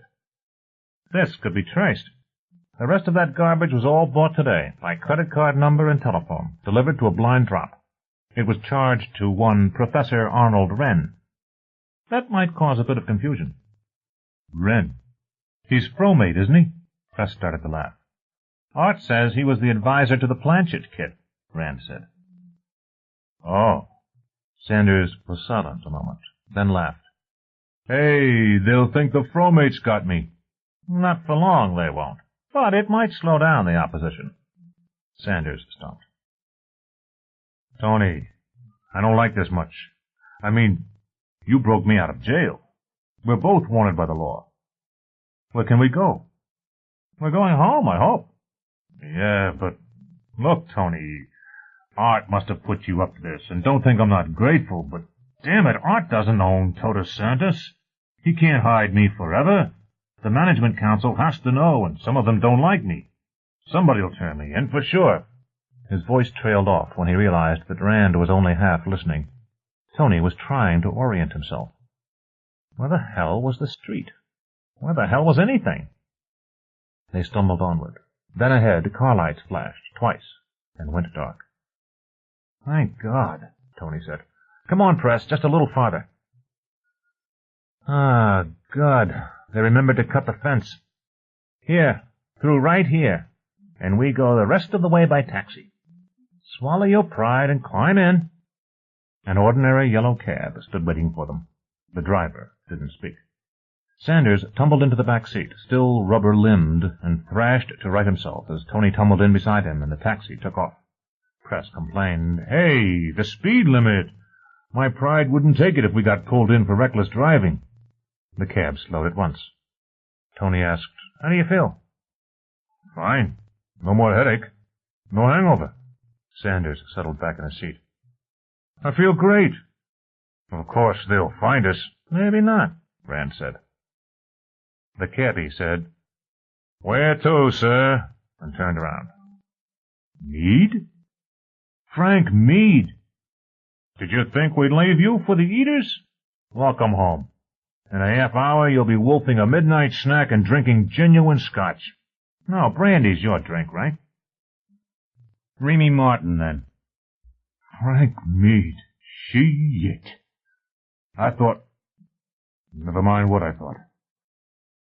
Listen, Tony, if I'm awake now, so is anyone else you dosed, right? It'll take them a while to get their act together, Tony said. They won't know how you got out or where you went. I sealed up the hole. It's a locked room mystery, secret passage and all. That's all right, then. Sanders started laughing. George Harris woke with a mild headache and a feeling that something was wrong. That was confirmed when he heard the guards running up and down the corridors. Head count, they were shouting. Everybody stand by your bunks. Press, what the hell is all this? George demanded. Press? When there was no answer, he looked around the cell. Jesus H. Christ, he shouted. Now what? And how had it happened? He remembered the tiny hole he'd seen and looked down at the floor, but in the dim light he couldn't see anything at all. Should he tell the guards? Tell them what? That his cellmate was missing? The hell with those bastards. But if he didn't cooperate, they'd nail his arse to the wall. George grinned faintly to himself and lay down on the lower bunk. It wasn't hard at all to go back to sleep. George woke to bright lights and a dozen deputies in his cell. What? Where's Sanders? Where'd he go? The fat jailer shouted over and over. Press, tell these buzzards to buzz off. Where is he? That'll do, Winsome. Mr. Harris, I remind you that aiding an escape from lawful confinement is a felony. Now are you willing to cooperate? Sure, George said. Excellent. What can you tell us? It was hard to keep from giggling, but George managed a straight face. Nothing. Not one thing. I went to sleep talking to Preston Sanders, and I just woke up. He rolled out of his bunk and looked into the upper bunk. Press? He lifted the blanket. Nothing. Shit fire. Hal, it's the telephone. Donovan came awake as from beneath a deep, stagnant pond, vaguely aware that Carol was speaking to him. Gradually he understood. Okay, honey. Thanks. He took the phone and listened. Carol watched from her bed. Her blue negligee fell open, and Donovan winked at her. His pretense was that she always turned him on. She did often enough. When he put the phone down and reached for his pants, she looked resigned. She had long since stopped asking questions. He'd either explain or he wouldn't. Not a new murder, Donovan said. Maybe not even my case, but it was my prisoner. Even that didn't get a rise. She looked at him expectantly, even with interest, but she wasn't asking questions. Preston Sanders, Donovan said. Technically my case and my prisoner. He's escaped from the county jail. Escape? Great heavens, Harry, how? Carol Donovan demanded. Nobody seems to know just at present, Donovan said. I suppose they'll find out. So you're going down to the jail? I'll start there, just to see how they did it. How they did it? Sure, I don't have to know what happened to know Todos Santos has made their move. I just hope it doesn't mean all-out war. When Donovan arrived at the county jail, a team of workmen were breaking through the floor with jackhammers. The officer in charge, Sheriff's Captain Oliver Matson, was an old friend. One of Matson's deputies handed Donovan Polaroids of the cell floor taken before the jackhammers started. There was a thin, circular line showing clearly on the floor. He went out that way, all right, the deputy said. Here, the workman said. Hey, watch out! What is it? Matson asked. It's all hollow under there. A tunnel. Tunnel, Donovan said. Of course there had to be a tunnel. How else could Sanders have got away? But how had the tunnel got under the county jail? Holy shit. What? His friend demanded. The digging machine. The mole, Donovan shouted. That's how they did it. They dug a subway tunnel with the mole, that big damned digging machine of theirs. Any minute now they'll report it stolen. Anybody want to bet they won't? Oh, crap, Matson said. Jesus. That's acting on a grand scale. The workmen had the tunnel open. Deputies squeezed through, and when they were out of the way, Donovan and Matson followed. No doubt about it, Matson said.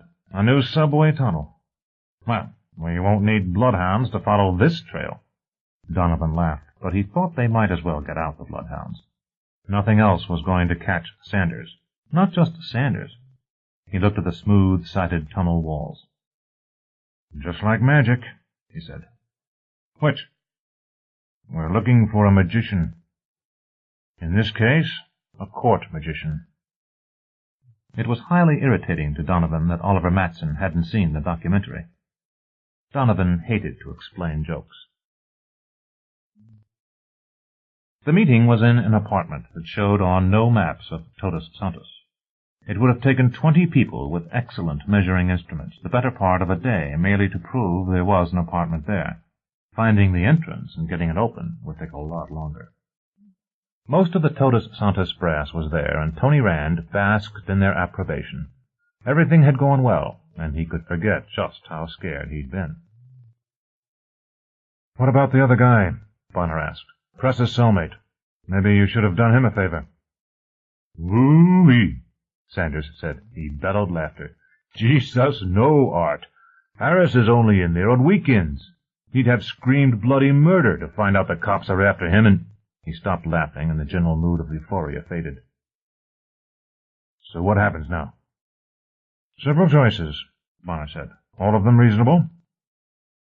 How would you like my job? That's silly.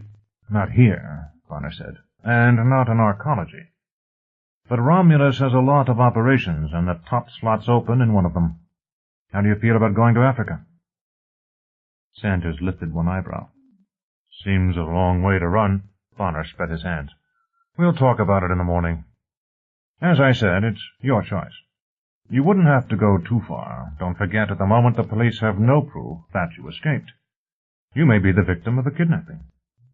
The grin, or part of it, returned to Sanders. Do you really think we can pin it on the promates? Frank Meade snorted. Wouldn't want to, would we? We saved one of our own, and I'd like it if everybody in the L.A. basin knows it. As long as they can't prove it. He looked thoughtful. We didn't actually put our autograph on anything, unless Tony... Would Picasso refrain from signing his masterpiece? Sign it or not, they'll guess, Art Bonner said. He giggled suddenly. Speaking of signing your work... What? Barbara asked. The muggers. What should we do with the muggers? Kill the sons of bitches, Frank Meade said. Hey, no, Sanders yelled. Hey! Don't worry, we won't, Bonner said. Frank didn't mean that anyway. Meade shrugged and massaged his fist. He had bruises under his large ring and on 2 knuckles, but there was a pensively happy smile on his face. So what do we do with the meatheads? Where are they, anyway? In a dark room off medical, Bonner said. I believe the technical term is under heavy sedation. Of course we'll have to let them go eventually. They were bad dudes, Meade said. Hard on Los Angeles, Dolores said. Nothing Los Angeles doesn't deserve. But I had an idea. Should we be making decisions now? Barbara asked. We're all pretty soused. Good point, sweetheart, Bonner said. He went to her and took her hand. Let's go home. Oh, Tony. Yeah? The L.A. cops will want you for questioning. I'd assume they didn't find you. Dolores came up and put her arm through Tony's. That answers one question, she said. Tony frowned the question at her. My place or yours? We can't go to yours, she said. Mine will be safe enough. For a while. She marched him out of the room. Chapter 19. They, corporations, cannot commit treason, nor be outlawed, nor excommunicated, for they have no souls. Sir Edward Coke, Lord Chief Justice of England. Sutton's Hospital Case. 10 Report 32, 1628. Retribution. Her position was odd, and she was cold. The sheets and blankets were twisted all to hell. Dolores untangled them enough to pull them over her head. Feeling nice, feeling sleepy. Would she be able to get back to sleep? They hadn't slept much last night. Where was Tony? She heard the ting of room service delivery and smelled coffee. Coffee and unidentifiable breakfast smells. Suddenly her hunger was like teeth gnashing in her belly.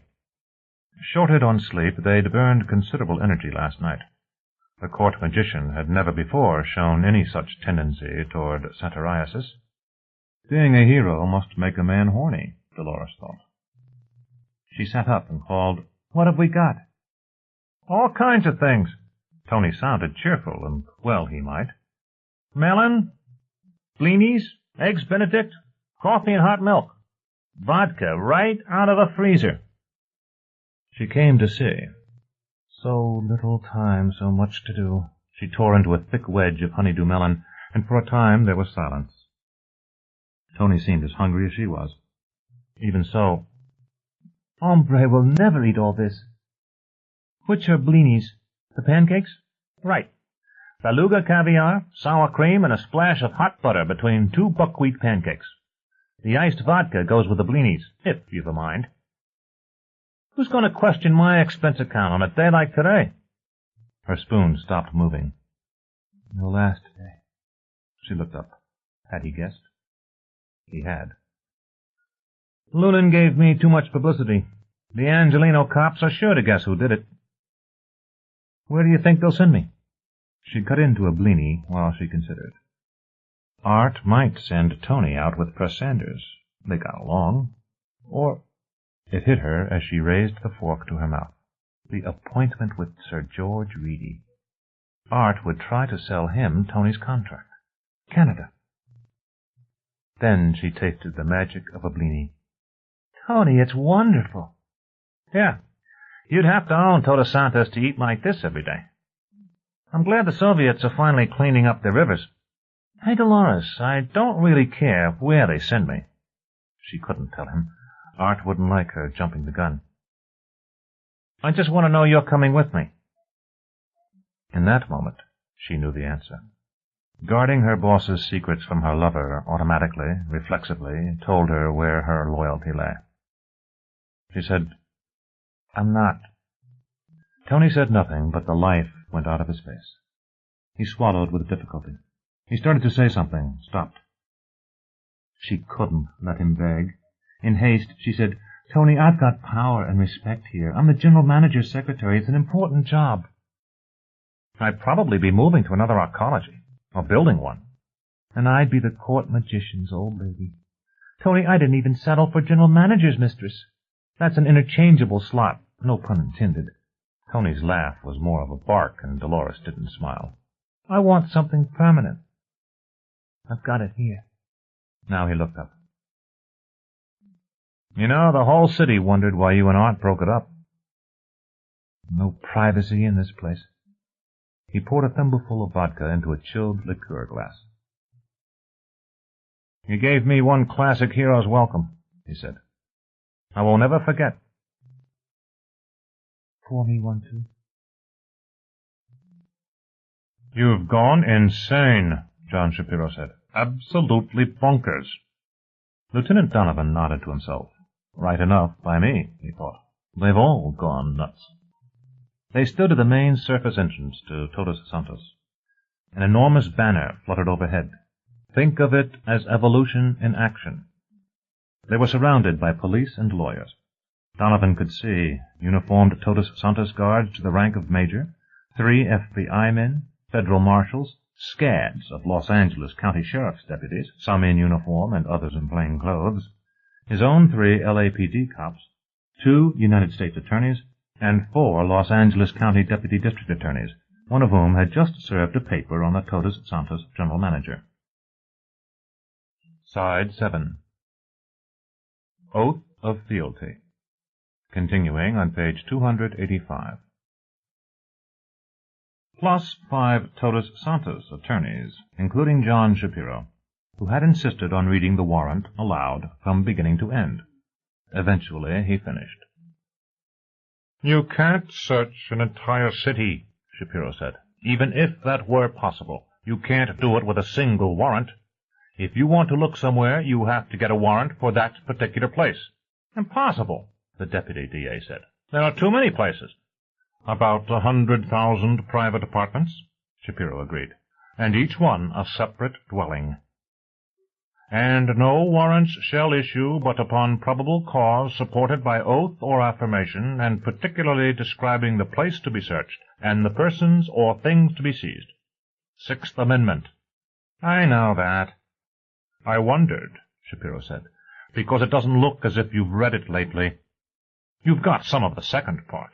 Persons to be seized, Preston Sanders and Anthony Rand, although I challenge your proper cause for wanting to arrest Mr. Rand.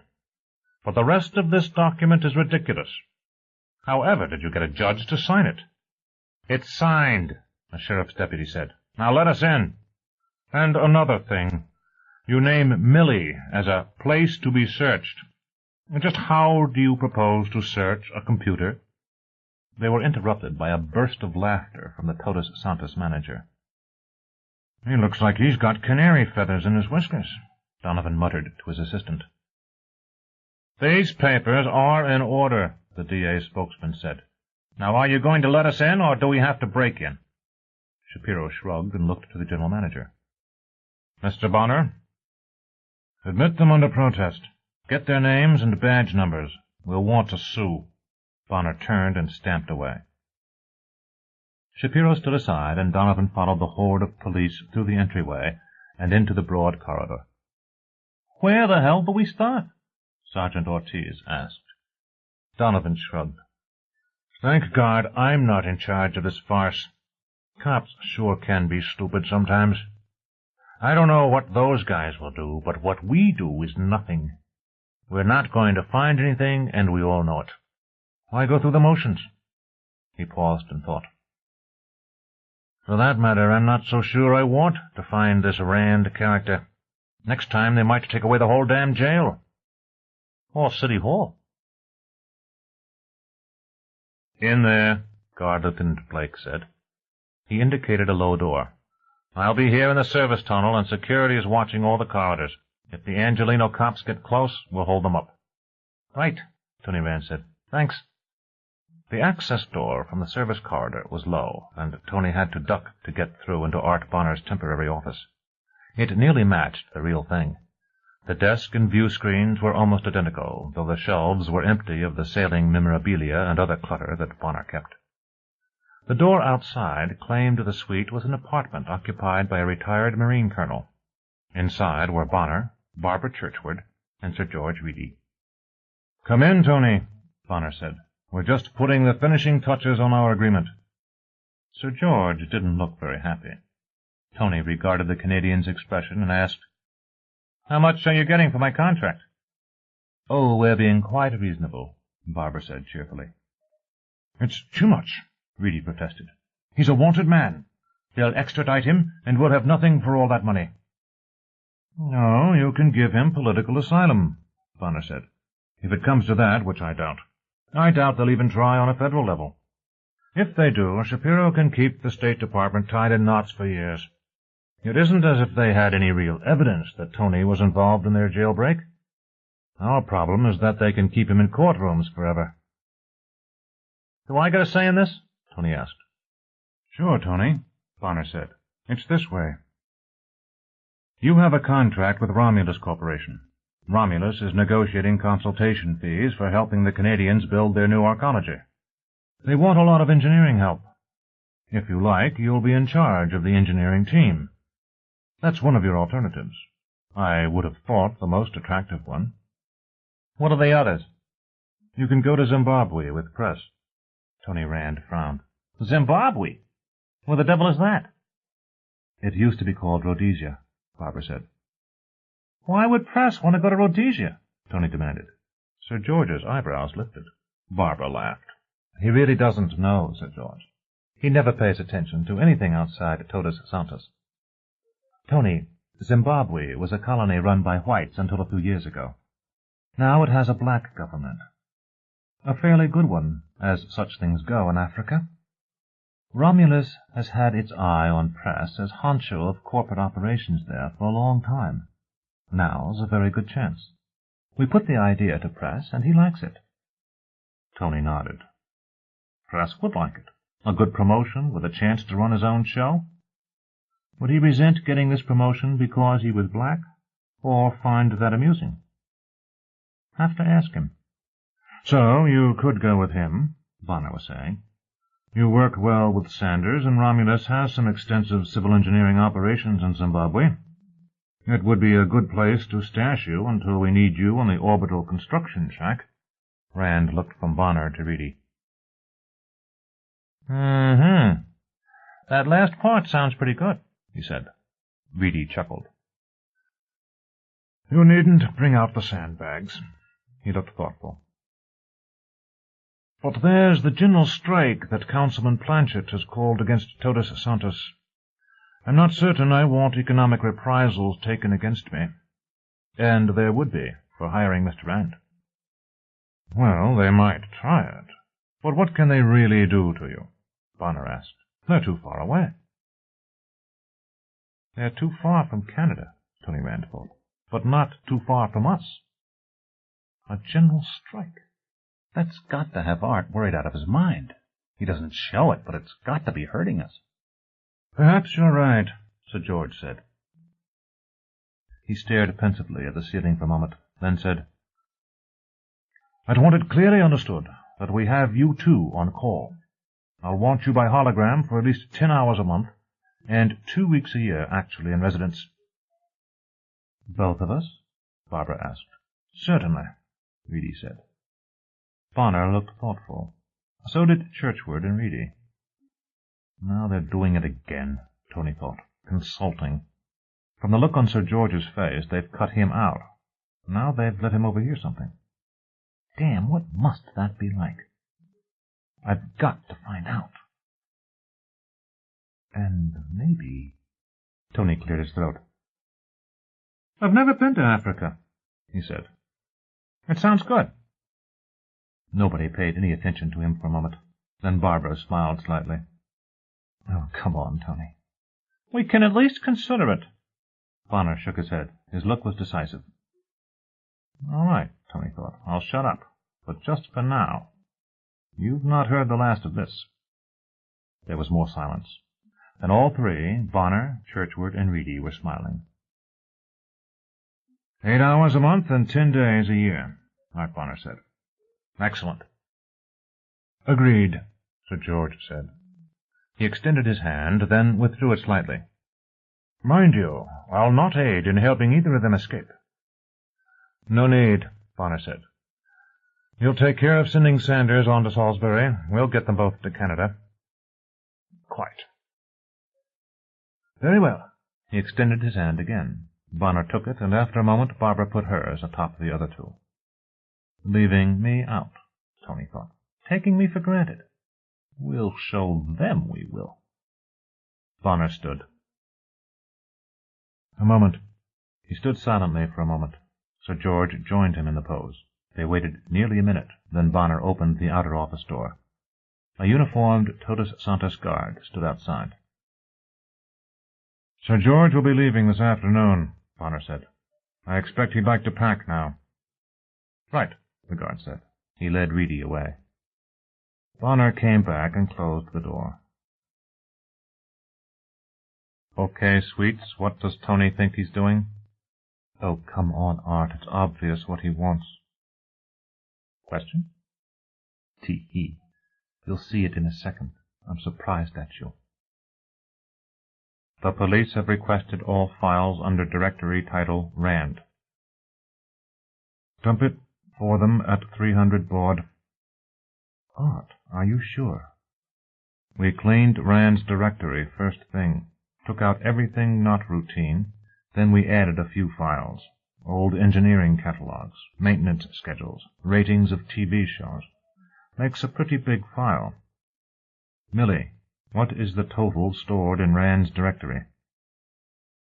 23,567,892 bytes. "Good Lord, Art, that will take hours to print out."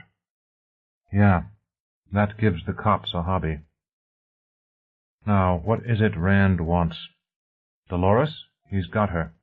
No, Dolores won't go. But that's not his primary want anyway. Come on, use your head." "Oh." Bonner grinned. "All right, Tony, why the sudden interest in trips to Africa?"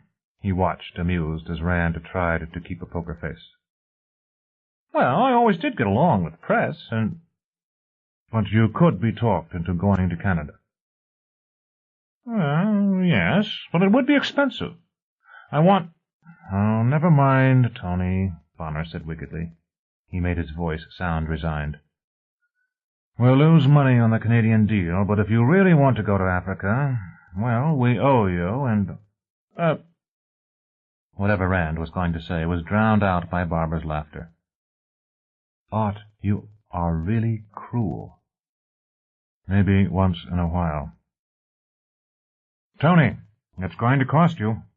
Rand looked wary. "What's going to cost me?" "The implant. That's what you're holding out for, isn't it?" Jesus, I never saw a worse negotiator. "Fortunately, your interest is our interest." Rand looked more wary than ever. "Of course, we'll want an exclusive contract for your services, with veto power over any outside jobs, and the right to reassign you at our convenience." "Yape! That's slavery!" Rand protested. "Yep. We'll also want you here part of the time. Not in person, of course. But we'll let you roam around Todos Santos by robot, and set up regular holographic conferences with us and with your replacement." "What do you intend to do? Work me to death?"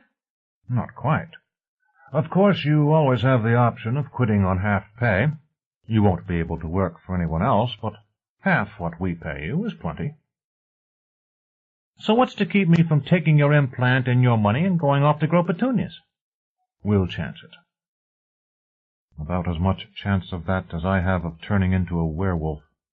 Keep him idle for 6 months, and he'd be a raving maniac. There are those who say he... Skip it. That's settled, then, Barbara said. Smile, Tony, you win. You'll get your implant. She paused. You don't look very happy about it. No, that's fine. But Tony still wasn't smiling. For a man who's about to go off alone, he really is putting a good face on disaster. Yeah, too good. I don't like it. There is a problem with this, Barbara said. You won't be able to come back to the States, not for a while anyway. You might have difficulty seeing your son. It isn't Zach he's going to miss, it's getting laid regularly.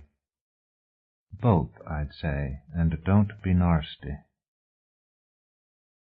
Is there a chance Genevieve might be persuaded to go with you? Rand shook his head violently. Why would she do that? There won't be any high-status place like Todos Santos in Canada, not till I build it. Which is just the point, Barbara said. If she'd come with you, you'd know it's because she believes in you. It wouldn't be just for the status. She'd earn her way just as you will. Aren't you laying it on thick? With Rand, you can't lay it on too thick. Look at his face. We've got him. But will Genevieve believe any of that? Who cares, so long as she'll go? And I think she will. From everything I've heard, she's pretty sharp. Why do you want Genevieve to go with him anyway, pet? Come on, haven't you seen him when he talks about her? He's still in love with her. Dolores knows, everyone else knows, except maybe Tony. I liked seeing Tony happy, and he was for the few days he had Dolores. He'd be happy with Genevieve, believe me. She'd never do it, Tony said. You'll never know until you ask her. How do I ask her? The cops will be watching her all the time, probably have her phone tapped. Barbara nodded. That's true. But I can talk to her for you, Tony. Find out what she thinks. If it sounds good, I'll bring her here. They'll never be able to follow me inside Todos Santos. I am printing the requested files. You will not answer any other requests from the police until that printout is completed. Acknowledged. The police are now entering your main office. Sandra Wyatt is with them. I'd appreciate that, Barbara, Tony said. I guess I really would like it if Jen came with me. Not that I think she will. We'll see. Boss, this is Sandra. I'm talking into a hush phone. There's no way you can answer me. The cops have brought Alice Strahler up here. They're trying to talk her into guiding their search. They're promising her immunity.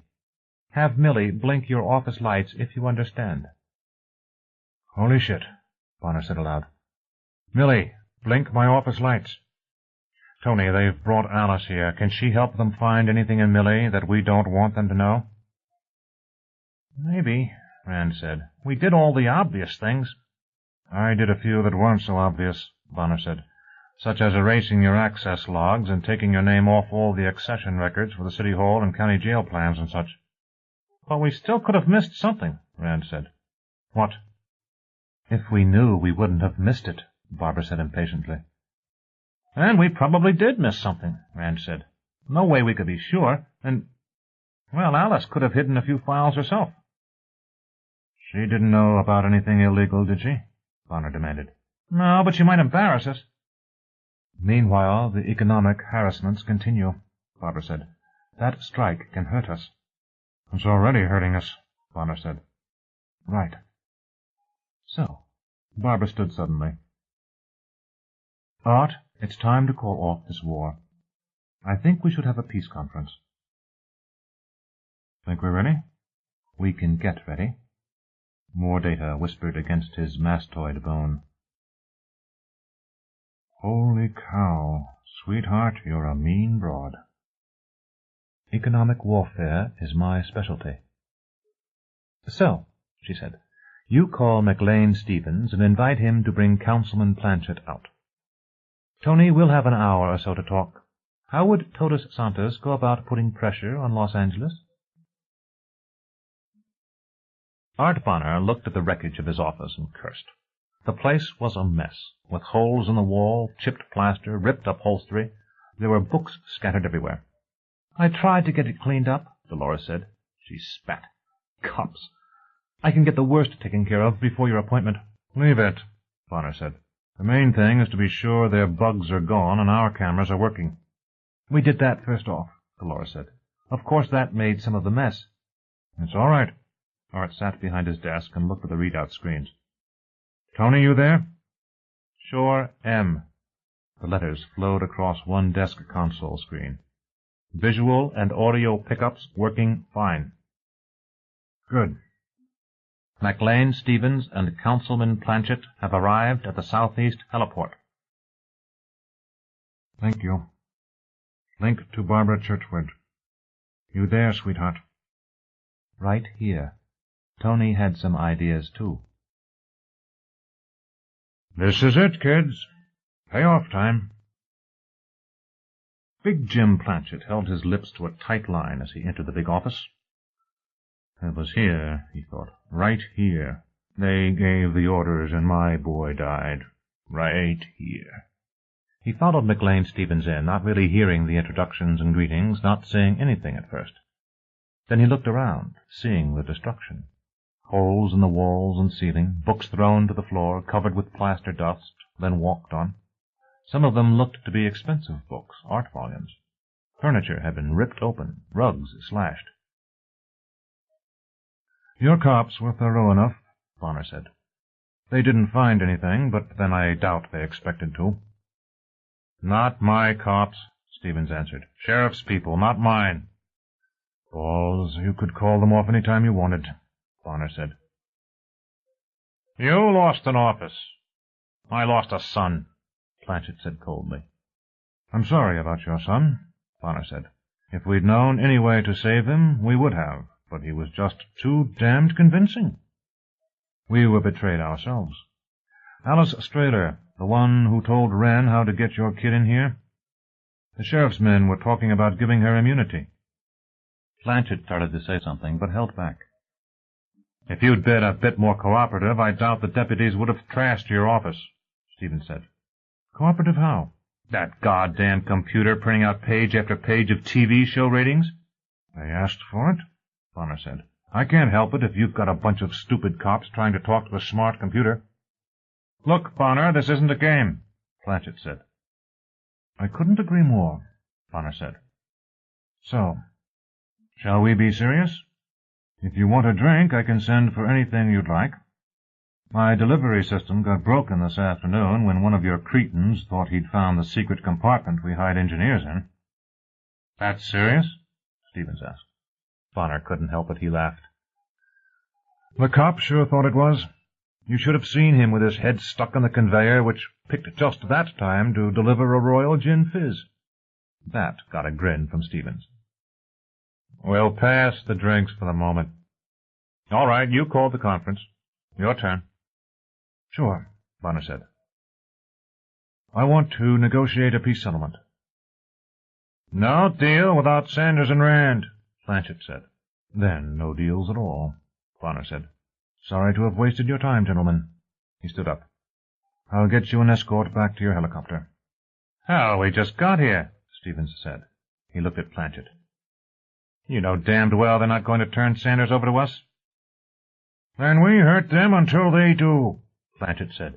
You think the strike hurts now? Wait till we have a real strike. Nothing will go in or out of this building, nothing. Sure, Bonner said. And we counter with a boycott. Miss Churchward starts making purchases from San Francisco. We bring it by ship and land it in Long Beach. It will be the best thing that ever happened to the West Coast Merchant Marine, but Los Angeles won't make much out of it. Then there are our Waldo operators. They've elected a spokesman. Bonner touched a switch on his desk console. Armand Drinkwater's apartment appeared on the screen. Drinkwater sat idly, his tools neatly stowed away. "This can't work this way," he said. "How can I work when an Angelino cop could break in my door any time he wants to? I'm used to knowing who's going to visit me. The rest of us all feel the same way." Stevens nodded grimly, and he and Blanchard exchanged glances. Aha, Bonner thought. They've already heard about that one. Wonder who called. Might be the Secretary of State. Those medical gizmos Drinkwater was making were pretty important, and the orbital work even more so. So let's rub it in. He touched buttons. Rachel Leaf came onto the screen. Behind her, in her screen, was a lunar landscape, complete with irate astronaut. "I can't tell you when I can get back to work," Rachel said. "When things are settled here. You could get someone else." The astronaut cursed again. Bonner cut him off and looked expectantly at Blanchard. "Your move," Bonner's look said. "How are shipments going to get here from Long Beach?" Blanchard demanded. "I told you we'll see that nothing comes in or out." "Not even food?" Bonner asked innocently. "I'm not certain, but I think the Constitution prevents U.S. cities from making war on each other. If you let people starve to death in here, it will get on national television. Are you going to stop food from coming in?" "Don't be silly," Stevens said. "Me? Silly? Come on now, who was it threatened to leave us besieged in the castle? You're more medieval than we are. Private wars yet." "Damn you! This is no joke!" Blanchard shouted. "And just to be sure you understand that." Bonner's hand hesitated above the keyboard, then withdrew. "Councilman, I've already told you we regret what happened. You can't possibly believe we wanted to kill innocent kids. And you've seen all the warnings we gave, the signs those kids went past, the locked doors they went through. You're an intelligent man. You know damned well there wasn't another thing we could have done. And either you or Stevens would have done the same thing if you'd been sitting in Preston Sanders' chair, too." Bonner paused for a moment. "You don't have to respond to that. But think about it. While you're thinking, let me show you another one." The TV screen showed the iceberg resting in Santa Monica Bay. "This goes with it," Bonner said. He took a Xerox from his desk and handed it to Stevens. "That gives me operational control of all Romulus assets in the southwest, including the power plants in Baja. Also the iceberg. Now watch closely. Are you watching? Millie, are the skiers all evacuated from the iceberg?" "Yes." "Have Rand do Phase 1 of Fimbulwinter." Nothing happened for a moment. Then the floating plastic liner, which trapped melted ice water and kept it separated from the salt water of the bay, rippled along its entire length. The iceberg itself seemed to move slowly, majestically. On the windward side of the berg, thousands of gallons of salt water slopped in. "Hey, for God's sake!" Blanchard protested. "So far, your constituents can drink brackish water," Bonner said. "I don't expect they'll like it much, but it won't hurt them. Would you like to try for straight salt water?" "You need that water as much as we do," Stevens said. "Watch again," Bonner said. The TV screen shifted to a personable young lady. The legend underneath said, "Sandra Wyatt, Deputy General Manager." A male voiceover said, "We interrupt regularly scheduled programming for an important announcement." "This is a Stage 2 water conservation notice," Wyatt said. "We have reason to believe that the city of Los Angeles may interfere with our water supplies. As you all know, we have large internal storage systems, all of which are full. It will be inconvenient, but we shouldn't have any real problems if everyone does their share. The Stage 2 water conservation plan imposes the following restrictions. All residents will immediately—" The screen went back to a view of the iceberg, which was still in motion, but no longer shipping water into the plastic liner. "Want to bet your people will conserve better than mine?" Bonner asked. You won't run out of drinking water, but you'll shut down more industries than I will. I can get an injunction, Planchet protested. Bonner laughed. Go ahead. There's the phone. With luck, you might get a court order in the next hour. We won't even oppose it. Millie, I want about half that much water sloppage again. Are you watching? Incidentally, my chief engineer told me that it takes 3 full days to flush the system once it's been thoroughly contaminated with salt. That's assuming our people do it. Doing it without the computer and using outside work crews can take from 2 weeks to forever, depending. Just thought you'd like to know. That got to them, Bonner thought. Of course, you could go back to pumping water from the Owens Valley and the Sacramento Delta, Art said. You might have some trouble from the Fromates, though. Didn't they dynamite your aqueduct once? Still no answer. Data rippled into his mind. He grinned. Now here's something interesting. There's a large shipload of cement about to leave Portland, Oregon. Romulus bought it to send up to Prudhoe Bay, but Barbara has authority to divert it for our use. We were just about to put in an order with a local outfit, but if we're under local siege, I'll want to assure my supplies. That'll cost you a lot, Stevens observed. Not so very much. We got the cement at a good price. He cocked his head to one side and looked thoughtful. Actually, we might even save money. Planchet turned to Stevens. You believe that? Stevens shrugged. I could let your investigators find that file, Bonner said, or show it to you here. Want to see for yourself? All right, I'll just call that bluff, Planchet said. How much? He stopped because McLean Stevens was laughing so hard it was hard to hear anyone else speak. He really got you, Stevens said. What difference does it make whether he tells you a story or has Millie tell you? You think the computer won't lie for him? He can't have made up that many stories in advance. He doesn't have to make up anything in advance, Stevens said. Don't you understand? He's talking to that goddamn computer every second. The computer's in his head, Councilman. Christ. And that's what my kid was up against? He almost beat us, Art Bonner said. If that makes you feel any better. It doesn't. He did beat us, Art said almost amusingly. Our goal was a capture. Mr. Planchet, what can I say? Nothing we do will bring Jimmy back. But you're helping the people who really killed him, the Fromates. And I can't believe you're actually on their side. Planchet sat heavily. I thought about that already, he said carefully. I thought about it a lot. Damn it, I don't know what to do. He pounded his big fist into a bigger hand. All right, Bonner, what is it you want? I want the strike ended, Bonner said. I want your cops out of my city and my people back to work. I want things the way they were before... Before, Planchet said. We can't do that. But I guess we can stop hurting each other. Anyone tries that, it'll be political suicide. But Sanders and Rand are wanted, and they'll stay wanted. Done. You'll never see either one of them again. Mac, take your police and go. Mr. Planchet, call off your strike, and I'll start flushing the iceberg tub. And put my people back to work. All right? Planchet's lips tightened. He looked from Bonner to Stevens, then at the iceberg on the screen, and slowly he nodded. Done. Break out the champagne. Chapter 20. Successful and fortunate crime is called virtue. Seneca.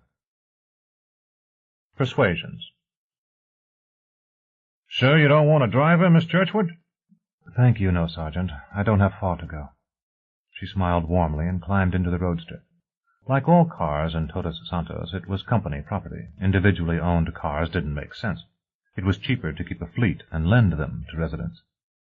In theory, no car was reserved for any particular person. In practice, certain specially equipped cars were used by a very few top executives, and Barbara considered the little Alfa Romeo hers. She got in and adjusted the seats and mirrors carefully, then touched a switch inside the glove compartment. Testing relay. Millie? Acknowledged. Relay operative.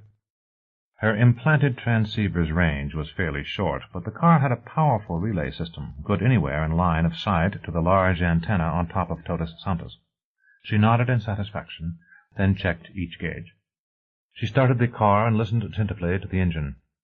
Eventually, she felt ready to face Los Angeles traffic and put the car in gear. She spiraled up and up to the top of the ramp and out into the greensward around Todos Santos, choosing a route that led through a wild area. It wasn't actually wilderness. The native chaparral of Southern California is ugly brown most of the year, and the Todos Santos residents didn't want to look down on that. After some experimenting, the company's agronomists developed shrubs that stayed green with minimum artificial irrigation. The resulting greensward was pleasant to drive through, and the deer and rabbits and coyotes seemed to like it a lot. The city's walls towered high above her. When she reached the edge of the park, she saw that the picketing Angelinos were gone. Stevens and Planchet had acted swiftly once they made the basic agreement. Up above, though, the Todos Santos residents hadn't removed their banners. Think of it as evolution in action. Link to Bonner. Here I am, pretty busy. Just a note. That banner has to go. It can't be helping our relations with the Angelinos. Guess you're right. I'll take care of it. Anything else? Not right now. Bye. The apartment building was modern Spanish, mostly concrete and tile, built over an underground parking structure and around a bricked patio. There was a parking place right in front, sparing her the drive down a narrow ramp. A thick arched passage led to the interior court. Unlike most such apartment buildings, the swimming pool was in a separate area, so that the brick-floored inside patio seemed cool and inviting, rather than being a glare of concrete deck and chlorined water. Genevieve Rand's apartment was on the second floor, up a flight of stairs and along an iron-railed balcony. Barbara rang the bell and was annoyed when there was no answer. Confirm time of appointment. Millie didn't answer either. Blast, out of range. Too much concrete between me and the car. Oh, well, I'll keep ringing. I know. The door opened. Barbara and Genevieve eyed each appraisingly. She's not bad at all, Barbara thought. Kept her looks and figure. Maybe just a touch plump, but so was Dolores. Tony must like them that way. Barbara Churchward, we had an appointment? Yes, I'm not sure we have much to talk about. I've come this far. You may as well hear what I have to say. She's certainly nervous, because Tony's wanted. Are the police inside? That could be it. Better watch what I say. Yes, won't you come in? Genevieve stood out of the way, then closed the door behind when they were inside. The apartment was neat. Expensive furniture, plants, little touches of color here and there, all very tasteful. A door was open to a hallway, and at the end of that was another room, larger but not so trimly kept, with books and toys and a sewing basket visible on a big, smooth-topped table. Very nice, Barbara said. Would you like anything? Sherry? Coffee? Nothing, thank you. Genevieve indicated a chair. She hovered nervously until Barbara sat. What can I do for you? Barbara made a snap decision. She couldn't talk here, not until she knew what was wrong. I'd like to take you out to Todos Santos. Oh, is Tony there? I couldn't say. But just before he disappeared, he made an appointment with you. Yes, that's right. Actually, he wanted me to keep it for him, even before the big flap with the police. Oh, then you're... Barbara laughed. Great heavens, no. Oh, I like Tony, but no, we're not involved. No, Mrs. Rand. It's just that he asked me to... Well, to negotiate with you. It seems he didn't trust himself. Negotiate? But to do... For you to join Tony, if that's what you want. Of course, there are problems just now. We could discuss all this better out there. Genevieve didn't say anything. Huh, Barbara thought. You still want to live with Tony if I'm any judge of expressions. I'm also certain we're not alone. If we're going to talk, we'll have to get out of here. I really wish you'd come with me. We could be back in an hour, and there's a lot to talk about. Barbara stood and went toward the door. Please. That'll do it. It was a man's voice. He was just stepping out of a closet. Barbara turned toward him. My, officer, wasn't it uncomfortable in there? Genevieve laughed hysterically. Officer, he's no policeman, he's... Shut up. The bubble of Barbara's amusement popped and was gone. Not police? There were more people now. A not unattractive, but certainly large woman came out of the playroom. Another man came from the side door in the same hallway. This one carried some kind of two-handed firearm with a fat barrel. Barbara had seen one like it before, but couldn't remember where. One of Colonel Cross's men? It didn't matter. It was a submachine gun, and that made these desperate people indeed. Billy. Nothing. Damn these concrete walls. What do you want? We want you, Miss Churchwood. Miss, she said automatically. Traitor, the woman said. She came over to stand very close to Barbara. Pig. Leona, the first man said, that's enough. Just how am I a traitor? Barbara asked. If I can keep him talking. The woman hit her hard across the mouth. Barbara stepped back, gasping. The woman hit her again, first with her fist, then slapped her, forehand, backhand.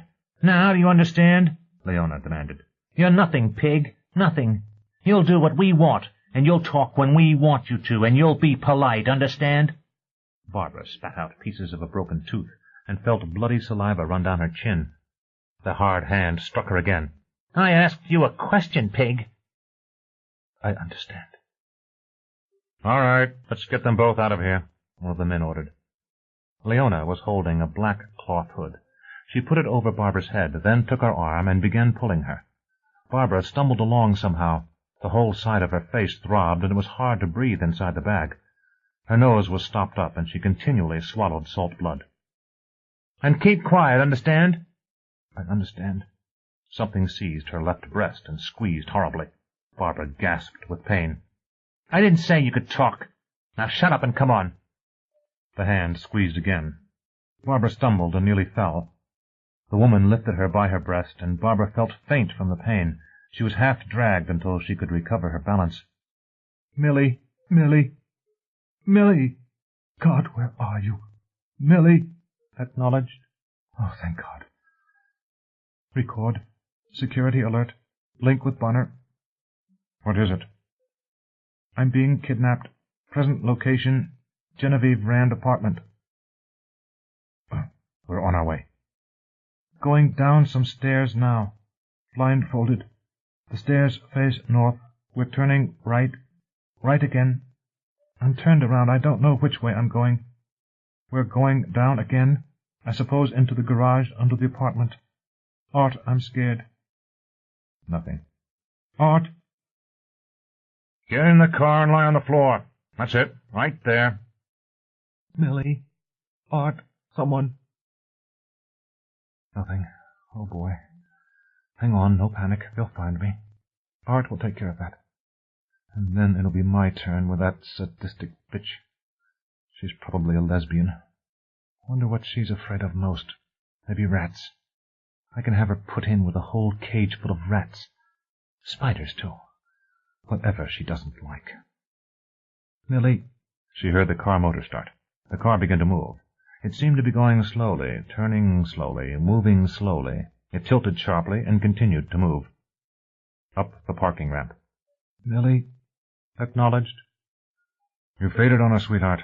Look, you keep trying. They have me in a car. We'll be driving away, away from my car, away from the relay. Keep telling us which way you're going. Don't stop transmitting. I'm scared. We turned left at the top of the ramp. Now we're moving faster. There's no gear shift. Electric automobile. Running smoothly. Good springs and shocks, I think. We're turning right. Are you still there? Still hear you. Keep telling us. Now we're going again. Turning right. Uphill. Uphill and turning. A freeway ramp. Leveling off. Accelerating. We're on a freeway. Art. Nothing. Oh, Lord. Millie. Millie. Millie. The Montana Street entrance, Bonner said. Only one on-ramp there, and it goes south, Colonel Cross said. They're headed toward us on I-5. We've got to find them, Bonner said. Cross nodded crisply. I want every car with an implant relay out on that freeway. Cruise up and down and keep on Miss Churchwood's frequency. Millie will tell you if she gets anything. Right, Lieutenant Blake said. He spoke softly into a telephone handset. Bonner lifted his own telephone. Sandra, locate every portable transceiver we have and get them into cars that don't have relay units. I want to blanket this city with relays. Let security know when you've got them ready to roll. If we get enough cars out there, one of them has to hear her. I already thought of that, Art, Wyatt said. It's being done. Anything else? No, I have Colonel Cross with me, and he's handling it. We're taking a lot of your cops. You'd better cancel leaves and call in some off-duty guards. Already on that, too, Chief. Leave the routine to me. I'll run the city. You find your lady. Yeah, thanks. Bonner put down the telephone. Millie. Acknowledged. Anything from Miss Churchwood? No new communication with Churchwood. Listen hard. Instruction not understood. Tony Rand hurried past Dolores without seeing her and without waiting to be announced. He charged into Bonner's office. Art, I just heard. It hit him then. Before, he'd only been worried. Now he felt a cold hand in his guts as he saw Bonner and Colonel Cross and Lieutenant Blake sitting grim-faced, not doing anything. Not doing anything, which meant there was nothing to do. They'd have thought of all the obvious stuff.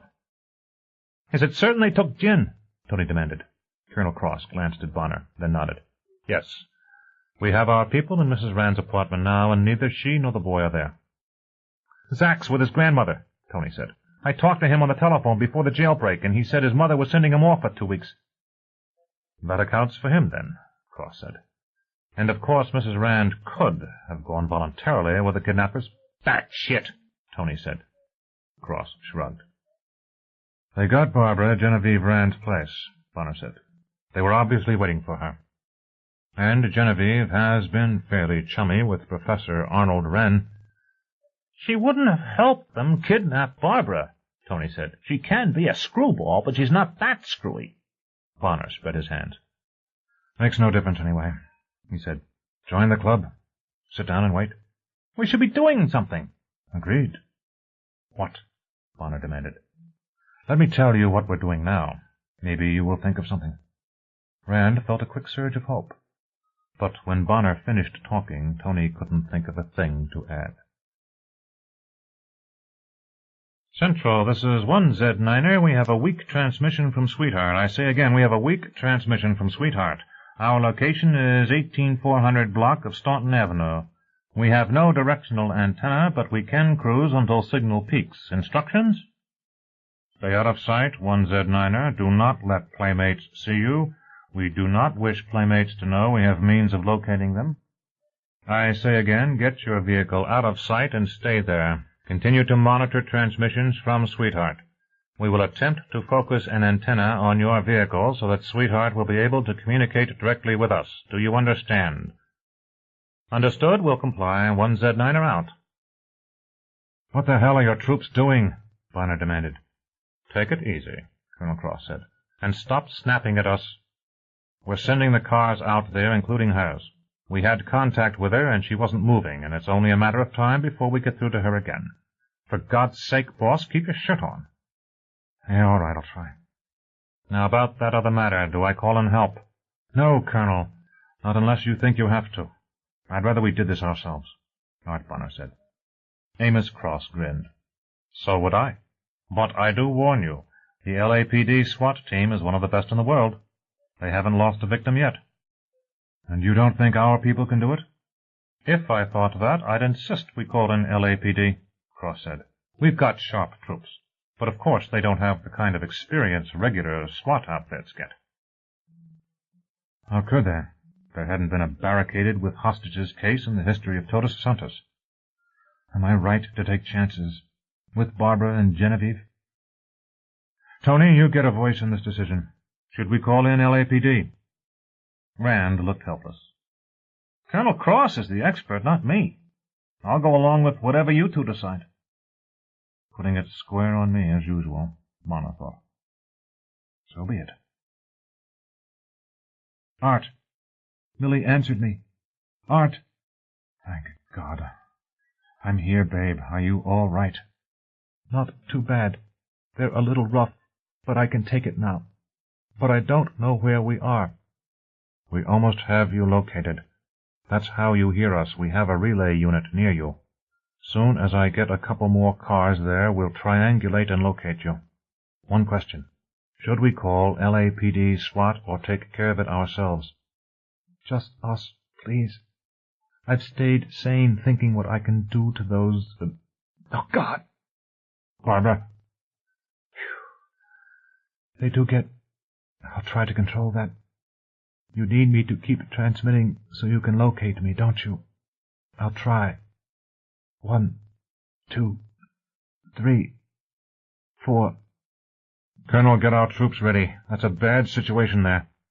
What's happening? Rand demanded. Did you hear something? Is Jin all right? Don't know, Tony, Bonner said. He held up his hand, palm outward. Don't distract me. Colonel, let me know when your people are in position. They'll have to go in fast.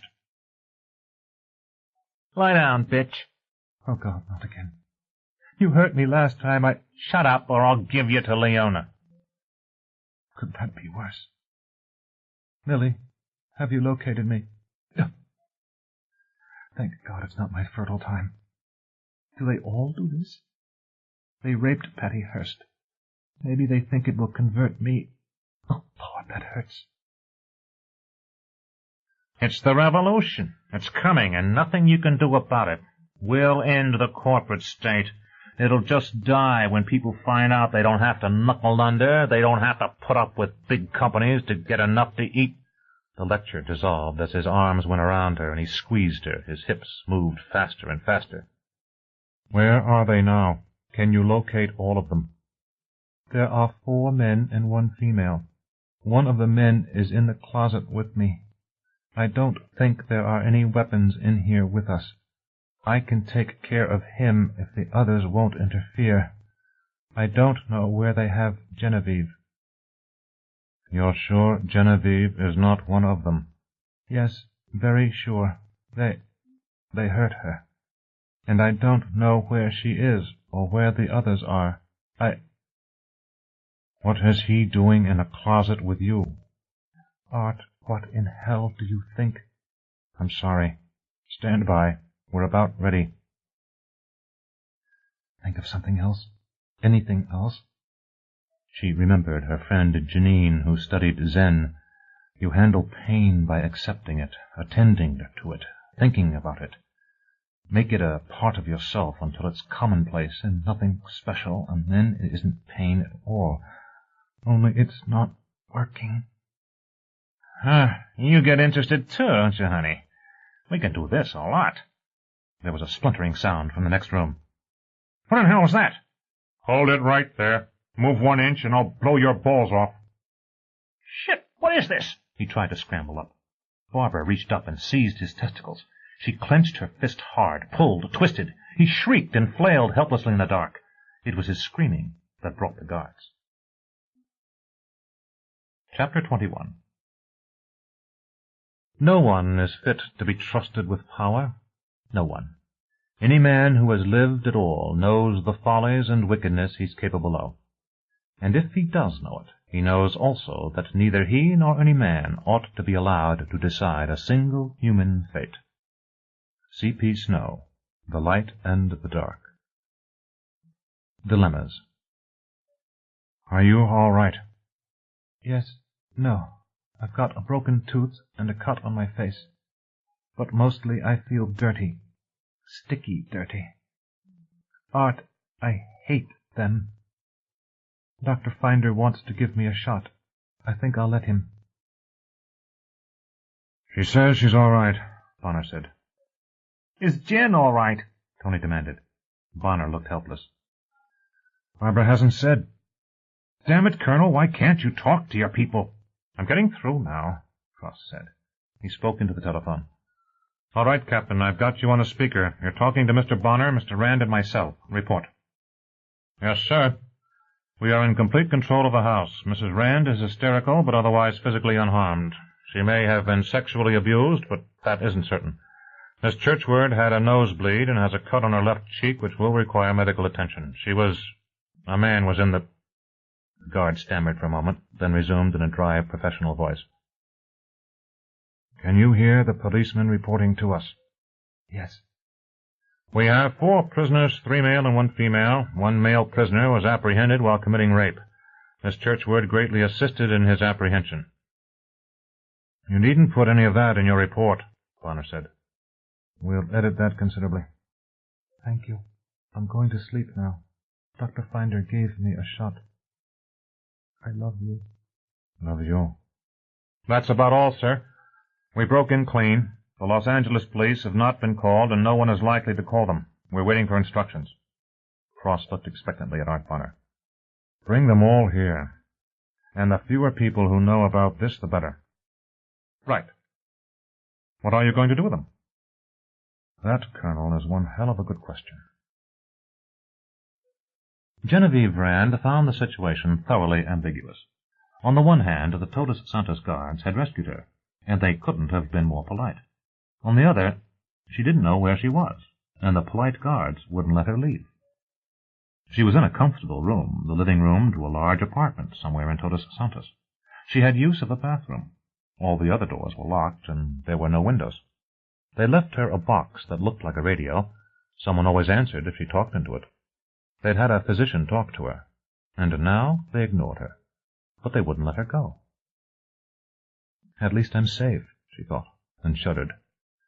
She'd always been a little afraid of Ron Wolf, even when he'd been an above-ground member of the movement.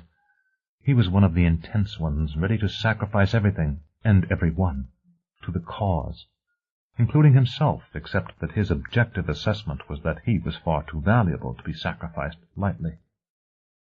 That had been her first thought, once she knew that they intended to kidnap Churchward. Ron Wolf thinks he's too valuable to be sacrificed, and I'm going to see him commit a capital crime. She'd even tried to play along with them, pretend to join them, but they weren't having any. Arnold Wren had told them all about her attitudes and wants and wishes and desires, and they weren't about to trust her. And when they'd taken her as well as Churchward, she felt relieved that they hadn't killed her on the spot, but she didn't think she had very long to live. She remembered her terror when Wolf blindfolded Churchward, and didn't bother doing it to her. So, thanks to the Todos Santos people, I'm safe. But now what? I'm still a witness, she thought. I wonder what that means. The door opened and Tony came in. Her first impulse was to run to him, but she was seated in a deep, soft chair, and she couldn't get up easily. By the time she could stand, that moment had been lost. But he looks worried and relieved and glad to see me, so maybe it's right after all. Hello, Tony. I thought you'd be out of the country by now, what with the police after you and everything. And wow, do I sound calm and cool and collected. And is that the right way to handle this? Competent. He likes competence, not having to worry about people. So yes, it is the right way, if I can just keep it up. I was just leaving when they told me, Tony said. Are you all right? She tried to shrug and flinched. It felt like she'd been kicked under the shoulder blade. She'd hit a corner of something when the big woman threw her across a room. Some interesting bruises. Nothing permanent. Good. He was looking into her eyes as if he really thought you could read minds that way. Miss Churchward was going to talk to you. Did she tell you what... did she explain what she wanted to see you about? Some. We got interrupted. He waved his hands around nervously. Hell, I used to be able to talk to you. Why can't I now? Jen, do you want to come to Canada with me? It'll mean starting over on a new arcology, one I can build right. She never got that far. Oh, sure, I should have realized. You've got to leave, don't you? Yeah, But Sir George Reedy has me signed up for another 10 years of inspired drudgery, thank God. Do you want in? You and Zach? Genevieve almost laughed. What she wanted was out. Out of Los Angeles, out of the Fromates, away from anyone who knew her. She pictured a snowy wilderness and a gigantic, formless building with thousands of glowing windows, isolated on the ice. All her mistakes left behind. She wanted that. Now, how best to bargain with Tony? Jen, I want to be honest with you. This is a big job. My contract looks like they've reinvented slavery. And it isn't something I can do by road, either. This one won't be anything like Todos Santos. I need a different design. It's a colder climate. There are new materials I'd like to... Jen, what I'm trying to say is, I won't have a lot of time for family life, not at first. I'll come. Jesus, he was about to talk himself out of it. We'll come. It's all right, Tony. I'm a big girl, and I'm used to taking care of myself. I'll find plenty to do. Out of here in a place where nobody knows me. Then it's settled. You'll come with me. She remembered that TV documentary. Safety. You're safe in Todos Santos. We can do that again, Tony and I.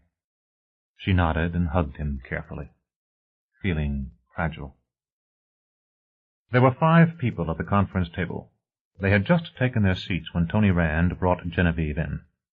Art Bonner half stood and bowed perfunctorily. Art Bonner, he said, and Frank Meade, our comptroller. Colonel Cross of Security. John Shapiro, Corporate Counsel. Preston Sanders, formerly my deputy. You already know Barbara Churchward. I presume Tony told you why we're all here. No. Genevieve seemed calm enough. Well, it's simple enough, and we thought you ought to have a voice in the discussion. We're trying to decide what to do with the kidnappers. But, Genevieve looked puzzled. But surely you'll turn them over to the police. If we do that, you and I will both spend months in a courtroom, Barbara said. Her voice was slurred, and a thick bandage covered the left side of her face. Which would mean that you could not go to Canada with Tony, and I certainly have better things to do than watch trials. Yes, but what can we do with them? Genevieve demanded. I mean, you can't just kill them. I could, Barbara said. 2 of them, anyway. Except that I'd want to do it slowly. If you really mean that, I'll arrange it. I don't know. It just popped out. So, what do we do with them? Don't know. I don't want to sit in courtrooms, but I'm damned if I'll just let them go. Genevieve Rand looked shocked, then thoughtful. Then she looked disgusted with herself. Barbara, be serious, Preston Sanders said. You don't want blood on your hands. Believe me, you don't. Press, I understand how you meant that, but I am serious, Barbara said. Then there's Professor Wren, Bonner said. Mrs. Rand, are you certain he arranged this kidnapping? I'm certain he tapped my telephone, Genevieve said. I saw him doing it. He said he dropped the phone and took it apart to check it. And Ron Wolfe and those other people are Arnold's friends, and they knew when Miss Churchward was coming. I'd say that's pretty certain, Barbara said. Certain enough for us. Not certain at all for the DA, Shapiro said. For that matter, the way we've violated their rights, we couldn't get any of them convicted now. Be more likely that we'd go to jail. Another good reason to put them out the airlock, Tony Rand said. No. Sanders' voice was low and determined. Tony, think how hard you tried not to kill anyone in the last break-in. How hard I tried the first time. Did no good. We were forced to it. But this time we have them alive. We haven't had to kill anyone, and damn it, we can't do it in cold blood. They're human beings too, just like us, and nobody appointed us judge and jury. I point out that the cost of putting them before a proper judge and jury is unreasonably high for the victims, Bonner said. And we don't have jails and prisons here. But I just don't know what to do. He looked around helplessly. I suppose I should start by asking the victims. Genevieve? There's got to be a better way than murder. Barbara? She shrugged. 3 hours ago, I'd have cut their throats myself. Now I'm not so sure. She shook her head. I pass. Tony? Put them out the airlock. Bonner was surprised at how vicious Rand sounded. So were several others, judging from their expressions. I mean, what are the alternatives? Rand asked. If we let them go, they can get us in plenty of trouble. Could any of them prove that we've held them? Art asked. What do you mean by proof? Shapiro said. They might or might not recognize the guards who captured them. Otherwise, what proof could there be? And we can see that our guards have 100 witnesses each to swear blind they were on duty here, Bonner said. So, they can't complain to the L.A. cops. Not that they'd dare anyway, since they'd have to say what they were doing when our guards grabbed them. So you've proved that we can turn them loose, Frank Meade said. I'm not sure I care much for that. They'd be right back again, costing us. With your permission, Amos Cross said. With your consent, I'll talk to each of them. I think I can get it across that if we ever see or hear of any one of them again, we will declare open season on them, and that if we have the slightest doubt about our own ability to finish them, we can afford high-priced open contracts. Is that your recommendation, Colonel? Bonner asked. That we turn them loose with a warning? Cross shook his head. I pass on giving an opinion, Mr. Bonner. When the police become judges, your society is in real trouble. All right, Bonner said. We've got 3 muggers we apprehended in the subway, and 4 kidnappers. We may as well take the easy case first. I gather everyone is for letting the muggers loose? No one said anything. We've kept them fairly heavily drugged, Amos Cross said, and one of them babbled a lot, enough to convince our guards that he's a murderer. And you're going to turn them loose on Los Angeles? Genevieve Rand asked. Frank Meade shrugged. Who the hell cares about Angelinos, as long as we're not bothered by them again? Angelino laws left them loose to hurt our people, Rand said. If the Angelinos don't like the situation, let them change it. We did. So, we've got 3 muggers, 4 kidnappers, and Professor Wren. We don't have Wren. We can acquire him, Bonner said, and the question before the House is a simple one. What do we do with them? Think of it as evolution in action, Barbara Churchward said. There was no humor in her voice at all. Chapter 22. Injustice is relatively easy to bear. What stings is justice. H. L. Mencken.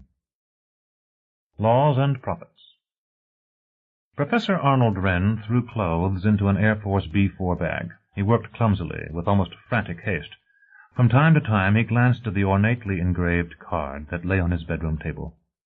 Think of it as evolution in action.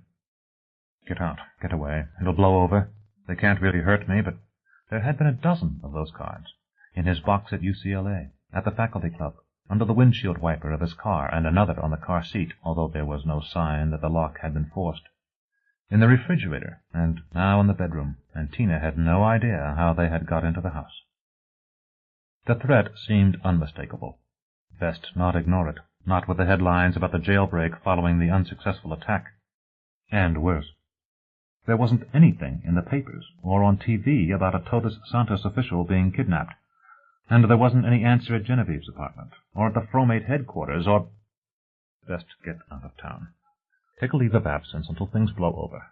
Let a graduate assistant meet the classes for a while. Get away. Let Tina follow later if she wanted to. But get away, get out, go now. He finished packing and took the suitcase out to the garage. Good afternoon. Wren looked up, startled. The man stood lazily against the garage door. He smiled slightly, but there wasn't anything pleasant about the short-barreled shotgun he held. No need to say anything at all. I have a message for you. What? It's simple. Goodbye. Wren had just enough time to understand before the buckshot tore his chest apart. Vague sensations shaped themselves into a pattern. Cold, grass tickling cheek, a distant moaning nearby. Slowly Vinny came to awareness of them all, and more. Pain, sharpening until it felt like the left side of his face and the neck had been smashed to bloody mush. Like the long-faced creep with the empty pockets who'd cursed them in the subway several weeks ago. He'd looked like Vinny felt when Vinny got through with him. But Vinny remembered his face, long and sullen and hating, and another face flashed vivid in his brain. Styled, curly blonde hair, broad, smooth, clean-shaven face, new dark blue suit and vest, bas-relief tie in scarlet and dark brown, gold at both wrists, gold ring, walking money, seen only for an instant with a look on his face such as Vinny had never seen on a Mark, unearthly joy, as the Mark cocked his fist for another blow. The big fist with its big gold ring had just blasted Vinny's neck to pulp, and was set to do it again. They hated him. Vinny had never felt that before. They cringed, they tried to reason with him, they handed him wallet or watch or purse, they ran. But they hated him. They would kill him if they could. He reached for another face, seen later through a haze of some drug, a face out of a nightmare. Seen in close-up, a woman with impossibly huge eyes, hair exploding around her head, fiendish grin, and a tool in her hand, a needle tearing curves across his belly. He tried to scream, and another needle jabbed his arm, and it all went away. Vinny tried to curl himself tighter. He moaned, and the moan became a yell as it tore his throat open. He was sitting upright, naked as a peeled egg. There were others around him, all naked, painted like so many Easter eggs. 6 plus Vinny. Some still sleeping, some staring about them in terror. Where are we? He sat up and looked around. Green shrubbery to one side. On the other, Todos Santos was a wall across the sky. The windows blazed like tens of thousands of eyes. Run. He had to run. He sprang to his feet, and everything went blurry. He hardly felt the jar as he fell back. How was I to know? He shouted. How did I know it was you people in the subway? A voice from the distance mocked him. Think of it as evolution in action, the voice called. He looked behind him. There across the field, over the city street that bounded the Todos Santos greensward, was a large TV truck with a cameraman standing on top. The camera and other instruments were pointed at Vinny. What am I doing here? But there was no place to go. Not really. And he wasn't alone. Strangers. No, that was Runner Carlos, clutching himself tight to make himself smaller. A small, hard man who sometimes raided the subways, whom Vinny avoided when he could. Very hard to recognize, with no hair, no mustache, his whole body painted bluish-white. The great bulk of a man, painted leaf green, sleeping peacefully on his side, would be Gadge, who ran with the runner and took his orders. Vinny had never seen him undressed. What he had taken for muscle on Gadge seemed to be mostly fat. But who were the other 4? And what did it say across their chests? He strained to focus his eyes. Think of it as evolution in action. Vinny fought back a laugh. It would tear his throat and annoy Gadge and Runner Carlos. And Vinny himself had been painted deep rose. His belly bore the same cartoon as the rest, like a trademark. He rubbed it, not understanding, and found a slight ridge and understood. Tattoo. Just healing. Vinny remembered the woman with the needle, and instantly the man with the gold ring. He understood then that he would never see his belly in a mirror without remembering both. The huge-eyed woman with the needle, and the Mark cocking his gold-decorated fist, ready to pound him to death. McLean Stevens drove up to Loonan's camera truck. "What's going on?" he demanded. Thomas Loonan grinned. "Some sad people out there, all dressed up and no place to go." "Who are they?" "I think you'll find 3 of them are from the American Ecology Army, underground types, wanted by the FBI. 3 more are common crooks your cops will recognize." "You seem to know a lot." "Shield law," Loonan chanted. "Shield law, shield law, shield law. No sources. But it's all true, and you really will want to arrest the 3 Ecology Army types. I doubt if you can charge the others." "But why?" Stevens demanded. "Why are they there?" "If I had to guess," Loonan said, "I'd guess they annoyed Todos Santos." Stevens set his lips in a grim line. In the field across the street, the sleepers were stirring. They kept glancing nervously toward Stevens and Loonan.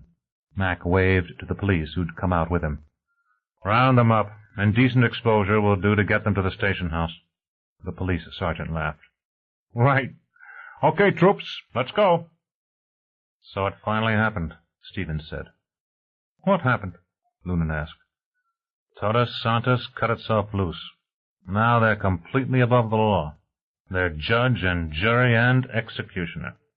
"But they're not," Loonan said. "Don't you see? That's the whole message here." He lowered his voice. "I'm prepared to deny I ever said this. Mr. Stevens, some of those people did more than annoy the saints. They kidnapped and abused one of their highest officials. They had her for several hours before the Todos Santos guards rescued her." Stevens frowned. Loonan nodded. "Exactly. They really could have been judge and jury and executioner. Who'd know? Instead, they've chosen to stay part of the human race. Oh, sure, they're also protesting your brand of justice. They want to see it changed. But they haven't cut loose from humanity." "You can say that. You haven't just come from looking at Professor Wren's body." Loonan looked up sharply. "What?" "Somebody blew him away with a shotgun. You didn't know that, huh?" "No, but it wasn't Todos Santos." "Why is that, Loonan? Would they have used a death ray?" Loonan laughed. "They just didn't. Mac, you may want to be careful investigating Wren's murder. You might find your favorite city councilman wasn't as sharp as he thinks he was." "Blanchett?" "Blanchett. Yeah. God knows he had motive. Loonan, do you know this?" "No. Sounds like a hired kill, though, doesn't it? That could be Blanchett, or Diana Lowder's parents, or someone connected to the Ecology Army types Wren sent in to die. But I know what Todos Santos had in mind for Wren, and that wasn't it. They wanted to scare him out of the country." Stevens mulled at that. The LAPD officers had just finished rounding up the gaily colored nudies. Stevens watched the last one loaded into a black and white. Then he looked past the greensward, past the orange grove, on to the enormous building beyond. Free Society or Termite Hill? Or both? Is this really the wave of the future? "For now," he told Loonan, "just for now and for this moment, they haven't quite cut loose from the human race. But can you live in that and stay human forever?" His arm swept expressively to indicate the enormous city building, its windows glaring orange-white in sunset light. The great orange banner was still there. Think of it as evolution in action. As they watched, it rippled and moved. Someone was lowering it. "You could live there, Loonan. You'd be welcome," Stevens said. "When are you planning to move in?" "No," said Loonan, and then he bellowed, "Aubrey, get a camera sweep of those windows." His voice dropped again. "That'll go nice. 100,000 eyes, but they're all looking inward. No privacy at all, and no interest in what goes on out here. No, that's not my lifestyle." "Not mine either." "Why does it have to be? A Venice boatman would go crazy in there. So would a Maori tribesman. But that doesn't make him right. What would a Roman legionnaire think of your lifestyle? What would Thomas Jefferson think of me? There are a lot of ways to be human." "Maybe." Stevens turned in time to see the great banner flutter down from the battlements and settle gently to the ground. End of Oath of Fealty by Larry Niven and Jerry Pournelle. Narrated by Roy Avers in the studios of the American Printing House for the Blind, Louisville, Kentucky. For the Library of Congress, August 1982.